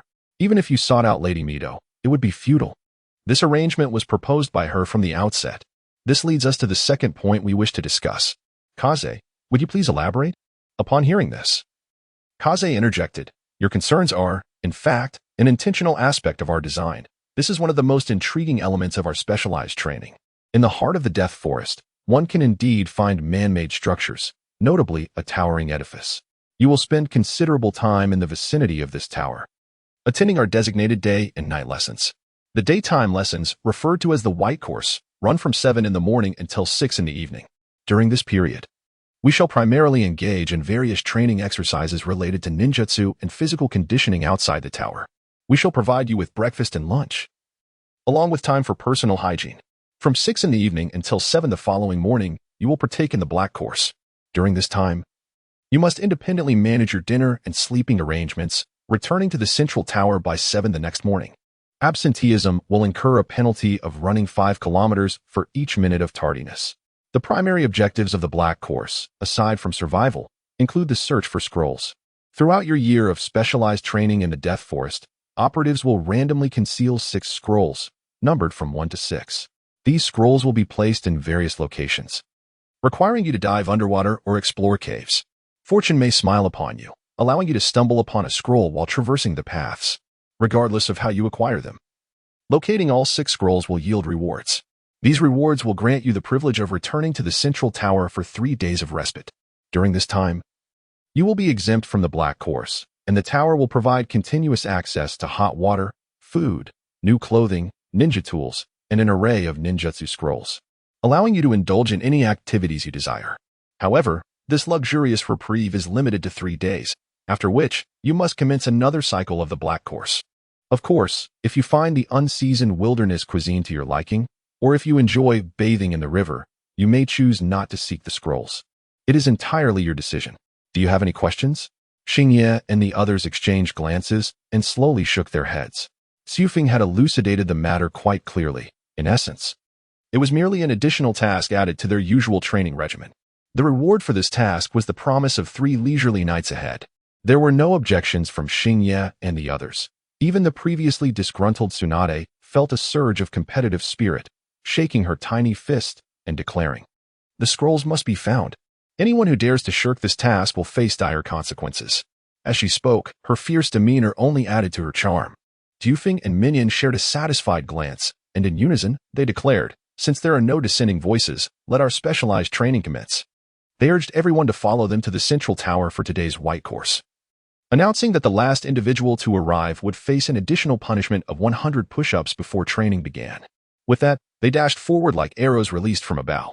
Xingye and the others exchanged glances before hurriedly pursuing them, leaving Jinhong trailing behind, his face contorted in dismay. "What am I doing?" dawdling while they discussed such important matters. Under the starry night, Xingye and the others did not encounter any formidable ninja beasts along their journey. Perhaps the presence of Xufeng and Minion instilled a sense of trepidation in them, causing them to refrain from acting recklessly. Ultimately, the last to arrive was indeed Jinhong, who, after being penalized with 100 push-ups, rose once again with trembling hands. Jinhong expressed his dissatisfaction to Minion and Xufeng, stating that it was unfair. As an illusion-type ninja, he believed the physical penalties should be less stringent for him. Upon hearing this, Minion furrowed his brow and turned to Jinhong, commanding him to perform another 100 frog jumps. 200, he added. Initially, Xingye and the others found amusement in the spectacle, but now they could not muster a smile. They were acutely aware of Jinhong's physical limitations after completing 100 push-ups. The additional burden of 200 frog jumps could very well prove fatal for him. Observing this, Xingye and the others pleaded, "Jinhong truly cannot manage so many. These penalties mean he will have no time for training today." However, Minion maintained a firm tone, stating, "Should you speak out again, you shall join him in the task." This silenced Xingye and his companions, who reluctantly closed their mouths. At this juncture, Qifeng interjected to elucidate. Minyan is not intentionally trying to make things difficult for you. Rather, your indulgence of Jinhong may ultimately harm him. I have been meaning to address this issue for some time. While ninjas may have their areas of expertise, it does not imply that they should forsake other domains in favor of honing a singular skill. One may possess remarkable strengths, yet should not exhibit glaring deficiencies. Consider the recent conflict. Jinhong, do you truly believe you can rely solely on your illusion techniques to survive in battle? And you all, do you think you can protect Jinhong, who is lacking in physical prowess, in the chaos of the battlefield? I must remind you that this Chunin exam is an extension of warfare, meaning you will encounter competition far more brutal than in previous examinations. We cannot and will not tolerate the downfall of your entire group due to one individual's shortcomings. As these words echoed, silence enveloped the group, each person grappling with their own truths. Jinhong quietly approached Minyan and Qifeng, bowing respectfully before squatting down to commence his frog jumps, hands clasped behind him. Observing this, Minyan's stern expression softened considerably, and Qifeng smiled, remarking, "It is commendable that you can come to such realizations. The adversaries you will face in the Chunin exam may very well possess strength exceeding that of an average Chunin. Therefore, it is imperative that you elevate your weakest skills to at least Chunin standards. Otherwise, in the face of unknown foes, you may succumb to your own deficiencies when confronted with their strengths. For you at this moment, rectifying your weaknesses is of greater importance than merely showcasing your strengths. This applies not only to Jinhong but also to Xingye and Shuangma. The instructor is aware that your most refined skill lies in swordsmanship. However, alongside honing your blade techniques, you must also practice ninjutsu for unforeseen circumstances. In my view, you ought to master at least one offensive and one defensive ninjutsu." As the words of Qifeng faded, Minyan produced 4 scrolls from his pocket and tossed them to Xingye and Shuangmao, stating, "These 4 scrolls contain the most suitable offensive and defensive ninjutsu for the two of you. You must master at least 2 of them before delving into those trivial sword techniques." Qifeng smiled at Xingye and Shuangmao as they received the scrolls, mouthing the words, "He is like this. You will get used to it," which earned him an exaggerated eye roll from Minyan. Upon examining the scrolls, Xingye and Shuangmao discovered that they were Lightning Release, Earth Walk, Fire Release, Flame Bullet, Wind Release, Gale Palm, and Earth Release, Earth Flow Wall. Among these, the fire, wind, and lightning techniques were suitable for Xingye, while the lightning and earth techniques were for Shuangmao. A silent understanding passed between them, and without further ado, they commenced their training in ninjutsu. Meanwhile, Tsunade and her companions also began their respective training under Minyan's guidance. Jiraiya and Tsunade continued their ninjutsu practice, while Orochimaru was assigned to train in taijutsu with Jinhong. By the time Jinhong completed her 200 frog jumps, midday had arrived. Qifeng clapped his hands, signaling a pause in their training, and he entered the central tower with Minyan. 2 minutes later, they emerged pushing a food cart, the sight of which made Xingye and the others' eyes widen in delight. The abundance was beyond their expectations. The meal was a well-balanced combination of meat and vegetables, soups and dishes. Minyan announced, "This is the most reasonable nutritional lunch arranged for you by our collaboration with the Konoha Hospital." However, no one paid him any attention, as they had been busy all morning and were now ravenously hungry, leaving no time to acknowledge Minyan. Minyan's expression darkened, and he huffed as he retreated into the central tower, muttering about the lack of manners among the younger generation. The afternoon unfolded in a similar manner, with the training regimen clearly planned to push Xingye and the others to their limits. As they were reminded to take breaks just as they were on the verge of exhaustion, maintaining them in a state of near collapse without actually breaking down. Time during training flew by, and before they knew it, it was 6 in the evening. Minyan cleared his throat and declared, "All right, you may stop now." Upon hearing this, Xingye and the others halted, their faces alight with eagerness. Observing their reaction, Minyan allowed a barely perceptible smile to surface. "You all know what comes next. Thus, the black class officially begins. You may leave now, but remember to return here by 7 tomorrow morning. Otherwise, it will be 5,000 meters for every minute late." Qifeng waved cheerfully, adding, "As for dinner, you'll have to manage that yourselves." Once Xingye and the others vanished into the dense foliage, Qifeng shared a glance with Minyan and said, "Let us go take a look."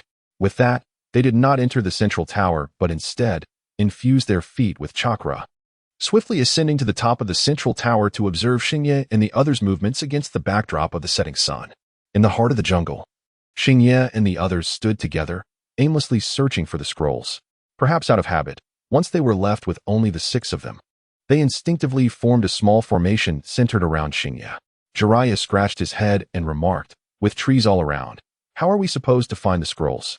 Tsunade, still preoccupied with the matter of bathing, contemplated for a moment before suggesting, "Why don't we spread out to search? This way, we can cover a larger area." Orochimaru shook his head in disagreement, stating, "That would not be wise.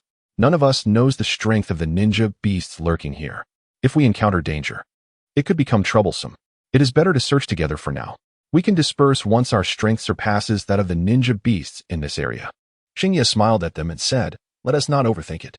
Let us set a small goal first. Let us resolve the matter of dinner." The proposal put forth by Xingye garnered unanimous approval, prompting a group to navigate through the woods in search of prey suitable for their evening meal. Shortly after their venture began, the creature known as Robert, perched upon Xingye's shoulder, began to vocalize loudly. At the sound of Robert's calls, Xingye and the others instinctively slowed their pace. Xingye scratched Robert's chin and inquired, "Have you detected something?" Robert nodded fervently while emitting sounds as if attempting to describe his findings. However, Xingye could only decipher a few fragmented words. The specifics eluded his understanding. Yet, clarity was unnecessary, as Orochimaru, lying low to the ground, interjected, "Something approaches rapidly. Its size appears considerable." Exchanging a glance with Shuamao, Xingye drew his blade, readying himself. Jiraiya and the others either produced throwing daggers or remained stationary, forming hand seals. The sound of footsteps grew increasingly thunderous, and in an instant, a massive figure burst forth from the thicket. Against the backdrop of the setting sun, a wild boar, roughly the size of a man, charged toward them. Its sharply curved tusks glinted ominously in the fading light. "Scatter!" With a commanding shout from Xingye, the 6 dispersed, narrowly evading the boar's ferocious onslaught. Once the immediate threat passed, Shuamao and Xingye surged forward, their weapons, White Fang and the Crescent Moon, striking mercilessly at the boar's hind legs. Crimson splatters erupted as the boar let out a pained shriek, its balance faltering as it collapsed to the ground. Tsunade and Jiraiya seized the moment, thrusting towards the exposed underbelly of the creature. Just as the boar attempted to shake off these assailants, the two deftly leapt aside. Seeing their retreat, the boar, disregarding its injuries, scrambled to rise and flee. However, it was in a perilous state. If it did not escape swiftly, it would surely become another's meal. Unfortunately for the creature, Orochimaru completed his hand seals, Earth-style, Earth Spike. A massive earthen spear, as thick as an adult's arm, erupted from the ground, impaling the boar mid-leap. After a brief, anguished wail, the beast succumbed to its wounds. With the boar now lifeless, a collective sigh of relief swept through the group, and they approached one another to celebrate their first successful collaboration with a round of applause. From a distance, Chiefing observed with a smile, remarking, "Well done. Without formal training, you have already achieved such synergy, reminiscent of our own early days." Minion, however, displayed a slight smile yet retorted coldly it was merely adequate. The boar was simply too weak to serve as a proper benchmark. Chiefing, glancing at him, quipped, "Enough of this. They are not present, so why maintain such a demeanor? So stern, and yet nearing 30 without a partner." Minion, clearly struck by the remark, glared at Chiefing, his expression suggesting a challenge to engage and practice right then and there. Upon noticing his demeanor, Chu Feng swiftly redirected the conversation. Look, just a moment ago, you remarked that the wild boar was rather feeble, and now behold, a formidable creature has arrived. The show is about to begin." Unable to focus on troubling Chu Feng, Minion instinctively turned a glance and couldn't help but chuckle. "I really can't decide if they are fortunate or unfortunate. It's only the first night, and they've already stumbled upon a scroll, but alas, they've encountered the most challenging one." Chu Feng added, "Indeed. I recall that the concealed mechanism for this scroll had a little gadget set up. This should be quite entertaining." Meanwhile, Xingyi and the others were still laughing as they carved up the wild boar's meat when Luobo suddenly began to howl. This time, his voice was laced with palpable fear. Jiraiya shooed Luobo aside. "Come on, you're a wolf. Why are you so timid? Look clearly, the boar is dead. It's all right. If you keep being this frightened, how will you ever serve as Xingye's summoned beast?" Luobo fell silent, inching back towards Xingyi, while the others gradually ceased their tasks and retreated slightly. "Jiraiya, while slicing the boar's hind leg, inquired curiously, "Why is everyone so quiet? I mean, Luobo is a coward, so that's one thing, but what is there to fear about a dead boar?" He continued, "Why are you all still moving back? Why do you keep staring behind me? Is there something there?" Cold sweat dripped from Orochimaru's forehead as he stepped back, urgently addressing Jiraiya. "Idiot, come here quickly." Sensing the change in Orochimaru's tone, Jiraiya began to feel the tension rise, swallowing hard. "Please don't tell me there is something behind me." The others nodded subtly, and Jiraiya's face turned ashen. Instinctively, he thought to turn around. Xingyi quickly urged, "Don't look back, run." As he spoke, he tossed a large chunk of meat from his hand. At that moment, a creature behind Jiraiya emitted a growl, opening its cavernous mouth to devour the meat Xingyi had thrown. Seizing the opportunity, Jiraiya hurriedly ran to join Xingyi and the others. Once the 6 of them gathered, Jiraiya dared to turn back and see what was behind them. The sight nearly caused his legs to buckle. A colossal brown bear, measuring over 10 meters in length, was salivating over the wild boar they had just captured. Jiraiya had never encountered such a massive creature, even in a crouched position.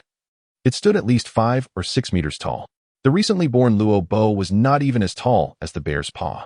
Before he could revel in his narrow escape, Jiraiya urged, "We must flee. Consider the wild boar our ransom. Let us move quickly and avoid this giant. We can seek another dinner elsewhere." "No."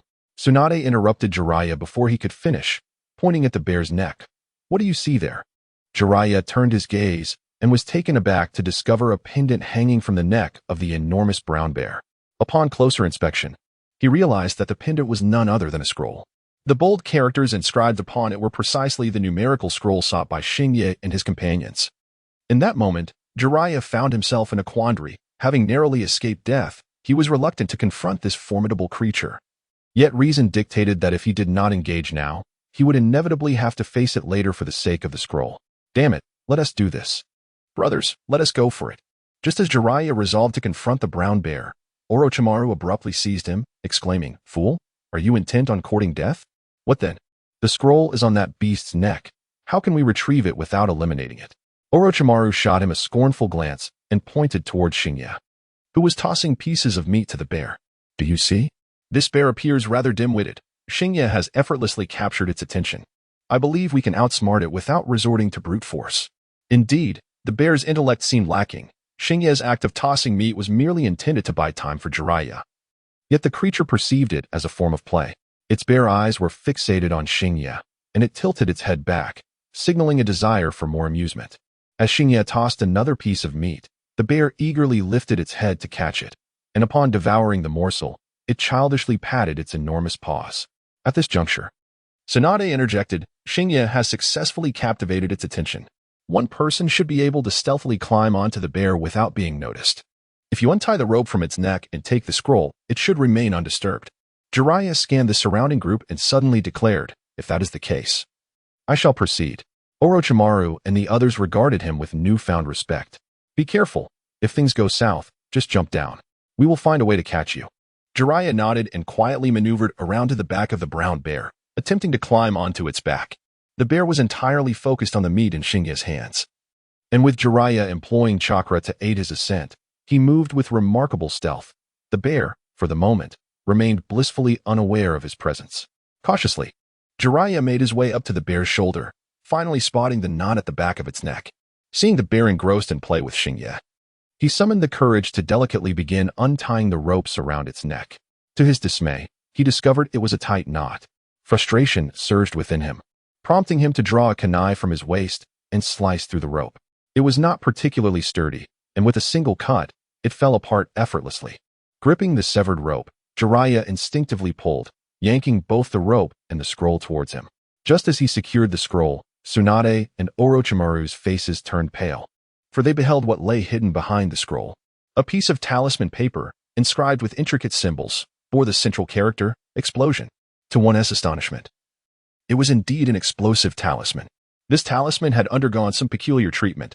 While the scroll remained intact, its disappearance triggered a rapid ignition of the explosive. Amidst the stunned gazes of the onlookers, a deafening blast erupted. Flames erupted from the chin of the brown bear, which let out a piercing cry of agony, instinctively attempting to fall backward, an action that would spell disaster for Jiraiya. He was still perched on the bear's shoulder, and the sudden emergence of the explosive left his mind blank, causing him to instinctively forget to adhere to his chakra. As the bear toppled, Jiraiya plummeted from a height of several meters. Ultimately, even a ninja remains immortal, untrained to the level of a shadow. And such a fall from this height could easily prove fatal or leave him gravely injured. In this critical moment, Orochimaru came into play. He swiftly regained his composure from the shock, raising his hand to activate the shadow thread technique. The wire deftly ensnared Jiraiya, pulling him to safety. Thanks to Orochimaru's timely intervention, Jiraiya, though he grimaced in pain, emerged with relatively minor injuries. Seeing that Jiraiya was unharmed, Hashiyuru urged, "Stop dawdling. We must flee. That creature is about to unleash its fury."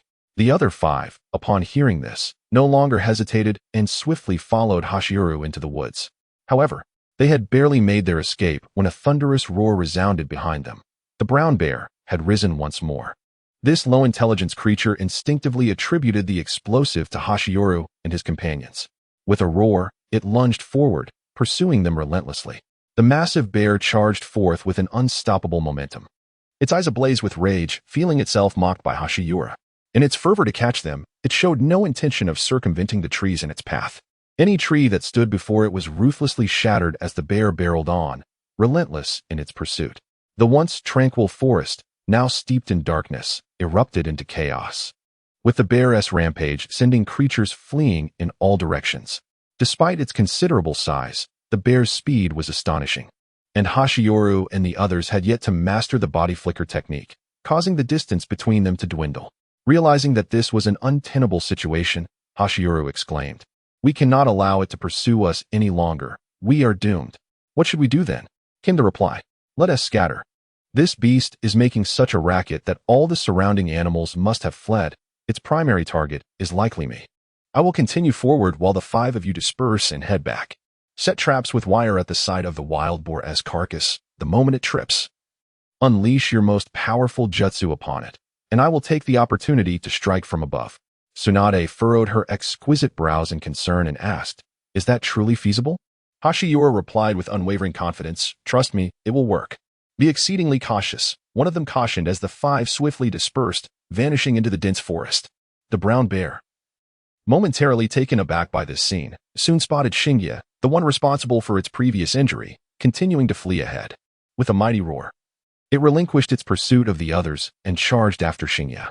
Shinya sprinted forward, acutely aware that the distance between him and the bear was rapidly diminishing. He estimated that Orochimaru and the others would soon return to the area. Raising his hand, he tossed a smoke bomb, swiftly creating a shadow clone that dashed ahead while his true self abruptly turned and unleashed a beam of moonlight. Shinya's real body transformed into a streak of light, darting beneath the bear, swiftly retreating. The bear, plunging into the smoke, found its vision obstructed and failed to notice the movement beneath it. Fixated on the hazy figure of Shinya ahead, the bear let out a thunderous roar and lunged forward with all its might, crashing down onto the shadow clone like a mountain. Seemingly concerned that Shinya might escape unscathed, the bear angrily rubbed its massive body against the ground, attempting to crush the clone completely. However, after a couple of attempts, it felt no resistance beneath its weight. Lowering its head, it was met with an empty space. There was no sign of Shinya. Peering through its own legs, the bear witnessed the dissipating smoke, revealing Shinya's true form gradually transforming into a tiny black. Enraged, the bear roared once more, rolled over to change direction, and continued its pursuit along the original path. Meanwhile, Orochimaru and his companions returned to their previous location, hastily setting traps, finding a steel wire capable of tripping the bear between 2 sturdy trees. With time running short, they had no opportunity to set additional traps.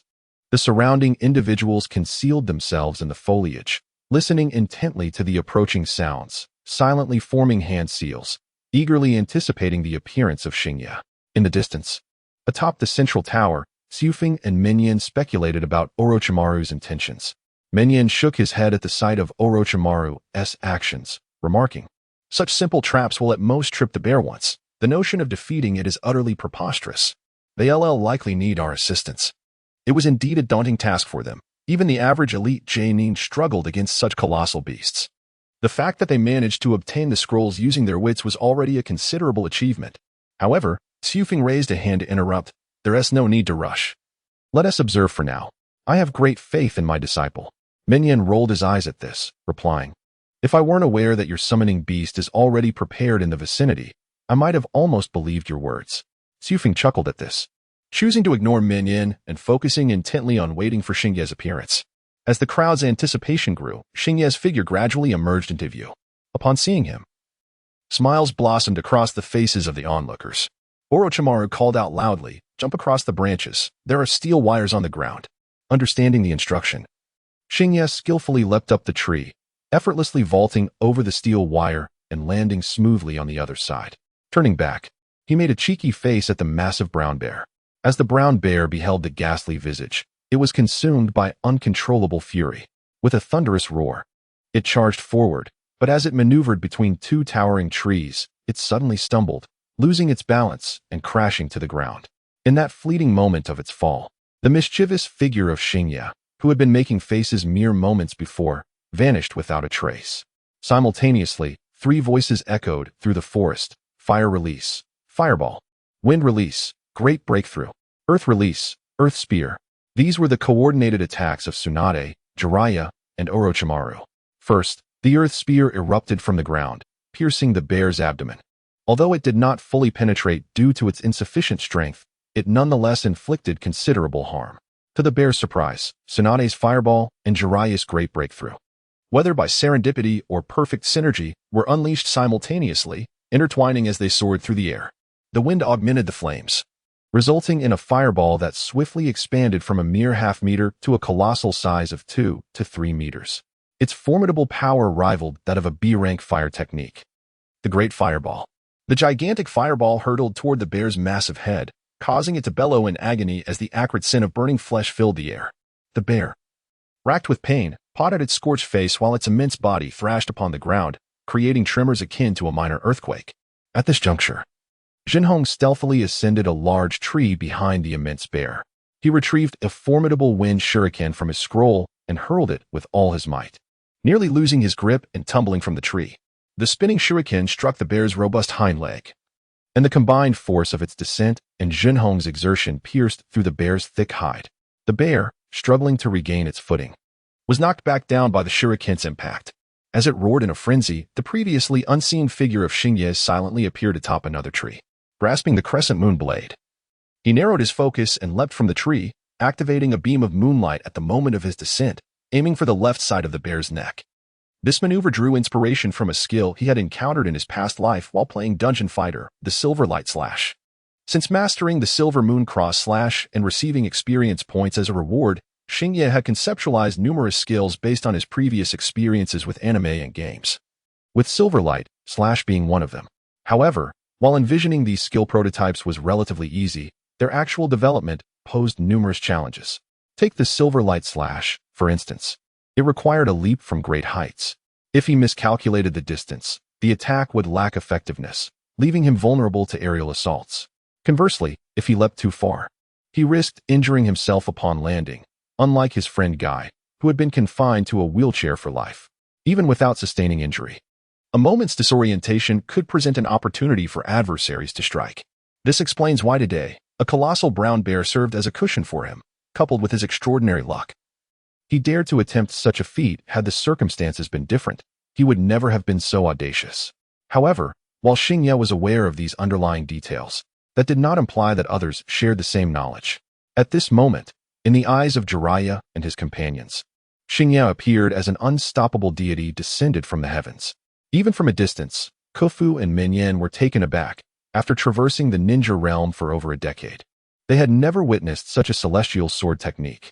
The speed of descent, combined with the acceleration of the moonlight, made Xingye seem like a beam of lunar light plummeting from the sky, landing on the left shoulder of the brown bear. With the momentum from his fall and the silver gleam of his sword, the crescent blade seamlessly pierced the bear's neck. The sudden, critical blow elicited a heart-wrenching wail from the bear, which, despite its injuries, summoned all its strength to swipe at Xingye's position. Yet, Xingye had already anticipated this. He did not presume that a single strike would suffice to vanquish the massive creature. As soon as he landed on the bear's shoulder, he shifted his grip on the crescent blade from reverse to standard, then decisively leaped off the bear's shoulder. All his force was concentrated on the crescent blade, which, now only partially embedded in the bear, shifted its position under his weight. The blade carved a semicircle within the bear's body, severing its throat. Xingye slid down the bear's left neck to the throat, finally releasing the crescent blade as he descended. The bear's severed neck spurted forth a torrent of blood, drenching Xingye and transforming him into a figure of crimson. With little regard for his appearance, Xingye clumsily rolled on the ground to evade the falling bear's head. Just moments later, the enormous head landed mere centimeters behind him. Consumed by hatred for Xingye, the bear, aware of its impending demise, remained resolute in its desire to take Xingye down with it. Ignoring the excruciating pain of its torn neck, it opened its maw wide, intent on swallowing Xingye whole. Xingye, witnessing the ever-enlarging bear's mouth, turned pale. Could it be that despite having severed half its head, it still had the strength to confront him? Despair washed over him as he closed his eyes, bracing for the inevitable. Just as he believed his fate was sealed, the bear's mouth, which had begun to close, suddenly reopened, and it involuntarily raised its head, unleashing a gut-wrenching scream. At that moment, two slender lines ensnared Xingye's waist, pulling him away and sparing him from being crushed beneath the bear's head. Shaken and breathless, he collapsed onto the ground, gasping for air as if deprived of oxygen. The mingled emotions of relief from surviving and frustration at his momentary lapse left him uncertain of how to express himself. Tsunade and Orochimaru approached, assessing the condition of Xingye. Tsunade was visibly startled by the sight of Xingye drenched in blood, momentarily at a loss as to where to begin her examination. She gently shook Xingye's arm, inquiring, "Xingye, how are you feeling? Is there anywhere that hurts?" Upon hearing their calls, Xingye snapped out of his stupor, glancing at Tsunade and weakly responding, "I fear I am beyond help. Every part of me aches, and I suspect half my bones are broken. My time may be drawing to a close." This was Tsunade's first encounter with such a dire situation. Hearing Xingye's feeble voice startled her, and she momentarily disregarded the blood covering him.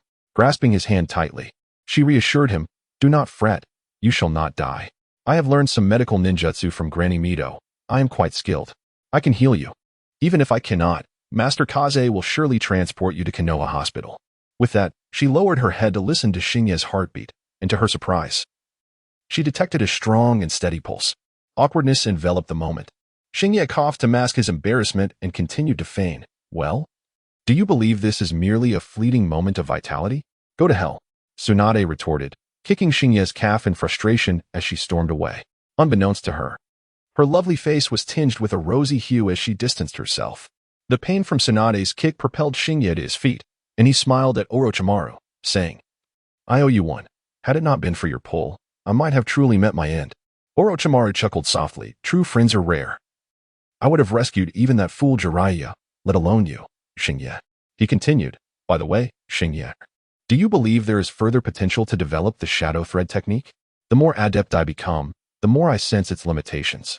While the threads are discrete, their application is fraught with challenges, such as difficulty in control, fixed length, and susceptibility to being severed during use. Therefore, I believe you ought to seek alternatives to the threads, something more flexible and easier to manipulate." "Your insights are indeed profound, Xingye. After the Chunin exams, I shall endeavor to explore relevant research," he replied. Over the course of nearly a year, Xingye successfully cultivated a strong rapport with Orochimaru, replacing Jiraiya as his confidant. In truth, during this period, Orochimaru was quite approachable. He had not yet succumbed to the madness wrought by his forbidden experiments, despite his instinctual indifference to life. He remained fundamentally a simple enthusiast of science. Orochimaru, passionate about science, was brimming with innovative ideas but struggled to find a kindred spirit to share them with.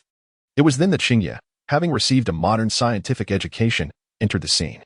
Standing on the shoulders of giants, Xingye frequently provided Orochimaru with fresh perspectives and insights, illuminating his thoughts. Gradually, Orochimaru came to regard him as a cherished companion. However, he was also aware that when they were in the company of others, such topics were not well received, and thus refrained from dragging Xingye into endless discussions about science, reserving such conversations for their moments of solitude. Under the cloak of night, the starry sky seized the opportunity to subtly instill thoughts within Orochimaru, expressing sentiments such as the moral depravity of human experimentation and the sheer horror of such actions. Through prolonged indoctrination by the starry sky, Orochimaru began to develop an instinctive aversion to live experimentation, and should the starry sky maintain a vigilant oversight, it is likely that Orochimaru would not tread the same path as depicted in the original narrative.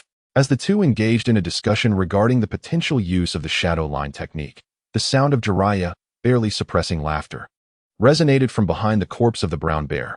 Why stand idly chatting? Come help Mu.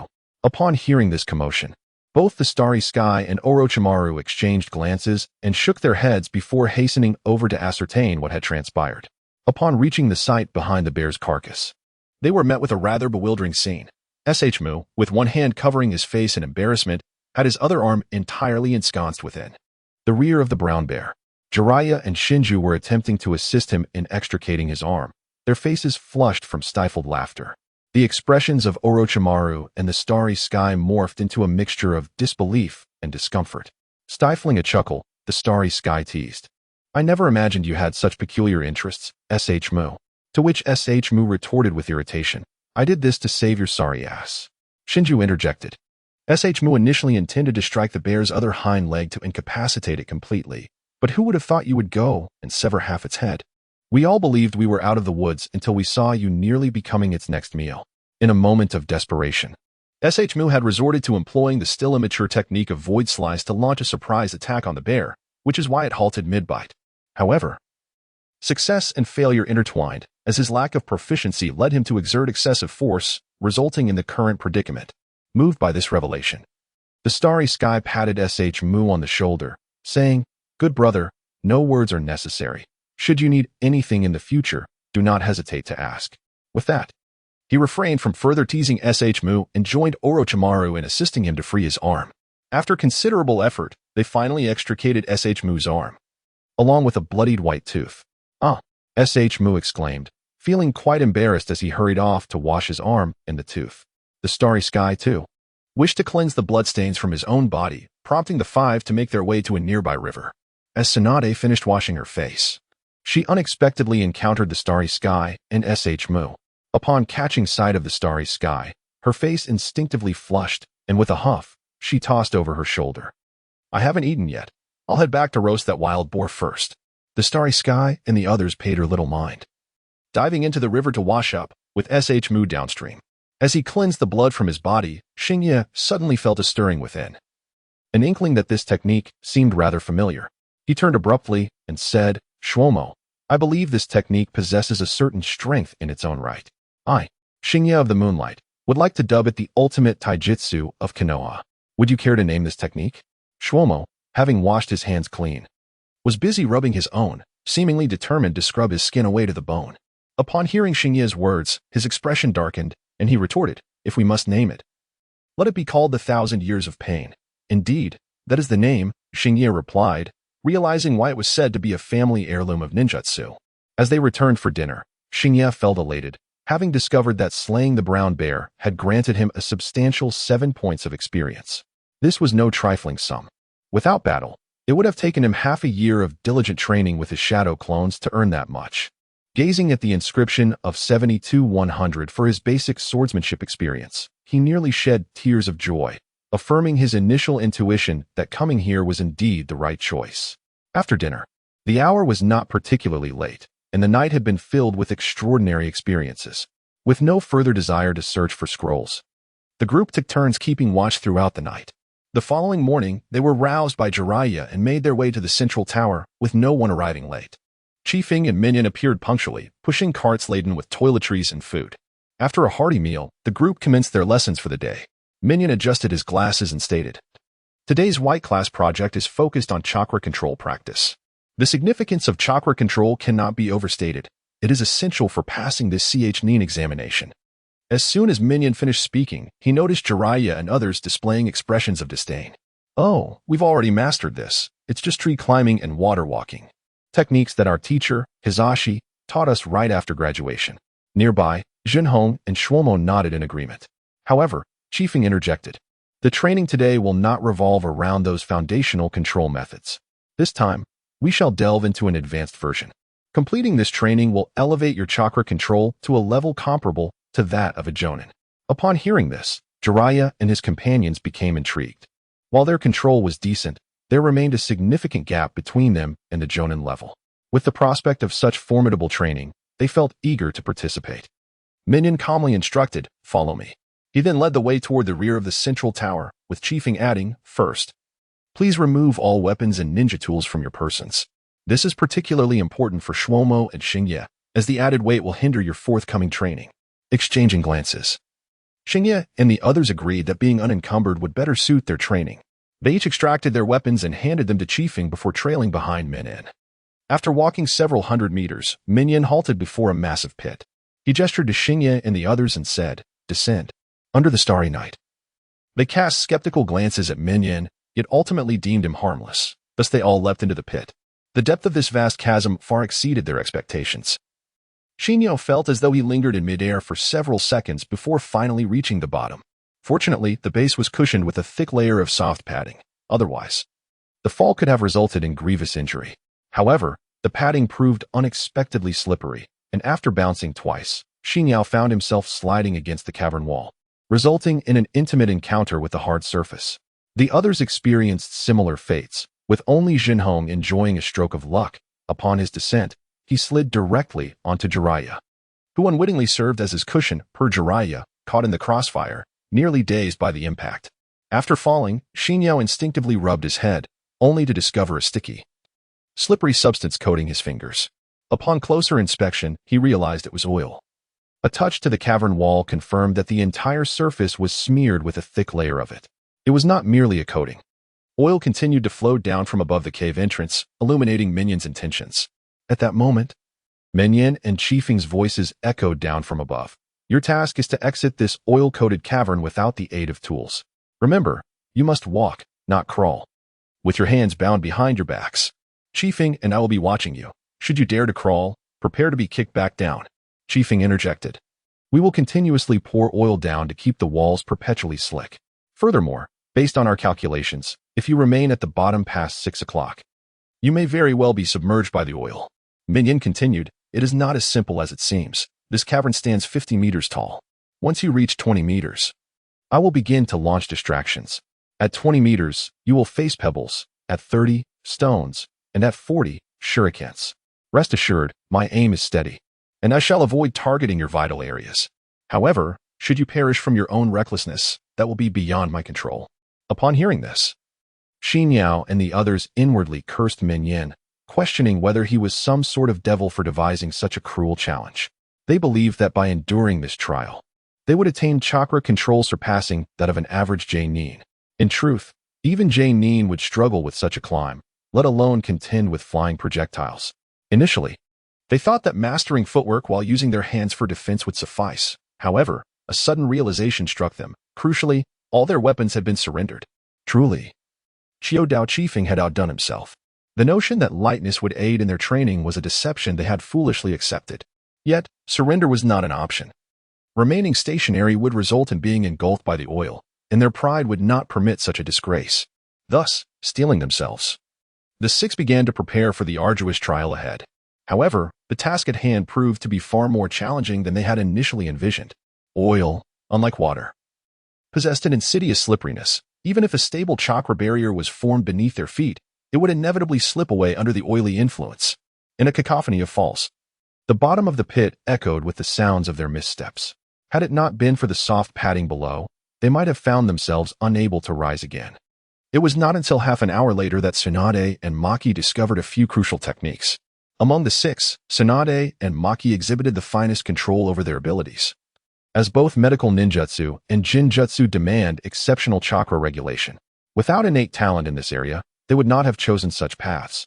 This very aptitude allowed them to be the first to devise a method for maintaining stability amidst the chorus of tumbles. With their hands clasped behind their backs, they stood at a right angle to the cave wall, turning to address Hashioru and the others.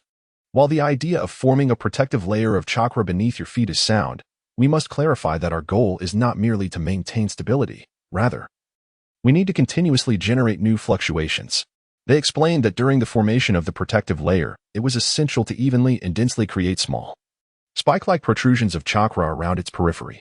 This would enable the chakra to penetrate the oily surface and adhere to the cave wall. As the chakra spikes pierced through the oil layer and reattached to the wall, standing upright became feasible. With a bit of bodily coordination, maintaining balance should present no issue. Tsunade and Maki's insights illuminated Hashioru and the others, who, being prodigies in their own right and unimpeded by tailed beasts, quickly grasped the method and managed to stabilize themselves against the cave wall. After approximately another half hour, all 6 had successfully positioned themselves on the wall, with Tsunade and Maki advancing to a height of around 8 or 9 meters. Hashioru and the others were not far behind, having reached about 5 or 6 meters. However, the journey was far from straightforward. Just as Tsunade reached the 20-meter mark, a small pebble tumbled down and struck her shoulder. Do not underestimate the pain inflicted by a pebble the size of a fingernail plummeting from such heights. It startled Tsunade, causing her to instinctively loosen her control. Once she relinquished control, her body began to slide down rapidly.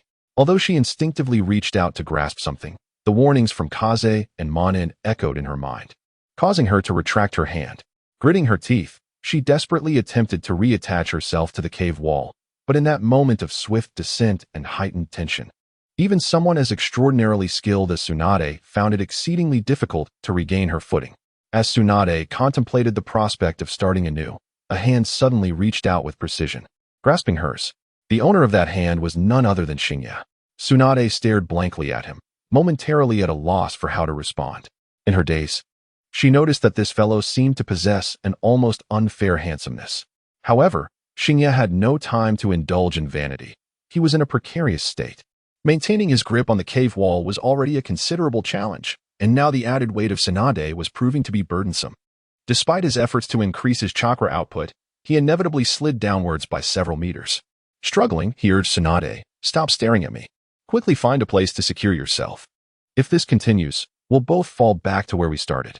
Upon hearing his words, Tsunade snapped back to reality and hastily channeled her chakra to stabilize herself against the wall. Once she regained her footing, she glanced at their intertwined hands, her cheeks flushing once more. At that moment, Shinya's voice broke the tension. "Now that you're stable, why are you still holding my hand? Bearing the weight of 2 is truly exhausting." Tsunade's face shifted from crimson to a deep shade of annoyance at his remark, and with a swift motion, she nearly sent Shinya tumbling with the force of her dismissal. "Who would want to hold your hand?" After regaining his balance, they both fell into an awkward silence until Jiraiya and the others above disrupted the tension with their inquiries. "Are you two all right?" "We're fine. Just be cautious of any projectiles from above," Tsunade replied, her focus sharpening. "I understand now. He wants us to concentrate on the above while remaining mindful of our footing. We must approach this as an instinctive action, akin to climbing a tree or treading water." After a moment of contemplation, Orochimaru suggested, "If that's the case, let us practice at our current height of approximately 18 meters. With our body control, if we master this technique, our reaction abilities will enable us to ascend effortlessly." The group nodded in agreement, and Makoto stepped back, announcing, "I'll wait here and take a break. Shinya, Tsunade, hurry up and join me at Makoto's position." Jiraiya called out. Now, only Shinya and Tsunade remained at the bottom. Shinya rubbed his nose and said, "Shall we ascend?" Tsunade nodded subtly and whispered, "Thank you for earlier." "What did you say?" he inquired. "Nothing, there's no need for thanks. We've known each other for quite some time." "You fool. What? This time? I truly didn't hear you. I was complimenting your looks." "Thank you. I think so too." Tsunade thought to herself, "I've never encountered someone so unabashed." The two engaged in their playful banter, swiftly making their way upwards. Whether it was the distraction of conversation or not, they gradually discovered that instinctive sense of response. After reuniting with Orochimaru and the others, Tsunade and Shinya circled around the cave walls twice, their pace quickening as they instinctively honed their reactions. After approximately an hour of practice, Tsunade and Shinya exchanged a glance and resolutely began their ascent. Under the astonished gazes of Orochimaru and the others, the duo climbed steadily upward at a uniform pace. Their focus remained on the cave's opening, attentively tracking the trajectory of falling stones, effortlessly evading them during their descent. The stones, though not densely packed, were easily anticipated by the two, allowing them to ascend 30 meters in less than 20 minutes. Sharing a knowing smile, Tsunade and Shinya strode confidently towards the cave entrance, their speed now akin to a leisurely stroll on flat ground. At that moment, a voice echoed from above. Remarking on their swift progress, however, the next challenge involves falling rocks. As those words were spoken, a stone the size of an egg whistled down towards Shinya. Taking a deep breath, Shinya focused intently on the descending stone, predicting its landing point, his side. With clarity of purpose, he deftly twisted his waist, evading the projectile. He then took a significant step upward, glancing to see Tsunade mirroring his actions. As they faced the egg-sized stone, both ascended rapidly. Although they had to pause momentarily to dodge the rocks, their overall time was minimally affected. The subsequent Kanai followed the same pattern, as long as Xingye remained focused. Evading them posed no challenge. Moreover, Minyin and the others did not intend to put Xingye and Tsunade in peril. The kunai they threw were light and manageable. At a distance of 10 meters, even accelerated kunai were not particularly swift. As they neared the cave entrance, Xingye reached out and caught one, using it to deflect another aimed at Tsunade. With the interference cleared, she made her final leap to the entrance, pulling Xingye up alongside her. Once atop the cave entrance, they leaned back, imparting their insights to Jiraiya and the others, alerting them to Minyin's movements. Thanks to their guidance, Jiraiya and his team navigated the challenge with ease. The rigorous chakra control exercise proved immensely beneficial for Xingye and the others. For instance, Xingye had previously been able to utilize the Moonlight Chakra only 3 times before exhausting it, with 4 being his limit. Now, however, he found he could use it an additional time, and even after 5 applications, he retained enough chakra for 2 C-rank ninjutsu. This extra opportunity to utilize the Moonlight Chakra was invaluable. It could very well save Xingye's life in the future. Orochimaru and the others also made significant gains, but surprisingly, the individual who benefited the most was the seemingly unremarkable Jiraiya. It appeared that after completing the chakra control exercise, he had a sudden epiphany. Or perhaps the technique of forming spikes with chakra had greatly inspired him. In the days that followed, this individual covertly slacked off during the black classes, much to Tsunade's chagrin.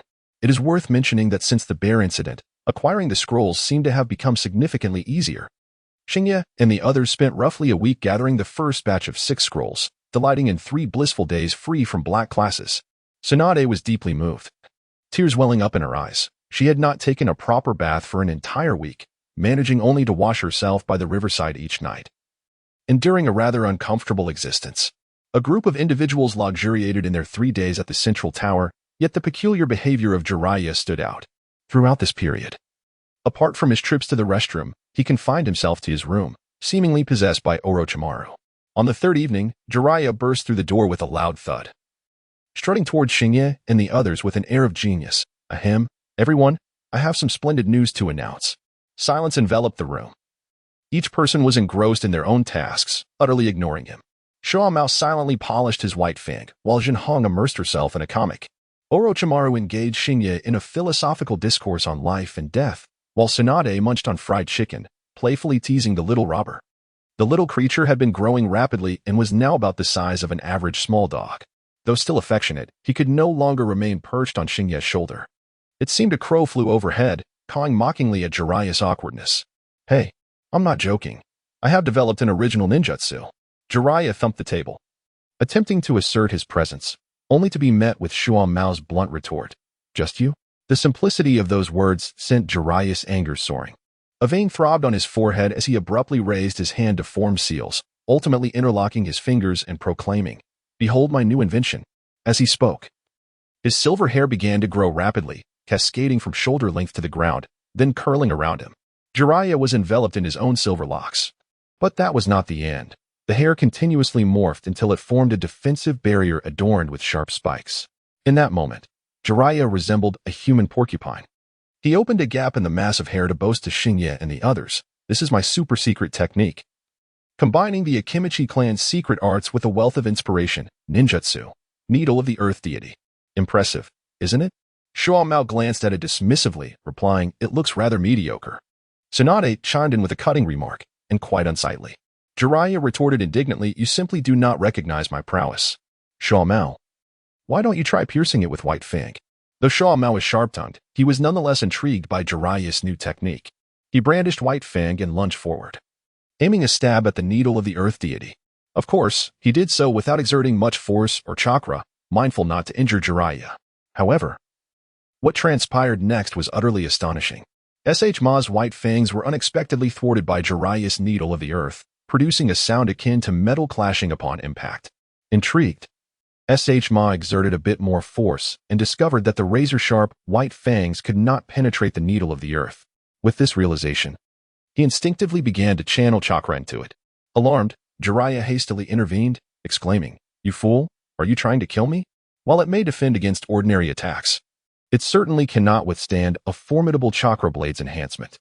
This spectacle indeed captured the attention of Tsunade and the others, though their remarks were predominantly critical. TSK. Who would have thought Jiraiya would one day develop his own ninjutsu? Yet, This technique is rather unsightly and appears quite bizarre.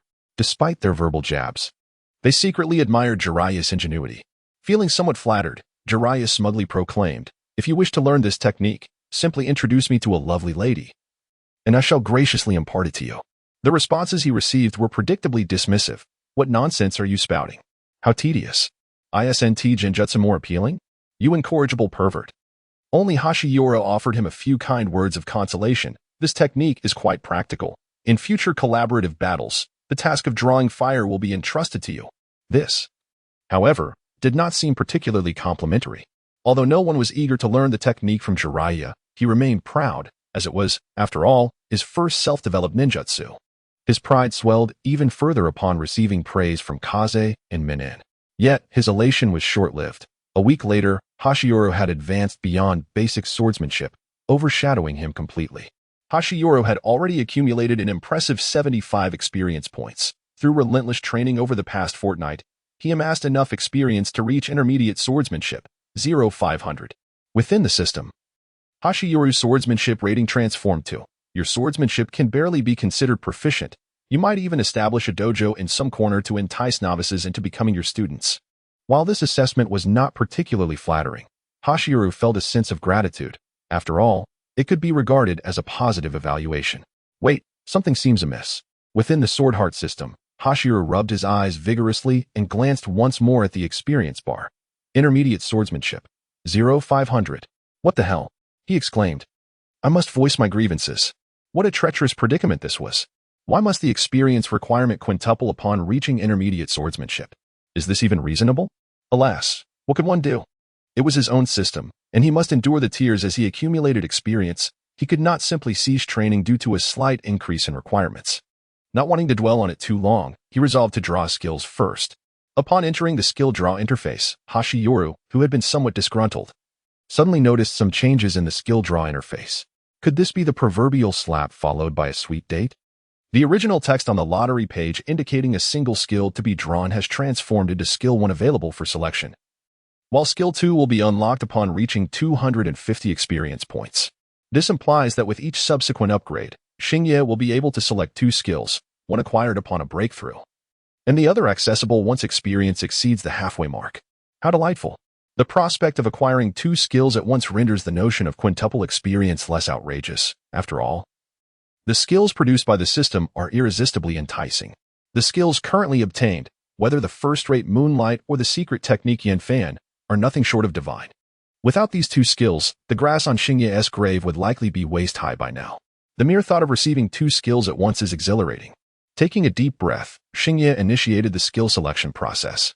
After a series of transformations on the screen, a skill name emerged that was quite familiar to Xingye: secret technique, Yin Fan. Skill description: the renowned technique of the famous swordsman Sasaki Kojiro, which involves wielding dual blades to unleash 3 rapid slashes that are nearly imperceptible to the naked eye. Legend has it that this swordsmanship is capable of slicing a flying swallow in midair. Upon seeing the Yin Fan skill, Xingye was nearly overwhelmed with excitement. Recalling how many times he had watched the scene featuring the gatekeeper of Ryudo Temple during his viewing of FSN, he had even contemplated developing this skill himself. But given his current swordsmanship level, he knew that even exhausting himself would not enable him to execute 3 strikes in an instant. To his astonishment, the system had granted it to him directly. Overjoyed, Xingye exited the Sword Heart system, feeling content. At that moment, the moon illuminated the night sky. And while others were fast asleep, he took advantage of the tranquility to delve into the Sword Heart system and draw skills. After opening his eyes and confirming that Tsunade and the others were still in slumber, he tossed 2 dry branches into the campfire and quietly grasped the Mizukage, making his way away from his original position. Surely, one must test a newly acquired skill without delay, wouldn't you agree? Though something feels slightly amiss, having distanced himself, Xingye ensured that the sound of his blade slicing through the air would not awaken Tsunade and the others before gently drawing the Mizukage into his grasp. With both hands clasped around the hilt of the Mizukage, he inhaled deeply, mimicking the movements of Sasaki Kojiro as he activated the secret technique, Yin Fan. As the system took control of his body, Xingye instinctively executed the maneuver, swinging the Mizukage high above. What appeared to be a single strike to the naked eye was in reality a swift execution of 3 cuts in that fleeting moment. When he regained awareness, the Mizukage had already been sheathed, and he looked up at the tree he had chosen as his target, exclaiming in disbelief. The 3 strikes of Yanfan had left deep gashes on the tree, with the upward slash being relatively unremarkable, while the 2 lateral cuts had cleaved the trunk in half. As Xingye lifted his gaze, he witnessed the grand tree crashing to the ground. Oh no, Tsunade, and the others are still asleep. Alas, the tree had its own intentions, crashing down and sending up a cloud of dust. Katsuyu and the others were roused from their slumber by a sudden noise, anxiously inquiring what had transpired. Xingye, feeling somewhat awkward, scratched his head and replied, I was practicing my swordsmanship and inadvertently lost control of my strength. Katsuyu rolled her eyes and returned to sleep, while Shuangmo glanced at Xingye and said, It's about time for my watch. You should go back to sleep. I will take over from here. Xingye, feeling a bit embarrassed, smiled and followed Katsuyu and the others back to rest. As he lay down, he couldn't help but feel content, thinking that he had just reached the level of a special jonin after breaking through to intermediate swordsmanship. With the addition of Yanfan, it would not be an exaggeration to say he possessed jonin-level prowess. Ah, what bliss, he mused, drifting into dreams. Meanwhile, Shuangmo, who had been on watch, approached the large tree that Xingye had severed. He crouched down, gently touching the smooth cut. It appeared that Xingye had not exerted much force when he made the strike. Has Xingye truly become this strong? Shuangmo thought, instinctively clenching his fist, feeling a sense of helplessness. He had once been stronger than Xingye. Yet now he watched as Xingye steadily surpassed him. Was there such a vast disparity in their talents? Or was it simply that he had not put forth enough effort? Perhaps it was indeed a matter of insufficient diligence. Since their class division, Xingye had consistently been at the forefront during battles against formidable foes, while Shuangmo had merely engaged in ambushes and distractions from the rear, leading him to unwittingly rely on Xingye. This cannot continue, Shuangmo resolved. I must carve out my own path. If I remain under Xingye's protection, I will only fall further behind. With this thought, he irritably drew his white fang and, under the moonlight, began to unleash his frustrations with fervent swings. After about half an hour, he finally paused, breathing heavily. The oppressive feeling that had weighed upon him dissipated, and he lay back on the grass, gazing at the luminous moon, extending his hand as if to grasp something elusive. In that moment, an idea began to take root in his mind. The following morning, as usual, the group made their way back to the central tower. On the way, Shuangmo suddenly turned to Xingye and said, Everyone, I propose that from today onwards, we pursue our training separately during our black missions. Shuangmo rarely took the initiative to propose anything, so his unexpected suggestion captured everyone's attention. Jiraiya scratched his head in curiosity, asking, Shuangmo, do you think we're taking too long to find the scrolls? That is part of it, Shuangmo replied, but more importantly, don't you all feel that we are not gaining any real training by sticking together? When we are all together, we simply unleash 6 ninjutsu at once, and the summoned beasts fall without even a sound. How can we truly improve under such circumstances? Shuangma's words prompted deep reflection among the group. He has a point, they collectively considered. Indeed, it is true that to become stronger, one must confront adversities alone. Moreover, this approach facilitates a swifter acquisition of scrolls. Within the perilous confines of the Death Forest, apart from a few particularly formidable beasts, the remaining creatures appear manageable for each of us individually. Thus, there seems little necessity for us to remain together. Observing the reactions of the group, Xingye decisively stated, Let us proceed as Shuangmo suggested. Starting tonight, we shall act independently. However, do remember to carry your signal flares. Should any danger arise, it is imperative that we promptly inform one another. Since Shuangmo proposed that all future covert missions be conducted solo, the incidence of injuries among the group has markedly increased. To avoid compromising the following day's training, their operations have been scheduled from 6 to 11 in the evening to seek out scrolls, with a strict return to the vicinity of the central tower by 11:30 for rest. Every night at 11:30, Tsunade finds herself exceedingly busy, as nearly everyone, save for Xingye, returns injured and in need of her medical ninjutsu for healing. Amidst this relentless busyness, Tsunade has even surpassed her previous limitations, mastering A-rank medical ninjutsu ahead of time. The difficulty of locating scrolls has increased exponentially each night, yet no one has suggested reuniting, as they all sense their strength growing through these intense battles. During the day, they absorb a wealth of new knowledge, which they then apply in the evenings. The combination of an abundant repertoire of ninjutsu, tailored physical training, and nightly skirmishes has resulted in remarkable progress. A year ago, Jiraiya and others barely met the threshold of Chunin strength. Now, they can be regarded as elite jonin. Each of the six has made significant strides in various directions. Among them, Jinhong has resolved her shortcomings in physical combat, while Xingye has mastered a considerable number of ninjutsu.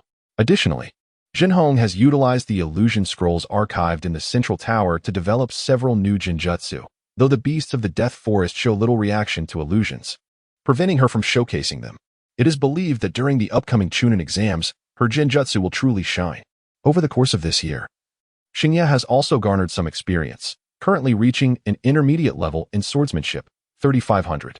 In fact, as time progresses, it becomes increasingly challenging for Xingye to gain experience, for his strength has surpassed that of 99% of the beasts within the Death Forest, even when confronting creatures weaker than himself.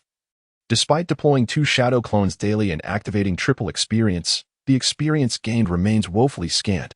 A whole year has yielded merely 30 points of experience. Tsunade's advancement is primarily evident in her medical ninjutsu and through casual conversations. Xingye has gleaned that she is attempting to integrate chakra control and physical combat techniques to forge a novel form of ninjutsu. He senses the emergence of a powerful technique, and it is likely that in a few years, the Monster Fist will come into existence.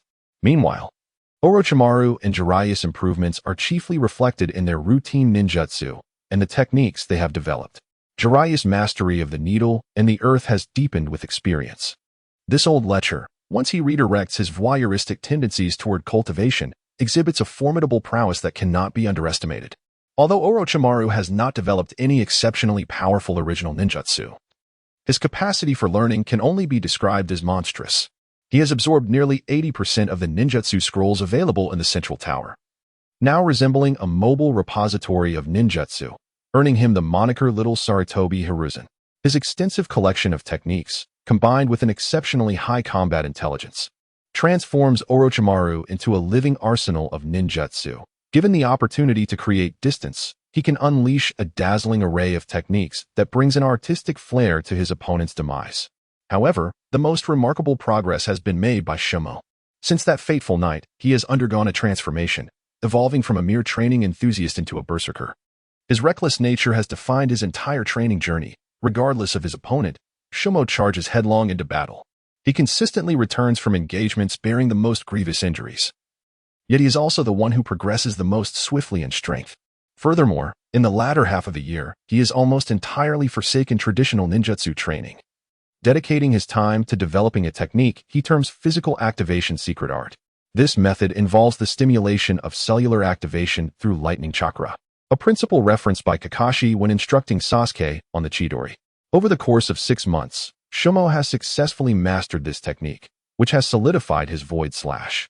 This ability has evolved beyond a mere explosive skill, transforming into a state akin to the lightning armor of the Cloud Village. In this state, Shumo can significantly enhance his speed and strength for a brief period, somewhat reminiscent of the 8 Gates technique, yet without the same detrimental effects on his body. With the augmentation provided by this technique, Shumo can hold his own against Xingye for 3 minutes, though once his chakra is depleted, he will inevitably be overwhelmed. Tufing and Minen, witnessing the growth of their 6 companions, are left in awe. Their own progress under the direct tutelage of the second Hokage was not nearly as rapid. Truly, the new generation is surpassing the old, as the waves of the Yangtze River push forth the next. Today marks the final day of their closed training. This morning, after having breakfast, Xingye and the others did not receive the new training directives from Minyan. Instead, each one was handed a small letter. Upon opening it, they discovered it contained their intention to register for the Chunin exams. Xufeng couldn't help but laugh at the bewildered expressions on their faces. While a smile crept onto Minyan's visage, congratulations on completing a year of intensive training. Henceforth, you need not gather to behold my ugly muck. The 6 exchanged glances, momentarily at a loss for words. During their time in the Forest of Death, they had scarcely noted the passage of time. Each day was filled with rigorous activity, and they would fall asleep within mere seconds of collapsing on the ground, having had no leisure to count the days that had slipped by. They often only realized that 2 months had swiftly passed when Chifeng and Minyan informed them that today was a holiday, and they could finally emerge from the Death Forest. Suddenly, the revelation that a year of intensive training had concluded left their minds in a state of disarray. No one could articulate the tumult of emotions within. While some felt joy, there lingered a sense of reluctance. The memories of their arduous days stirred an impulse to shed tears. Xingye was suddenly reminded of the military training he had endured in a past life, counting each day until its end, yearning for the foolish instructor to depart. Yet, upon the conclusion of the final exercise, he found himself unable to suppress the tears, as the once despised instructor now appeared endearingly human. Chiefing approached and gently patted their shoulders, saying, "What is there to weep about? There will be many more days ahead for us to mate. Don't just stand there. Look at how dirty you all are. Let us go soak in a hot spring first, and afterward, we shall celebrate with a barbecue. It's on me." As the training concluded for Xingye and his companions, less than a week remained before the commencement of the CH-NEEN exams. In a bid to ensure fairness, it was agreed that this year's CH-NEEN exams would not be held within the confines of Kanahegakure, but instead take place in the Land of Rivers. The village of Yumgaekure willingly took on the responsibility of hosting the exams, making it one of the participating nations. Both Kumogakure and Kanahegakure expressed surprise at the initiative taken by this small village. However, the offer of accommodation and facilities was welcomed by both nations. Neither believed that Yumgaekure would create any disturbances, as the Land of Rivers, caught in the midst, was the nation most fervently yearning for peace. Should they disrupt the CH-NEEN exams and prolong the conflict, the entirety of the Land of Rivers would face catastrophic consequences. It would take a lunatic for the daimyo of the Land of Rivers to allow Yumgaekure to instigate trouble. In truth, both the daimyo and the village chief of Yumgaekure placed considerable importance on this CH-NEEN exam, not with the intention of achieving glory in such a rigorous competition, but rather with the hope of appeasing both sides and ensuring that, regardless of whether the fighting would resume, the Land of Rivers would remain unscathed. This exemplifies the tragedy of small nations, forced to placate the oppressors while being the true victims of the conflict. The daimyo allocated substantial funding to Yumgaekure for the construction of facilities and arrangements for accommodation, while the village chief found himself so preoccupied with these tasks that he neglected the village's administrative affairs. Unbeknownst to them, however, a nefarious organization was secretly devising a sinister plan within their borders. The Jiajing cult was a fledgling organization, born from the refugees persecuted during the Great War. Under the guidance of their leader, Qilu. Qilu was a natural-born opportunist, harboring an almost obsessive thirst for power and influence. He possessed a silver tongue capable of swaying hearts, yet lacked the innate talent to become a ninja. This inability condemned him to a life as an ordinary person, a fate he was unwilling to accept. Even if he could not become a ninja, he aspired to stand out among the common folk. Astutely observing the suffering endured by the citizens of many small nations during the Great War, he recognized an opportunity. Capitalizing on this, he founded the Jiajing cult, fabricating the existence of a so-called evil deity, and commenced an extensive campaign of proselytization. Within a year, he amassed a considerable following in the Land of Rivers. Initially, Qilu sought merely the exhilaration of power and the ability to manipulate others. However, everything changed when a farmer among his followers presented him with a secret scroll. The farmer, illiterate and unaware of the horrors contained within, remained oblivious, but Qilu understood all too well, his body trembling with realization. The scroll, an ancient artifact predating the Warring States period, contained accounts of a sinister sorcery known as curses. According to the narrative, it is posited that with an ample supply of sacrifices and blood, coupled with those sinister formations, even an ordinary individual could attain powers surpassing that of a typical ninja. This notion ignited a glimmer of hope for Kairu. Although he had previously relished in authority, he was plagued by anxiety each day. Acutely aware that his current ascendancy hinged entirely on the chaos of war, where no one paid him heed. Once the turmoil subsided, his lack of power would render him an easy target for extermination by the ninjas. However, with the acquisition of this scroll, a path to formidable strength lay before him. If he could harness the potent abilities described within, his future prospects would be boundless. Thus, Kairu embarked on a study of the cursed scrolls. He dared not immediately delve into the advanced techniques, opting instead to commence his research with the most fundamental incantations. The results demonstrated that these spells were indeed effective, further inflating his ambitions. He showcased the powers he had acquired to his core followers, proclaiming that they were gifts bestowed upon him by the Dark God in response to his offerings. He urged them to heed his commands and serve the Dark God, promising that through his hands, they would be granted strength. The doctrine of the Dark God cult transformed from a philosophy of hedonism into one that embraced suffering, exchanging bloodshed for the Dark God's delight. This grotesque tenet repelled many ordinary adherents, but attracted a fervent following of those whose sanity was questionable, leading the cult to adopt a more clandestine existence. While the cult appeared to vanish from the surface, in truth, it burrowed underground, initiating clandestine conspiracies unique to their sect. Disciples of the cult scattered across the land of Kawa, luring unsuspecting young girls and children under various pretenses to their secret lairs, where they were offered as sacrifices in sanguinary rituals. Within the secret base of the Dark God cult in Kawa, the eerie formations were adorned with the bodies of several young maidens, their blood flowing into the meticulously inscribed runes, enhancing the already sinister array. A throng of devotees reveled in their macabre celebration, their bare skin adorned with various black markings as they reveled in the power coursing through them.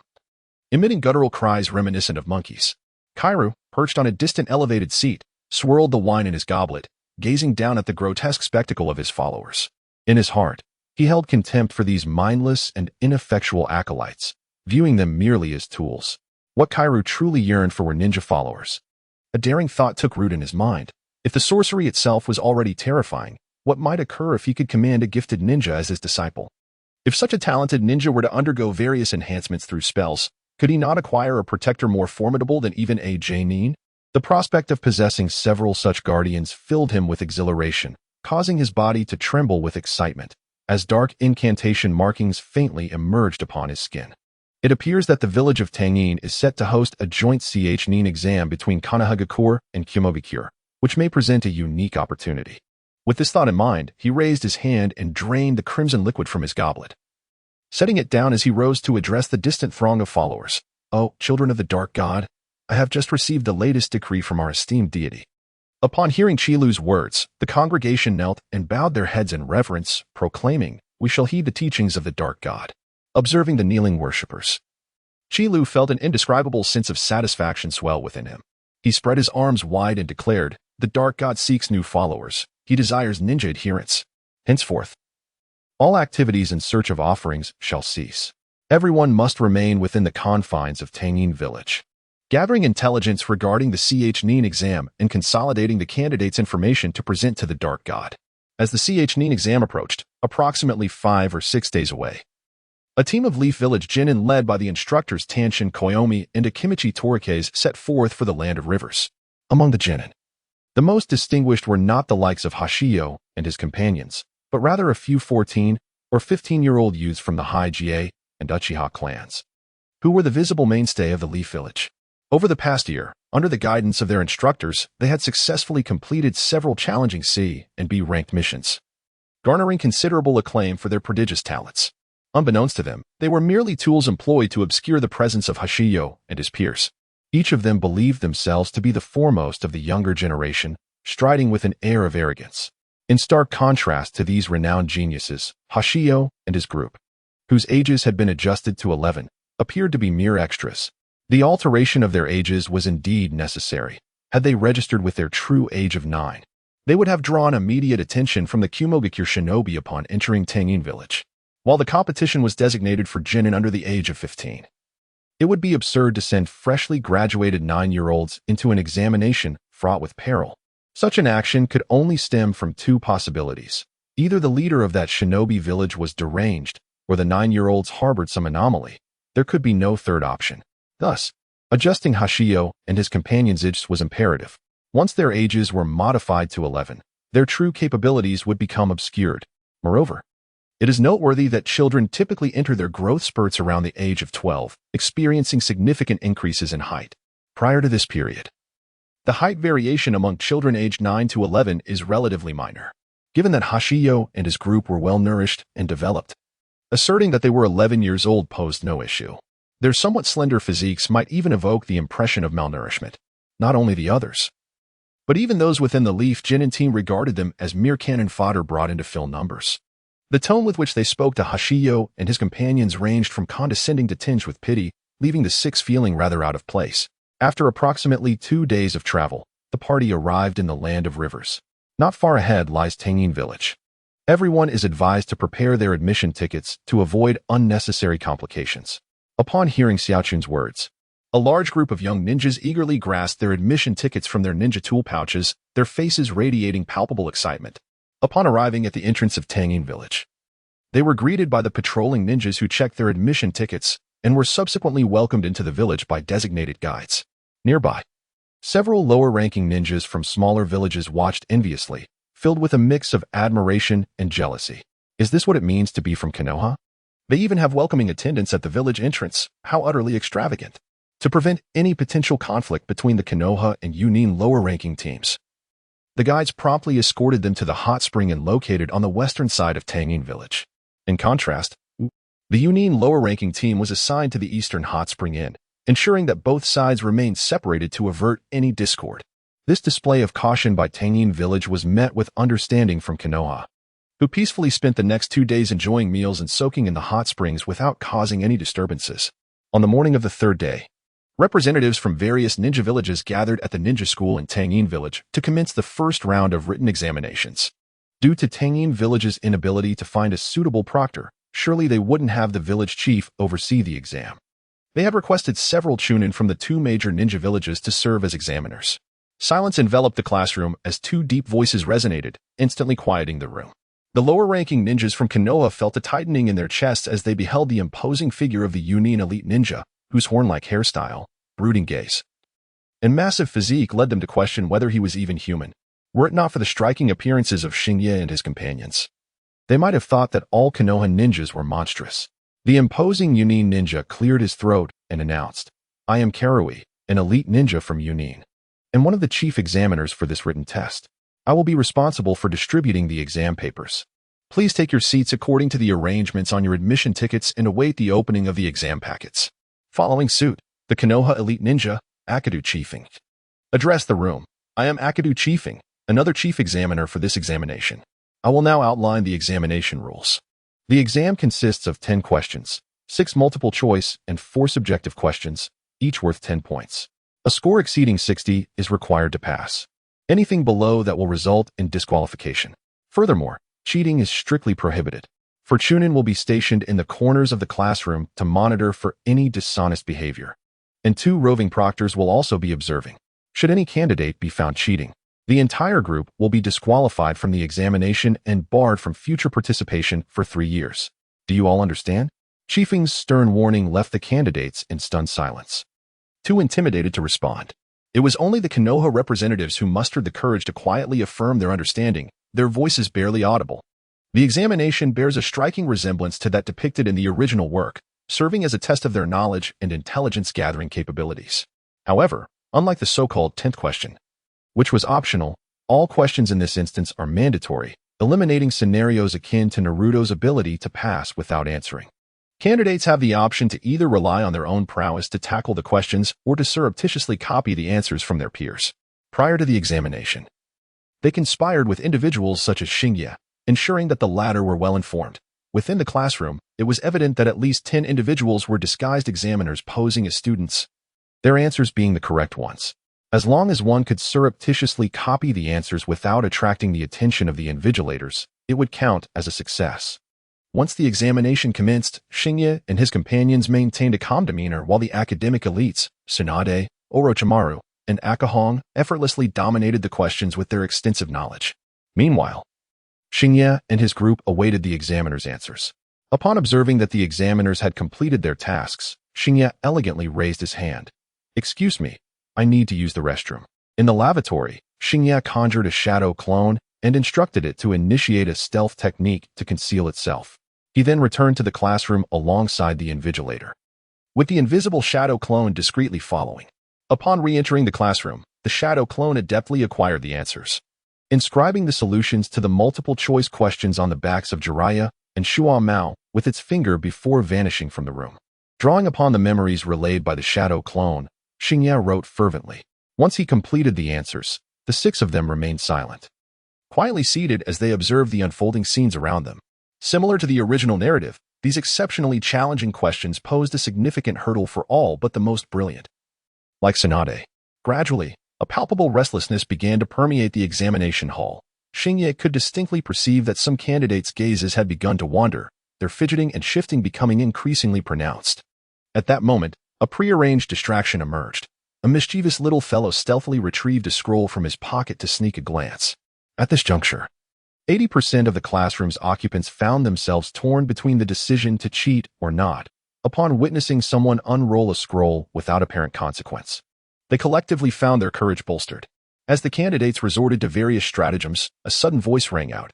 "Candidates 36, 58, and 73, your examination qualifications are hereby revoked. The individual caught peeking at the scroll lowered his head in shame, while the other two, bewildered, protested vehemently. On what grounds can you revoke our qualifications? An invigilator approached the anxious individual and, with a firm clap on the shoulder, inadvertently caused a textbook to tumble to the ground. Do you see that? The expressions of the other two darkened as they were escorted out, unleashing a torrent of invective toward their comrades. The unexpected scene startled all present. Yet the impossibility of solving the questions left them with no choice but to resort to desperate measures, leading to an array of bizarre and inventive cheating tactics emerging.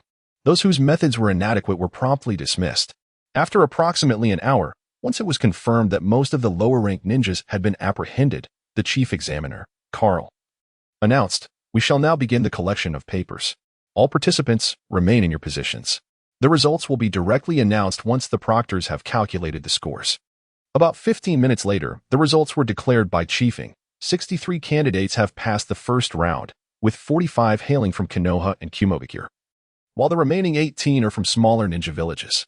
Shinya and the others, predictably, all passed without incident. After confirming the number of successful candidates, Chiefing cleared his throat and stated, "The 63 who have passed may return to their lodgings for rest. We shall convene at the entrance of Tangin village at 9 o'clock tomorrow morning to commence the second round of the competition. Latecomers will be disqualified. With that, you may head back now." Shortly after, Shinya and the others returned to the hot spring and following the first exam. An inexplicable disappearance of over 10 individuals occurred within Tangin village, yet no one seemed to notice. These individuals were followers of the Jiajin sect, who had secretly infiltrated Tangin village. They had dug a hidden passage leading directly to the temporary stronghold of the Jiajin sect. At this moment, they were convening for their second meeting at the makeshift headquarters. Chiru, upon seeing his subordinates return, eagerly inquired, "How did it go? Have you gathered all the information?" One of Chiru's subordinates presented 2 scrolls and replied, "O Lord of the Evil God, this is the comprehensive information on all the participants that we have painstakingly compiled. There may be some omissions, but this is the best we could achieve. Tomorrow marks the time for the second survival examination, which will take place in the forest above us. This is a splendid opportunity bestowed by the evil god, and we must seize it, Lord Chiru." Chiru, exhilarated, took the scrolls and remarked, "Excellent. You have done remarkably well. The evil god has conveyed his satisfaction with your efforts, and you shall be rewarded." Hearing this, Chiru's subordinates were filled with joy, immediately kneeling and bowing, exclaiming, "Thank you, O evil god. May the evil god endure forever." Chiru paid no heed to their fervent displays. His focus was entirely on the 2 scrolls. The scrolls contained the names of the ninjas from the hot spring inns of Konoha and Kumogakure. Chiru was astute and understood that the prowess of a ninja is often determined by the breadth of ninjutsu they have mastered. Villages with scant ninjutsu heritage would not yield significant accomplishments, even if he controlled their ninjas. Hence, he had instructed his subordinates to gather information on the lower-ranked ninjas from Konoha and Kumogakure. Upon reviewing the list from the 2 villages, Chiru furrowed his brow, realizing that matters were not as straightforward as he had anticipated. Take, for instance, one of the individuals from Kumogakure, a robust child, akin to a humanoid buffalo, who appeared far older than his actual age, despite being under 15. At first glance, one could easily discern an intimidating demeanor, and upon reflection, it is often the denizens of the hidden cloud who wreak the most havoc during warfare. Chilu instinctively contemplated abandoning the list pertaining to the hidden cloud. After a moment of deliberation, he settled on 2 targets before him, albeit those were choices made out of a lack of alternatives, considered only when no other suitable candidates could be captured. Indeed, this reveals Chilu's short-sightedness, due to his non-ninja status. He lacked the understanding necessary to accurately assess a ninja's strength. To him, individuals who appeared frail, lacked a prominent clan background, and bore a non-threatening demeanor constituted his desired targets. His level of experience and the circumstances he encountered compelled him to rely on these superficial judgments to gauge a person's prowess. Upon examining the scroll from the hidden leaf, he found it considerably more appealing. At the very least, the skin tones seemed more comfortable than those of the hidden cloud inhabitants. However, as he scrutinized the list, Chilu's brow furrowed anew. Among the 20 or so names, 8 or 9 bore the surnames Uchiha and Hyuga. The renown of these 2 clans is such that even the children by the roadside in the land of rivers have heard of them, certainly not to be trifled with. eliminating the descendants of these clans, along with the likes of the Aburame and Akimichi, who evidently stood apart from the norm. Left him with a mere 4 or 5 viable options. Orochimaru, Moonlight Stars, Tsunade, and Sunset Crimson were the 4 individuals Chi-Lu had earmarked as primary targets. The reasoning was straightforward.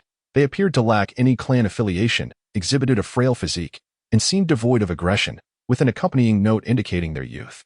At first glance, he felt confident that he could easily employ jutsu to control and abduct them. The more he gazed at their photographs, the more satisfied Chi-Lu became, nodding approvingly. Excellent. These 4, along with the 2 from the hidden cloud. He raised his head and addressed his subordinates. You are to scout the situation above. Should any of these 6 be spotted tomorrow, inform me immediately. The Dark Lord has decreed that I must personally partake in this endeavor. The acolytes accepted their orders and hurried off, while Chi-Lu retreated into a secluded chamber around the corner. Locking himself away to study the jutsu he intended to employ the following day, concurrently preparing the necessary blood for the incantations. Early the next morning, the 63 genin who had passed the initial written examination arrived at the entrance of the Hot Springs village, accompanied by their leading jonin from various villages. At precisely 9 o'clock, they were led out of the village, stopping collectively before a forest surrounded by barbed wire. Awaiting them at the entrance was the village chief of Hot Springs, who cleared his throat and endeavored to present an air of authority as he began to speak. The next phase of the assessment is about to commence, the trap forest. With that, the chief commenced to elucidate the rules of this examination, which bore significant differences from the one faced by Naruto and his companions, perhaps rendering it even more challenging. While the core principle of safeguarding a scroll remained, this time, the scrolls were not scattered throughout the environment, but were simply a single set of scrolls. Moreover, this time the scroll can only protect a single individual from the entire team, allowing only one person to advance. Upon entering the forest, each group was scattered, and every participant was required to rely on their own strength to evade traps, safeguard the scroll, and reunite with their teammates. Subsequently, the assembled team would use this scroll as a foundation to procure as many additional scrolls as possible over the next 3 days, awaiting the opening of the central tower to submit their scrolls. In the final submission phase, the concept of teams would be abandoned. Whoever submits a scroll advances, while those without are eliminated. This merciless and straightforward system suggests that this examination will be far more brutal than the one endured by Naruto and his companions. Before the examination commenced, the Hidden Soup Village specially prepared small black rooms for each group to discuss privately. Each group spent a minute inside to strategize and conceal their scrolls. Upon exiting the black room, they would be blindfolded and taken away, only able to remove their masks upon reaching the entrance of the examination area. The Starry Night team and the Tsunade team chose to gather together for discussion. After their deliberation, the scrolls were concealed on Orochimaru and Starry Night.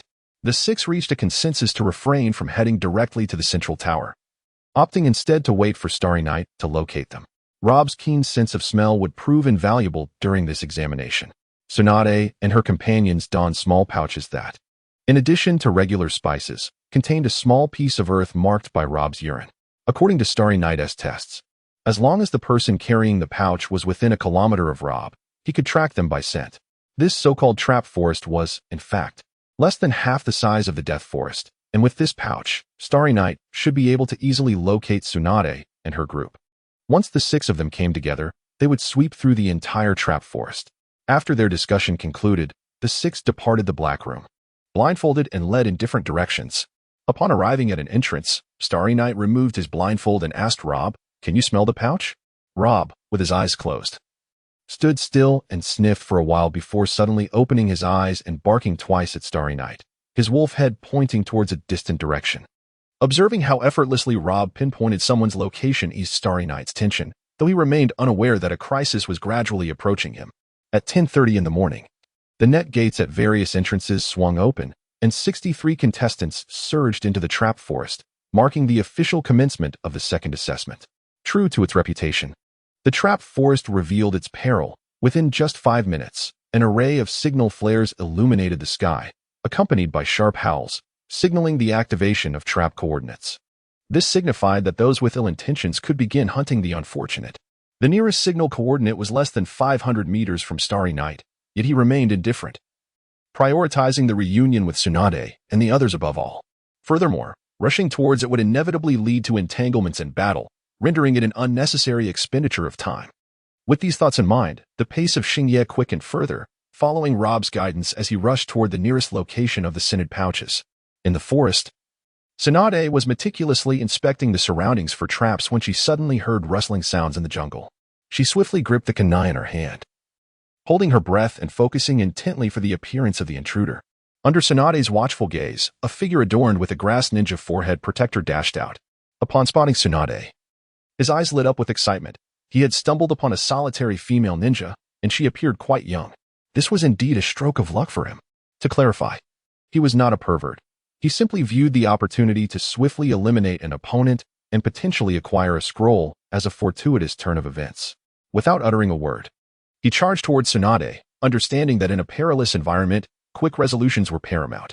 After all, if he lingered too long, his teammates might arrive, leaving him in a foolish predicament. While the grass ninja's mindset was sound, his fortune was lacking.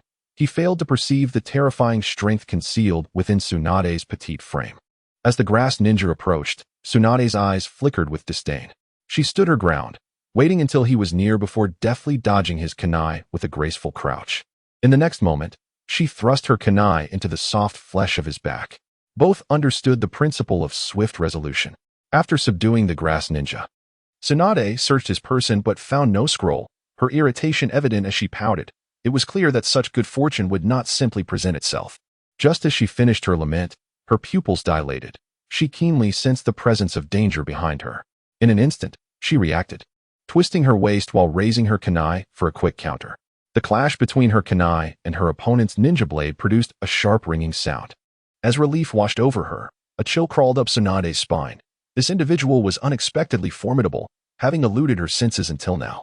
While she pondered the alarming prowess of her adversary, she suddenly recognized the blade's ornate craftsmanship, reminiscent of a work of art. Quick reflexes? Her intense training had indeed borne fruit. Hearing that familiar yet infuriating voice, Tsunade's previously tense muscles relaxed, and she turned to deliver a reprimanding blow to the intruder. "You nearly scared me to death by showing up now." Xingye, struck, instinctively shielded his head and promptly sought to change the subject. "Wait, if you keep hitting me, you'll attract others. We still need to find Jiraiya and the others, don't you think, Rob?" Rob, catching the plea in his master's eyes, complied with a soft call. Upon hearing Rob's voice, Tsunade contemplated and found merit in his words. With a huff, she sidestepped Xingye and turned to Rob, asking, "Do you detect the scent of the pouches nearby?" Rob shook his head, indicating that there were none in the vicinity. Tsunade then kicked Xingye once more, saying, "See? We must go look for Jiraiya and the others." With that, she and Xingye departed from the area. Throughout the journey, perhaps due to the presence of Tsunade, the two companions shared laughter and conversation, their vigilance significantly diminished. Robert, preoccupied with the search for the fragrant pouch, remained oblivious to the figure covered in muck that lay concealed in the muddy ground they traversed. This muddy individual, eyes glinting at the sight of Tsunade and Xingye departing, rose and made haste towards a nearby dense thicket. Meanwhile, within the temporary base of the Kajakan sect, Cairo anxiously awaited news from his followers, concerned that these inept individuals might struggle to locate their targets. Just as he paced in frustration, the muddy figure burst into the scene, exclaiming, "Lord Cairo, I have spotted the targets you selected, and there are two of them. They are heading eastward together. Hurry, take me to them." As Cairo followed the muddy figure in pursuit of Tsunade and Xingye, the latter duo encountered their own predicament. After weaving through the forest for some time, Robert suddenly called out, indicating he had caught a whiff of the fragrance. Tsunade and Xingye were filled with delight. But just as they prepared to turn towards the source of the scent, they unexpectedly came face to face with an approaching figure. Typically, Xingye, eager to reunite with Shimo and the others, would not have paid any heed to an approaching individual, allowing them to pass without confrontation. However, the adversary bore the forehead protector of the Cloud Village, which was impossible to ignore. It is crucial to note that their purpose in participating in the Chunin exams was to eliminate Cloud Ninjas and thwart their victory in the competition. The Cloud Ninja shared this sentiment, creating an inevitable conflict. The Cloud Ninja appeared to be about 14 or 15 years old, with a robust physique resembling that of a small water buffalo, scrutinizing the seemingly slight figures of Tsunade and Xingye. Lacking any imposing presence, he believed that his age and physical prowess would easily allow him to handle them. Though he was not among the most gifted in his village, he prided himself on being a rare talent. Contemplating this, The Cloud Genin unleashed his strength, charging towards Xingye and the others with a shout. "Fool! Is this guy not afraid of being discovered?" Tsunade scoffed, preparing to engage, but Xingye raised a hand to halt her, saying, "Allow me. You take Robert and find Shimo. I will catch up with you shortly." Acknowledging Xingye's extraordinary speed, Tsunade nodded, cradling Robert and choosing to proceed. Feeling dismissed, the Cloud Genin taunted Xingye. "Are you so eager for death? You had a chance to face me together, and now you let your teammate flee first. What a fool." Ignoring the taunt from the hulking figure, Xingye drew his sword, the legendary Muramasa, and struck swiftly, like the wind, aiming for the Cloud Ninja's neck. The man was taken aback by the speed of Xingye, unable to fathom how this seemingly frail individual could possess such terrifying swiftness. Fortunately, he was not entirely inept. His chakra affinity was for lightning release, which greatly augmented his speed. In a critical moment, he managed to twist his body midair, bracing himself against the blow with his shoulder. Enduring a stab to the shoulder was certainly preferable to having his throat slit. However, in the next instant, an arm was severed, causing the humanoid water buffalo to let out a cry of anguish. He had initially hoped to withstand the attack with his shoulder, limiting the subsequent assault, and then capitalize on his close-range advantage to eliminate his foe. Speed-oriented ninjas typically lacked substantial strength. He believed a full-force strike would suffice. Yet, he was blindsided as the unparalleled sharpness of the Mikazuki Munikika took his arm. The fallen Cloud Shinobi clutched his severed limb, drenched in cold sweat, gazing at Xingye with eyes now filled with profound fear and hatred instead of disdain. He realized he had underestimated his opponent, who was not the soft target he had presumed, but rather an elite warrior of Konoha. Based on his assessment, even the strongest within the ranks of the Cloud Village would struggle against such speed.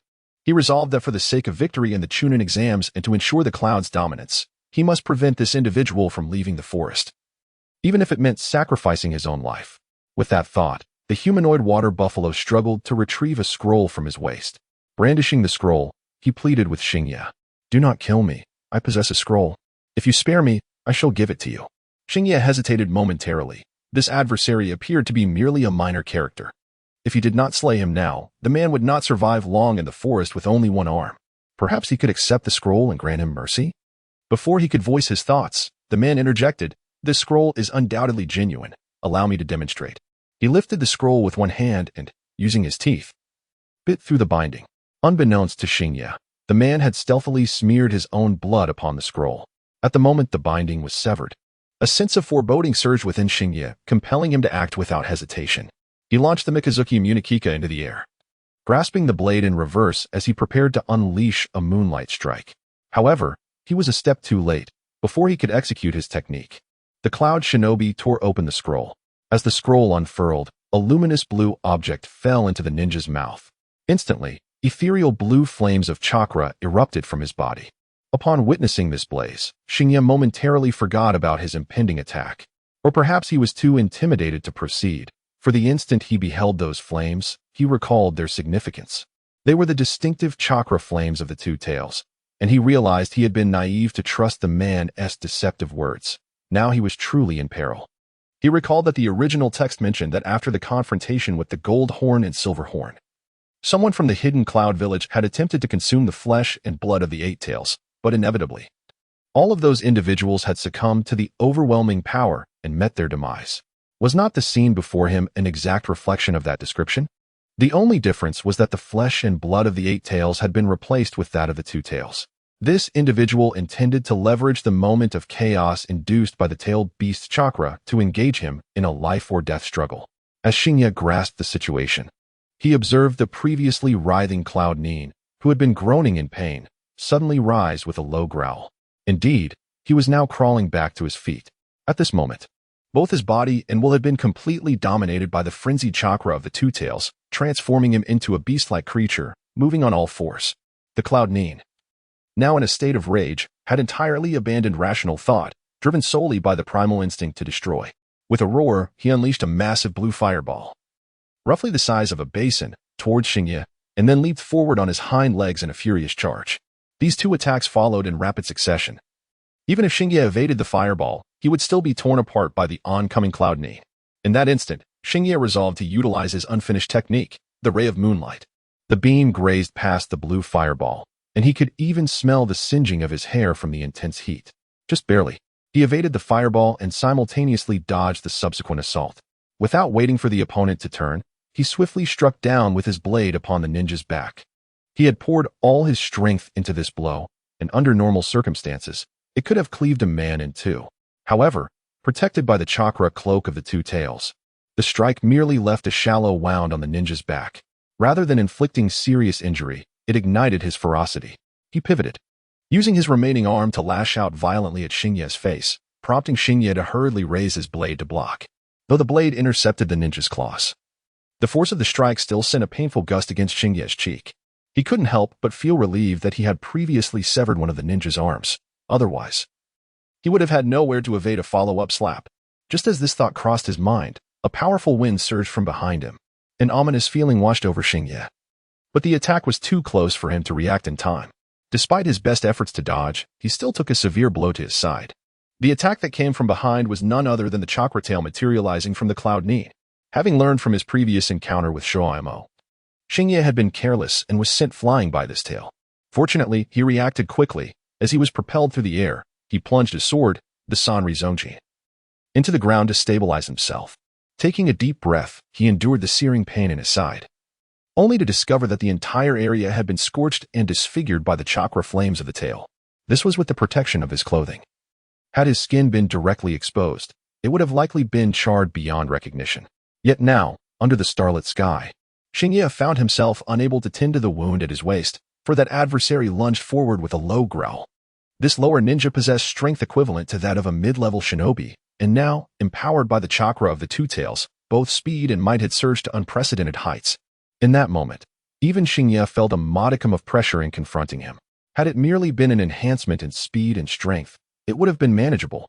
However, the most daunting aspect was the chakra flames enveloping that foe. Any slight contact would result in severe burns, making treatment exceedingly troublesome. After several encounters with the fiery claws of Mikazuki Munakika, the blade had begun to exhibit a faint redness. Had it been an ordinary ninja blade, it would have likely been warped by the combination of flames and the ninja's formidable power by now. Nevertheless, this reckless rampage ultimately inflicted greater harm upon the lower ninja himself. Such a frenzy was inherently time-limited, and Xingye could distinctly sense a decline in his opponent's strength compared to earlier. He believed that within less than a minute, this adversary would be unable to sustain himself any longer. Just as Xingye was contemplating that exhausting this lower ninja would conclude the matter, a voice suddenly echoed through the forest. "Lord Kairu, that lad is over here, all alone, battling some creature." Upon hearing this voice, Xingye couldn't help but curse his misfortune. How could he be so unlucky? After finally managing to resolve the situation here, another complication arose. Without daring to squander any time, he deftly evaded the opponent's attack with a flicker of moonlight and drew forth a dagger. Over 30 concealed blades resting against his thigh, none of which had seen action.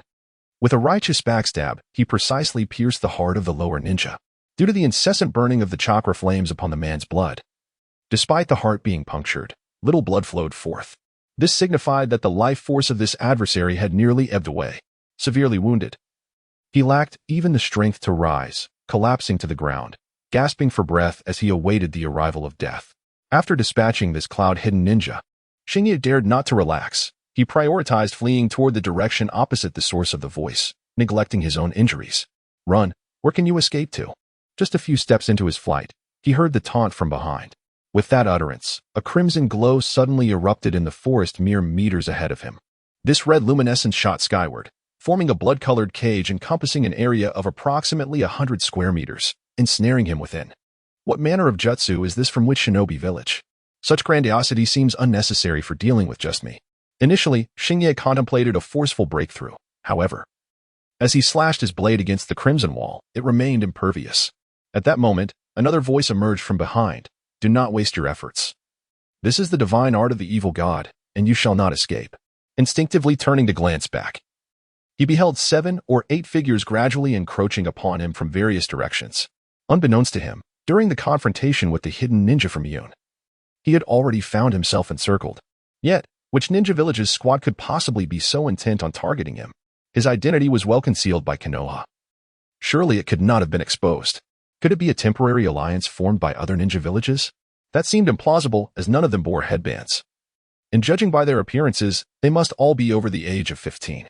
What was truly happening here? With a mind swirling with questions, Xingye was interrupted by the voice of the individual who had spoken earlier, his tone laced with barely contained excitement. How splendid. You are injured. Which makes things all the more convenient. The man then turned to the followers surrounding him, commanding, "You shall now begin to form the formation. This is the will of the Dark God and must not be compromised." Following the sound, Xingye finally laid eyes on the speaker, a middle-aged man, likely in his 30s or 40s. From the reverent gazes of those around him, it was evident that he was indeed the so-called Lord Kairu. Xingye, bewildered, addressed Kairu. "Which ninja village do you hail from, and why expend such effort to target me?" "Target you?" Kairu replied, a smile spreading across his face, adopting a demeanor reminiscent of a priest. "This is not a matter of targeting, my child. It is the divine will. The Dark God has taken notice of you. He wishes for you to serve by his side, to join the great family of the Jiajin sect." Yue Guang Xingye retorted, "You are out of your mind." At this moment, Xingye realized the identities of these individuals. Their incessant references to the Dark God Lord immediately reminded him of Fade Wan from the original work. The Jiajin sect they spoke of might very well be the precursor to the Dark God cult, though he remained perplexed as to why this group had set their sights on him. Regardless of their motives, Xingye had no intention of associating with these lunatics. His sole desire was to escape from this crimson prison. Once free, he was confident that with his ability to phase through dimensions, they would be unable to capture him. Kairu, upon hearing Xingye label him a lunatic, did not take offense. He maintained his measured, priest-like tone and continued, "It's quite normal to feel some resistance at first. However, once you join us, you will discover the allure of the Dark God Lord." In response, Xingye launched an offensive. Seeing Xingye suddenly charge forward, Kairu could no longer afford to be leisurely. He swiftly drew a dagger hidden in his sleeve and slashed open his palm.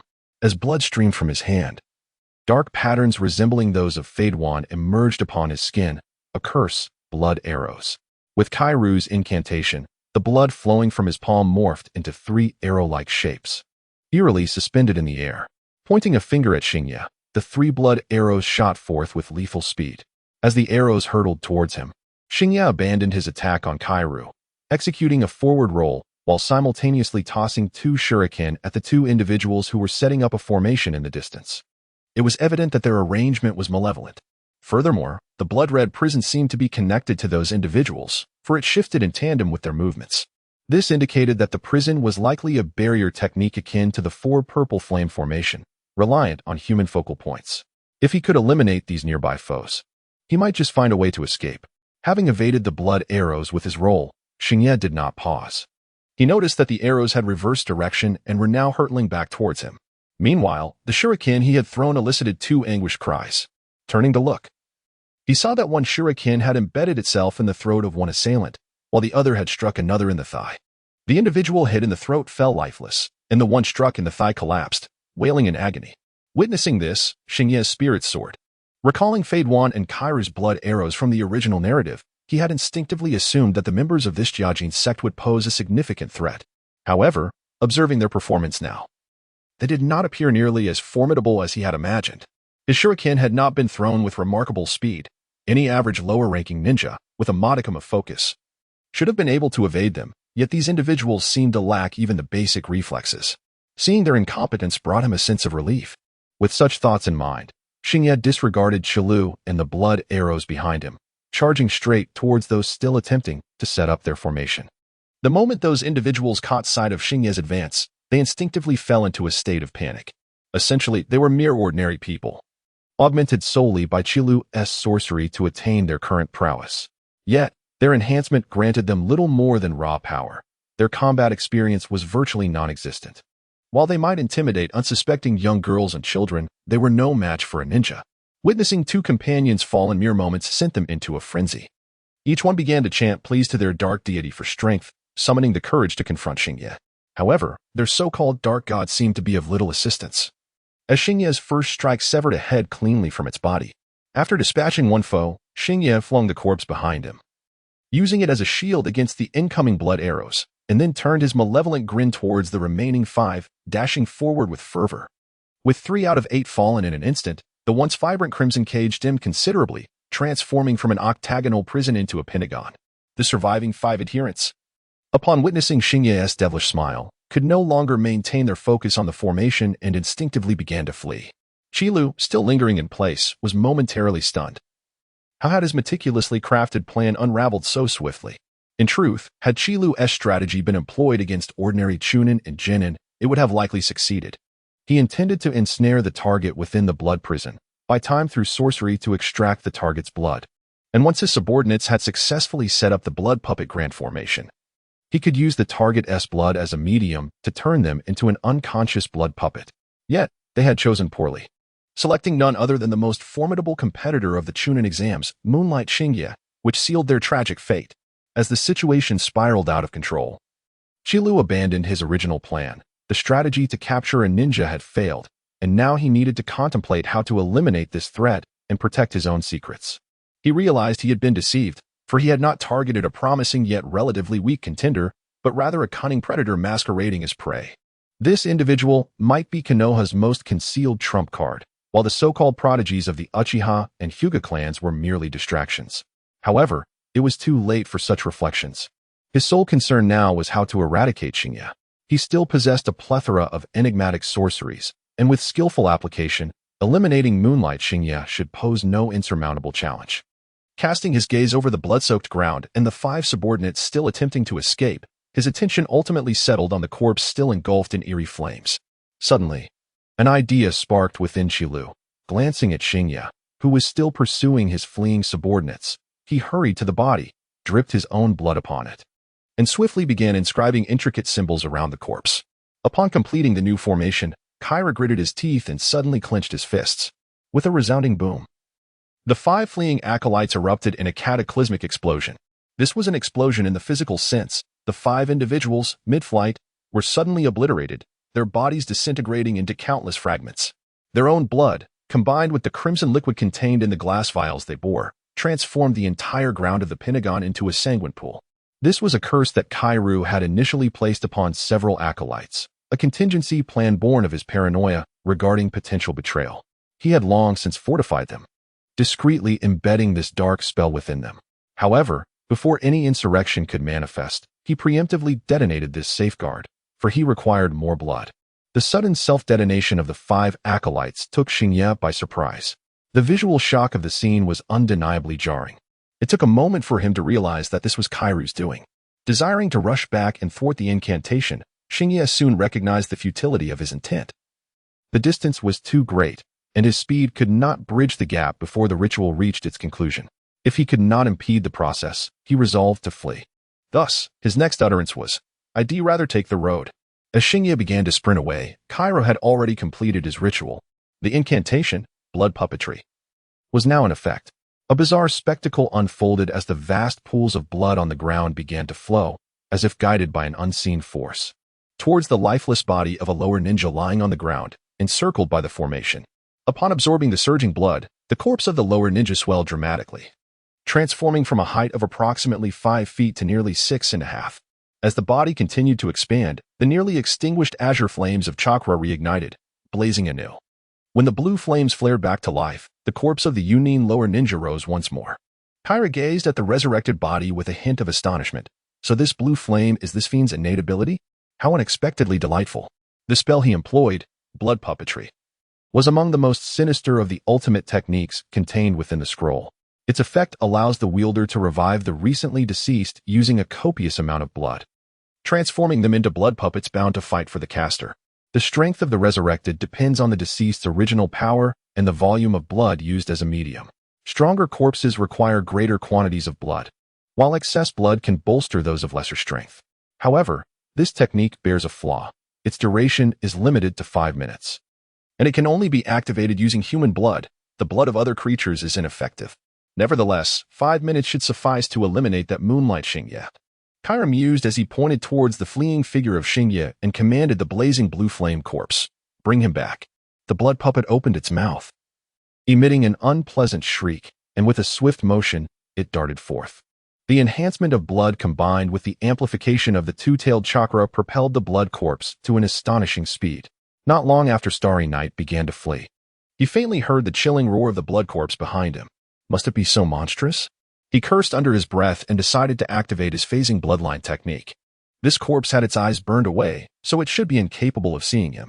With this thought, Starry Night initiated his phasing ability, slowing his pace in an attempt to gradually elude the Blood Corpse's pursuit.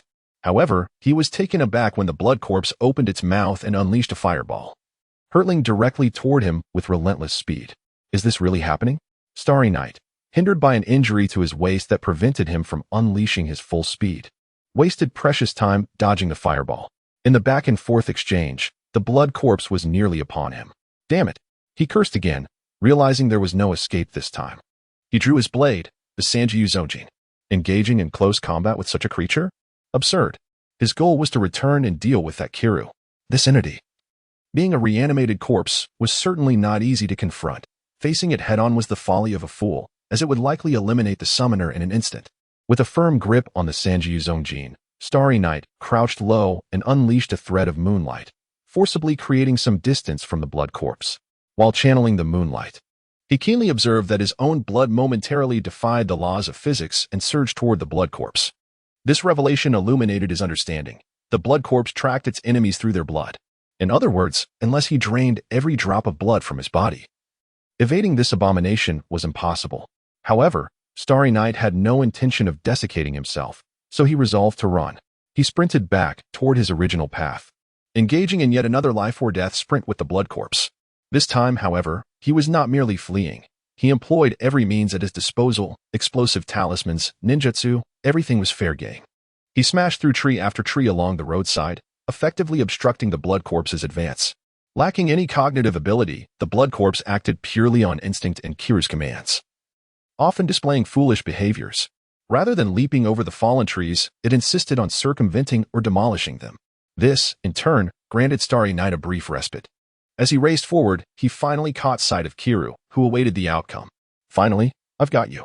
Starry Night activated his phasing ability, stealthily approaching Kiru.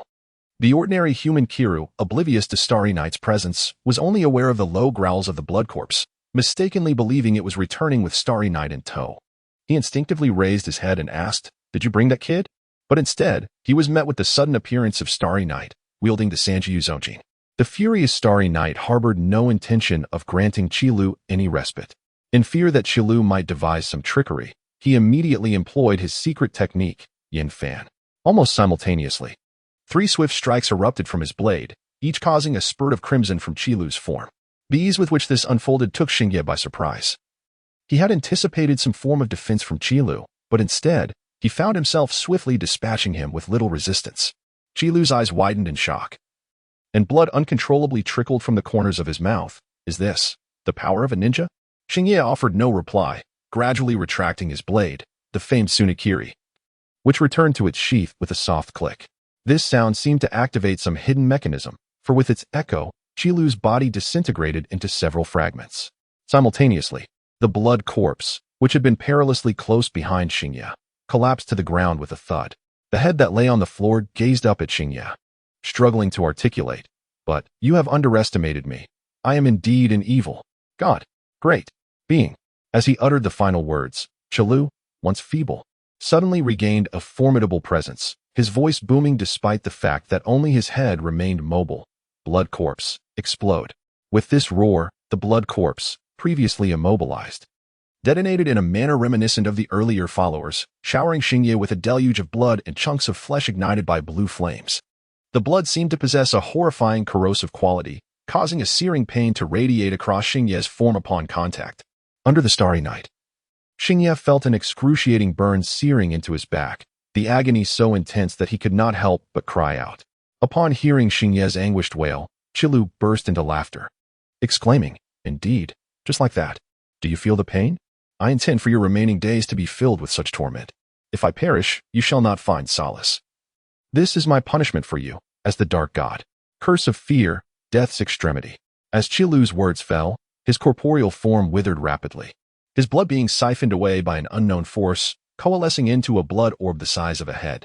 This orb, formed of congealed blood, spun before hurtling towards Xingye's back. Enduring the agony, Xingye hurled his dagger in a desperate attempt to halt the ghastly entity. However, the blade pierced the blood orb with no effect, merely passing through as the orb undulated and returned to its original state, unaltered. The orb collided with Xingye's back, and in that instant, he felt as though his entire back was being ripped apart. The overwhelming pain elicited a mournful howl, leading him to faint on the spot.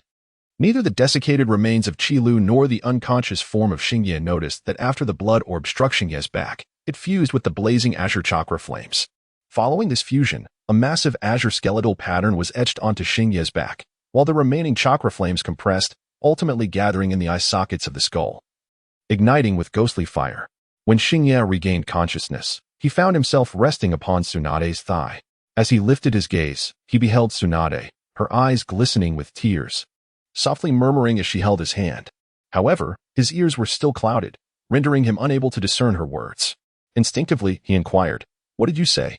"Ah," Tsunade gasped, her expression shifting to one of great delight. "You have finally awakened." I was terrified when Shumo and I first found you. But enough of that. Drink some water." With that, she offered him a water flask. After taking a couple of sips, Xingye realized he did not experience an overwhelming thirst, indicating that Tsunade had tended to him well during his unconsciousness. Rising from Tsunade's thigh, Xingye shifted his sitting position and pondered, "Has everyone gathered? How is the collection of the scrolls progressing?" Tsunade, feeling a bit bashful, adjusted her clothing and changed her posture, gently massaging her thigh. For resting like this for an extended period had become quite uncomfortable. As she rubbed her thigh, she began to recount the events that transpired during Xingye's unconsciousness. She and Robert had followed the scent of the incense pouch to locate Shumo, who was then besieged by a small team. After a hard-fought battle, they managed to defeat that squad. However, Robert could not detect Xingye's scent. In hindsight, this was understandable, as the location of their battle had strayed far from where they initially fled. Moreover, with the bloodshed caused by the members of the Akatsuki surrounding him, it is entirely understandable that Robert could not sense the presence of Xingye. Tsunade and the others searched for a considerable time before locating Xingye's whereabouts, but by then, he was grievously injured and unresponsive to their calls. Reluctantly, they had to rely on Shumo to carry him onward, and fortunately, subsequent events unfolded with greater ease. They encountered few ninjas along the way, and Robert quickly detected the positions of Jiraiya and the others.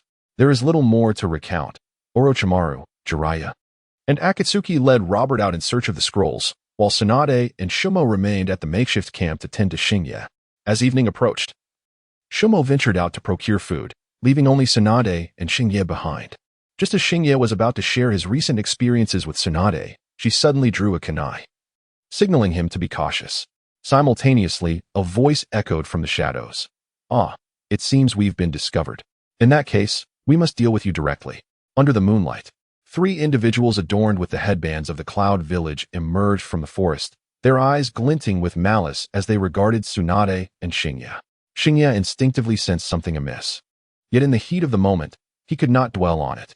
He swiftly unsheathed his sword, the crescent moon blade, and positioned himself back-to-back with Tsunade. The leader of the trio spoke, "That man is injured. I'll handle him alone. You two take care of the woman." The other 2 nodded in agreement and advanced toward Tsunade, while the leader drew his own ninja blade from behind. How rare to encounter another swordsman. "I hope you can entertain me. Perhaps if I'm in a good mood, I might spare your life." Xingye tightened his grip on the crescent moon blade, an unsettling feeling gnawing at him, as if something were amiss within. Yet he could not pinpoint the source of his unease, which heightened his vigilance. As the assailant charged at him with his weapon drawn, a flicker of disdain crossed Xingye's eyes. Having attained an intermediate level in swordsmanship, he possessed a clear understanding of the art. Observing the man's stance and approach, he could discern that the assailant's skills were rather rudimentary, at best at an entry level, far inferior to Shumo, let alone himself. With both hands gripping the blade, Xingye executed a diagonal slash that collided with the man's weapon, deflecting its trajectory. He then swiftly transitioned to an upward thrust aimed at the man's hand that gripped the sword. The assailant was taken aback by the swiftness of Xingye's technique. It was overwhelming, too fast for him to comprehend. Before he could react, the crescent moon blade was already targeting his grasp. Startled, the man instinctively withdrew his hand and relinquished his weapon, narrowly escaping the fate of losing a finger. However, in that fleeting moment of retreat, he regretted his decision. Having abandoned his preferred weapon in close combat, the outcome was all but inevitable. The adversary's blade forcefully struck his kunai, sending it flying. At that moment, if he could unleash his speed and deliver a decisive blow, his demise would be inevitable. Indeed, Xingye intended to do just that. Upon witnessing the opponent discard their weapon, he resolutely channeled his chakra, planning to harness the enhanced speed to eliminate the hidden cloud ninja. However, As he summoned his chakra, an unforeseen transformation occurred. A searing sensation ignited behind him, and an eerie blue flame of chakra erupted, swiftly engulfing his entire being. Unable to contain his agony, Xingye let out a cry. Instinctively dropping to one knee, his grip on the crescent moon blade faltering. In that moment, he finally discerned the anomaly. His chakra had vanished. Earlier, when Tsunade detected the enemy, he had sensed something amiss. Ordinarily, his perceptive ability surpassed hers. Yet, until Tsunade identified the foe, he remained oblivious to their presence. In retrospect, the absence of his chakra had precipitated such a predicament. Nonetheless, Xingye could not dwell on that. The pain was overwhelming. As the chakra flames blazed, a searing agony radiated from his back, akin to thousands of ants crawling and biting him. This torment spread relentlessly through his limbs, threatening to shatter his sanity. The hidden cloud ninja stood momentarily stunned. He had anticipated his own demise, only to witness his opponent's sudden transformation into this pitiable state. Elation surged within him as he hastily retrieved a kunai from his tool pouch, intent on finishing Xingye off. In the distance, Tsunade, startled by Xingye's cry of pain, hurried to provide assistance. However, she found herself entangled with two adversaries, unable to break free. In a moment of desperation, Tsunade resolved to exchange injury for injury, allowing one ninja's kunai to pierce her arm as she unleashed her full strength to send the other flying. After propelling that foe away, Tsunade summoned all her speed, charging toward the hidden cloud ninja before Xingye. The adversary, however, remained alert, deftly rolling aside to evade her assault. While Tsunade had shielded Xingye, their situation had grown increasingly perilous. Xingye was incapacitated, yet the three opponents remained unscathed. Although the one Tsunade struck had a broken arm, he was far from defeated. This meant that Tsunade had to contend with three foes while simultaneously safeguarding Xingye, causing her to furrow her brow in concern. Just as Tsunade contemplated a desperate gamble, a distant howl from her bar reached her ears. Upon hearing that sound, Tsunade finally exhaled in relief. It seemed that her life was no longer at stake. With that thought, she disregarded the three adversaries before her and swiftly turned, delivering a precise chop to the back of Xingye's neck, rendering him unconscious. This action proved effective as Xingye fell. The chakra flames engulfing him gradually dissipated. Meanwhile, the expressions of the three adversaries shifted dramatically. Exchanging glances, they contemplated retreat. But a voice resonated from afar, Earth-style, Yellow Spring Swamp. As soon as the words were spoken, the once firm ground beneath the three transformed into a soft, treacherous quagmire, ensnaring the lower legs of two among them. Only the leading subordinate ninja managed to escape in time, however. He had scarcely taken 2 steps before a flash of lightning sliced through the air, followed by a searing pain in his chest. It was Shaku who had charged in from afar, delivering a decisive blow that ended him. Meanwhile, Jiraiya unleashed a fire jutsu, the great fireball technique, eliminating one of the individuals ensnared by the Yellow Spring Swamp. Just as he prepared to finish off the third, Jinhong hastily interrupted, exclaiming, "Fool, leave one alive for questioning."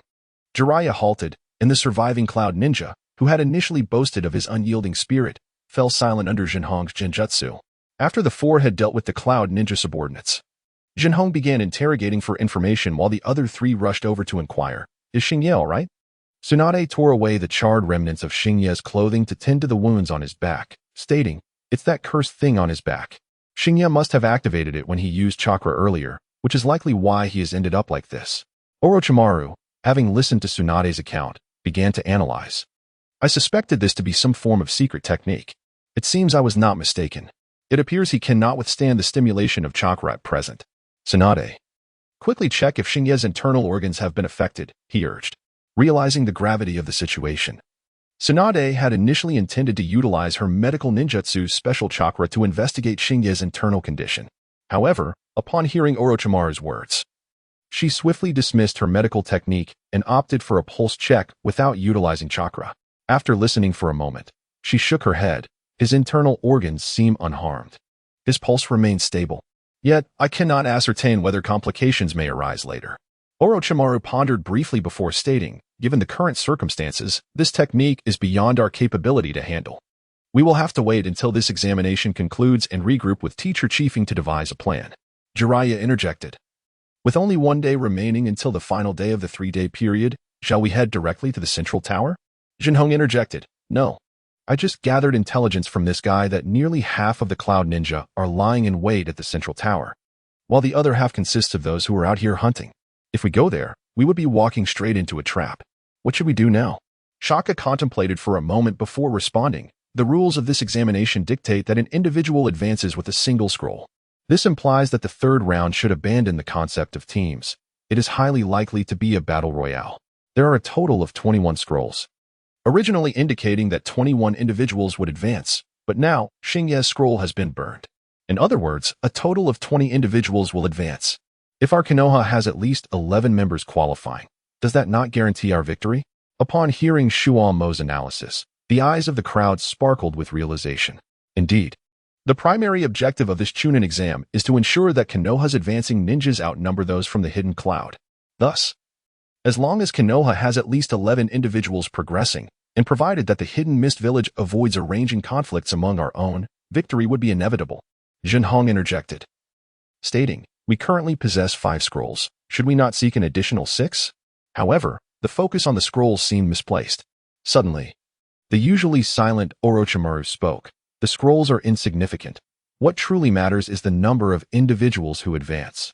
Shuo Mo is correct. The more of us who qualify, the more assured our triumph. With this in mind, we could simply band together." Did that hidden cloud Jinnen not mention that half of their lower ranks were out scavenging for scrolls? We could eliminate them while gathering our forces. With sheer numerical superiority, we could eradicate all the hidden cloud ninjas before the central tower opens, thereby rendering the third exam unnecessary and securing victory for Konoha. Everyone was taken aback by Orochimaru's audacious strategy. After a moment of stunned silence, Jiraiya finally inquired, "But how do we gather our forces while dealing with the hidden cloud?" After surveying the surroundings, Orochimaru approached a nearby tree and struck it with a powerful punch. As a result, a signal flare shot into the sky, piercing the quiet night with a shrill whistle. Turning back with a radiant smile, Orochimaru declared, "We shall rely on this." Indeed, Orochimaru's plan proved effective. Over the next day, 2 or 3 hidden cloud teams were drawn in by the signal flare and subsequently dispatched by Orochimaru and his companions. With Orochimaru's earth techniques and Jinhong's illusions, along with Jiraiya's earth needle concealment and Shuo Mo's assassination skills, none of the hidden cloud ninjas could escape. Additionally, 3 Konoha teams arrived upon hearing the commotion. One team was comprised of those who had retreated after being ambushed en route to the central tower, and they wholeheartedly endorsed Orochimaru's strategy. Thanks to this team's spontaneous promotion of their endeavors, combined with the demonstrations of Orochimaru and his allies, and after subduing a few unruly Uchiha and Hyuga clan members, the process of recruitment became remarkably smooth. With the aid of the Byakugan, they located several Konoha ninjas, and by evening, Orochimaru and his group had gradually formed a team of 18 members, nearly the entirety of the remaining Konoha ninjas in the trap-laden forest. There was no time to delay.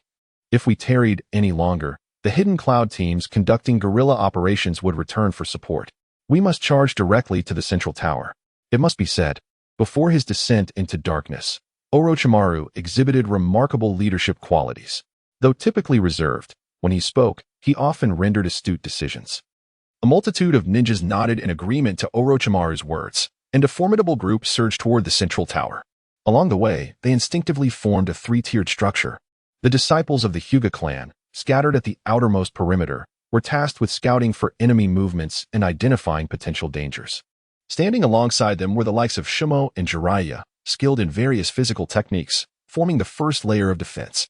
Orochimaru, a master of ninjutsu, occupied the second layer, while the innermost third layer comprised genjutsu specialists such as Mabuki and Tsunade, alongside those with limited combat prowess but possessing some medical ninjutsu skills. As they approached the front of the central tower, Orochimaru's ninjutsu team was already preparing to unleash their techniques.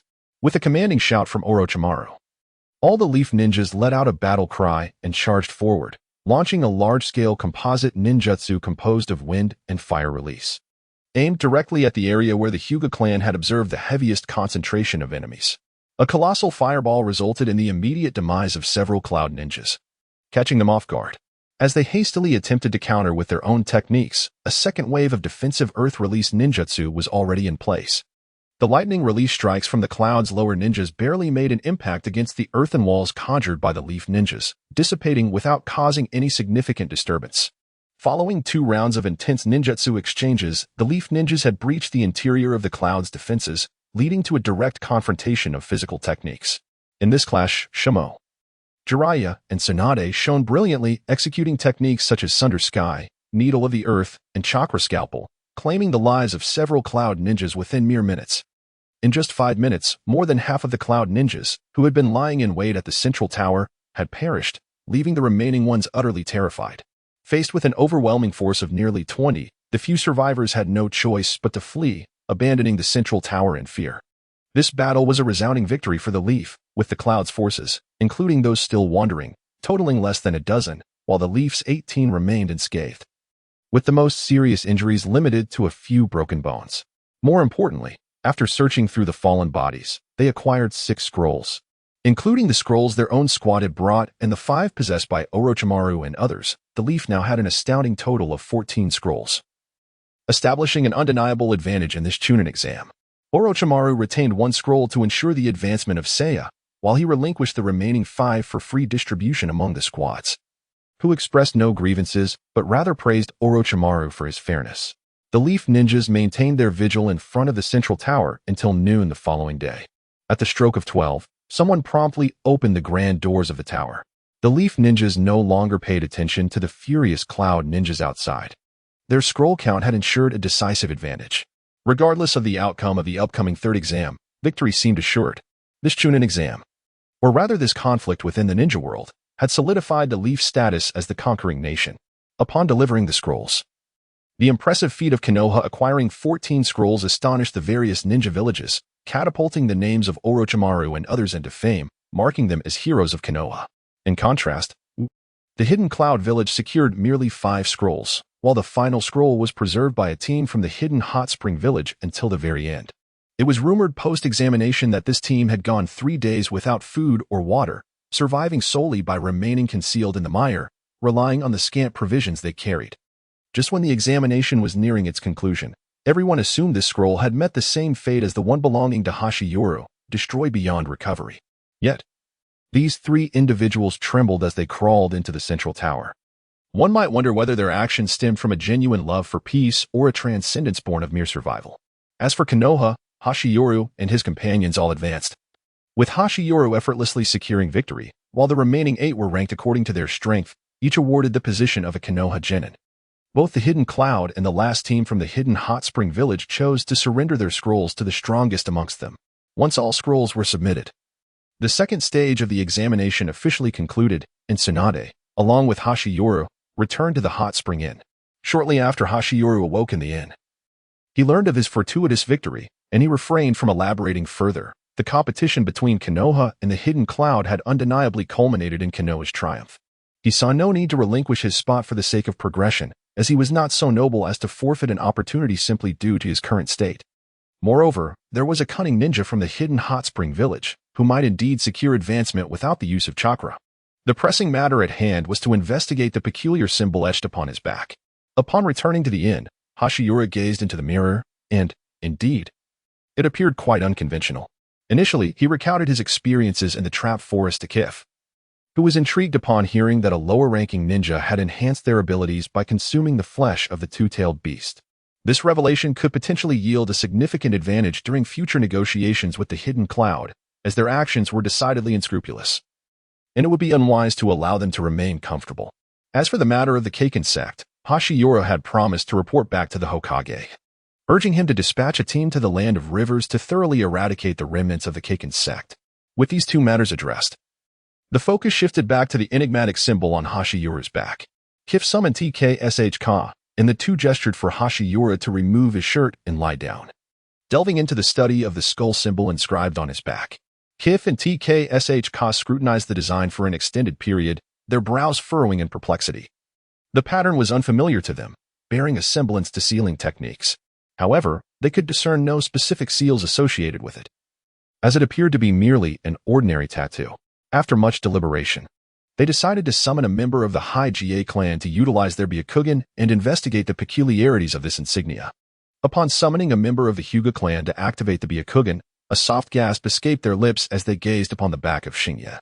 Xiaochun, standing nearby, quickly inquired, "What do you see?" The Hyuga clan member elucidated, there is not a trace of chakra within his meridians. All of it is concentrated within the pattern on his back. To say it is concentrated may not be entirely accurate. Rather, it seems to be ensnared within that design. Furthermore, the two eye sockets of the skull appear to be alive, inhaling and exhaling his chakra like respiration. Inhaling and exhaling? Indeed. Akin to the refinement of chakra we perform daily, these eyes, composed of flames, incessantly refine his chakra, ensuring it remains in a relatively active state. Both Qifeng and Xiaochun wore expressions of bewilderment, having never encountered such an eerie phenomenon throughout their nearly 3 decades as ninjas. After considerable deliberation, they found themselves at an impasse, ultimately conveying to Xingye, this curse upon you is exceedingly bizarre. We cannot act recklessly. Perhaps once we locate the base of the Jiajin sect, we will discover a means to dissolve this jutsu. For now, the only course of action is to seal your chakra with a sealing technique to prevent any leakage that could inflict further harm upon you. We must await the outcome of the Jiajin sect's extermination. Should there be no leads from them, do not fret. We can enlist Lord Mito's assistance. Before that, you must refrain from utilizing chakra, so do not overexert yourself in the upcoming 3rd examination. You have already made significant contributions to the village. Even if you were to fail in the 3rd battle, we shall advocate for a Chunin position on your behalf. Upon hearing this, Xingye concurred with their reasoning. And given his indifference towards the rank of ninja, he perceived that not attaining Chunin status might be preferable. It is well known that beneath the elite Jonin, the true terrors lie within the ranks of Konoha's genin. Thus, he acquiesced to Qifeng as he inscribed the 5-element sealing technique upon his back. However, Xiaochun believed that the 5-element seal would only effectively suppress tailed beast chakra and might not be adequate against the curse. So she added a sealing evil technique atop it. Now, Xingye had truly become a figure of striking peculiarity, and in the future, he might frighten the timid merely by shedding his garments. After the two inscribed the seals upon him, Xingye gracefully returned to his room, prompting Qifeng and Xiaochun to express their admiration. It is rare indeed to possess such composure at such a young age. Imagine, if I were told at my age of 30 that my chakra would be rendered utterly useless in the short term, I would find it unbearable. Indeed, the terror of surpassing death is aptly named. For a ninja, the inability to wield chakra and the constant threat of chakra backlash embodies a horror that transcends mortality. I hope to uncover some pivotal information among the remnants of the Ad-Gold sect. This child evidently possesses a talent far beyond ours, and it must not go to waste. However, it appears that Qifeng and Xiaochun have overthought the matter. In truth, Xingye has not given this issue much consideration. The inability to utilize chakra is indeed a considerable setback for Xingye, yet it is not a fatal blow. Although the lack of chakra renders his secret techniques, such as Assault and First Ray of Moonlight, unusable, these limitations merely curtail his explosive power and agility. When engaged in close combat, Xingye's fighting prowess does not diminish significantly, which can be attributed to the benefits of his swordsmanship training. Moreover, there is an unexpected delight. He has discovered that even with his chakra sealed, he can still employ the secret technique Swallow's Return. This technique transcends the limits of human speed, drawing upon his own physical stamina rather than chakra. While infusing chakra into Swallow's Return reduces stamina consumption and enhances penetration, the absence of chakra does not severely diminish its effectiveness. Thus, Xingye retains his cards for explosive responses and survival, ensuring that he will not be outmatched by any of his contemporaries during actual combat. The inability to harness chakra is merely a temporary inconvenience. It will not hinder Xingye for a lifetime. He is aware of no fewer than 5 methods to resolve this issue, albeit they require time and the emergence of Orochimaru as a scientific ally. Given a decade, he could surely find a way to eliminate this predicament. If all else fails, he could guide Orochimaru in developing the reanimation technique ahead of time, or perhaps rely on the later emergence of Hashirama cells. There are countless solutions at hand.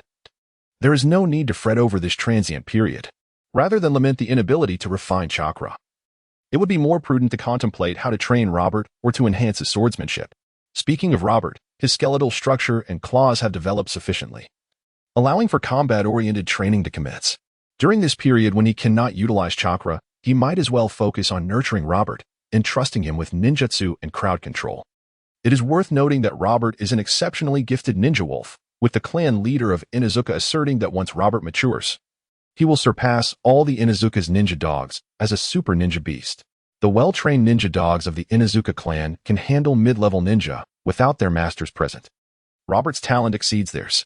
The combat strategy may simply shift to Robert engaging enemies while Xingyi advances. As previously stated, there are myriad methods.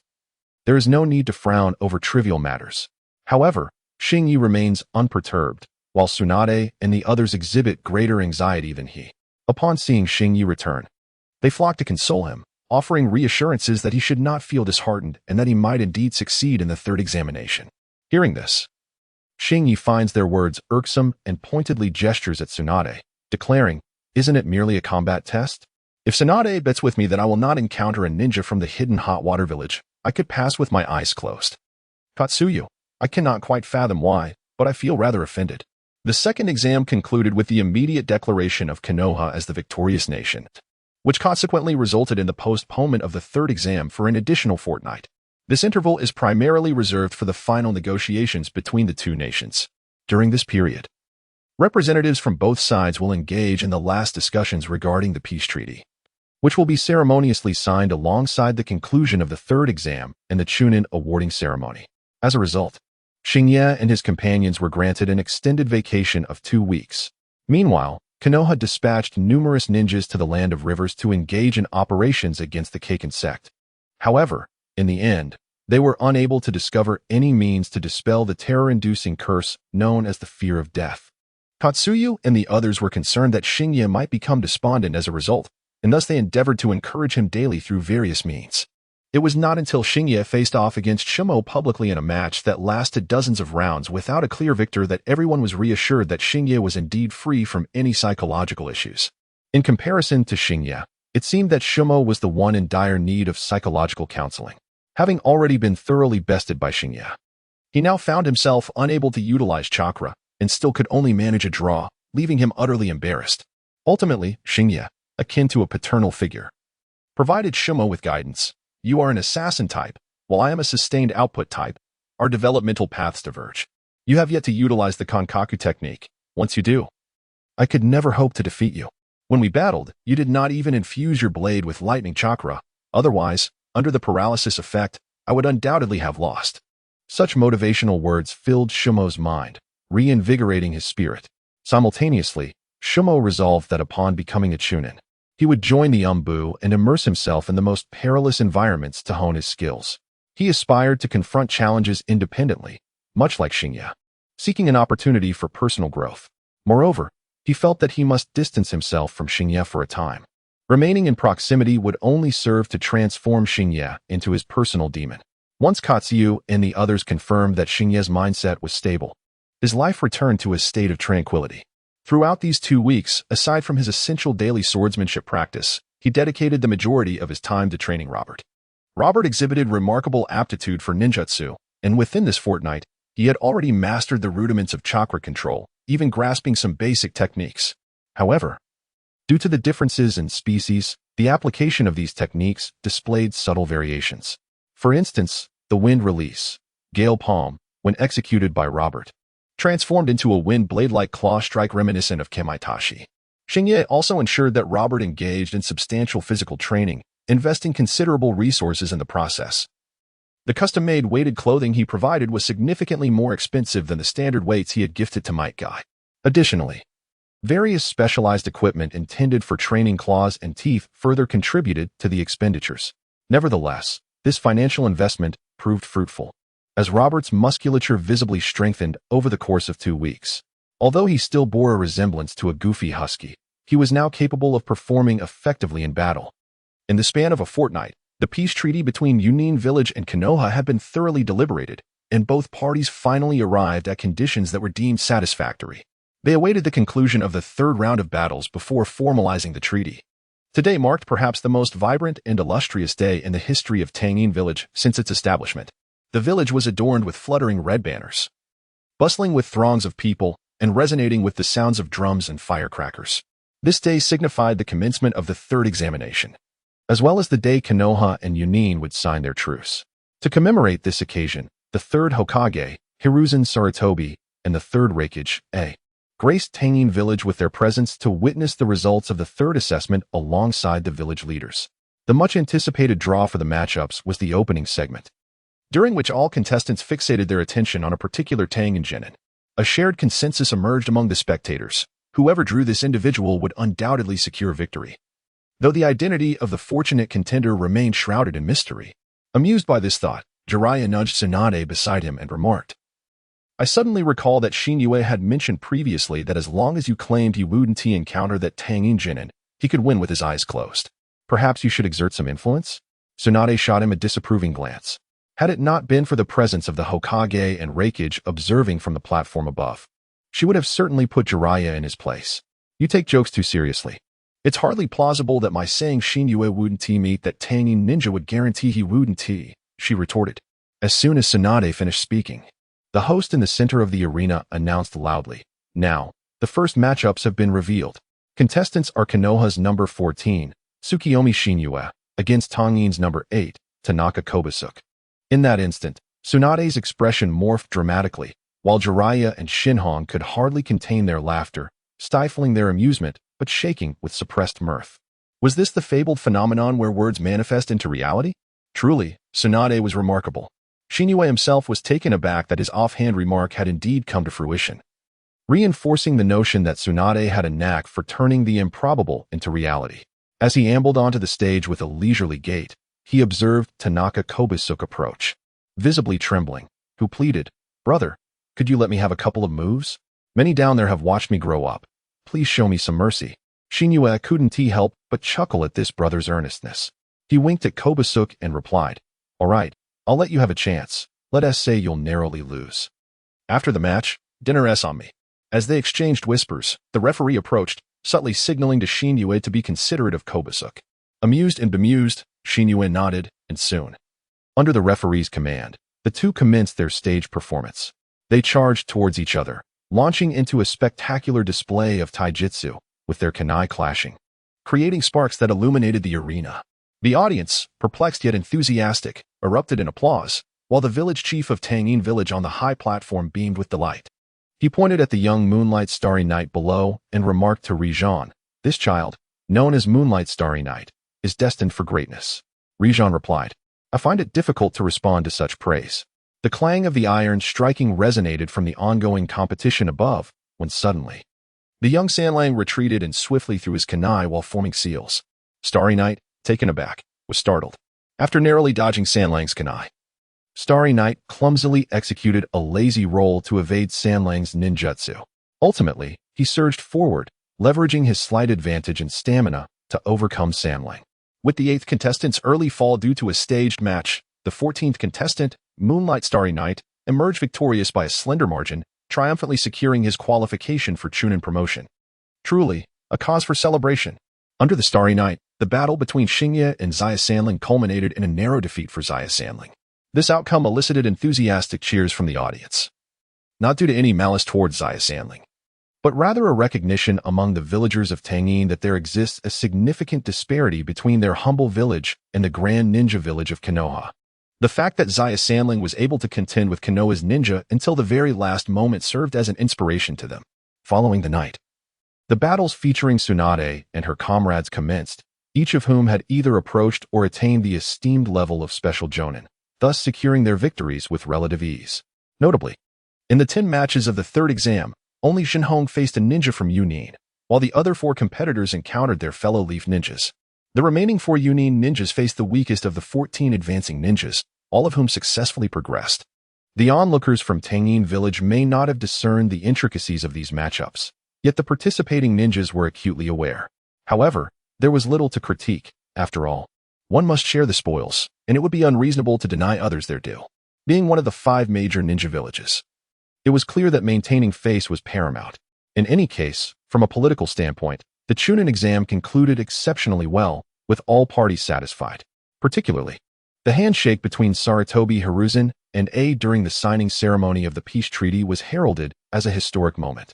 In the early days of Konoha, Xingye and his companions advanced to Chunin, and the 3rd Hokage signed a ceasefire agreement with the 3rd Reikage in Tangin village. Thus, the First Ninja World War, which had persisted for nearly 6 years, finally came to a close. As this Chunin exam also symbolized the conclusion of the Ninja World War, Xingye and his companions were required to accompany the 3rd Hokage back to Konoha, with a detour to the capital of the Land of Fire for a debriefing. This excursion would delay their return by approximately 3 to 5 days. The accompanying ninja team chose not to separate from the main group to return early. After all, no one despises the accolades of flowers and applause, especially not these proud youths. They were, after all, witnesses and participants in the conclusion of the Ninja World War, rounding them off as the great heroes who would be immortalized in the new history books of the Ninja Academy.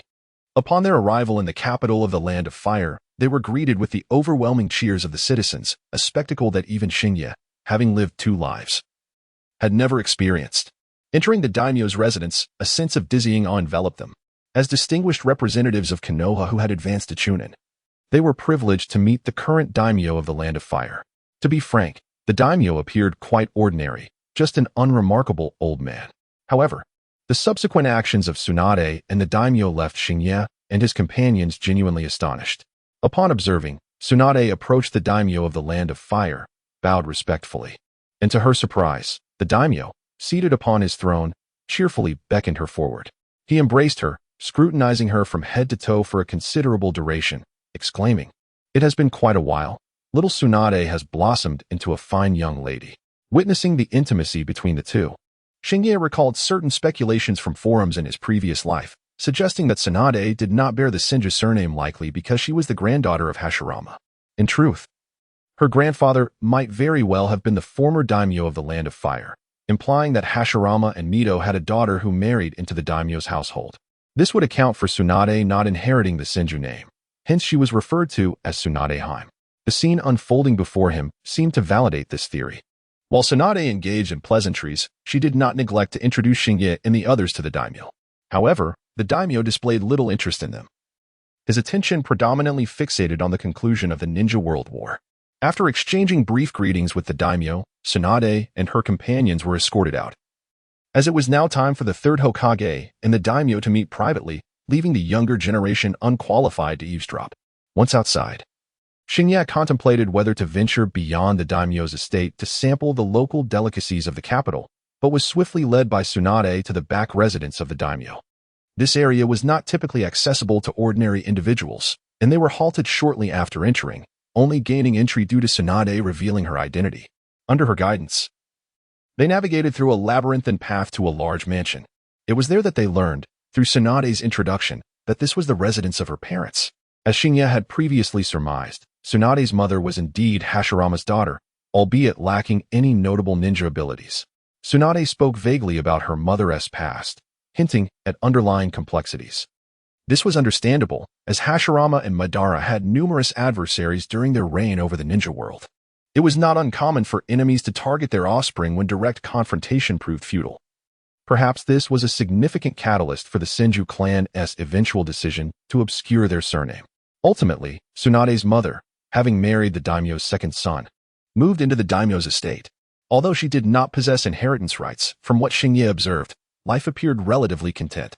Tsunade was born within the confines of the daimyo's estate. But following Tobarama's demise and Hashirama's advancing age, her remarkable ninja talents were recognized, leading to her return to the Senju clan for training as their heir. During their visit, Xingye and the others encountered Tsunade's parents. Her mother, named Mocha, was a gentlewoman with flowing black hair, a stark contrast to the boisterous nature of Tsunade. Tsunade's father, whom they also met, was an artistic and witty middle-aged man, which perhaps explained how he had captivated Mocha from Konoha to the daimyo's estate. However, he appeared somewhat pale, suggesting that his health was not robust. Additionally, from Tsunade's tone, it appears that she is not particularly close to her father, which may be related to the existence of other wives and children besides Tsunade and Mocha. Tsunade introduced her friends, including Hashiyo, to her parents, who greeted them warmly, perhaps relieved that their daughter has so many friends to rely upon.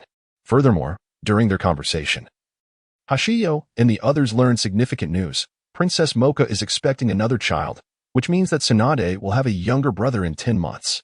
Hashiyo is quite concerned about this, as in the original narrative, Tsunade was depicted as being utterly alone, and Shinji had been sent back to Konoha for training, likely due to some unfortunate event involving Tsunade's mother.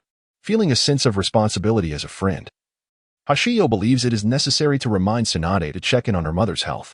After spending approximately a week in the capital of the Land of Fire, the Konoha delegation set out for home once again.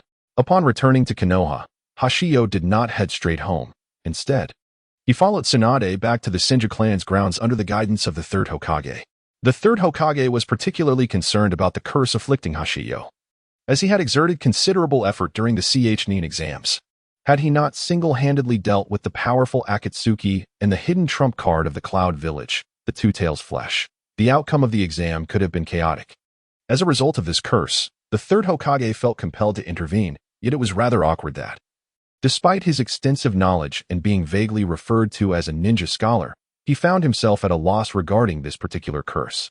He could deduce its principles. The curse is essentially akin to certain malevolent sealing techniques. For example, the Tongue of Calamity technique shares similarities with this curse. The triggering condition merely shifts from revealing confidential information to forcibly utilizing chakra. Once the afflicted individual employs chakra, it activates a seal on their back, which spreads along the chakra's pathway and interacts with it, causing immense suffering. One could argue that a standard version of this curse acts as a variant sealing technique that inflicts pain in response to chakra usage. With access to the basic symbols of the curse, and given a year to analyze and experiment, it should be possible for Hashiyo to reverse engineer the curse's formation and thus dispel a typical instance of it. However, the curse that afflicts Hashiyo is anything but ordinary. It incorporates an entirely different element, the chakra of the Two Tails. For a Jinchuriki, the chakra of the Two Tails is already a substantial burden. For someone who is not a Jinchuriki like Hashiyo, this results in an even greater challenge. Consequently, when this curse is triggered, Hashiyo experiences heightened torment due to the dual assault of the tailed beast chakra and the curse itself. The fusion of the Two Tails chakra with this curse dramatically escalates the difficulty of breaking it. When examined individually, both elements present solvable issues. Yet their amalgamation gives rise to a perplexing new entity. It is akin to consuming a mixture of the toxic herb crane's top red and breaking heart grass. Simply combining their antidotes would not suffice. The curse draws sustenance from the blood of Shinya, while the chakra of the Two Tails relies on Shinya's chakra for its vitality. This fusion results in an unprecedented transformation. As the terrifying Kongwei Death Extreme leaves its mark upon Shinya, the chakra of the Two Tails siphons away Shinya's chakra to nourish its own survival. This intertwining complicates matters significantly. Any attempt to address one invariably triggers the other. The chakra of the Two Tails possesses an instinct for survival, and should one endeavor to resolve it first, its instinctual response would be to draw upon Shinya's chakra in self-defense. However, once Shinya's chakra is activated, the curse will also be unleashed. The overwhelming reaction between excess chakra and the curse could prove fatal for Shinya. Conversely, should one initiate with the curse, it remains intrinsically linked to the chakra of the Two Tails, capable of incinerating the newly inscribed reverse curse with the flames of the Two Tails chakra. This creates a vicious cycle. Currently, Sarutobi Hizashi finds himself at a loss for a solution to this dilemma, hence the need to seek assistance from Mito. He believes that, as the Jinchuriki of the Nine Tails, Mito should possess the means to address the chakra of the Two Tails without disturbing Shinya's chakra. Once the Two Tails chakra is resolved, the simpler challenge posed by Kongwei Death Extreme would no longer be an issue. In the land of the Senju clan, after more than a year apart, Mito's visage bears the traces of age. After reaching a certain limit, even the enhancement of In's sealing proves insufficient to maintain her youthful appearance. After engaging in casual conversation with Mito, Sarutobi Hizashi delves into the crux of the matter, recounting the details of Kongwei Death Extreme. Upon listening, Mito gestures for Shinya to remove his shirt for a thorough examination. After careful scrutiny, she gently shakes her head. Witnessing Mito's disapproval, both Tsunade and Hizashi's expressions darken. Tsunade, shaking Mito's shoulder, implores, "Grandma, what does your head shake signify? Surely, with your prowess, you can resolve this technique." Mito, with a hint of reproach, reassures Tsunade. Hizashi has oversimplified the matter.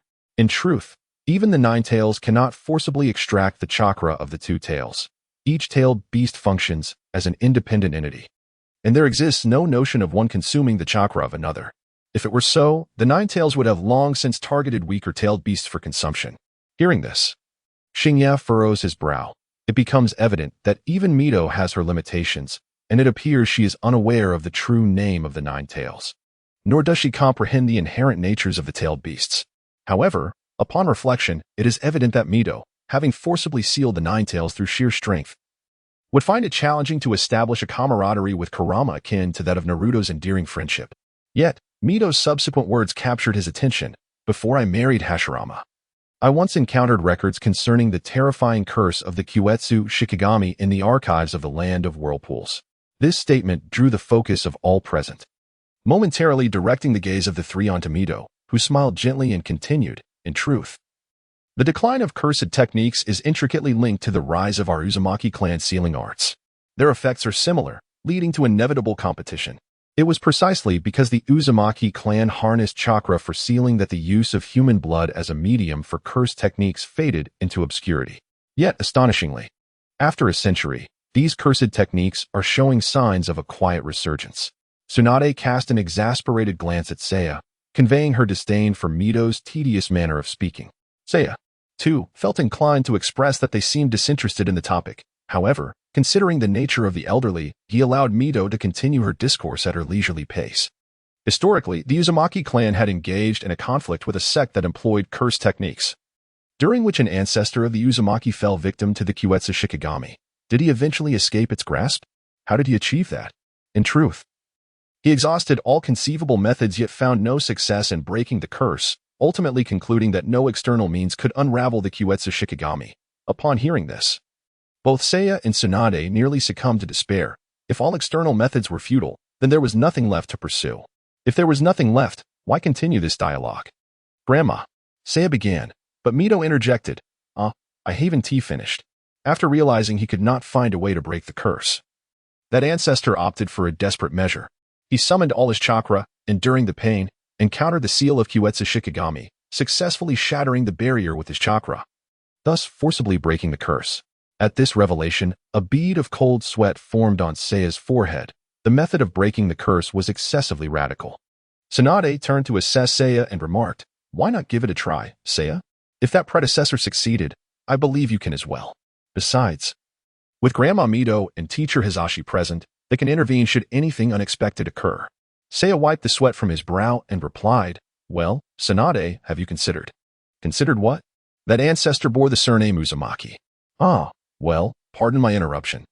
This hardcore method of breaking the curse may have had merit for that ancestor of the Uzumaki clan, given their natural abundance of chakra and formidable recovery abilities.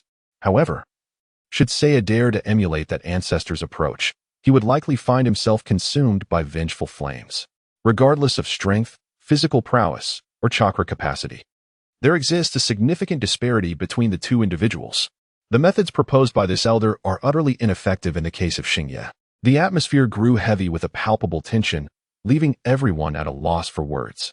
Tsunade, casting her gaze downward, discreetly observed the furrowed brow of the silent Xingye across from her, feeling an inexplicable pang of sorrow within.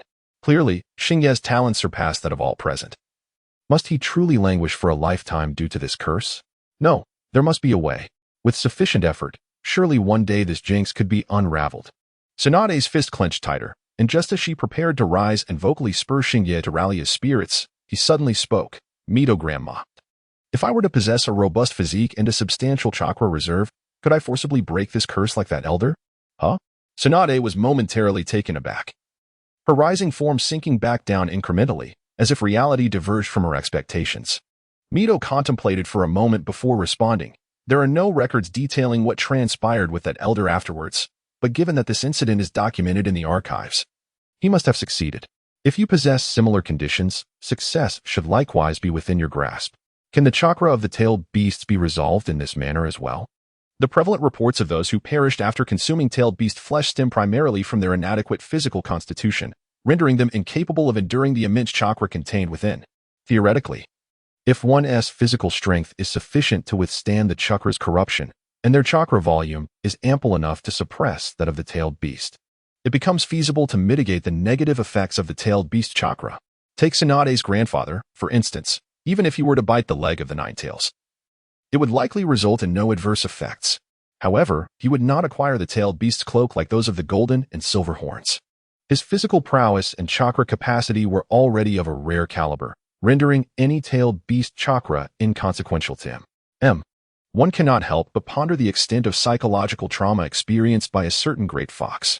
Nevertheless, Xingye remained undistracted by such thoughts, fixated instead on his earlier notion. So, if I possess a powerful body and an ample chakra reserve, I should be able to resolve both issues, correct?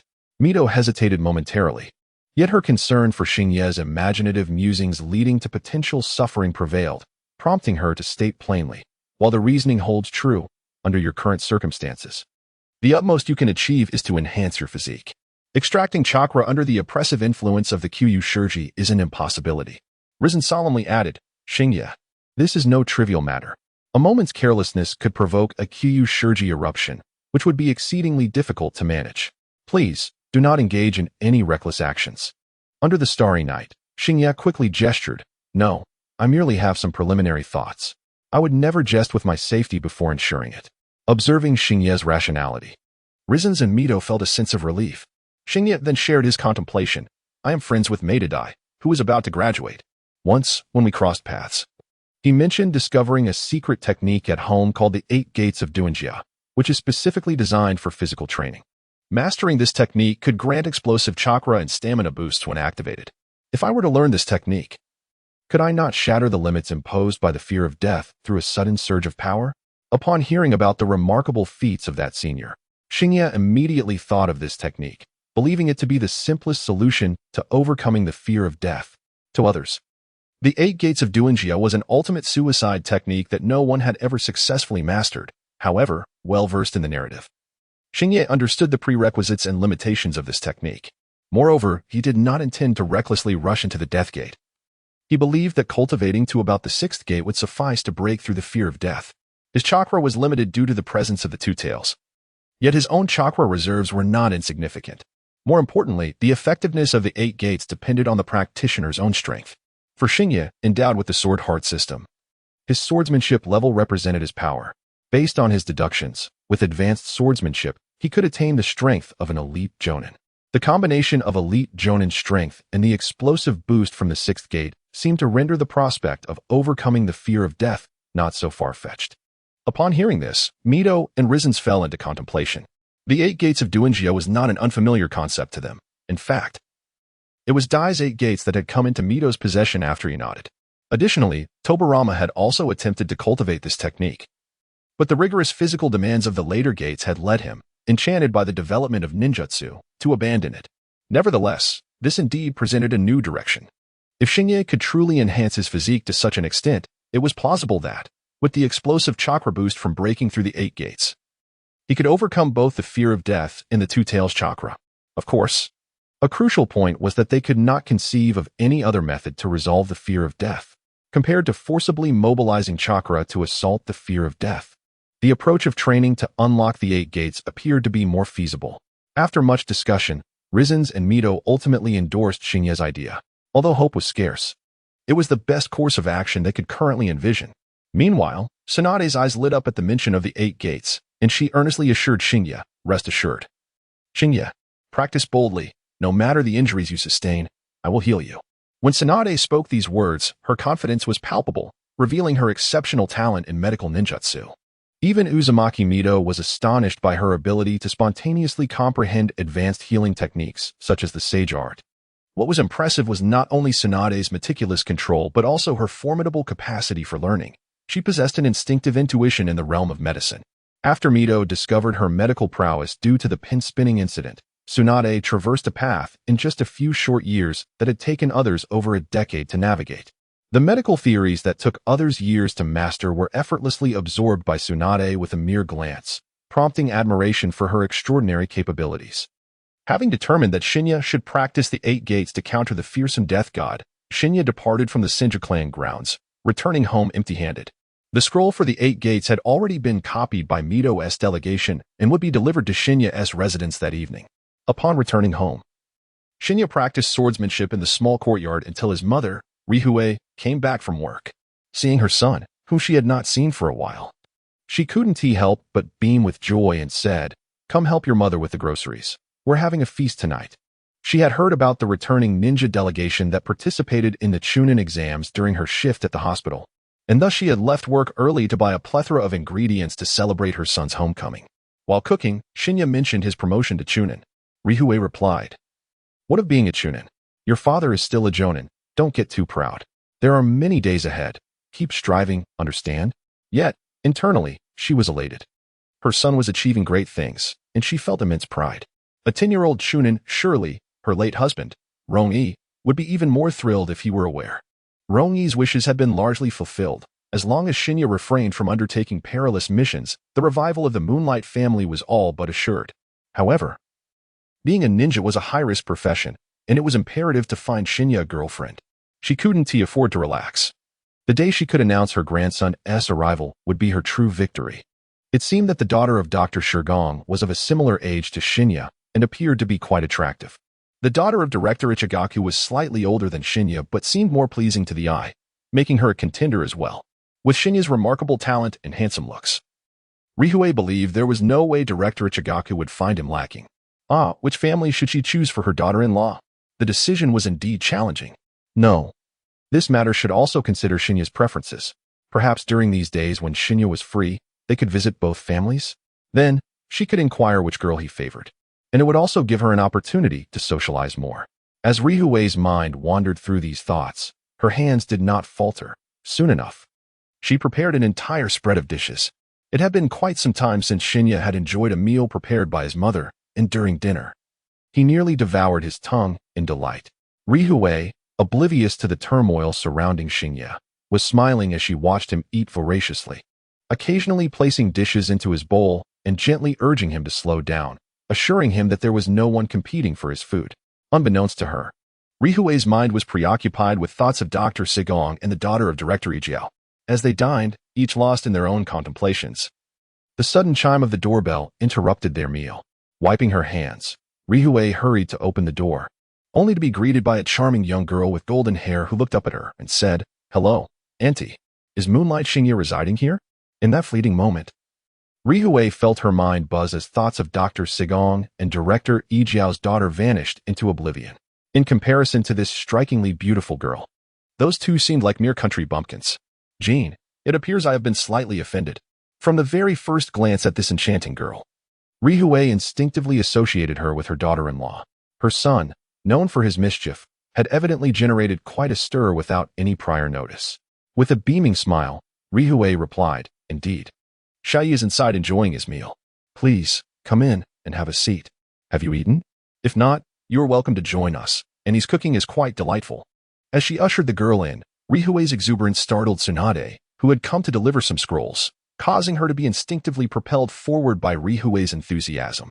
Along the way, Ryuhei inquired about Tsunade's identity.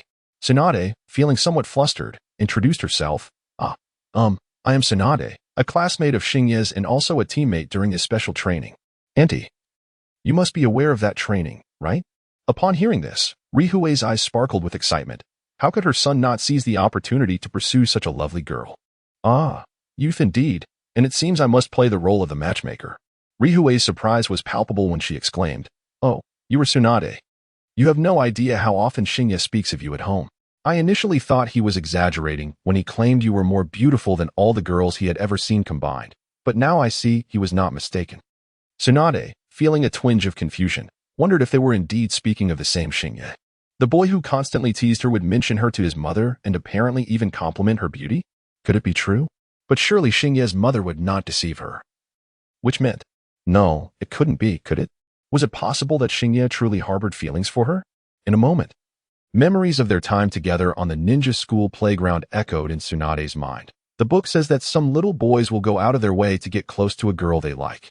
And sometimes they might even tease her. I suspect Moonlight Shinya has a crush on you. As Tsunade's cheeks flushed a deep crimson, Ryuhei, witnessing this scene, felt a surge of elation within her. There was indeed a glimmer of hope here. Her intuition had been correct all along. If only such a fine young lady had spoken to my mother sooner, I could have imparted a few lessons. Now, she's already stepped over the threshold. Observing Tsunade's flushed cheeks, Ryuhei flashed a mischievous smile and continued to urge her, "Come now, since you're here, let us share a meal together. You are the first girl to visit Xiaoya at home. You must savor my culinary skills." Tsunade initially intended to decline, stating she had already eaten. However, after much hesitation, her response morphed into, No, that might not be appropriate." "Oh, what's the big deal? Come, Xiaoya, this little rascal only thinks of food. Quickly, see who has come to visit." Under the starry night, Shinya was playfully teasing Rob when he suddenly looked up to see his mother entering with Tsunade. He instinctively exclaimed, "What brings you here? I thought Grandma Mito would just call someone over." "Well, there was nothing much happening at home, and I felt a bit bored. So I came over," she replied. Observing this rather mundane exchange, Rihue felt anxious. Wasn't this child usually quite clever? Why was he faltering at such a crucial moment? The golden assistant, Rihue, was determined to intervene. She first cast a meaningful glance at Shinya, who looked utterly bewildered, and then pulled Tsunade to his side, helping her to a chair. "Tsunade, come and try this. Let us see if Auntie's cooking suits your palate." As soon as Tsunade sat down, a bowl of rice was promptly presented to her, leaving Shinya astonished. "With such speed, Mom, you claim you can't wield martial arts?" With everyone seated and the bowl placed before her, Tsunade felt it would be impolite not to eat, so she shyly smiled at Rihue and settled beside Shinya. Rihue watched with a blissful aunt smile, thinking how perfectly matched this pair of golden boy and jade girl were. If this young lady could step into the Moonlight household, she would probably wake up from dreams with a smile. The dinner unfolded joyfully, and even though Shinya had yet to contribute much to the conversation, Tsunade found herself charmed by Rihue's various prompts. Tsunade was thoroughly enjoying the meal, her previously maintained demeanor of a refined scion of a family forgotten, revealing her more carefree nature. She and Rihue engaged in a series of delightful discussions centered around Shinya, to the point where Tsunade felt a desire to call Rihue her godmother. This dinner vividly demonstrated how pleasant it could be when women flirted with one another, proving that when women pursue women, men become inconsequential. After dinner, Rihue, knowing when to draw the line, decided not to keep Tsunade longer than necessary. She glanced at the clock with a feigned look of surprise, exclaiming, "Oh dear, I didn't realize it was so late." Then, adopting a slightly regretful expression, she said to Tsunade, "Oh, Andy still had so much more to discuss with you, but it's getting late. And it's not safe for a young girl to be out alone. We'll have to save it for our next meeting." Young Tsunade was still unaware of the gravity of the situation, engrossed in their conversation. Had Rihue not mentioned it, she would have known about the many amusing stories from Shinge's childhood. Upon hearing Rihue's words, she casually replied, "It's all right, Auntie. I'm a ninja too. There's nothing to worry about regarding safety. No, even if there are no safety concerns, it's not good to make your family worry. Be obedient. You know the address now, so just come find Annie whenever you want to talk." Tsunade considered Rihue's reasoning sensible and thus chose to take her leave gracefully. As Tsunade prepared to depart, Rihue seized the opportunity to nudge the somewhat dazed Shinya, who had just returned the 8 gates of Duinjia scroll. "Look at you. Tsunade is leaving, and you don't even think to see her off. You must ensure to witness her safely entering her home before you return. Do you understand?" Shinya, momentarily bewildered, gazed at Rihue at a loss for words. Gosh, this was a masterful display of feigned indifference, deliberate misinterpretation, and the crafting of solitary moments, surpassing even his previous life as flirtation skills. If only he had such a capable ally by his side during his past romantic endeavors, he wouldn't have needed to rely solely on his charm. The atmosphere remained amicable as they escorted Tsunade home, yet Shinya refrained from any extraordinary actions, engaging in light-hearted banter instead. After all, it was not a matter of trivial pursuits. Any inclinations could wait until adulthood, lest he fall into moral disarray. Promoting positive energy begins with moonlit nights. Upon arriving home, Rihue intercepted Shinya before he ascended the stairs, inquiring eagerly, "So, how did it go? Have you familiarized yourself with the route to her house?" Shinya, somewhat perplexed, realized there was an underlying implication to her question. Was this the fabled mastery of subtlety?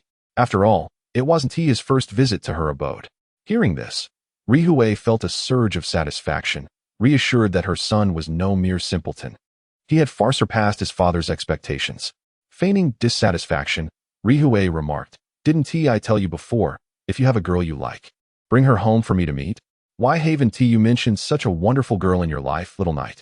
Shinya replied, "Don't you think it's a bit too early for me to be in a relationship at my age? Bonds forged from childhood are the most unbreakable. Please, let us not divert the topic. Honestly, do you have feelings for her?" "No, at least not at the moment," he replied. "Don't be coy. I'll tell you this. If you're not interested, I certainly am. From the moment I laid eyes on Tsunade, I've decided she would be my daughter-in-law." "Just because you want her doesn't mean she'll want you," Shinya retorted. "Are you pretending not to understand? With how she acts around you, do you truly believe she has no feelings?" "Any feelings I may have can wait until adulthood," he asserted. "That may be true, but you must also invest your own effort. A young lady's enthusiasm is not boundless. If you keep her waiting too long, there will come a time for you to lament." "All right, I understand." Rihue, satisfied with Shinya's response, finally smiled. However, Her curiosity soon resurfaced as she inquired, "Haven't you been to her house a few times? Where does she live? What are her family circumstances like? I recall you mentioning someone named Mido. The name sounds rather familiar." Seizing the moment, Xingye playfully replied, "She resides in the Senju clan as territory, and her grandmother is named Uzumaki Mido. Their family circumstances are likely far superior to ours. Is there anything else you wish to know?" Upon hearing the name Vortex Watergate, Rihue's body trembled slightly, and she hesitantly inquired, "Is it the Watergate of the Thousand Hands clan? Lord Watergate? She is the granddaughter of the First Lord?" Observing her mother's astonished expression, Xingye couldn't help but feel a sense of mischievous triumph, nodding silently. "Now, do you still dare to urge me?" "Yet," Rihue, after deep contemplation, raised her head and solemnly addressed Xingye, "Xiaoye, you must seize this wonderful opportunity. As long as you do not marry into her family, your mother will support you wholeheartedly. Furthermore, once you establish a relationship, be sure to treat the young lady well. Should you mistreat her, I fear I won't be able to shield you." "Yue Guang Xingye, after being nurtured by you for so many years, the fact that I have not turned into a scoundrel is truly thanks to my steadfast principles." Following the dinner incident, life suddenly settled into a calm routine. The newly promoted Chunin did not take on any missions, instead spending time at home or practicing together. Xingye refrained from joining their training, opting instead to hone his swordsmanship or delve into the 8 gates of Duanjia. It must be said, the sealing of his chakra rendered certain matters exceedingly inconvenient. Specifically, his shadow clone technique was no longer at his disposal, and his tripled experience was lost. He had originally hoped to have 2 shadow clones practice sword techniques while he researched the 8 gates, only to discover he could not. That day, Yue Guang Xingye lost his simplest joy. Without the aid of shadow clones, Xingye had to adopt a training regimen akin to Might Guy's. To adapt to the extraordinary physical demands of the 8 gates, he sought out Guy for joint training, which was remarkably easy. A mere greeting would prompt Guy to enthusiastically engage Xingye in spirited discussions about youth while inviting him to commence physical training. However, Guy's exercises proved ineffective for Xingye. At this stage, Guy was still too young. The rigorous physical training that might seem extreme to Guy was merely modest for someone of Xingye's Jiaoning caliber. For the training to genuinely benefit Xingye, the intensity would need to be multiplied several times beyond Guy's current regimen. Yet Xingye was reluctant to subject himself to the scrutiny of onlookers. He had no desire to endure the same embarrassment as the original character, Akai, who performed handstands and frog jumps on the bustling streets of Konoha, all while being pointed at by passersby. Thus, after 2 days of exchanging insights with Guy, he abandoned the notion of training together. The 8 gates of Duanjia is not an overly complex technique. It pertains to the 8 innate limitations of the human body. These limitations are imperceptible to ordinary individuals, only becoming vaguely discernible when one's physical prowess reaches a certain pinnacle. Once one perceives these constraints, the subsequent task becomes straightforward: to engage in relentless training, continuously pushing past physical limits, thereby strengthening the body and muscles until it acclimates to the newfound state. The 8 gates of Duanjia is essentially the continuous repetition of this process, a forbidden technique. During the initial stages of training, the most effective method is undoubtedly the practice of weighted training. By consistently bearing weight over an extended period, the body mistakenly perceives itself as accustomed to such burdens. Consequently, once the weight is removed, the instantaneous surge in physical capabilities can seamlessly adapt to the explosive enhancements following the opening of the 8 gates, thereby alleviating the strain imposed by this transformation. Therefore, the immediate priority is to acquire a high-quality weighted training apparatus. After meticulously organizing his modest savings, Xingye set forth to the Manpoint Hall in Konoha, where he invested a considerable sum in a bespoke set of premium weighted gear, a marvel of ninja technology in the realm. Each weight resembled the thickness of a gold bar, yet upon grasping them, they weighed no less than 20 pounds each. This meticulously crafted weighted ensemble consisted of exceptionally elastic garments, augmented by over 100 such steel bars, allowing the user to insert as many as needed according to their requirements. Upon demonstrating his capacity to manage such weight to the proprietor of Manpoint Hall, Xingye proceeded to the Forest of Death, a secluded locale ideal for mastering the 8 gates technique. After a brief discussion with the third Hokage, he successfully obtained permission to train in this forbidding wilderness. Within the forest, Xingye extracted the weighted steel bars and strategically distributed them across his body, ensuring a balanced arrangement to avoid the disjointed musculature akin to that of a bodybuilder. Calculating the weight, with each bar weighing 20 pounds, he estimated that he bore approximately 500 pounds. This was likely his limit. With this burden, his gait was initially unsteady, requiring a period of adjustment before he could walk normally. Thus commenced Shinya's physical training in the Forest of Death, where he engaged in running and frog jumps during the day, and at night, he practiced swordsmanship while bearing the weight. This was indeed a novel experience. The increased burden on his hands significantly affected his sword strikes, making encounters with the occasional wild creature perilous. After approximately 2 months of training in the Forest of Death, Shinya had fully acclimated to the sensation of living with weight. His daily movements appeared indistinguishable from those of an unencumbered individual, rendering the added weight virtually imperceptible. One day, as he prepared to venture into the forest for his usual training, he unexpectedly received a summons for a team assembly, initially assuming it was for a mission. However, upon inspecting the final address mentioned, he discovered it was not the 6th training ground, but rather the barbecue restaurant owned by the Kazekage family. Feeling somewhat perplexed, Shinya arrived at the barbecue establishment, where he found his teammates, Kazekage, Akiheim, and Shikumo, already gathered. After taking a sip of tea, he inquired with curiosity, "Kazekage-sensei, what prompted this sudden gathering?" Kazekage glanced at the group, his gaze settling on the barbecue, and replied, "Today serves as a farewell ceremony. Starting tomorrow, the Kazekage team will be disbanded." Upon uttering those words, both Shinya and Jinhong were momentarily taken aback, the suddenness of the situation leaving them somewhat at a loss. While Shuangma remained with his head bowed, lost in thought. Xufeng continued, "Do not wear such sorrowful expressions. It is not a matter of life and death.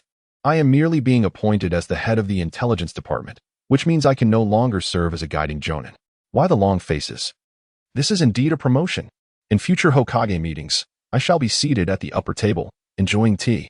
As he spoke, Xufeng struck a pose of serene tea drinking, which lightened the atmosphere considerably.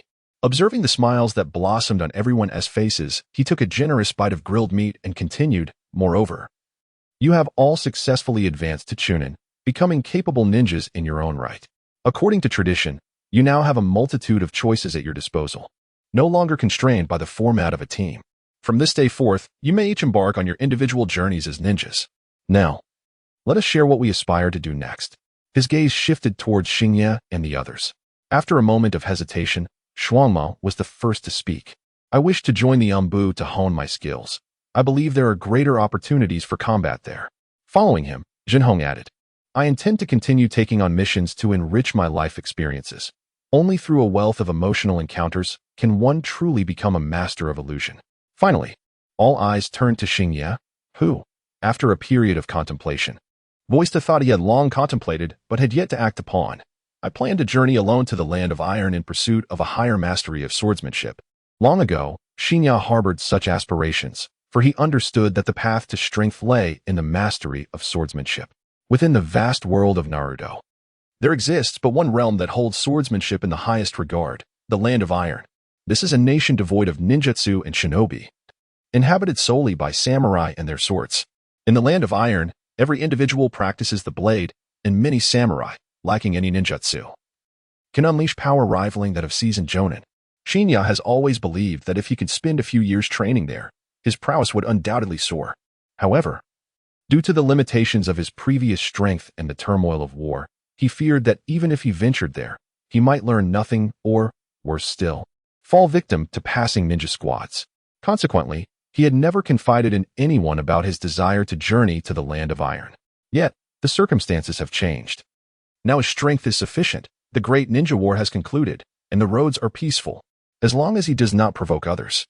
It is unlikely he would encounter any hostile ninja squads. Furthermore, the loss of his chakra due to the fear of death has now provided him with a valid reason to seek out the Land of Iron for personal development. Shinya's declaration caught his companions off guard, but their astonishment was fleeting. They understood that for a swordsman like Shinya, a pilgrimage to the Land of Iron was a natural progression. Shumo, standing beside him, regarded Shinya with a complex gaze, as if he had come to comprehend why he could never surpass Shinya in swordsmanship. Their beliefs diverged. Shumo sought greater strength, aspiring to become a more formidable ninja, while Shinya sought the true essence of swordsmanship. Even a blade as rare as the White Fang was, to Shumo, merely a tool for completing missions. Swordsmanship was similarly utilitarian for him. He practiced the art not to become a legendary swordsman, but simply to kill more swiftly and efficiently, nothing more. When his swordsmanship could not support a higher level of combat, his inclination was not to relentlessly enhance his technique, but rather to amplify it through chakra and ninjutsu. The lightning release chakra he was currently experimenting with, in combination with his swordsmanship, could hardly be considered pure swordsmanship. It had evolved into a form akin to ninjutsu. In contrast, Shinya remained steadfast in his pursuit of the pinnacle of swordsmanship. Shomo could discern in him an unwavering dedication to the essence of the blade, perhaps what one might call the heart of the sword. Their paths had diverged from the very beginning, while Shomo aspired to be the strongest ninja. Shinya aimed to become a sword sage. With such differing ambitions, why should Shomo constantly measure himself against Shinya's progress? A true friend does not harbor resentment at the success of another. Rather, a genuine friend rejoices in their companion's achievements, marches forward with them as a goal, and offers protection and support in times of hardship. This is the essence of true friendship. Upon contemplating this, Shuamao suddenly felt enlightened, and the overwhelming weight upon his heart dissipated like mist. A smile broke across his face as he raised his cup to Shinya, proclaiming, "May you reap rewards in the land of iron, and perhaps even rid yourself of that insurmountable dread." Had Shinya been privy to Shuamao's inner journey, he would have undoubtedly remarked that such thoughts were unfounded. However, lacking the ability to read minds, Shinya simply stared blankly for a moment before clumsily clinking his cup against Shuamao's. As the melodious chime of their cups resonated, the fragile barrier between them evaporated into thin air. Since their parting after the barbecue gathering, Shinya had commenced preparations for his training in the land of iron.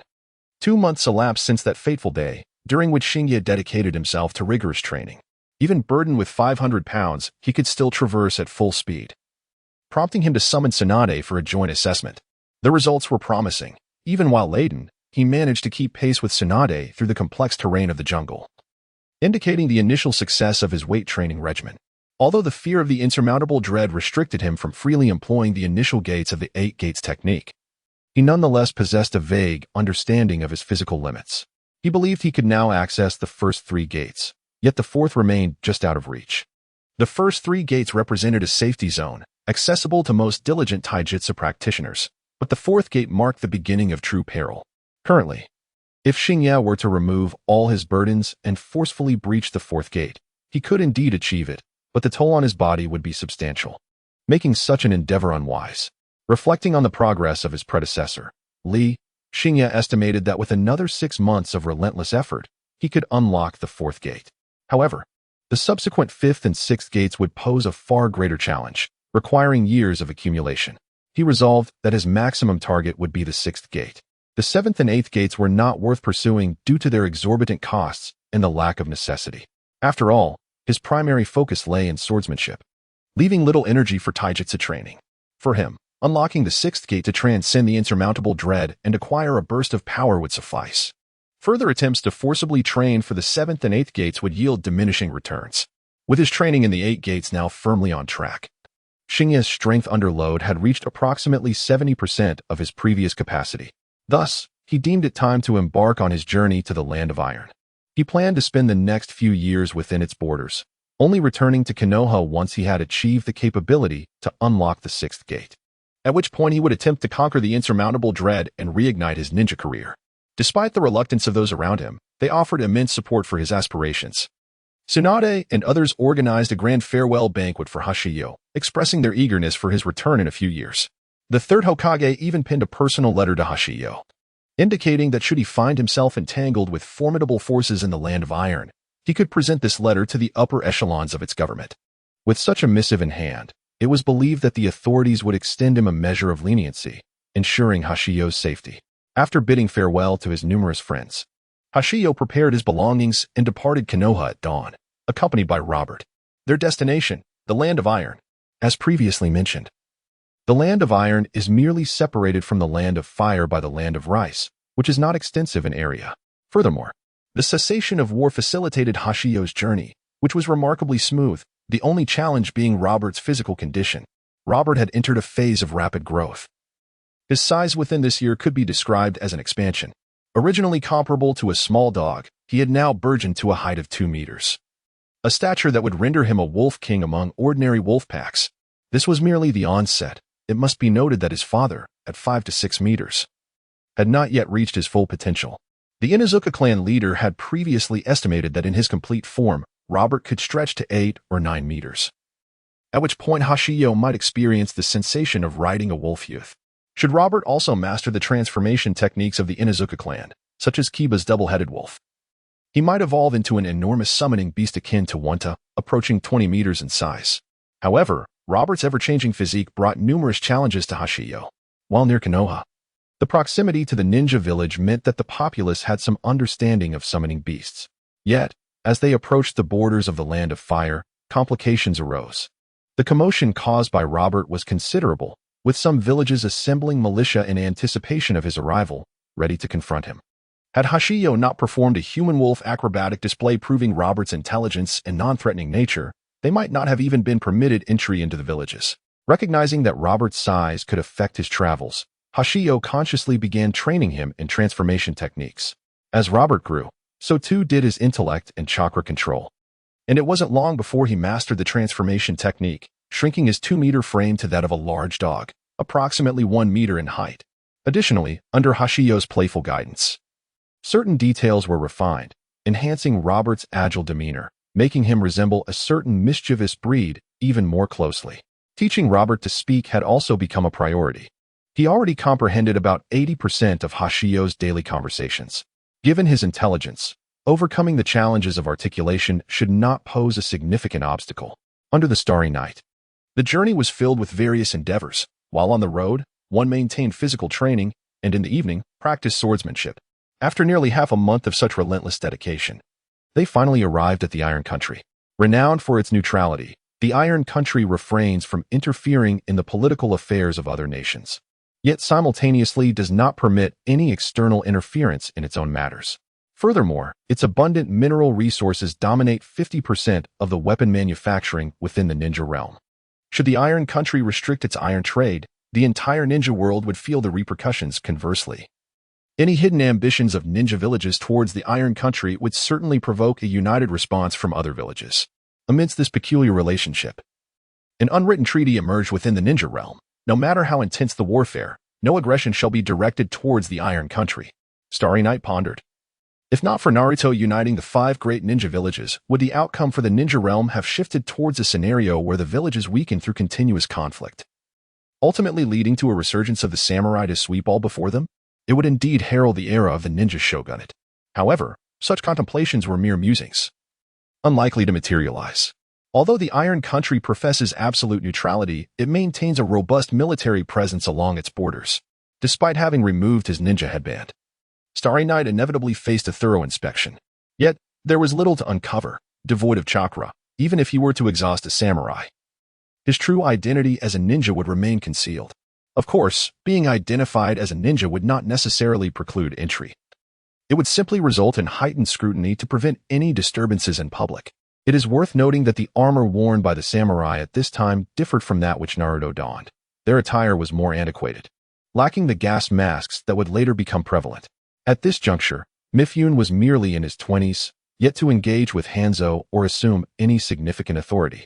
Thus, the widespread adoption of gas masks had not yet occurred. Ultimately, due to his striking appearance and the exquisite sword, Munenori, adorning his waist, the samurai mistook Starry Night for a young gentleman enamored with samurai culture, allowing him entry with a courteous remark, "May you enjoy your time in the Iron Country." Iron Hammer Town, the outermost settlement of the Iron Country, though at the periphery, exuded a deep-rooted samurai culture.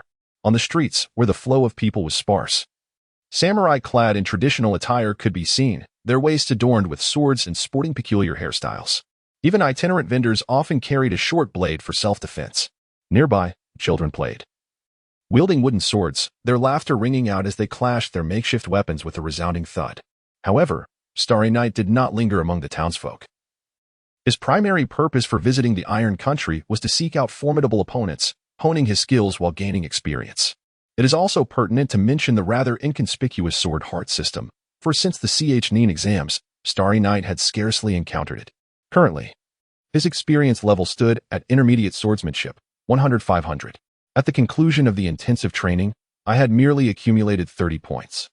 The individual who consumed the flesh and blood of the Two Tails during the sheathed exams had his strength nearly reach that of AJ Nin, thus earning approximately 15 additional experience points. Subsequently, Hiru contributed around 10 points, while the remaining experience was solely derived from my arduous training with the blade under the burden of weights. After nearly a year of dedicated practice, I had only managed to increase my experience by 45 points, which can be described as an exceedingly challenging endeavor. This was also the primary motivation for my journey to the Land of Iron. I felt that without confronting formidable opponents there, it would be exceedingly difficult for me to advance to advanced swordsmanship by the age of 20. After gathering my thoughts, I approached a man dressed as a samurai and inquired, "Excuse me, sir, may I ask where the most esteemed swordsmanship dojo in this town is located?" Upon noticing the crescent moon blade at my waist, the man's eyes lit up. With a smile, he remarked, "Young man, that is quite a fine blade you possess. It is evident that you are an admirer of our samurai culture, which is truly splendid. A true man should wield a katana in battle. Those frivolous tools like shuriken and kunai are hardly worthy of the stage, would you not agree?" Seemingly oblivious to his own words, I casually echoed his sentiments before reiterating my original question, which finally elicited a response. "The finest dojo, you ask? That would undoubtedly be the Kazama Dojo, where I am affiliated. Come, allow me to escort you there. I assure you that after 2 years of study at our dojo, you will undoubtedly develop a swordsmanship that will leave others in awe." Under the enthusiastic invitation of the man, I was led to the Kazama Dojo. Judging by its architectural scale, it was indeed the largest swordsmanship dojo in Iron Hammer Town. Just standing at the entrance, I could hear the spirited shouts of apprentices wielding their ninja blades within. As I was ushered inside by the man, several figures turned their attention towards us. The instructor overseeing the apprentices, noticing the commotion, expressed his discontent, admonishing the apprentices, "What are you staring at? Continue your training." He then turned to address the middle-aged man with a hint of irritation, saying, "Cousin, how many times must I remind you? When apprentices are training, you should enter through the back door, not the front." Embarrassed, the man scratched his head and replied, My apologies. Please don't be angry. I merely wish to bring in a newcomer." Upon hearing this, the instructor finally noticed me standing behind his cousin. His eyes brightened at the sight of my crescent moon blade, yet upon observing my youthful appearance, around 11 or 12 years old, accompanied by a large white dog, he shook his head, seemingly lamenting that such a fine weapon had found itself in the hands of an unsuitable master. Nevertheless, as a guest, he extended the courtesy of basic politeness. "I am Kazama Masakazu, the newly appointed master of this dojo. You appear to have some prior experience in swordsmanship. Please share your foundational background." Under the starlit night, Shinya pondered for a moment before adopting an alias. "I am Hiko Sidro, and I have practiced the art of swordsmanship for approximately 5 years. My primary intention for visiting your dojo is to witness the sword techniques you employ." Upon hearing this, Kazukawa, slightly furrowing his brow, couldn't shake the feeling that the words of this young boy carried an undercurrent of challenge. However, he quickly dismissed the notion. The child's stature suggested he would struggle to wield even a short blade, let alone contend with anyone. It was likely that he was a child of privilege, unaccustomed to conversing with others, resulting in his somewhat inappropriate choice of words. In truth, he merely wished to observe the proficiency of the dojo's swordsmanship. Children of such an age often exhibited this curiosity. A brief demonstration would likely entice him to join the dojo enthusiastically, an understandable sentiment. With this thought, Kazukawa called out to the apprentices who had been glancing over, "Abe, come forth and showcase our Kazukawa style of swordsmanship." At his command, a boy of around 15 or 16 emerged from the crowd, obediently preparing to demonstrate the techniques of Kazukawa before Shinya. The corners of Shinya's mouth twitched. Realizing he had been underestimated, he raised a hand to interrupt Abe and took a deep breath to clarify. Kazukawa-senpai. My intention here is to seek out strong opponents for a duel." Kazukawa frowned at this statement but soon found clarity. Surmising that the boy had grown accustomed to flattery and fancied himself a prodigy of swordsmanship, he had encountered similar individuals before. A sparring match would serve as a valuable lesson for him. Abe had once been in a comparable situation, and after receiving a lesson, he had become much more respectful. Thus, Kazukawa turned to Abe and instructed, "Abe, you shall engage in a match with him." He then addressed Shinya, "Come forth, let me witness your prowess." In the center of the dojo, Abe, looking rather lackluster, declared, "Come at me then." He assumed a stance, waiting for Shinya to launch his attack. Convinced that he could not possibly be surpassed by someone who had only recently begun their studies. Observing this, Shinya raised an eyebrow, drew a wooden sword from the side, and swiftly struck Abe's wrist. Abe was momentarily blinded, followed by a sharp pain that caused him to instinctively drop the wooden sword onto the floor. Clutching his hand in frustration, "Why did you ambush me?" he retorted, reaching for the sword to re-engage in combat. Sighing, Xingye was prepared to thoroughly defeat Abe before challenging Kazukawa, but Kazukawa interjected, "Abe, return." He stepped forward to face Xingye and stated, "I apologize. I underestimated you. On behalf of the Kazukawa dojo, I accept your challenge." As the saying goes, an outsider observes the spectacle, while an insider perceives the intricacies. Kazukawa had clearly discerned that Xingye's strike was far from a mere ambush. The strike was executed with impeccable timing and precision, and from this single blow, it was evident that the swordsmanship of this Kenshin Himura was undeniably formidable. It was conceivable that his skill was nearly on par with his own. Contemplating this, Takakazu couldn't help but draw a sharp breath to think their abilities might be so closely matched. He was approaching 30, while Kenshin appeared to be merely 12 or 13 at most. This was far from the typical idle scion of a wealthy family. He was, without a doubt, a rare prodigy in the art of swordsmanship. Takakazu completely shed his previous disdain and prepared to engage in a proper duel with Seiya. He bent down to retrieve the wooden sword that Abe had dropped, standing upright and bowing respectfully to Seiya, saying, "Fujike's Takakazu, I seek your guidance." Witnessing this gesture from their master, the surrounding apprentices erupted into a flurry of chatter, each speculating about Seiya's true identity. At that moment, it was the elder bystander who spoke up, "Silence. Pay attention and learn well. If you can glean even a technique or two from their duel, your swordsmanship will advance by leaps and bounds." As the apprentices fell silent, the battle between Takakazu and Seiya commenced. Their wooden swords clashed with a resounding crack. Just from this initial strike, Takakazu was astounded. Kenshin's movements were strikingly fierce, and he could find no flaws to exploit. The attack was relentless, leaving only room for defense. After spending years in Iron Hammer Town, he had only felt such pressure during sparring matches with his youthful father. It was as though he had been targeted by a leopard. Defense was his sole recourse. What was even more alarming was that at the moment their blades met, Takakazu felt a tingling numbness in his hands. The speed and ferocity were remarkable, but the force was astonishing. Could it be that this individual had truly trained in swordsmanship for only 5 years? Unbeknownst to him, he was currently facing Seiya, who was carrying a burden of 500 pounds. If Seiya were to shed that weight and unleash his full potential, that single strike could easily sever Takakazu's wooden sword. Seiya felt a sense of satisfaction upon seeing Takakazu successfully block the blow. He had demonstrated more than 70% of his ability. It seemed that Fujike's Takakazu was indeed no ordinary opponent.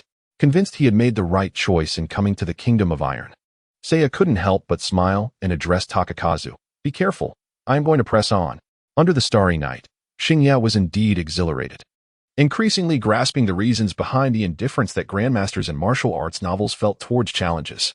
Prior to arriving in the Iron Nation, he found himself in a peculiar predicament during battles.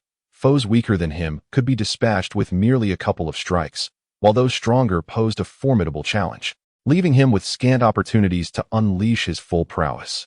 After he had distanced himself from Shwomo in terms of swordsmanship, he had long been deprived of the exhilarating clang of forging steel. However, upon reaching the Keisuke's dojo, he rekindled the reckless thrill of wielding his blade until utterly exhausted. This sensation invigorated him. He charged forward, launching a series of frenzied attacks, albeit somewhat haphazardly. Though lacking in structure, his foundational swordplay, combined with an astonishing speed, effectively suppressed Jinquan. Jinquan felt a profound frustration. He could clearly discern the openings in Xingye's defense, yet he found himself unable to capitalize on them. Xingye's berserker-style approach momentarily left him at a loss. As Jinquan retreated step by step, the wooden sword in his hand began to succumb under the strain of continuous parries. He realized that he could not persist in this manner. Without seizing an opportunity to counterattack, he would be thoroughly defeated within 2 exchanges. Resolute in his decision, Jinquan executed a maneuver reminiscent of an iron plank bridge, evading Xingye's horizontal slash, and rolled away to create distance. Once back on his feet, he gripped his wooden sword tightly, and an inexplicable aura emanated from him. Despite Xingye being devoid of chakra, he could distinctly sense the chakra coursing through Jinquan. This was the true secret technique of the Keisuke's dojo, the Wind Style's ultimate move, the Gale Slash. Jinquan, with an unusual posture, concealed the wooden sword against his right arm, resembling the scythe of a mantis. In the next moment, the mantis blade was unleashed, the wooden sword slicing through the air with a whistle. Anticipating the attack, Xingye stepped back to evade Jinquan's strike. He believed he had successfully dodged the wooden blade, only to be taken aback by a barely discernible wave of cutting air that tore through the atmosphere towards him. Startled by this sudden onslaught, Xingye was fortunate that the speed of the attack was not overwhelming, allowing him to evade. He rolled awkwardly to the side, narrowly escaping the gust, and surged forward, striking Jinquan's wooden sword before he could deliver a second blow. The already battered wooden sword could not withstand the force of Xingye's strike, shattering into two pieces. Although Xingye's sword struck Jinquan's forearm, he had managed to mitigate the damage. Meanwhile, the severed wooden blade spun to the ground with a soft thud, signifying the conclusion of the duel. Jinquan, clutching his arm, lowered his head and admitted to Xingye, "In terms of skill, I am inferior, I concede." With a graceful turn, Xingye retracted his wooden sword and bowed respectfully to Jinquan, saying, "I beg your pardon." Having spoken, he was about to set down the wooden sword and turn away when Jinquan caught sight of Xingye's silhouette and hesitated for a moment. Just as he deliberated whether to call out and halt Xingye, a frail, aged voice emerged from the side. "Young friend, please pause." At the sound of this voice, Xingye instinctively halted, and from the shadows around the corner, an elderly man, leaning on a cane, emerged with unsteady steps. Upon seeing the figure, Jinquan was taken aback. "Father, what brings you out here?" The old man, somewhat displeased, huffed, "I'm not dead yet. What is wrong with coming out for a bit of fresh air?" Jinquan hurriedly approached to support the elder while explaining, "That's not what I meant. Your health isn't. I know my own body well enough," the old man interrupted. Turning to Xingye, he continued, "Young friend, your talent is extraordinary. Your aptitude for swordsmanship is truly a once-in-a-century phenomenon, deserving of the name Sword Heart. If I were 20 years younger, I would insist on sparring with you. Alas, age has weakened me, but please allow me to demonstrate the true essence of Kazumiyu's techniques." With that, he freed himself from Jinquan's assistance and, without the wooden sword, assumed the same stance Jinquan had just displayed, using his cane. Yet, in an instant, the aura he emitted was exponentially more formidable than that of Jinquan. Just from this brief encounter, Xingye was convinced that in his youth, this elder had undoubtedly been a formidable warrior. All eyes were fixated on the old man's movements. Eager to witness the true splendor of the Kazumiyu techniques he had mentioned, the elder's physical stamina was clearly faltering under the strain of such intense chakra flow, and his body trembled slightly. Still, he persevered.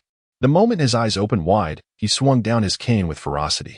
A curved stream of air, over a meter long, sliced through the air with a whistling sound, carving a deep gash into the ground, and ultimately striking a stone pillar not far from Xingye.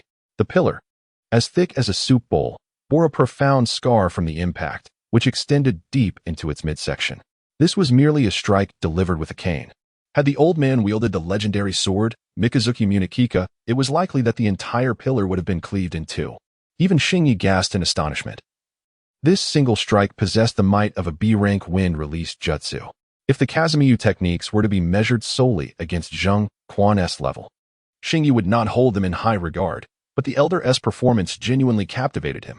Even at his peak, Xingye would find it challenging to withstand such a blow. After much contemplation, he discerned only two options, either to counter it directly with his own technique, Yin Return, or to escape and advance using a sliver of moonlight. No other alternative seemed viable. For a moment, Xingye felt somewhat immobilized. Part of him was genuinely curious about the elder's story, while another part was undeniably envious of this technique. Who could refuse the allure of sword energy? The answer was no one. Moreover, Xingye himself possessed wind-release chakra, though he could not utilize it at present. Once his chakra replenished, it would undoubtedly become a formidable skill. Moreover, there exists a vital point. Xingye perceives the shadow of the blade draw technique within this move. If he could master this technique and alter his drawing method, would it not manifest as a living embodiment of the blade draw? With further advancement and the infusion of wind attribute chakra transformation, the development of a void-breaking blade draw could indeed be feasible.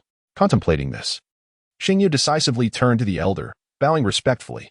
"I apologize for my youth and ignorance. I have yet to inquire about your esteemed name, Senior." The elder, witnessing this, could not help but laugh heartily. He gently supported Xingye and replied with a smile, "I am known as Kazama Shoyen, the founder of the Kazama Dojo. It appears we share an instant rapport. Might I indulge you with tales from my bygone days?" "I would be most honored," Xingye responded. Thus, under the elder's guidance, he assisted him into the inner sanctum of the Kazama Dojo, leaving Kazama Siku in a state of disarray. "Elder, I am your true son." Within the inner sanctum of the Kazama Dojo, Xingye found himself beside Kazama Shoyen, listening intently as the elder recounted stories from his youth. Xingye harbored a profound curiosity about the elder's life, compounded by the uncertainty whether it was his own striking appearance that endeared him to the elder or perhaps the elder's growing affection for talent in his twilight years. As Shoyin narrated, he shared insights gleaned from his own youthful experiences in swordsmanship, wisdom acquired through countless confrontations during his early days of challenge. Even for Xingye, who stood at present, these reflections offered a wealth of knowledge, representing the subtle techniques forged through years of combat experience, unattainable by mere speculation without substantial life experience. Indeed, the elder's life could be described as tumultuous and grand. In his youth, he was renowned as a prodigy of swordsmanship, triumphing over his father during the Master's assessment at the tender age of 16, achieving the rare status of being exempt from further instruction. At 20, he participated in the Iron Kingdom's quinquennial youth swordsmanship tournament, securing an impressive second place. However, Kazama Shoyin, dissatisfied with this outcome, attributed his defeat to the age and extensive training of the first-place contender. Consequently, he embarked on an even more fervent journey to refine his swordsmanship, to surpass the champion. He undertook a lengthy tour of challenges, spending 5 years testing his skills against various dojos throughout the Iron Kingdom. After 5 years, with his innate talent and the synthesis of diverse techniques, Kazama Shoyin finally developed his own unique style, known as the void-breaking slash. Proud of his creation, he believed he had surpassed the first-place contender and sought a rematch. Yet, in this encounter, he was once again defeated. The opponent's speed in drawing was too swift, and before he could fully execute the void-breaking slash, he succumbed to defeat. It could be said that the first half of Shoyin's life was overshadowed by this master of drawing technique, though he felt a lingering discontent after his second loss. He was compelled to acknowledge the reality he was unable to contend with that individual. In his quest to overcome that individual, Shoyin endeavored to refine the Gale Slash. However, his understanding of chakra remained limited, prompting him to depart from the Land of Iron. He sought to explore the outside world, engaging in battles with ninjas, hoping to uncover ways to perfect the Gale Slash through their techniques. He succeeded partially, discovering a concept known as chakra nature transformation during combat, which he recognized as the key he sought. He learned the fundamentals of chakra nature transformation from a ninja. Yet, while attempting to enhance the Gale Slash using wind-style chakra, an unforeseen incident occurred. Due to his insufficient mastery of chakra nature transformation, a surge of high-density wind-style chakra erupted within him, wreaking havoc and causing irreversible, permanent damage to his meridians. From that moment on, although he could still utilize the Gale Slash, any aspiration to improve it became a distant fantasy. At this juncture, Shoyin sighed deeply, lamenting, "I had placed all my hopes on my son, Zhengquan, only to realize that his talent pales in comparison to mine. Now, having reached the age of maturity, he can only use the Gale Slash in its rudimentary form." Upon hearing this, Xingye could not help but mourn for Zhengquan for 3 seconds, considering the immense pressure such a father must endure over the years. Just as he was reflecting on Zhengquan's plight, he heard Shoyin's voice, now imbued with a hint of joy, address him as child instead of the previous young friend. "Fortunately, the heavens have smiled upon me by allowing me to encounter you. From the moment I laid eyes on you, I considered you a gift from the divine. Your presence before me must surely be a manifestation of my prayers, granting me the chance to witness the perfected Gale Slash in my lifetime.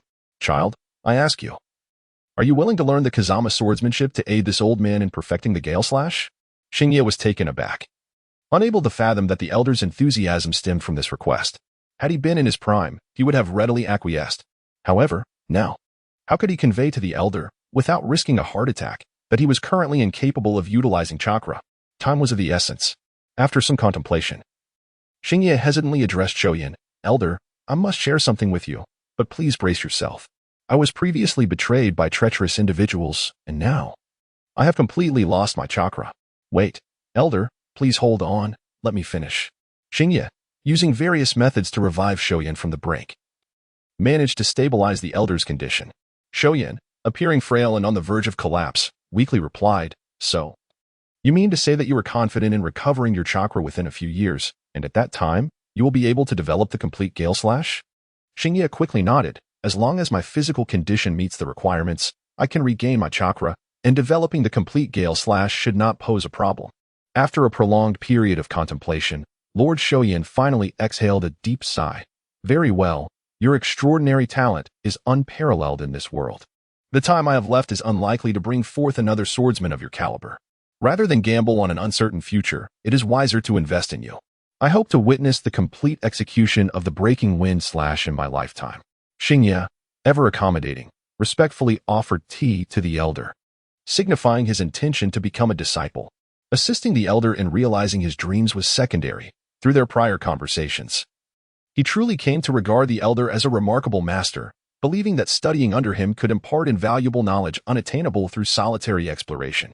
Furthermore, the breaking wind slash, a rare technique capable of manifesting sword energy with a ninja blade, is indeed scarce. Mastering such a skill would be immensely beneficial for Xingye. In his recollection, there seemed to be no direct sword energy attacks in Naruto. At most, characters like Sakura and Sasuke extended their weapon range using chakra. The only notable instance of sword energy was in the TV adaptation featuring Bayun Zhaochen. Curiously, his vacuum sword could be considered an advanced version of the breaking wind slash. Could it be that in the anime, this man inherited the Kazama family's legacy, subsequently developing the advanced vacuum slash? A playful thought. Meanwhile, Lord Kazama Shoyin had come to a resolution. He had no alternative. Instead of lingering in hesitation, it would be more prudent to take Xingye as his disciple, utilizing his own experiences to help him swiftly free himself from the shackles of cursed techniques. This way, there remained a glimmer of hope to witness the complete breaking wind slash within his lifetime. Should he delay further, he feared he might only carry this obsession to his grave. With this in mind, Shoyin declared, "Since it has come to this, I shall accept you as my disciple. I will dedicate 3 years to imparting all the swordsmanship techniques I possess." The date of the swordsmanship tournament coincides with the end of these 3 years. Once you have mastered my techniques, the trials of the tournament will surely forge you into a formidable warrior.